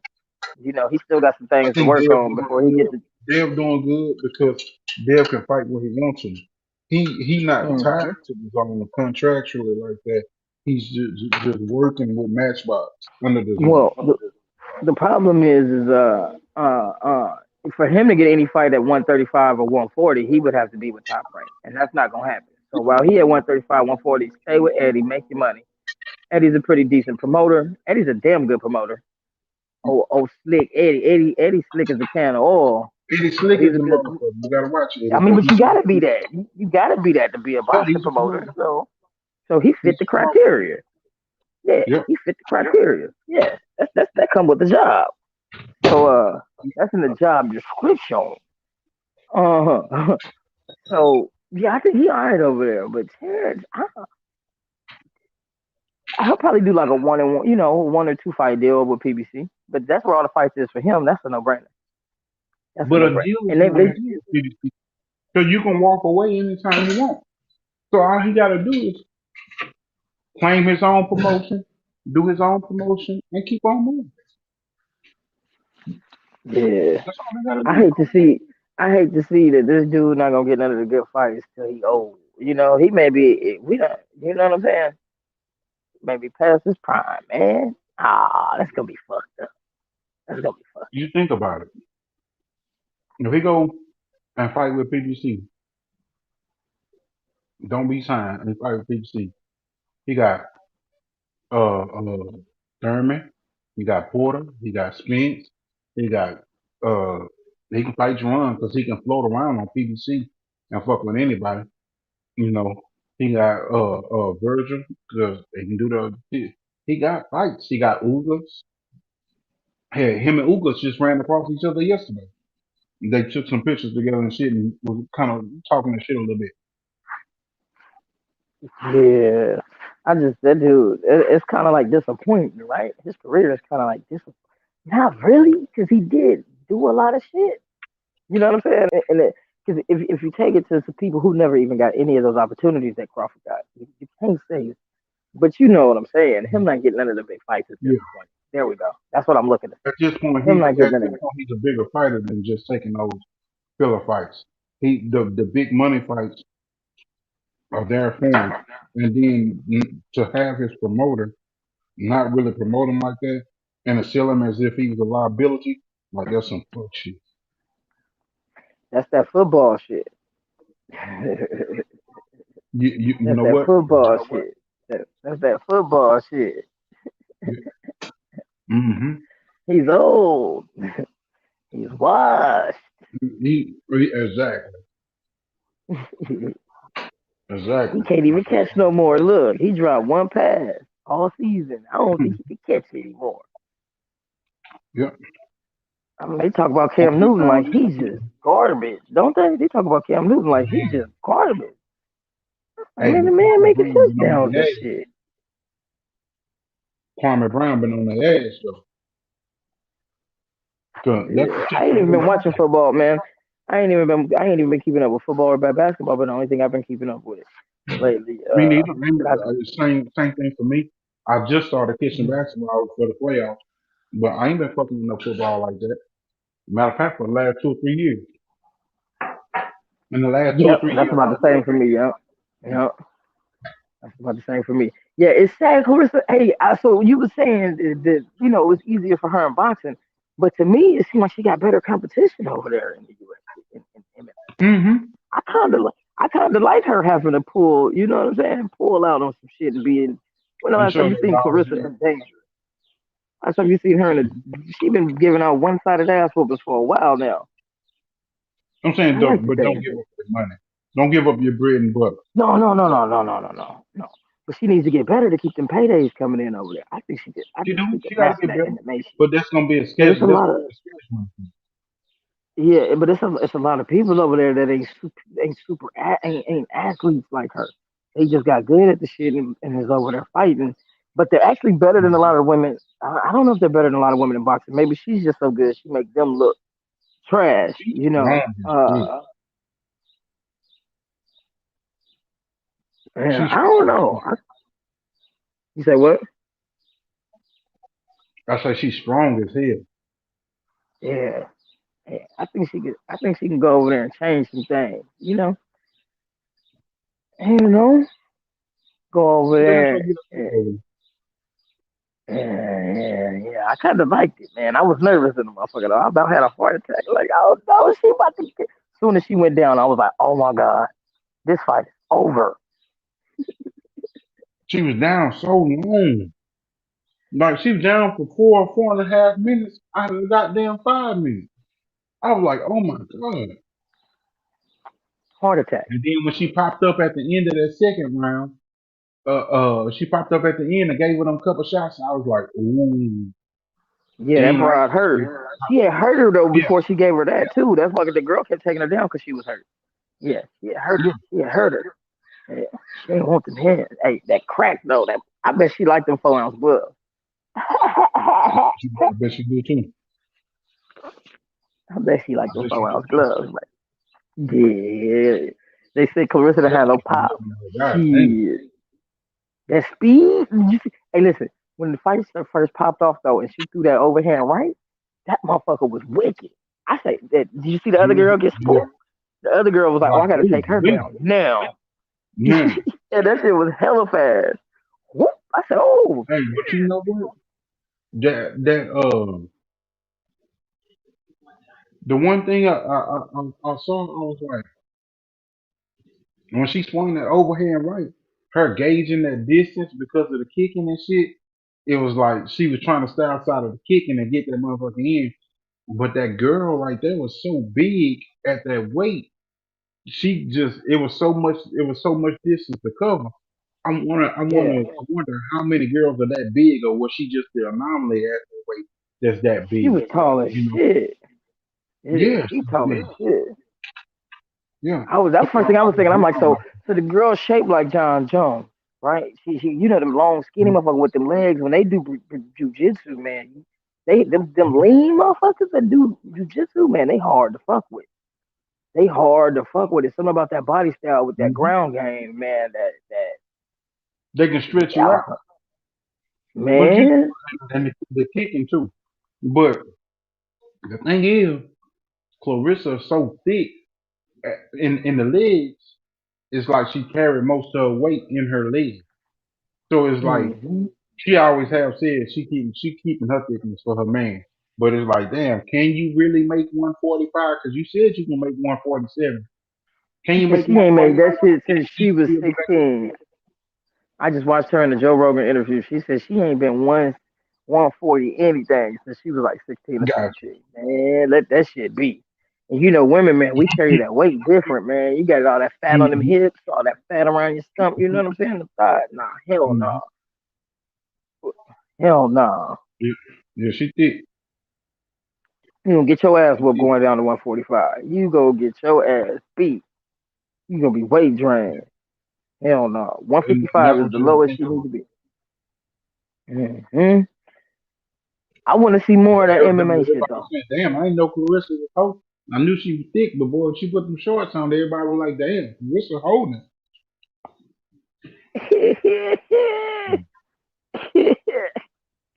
But yeah.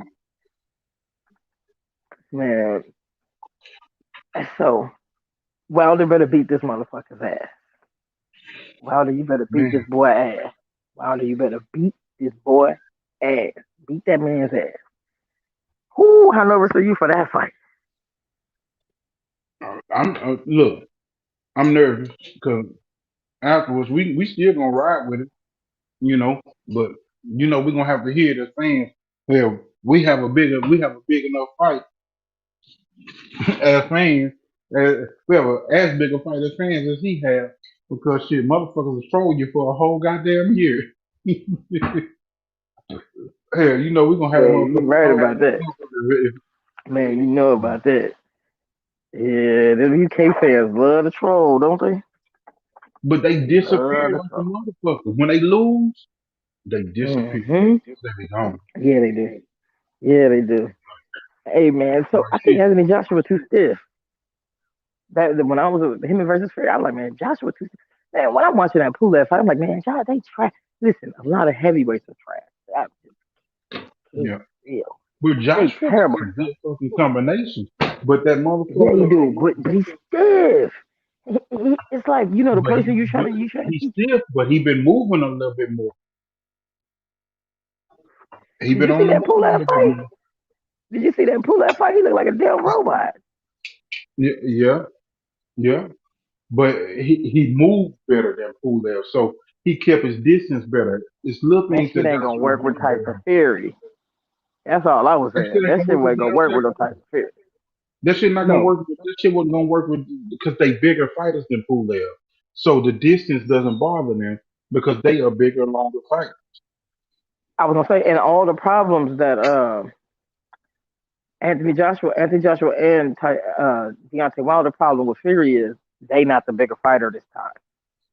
That was Mm. Wilder's biggest problem. He pulled it And back. Pulev is not Wilder as used to fast be as him. Wilder used to being able to pull back because he's the taller fighter. He was doing shit like he was the taller fighter, Yeah, not Fury the bigger yeah. fighter. I can honestly think that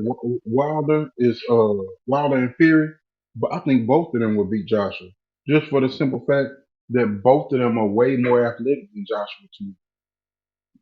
Yeah, Not, I think not so much as that what you call movement, his herky jerkiness, his ability to move around the ring, Fury, and then Wilder ability to be there and be out of the way in no time.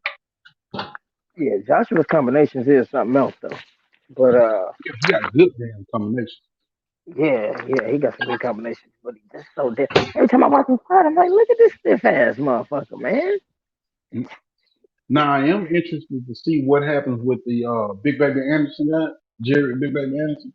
I'm interested to see how he comes He along. not ready yet. He not No, I ready know he yet. don't know yet, but I'm interested to see how he come along. Him and Yeah. Frank Sanchez. Frank Sanchez and him are some good boxers. So I'd like to see how they come along. And you know who I think Okay. not gonna make it? I'm F.A. Ajaba. Hell He's no. starting to look like food. He been He's fooled. starting to look like yeah. But he was improving under Ronnie Shields. He was starting to become more complete a boxer that would move and throw his punches and shoot his jab and 1-2 and move and get off the line. You know, he was starting to become that, but I don't know.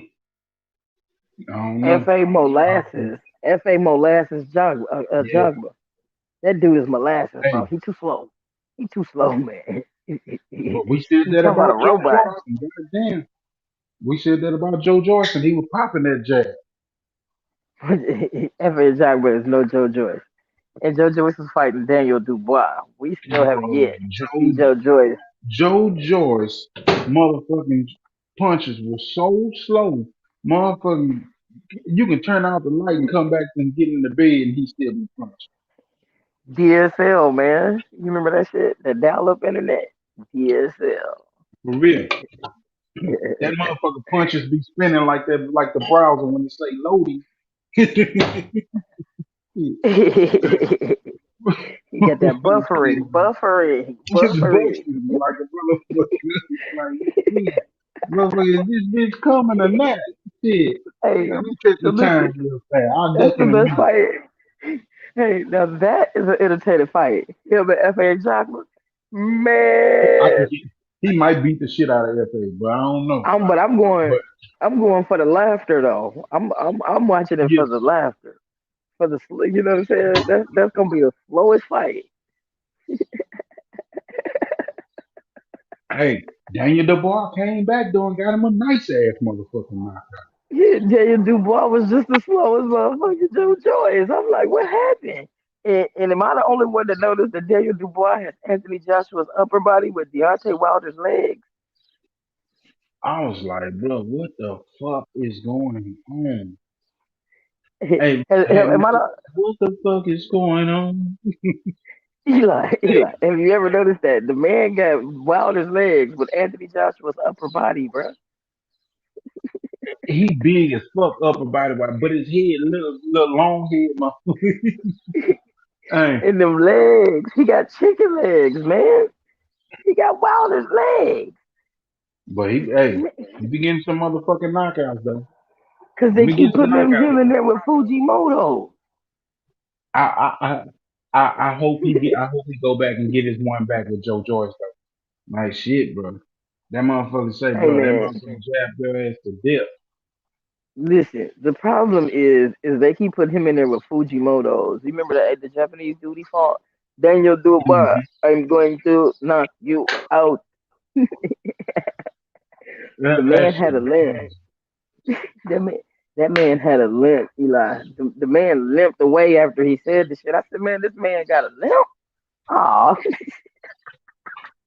Hey, and you know what? You said something real right there. Because why would you put him in a fight like that and then take him from a fight like that to Joe Joyce? Like that was a huge.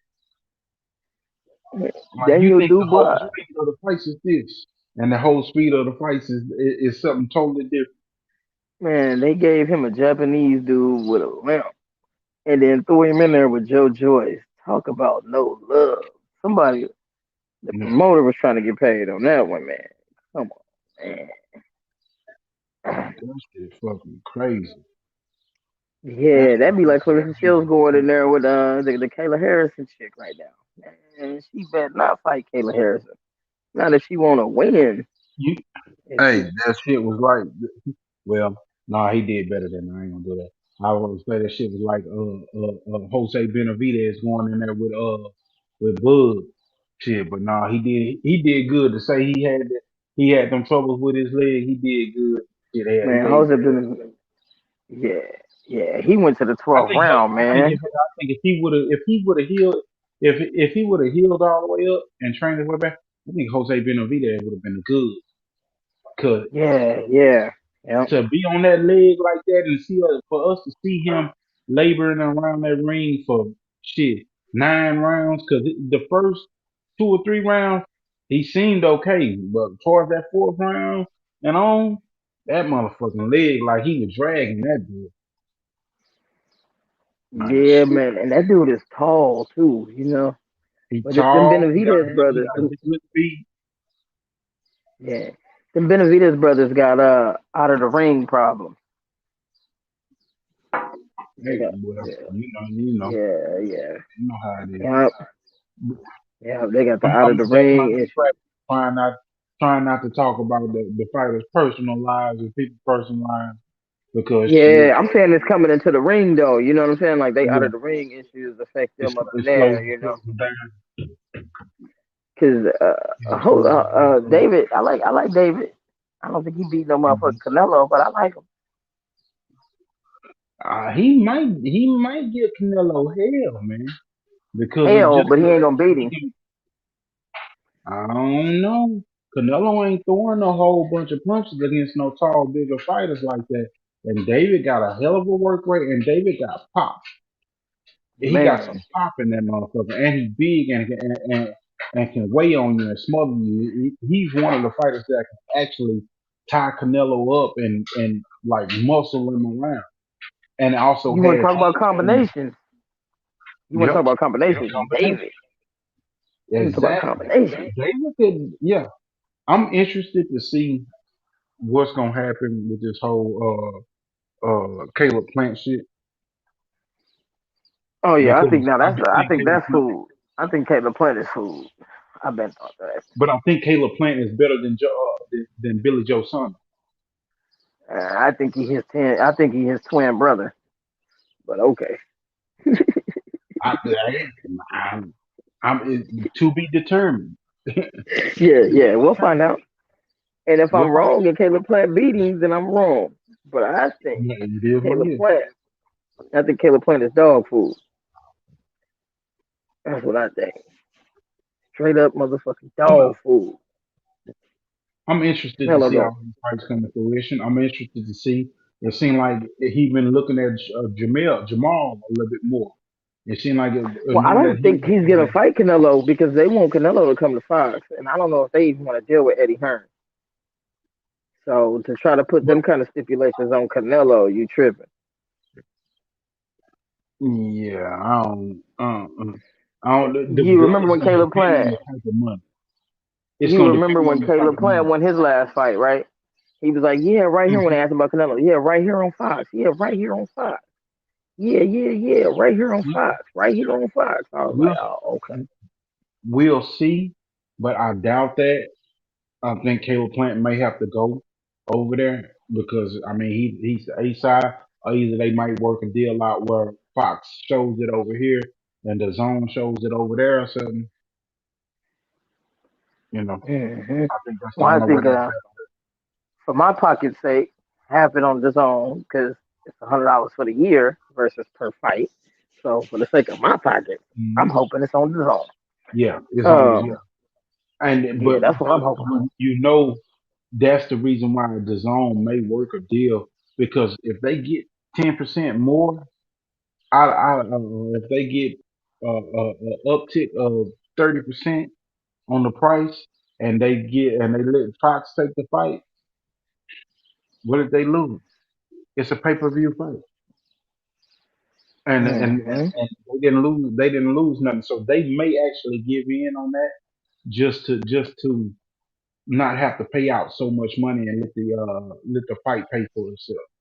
You know, because they have been paying out to Canelo, and then they gonna have to pay. They already talking about paying what's called with 10 million. So they may very well do that. We'll see how that goes. I mean, one way or another, it don't matter to me. Yeah, we're gonna watch it, but the I Zone don't care. is super. Yeah, Yeah, man. man. I think I don't, I don't know. I think the Caleb Plant Jamal Charlo fight's a good fight. I don't know who wins that. It's a good I fight. don't know who wins. It's a good Yeah, I fight. don't know who wins that. But I think Canelo is about to pick Jamal next. If he gets this, I think he's gonna pick Jamal next because he's been jawing a little bit more and more with Jamal. Cause I don't think he liked hmm that whole "oh you duck Jamal" type shit. Yeah, What it called? And man. I I got think Canelo beating Jamal. When I watched that Derevyanchenko fight, I said, "Oh, he ain't." I'm gonna be pulling for Jamal, but Canelo's gonna be the favorite because you're not fighting the level of competition that you need to be fighting to be going into a fight like that. You know? That's the issue. When I think his Fighting all last them Fujimotos. fights before this one, yeah, the last couple fights before this were okay. You know, because Korobov is a good one, Devonchenko is a good one, you know, and Korobov, Devonchenko, and Brandon Adams has shown himself to be formidable as an opponent. I think those three were good, but it's just that drop off. You have that lapse in time that you've actually fought because of COVID, and then now you're fighting Montiel, who is a guy that he went to war with Centeno Jr., who you knocked out in the first round. Yeah, So I it's don't like, even know who and then Montiel is. if you see him, you'll be like, oh, you seen him fight before. Let me see. Uh, let me see who he fought. He fought Centeno Jr. and they had a little bit of a war. But Centeno Jr. is the guy that Jamal knocked out to get his mandatory for that WBC. He knocked him out in the first round. Let me see. When he moved up to 160. Okay. See who he fought somebody on that fucking card, and we seen shit. Okay. Remember James Kirkland last fight? Trey, you there? No, I didn't see it. Okay, but this motherfucker knocked James Kirkland out. Damn boy, James Kirkland is over with. But yeah, he knocked James Kirkland out in his last fight, and he went to a draw with Hugo Centeno Jr. He had a draw, split decision draw with him. But he lost to Jaime Munguia. So he did fight Jaime Munguia too. He lost to him.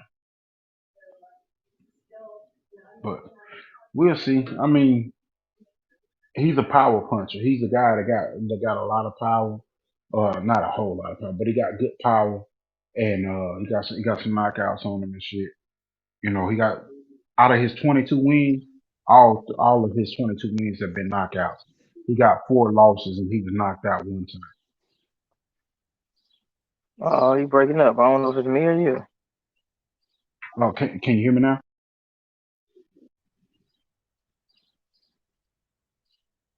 Yeah. I don't know if Can it you was hear me or me? you. I'm on Wi-Fi though, but I don't know. Ooh. But yeah, Yeah, he can you got hear me? 20.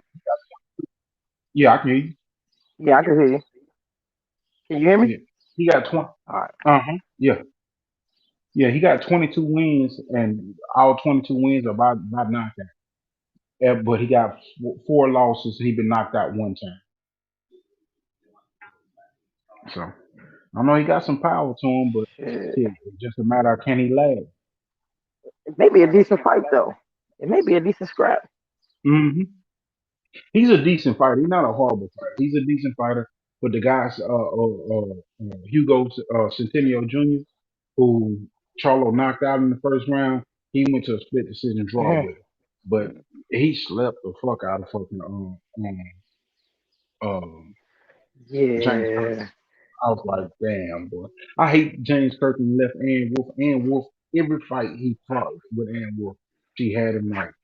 And then every time he got a fucking big fight, that's something about boxing that I have to say something was there and something was fucked up.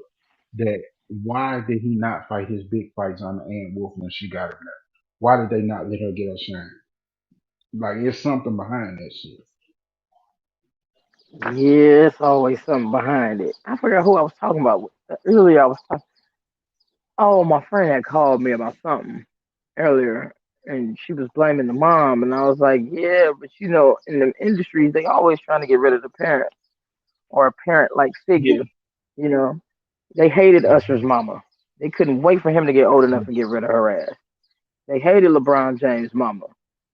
You know, they hate LaVar Ball. They hate that dude for no reason. They hate that dude for being a good dad. Like, why They know the kids gonna listen to him. Yeah, they hate the, they don't want the parents around so they can pull their shenanigans, or somebody or somebody who's giving you good advice. They want them out of the way. Yeah. But man, shit, I'm about to go to bed. I ain't even been to bed yet. I work nights. I ain't been Motherfucking birds is finna do the chilling. same. And yeah, I'm about to go to I bed. I hear gotta you. get up. I got papers and shit to write. It's like 6 in the morning. All right, it's 6. Yeah, it's 6:30. Lord have mercy. Shit is 8:30 in the morning. Yeah, I gotta get up and shit. I gotta get up and write like 2 papers, man. I'm gonna be in the house all But fucking shit, Saturday. I'm gonna sleep the whole day and then be up all busy. So that's what I'm hopefully finna I go get to free sleep for tomorrow. about 4 hours. I'm finna sleep for about 4 hours or so. And then I'm gonna get up with my little nephew and my family. My little nephew having a party with my family, gonna get together and stuff. So shit, I'm gonna slide over there and chill with the family. Well, shit, at least you gonna be entertained. I'm gonna be sitting in this damn house doing research and shit. Your Saturday sound better than mine. Hey, you gonna have to get out. You have to get out and treat yourself. You gotta after you Oh finish yeah, with man, I'm after you finna get. finish step out and I ain't treat got no yourself. time for that. I'm finna leave the country. I gotta make sure I got all my Oh endeavors in yeah, order, and I yeah. gotta have all my mail changed, and you know And what you I'm got a saying. quarantine I too, gotta. right? Yeah, Do you still have a quarantine? Yeah. yeah, Well, yeah. That yeah, that shuts you down. yeah. Okay. Well, shit. Yeah.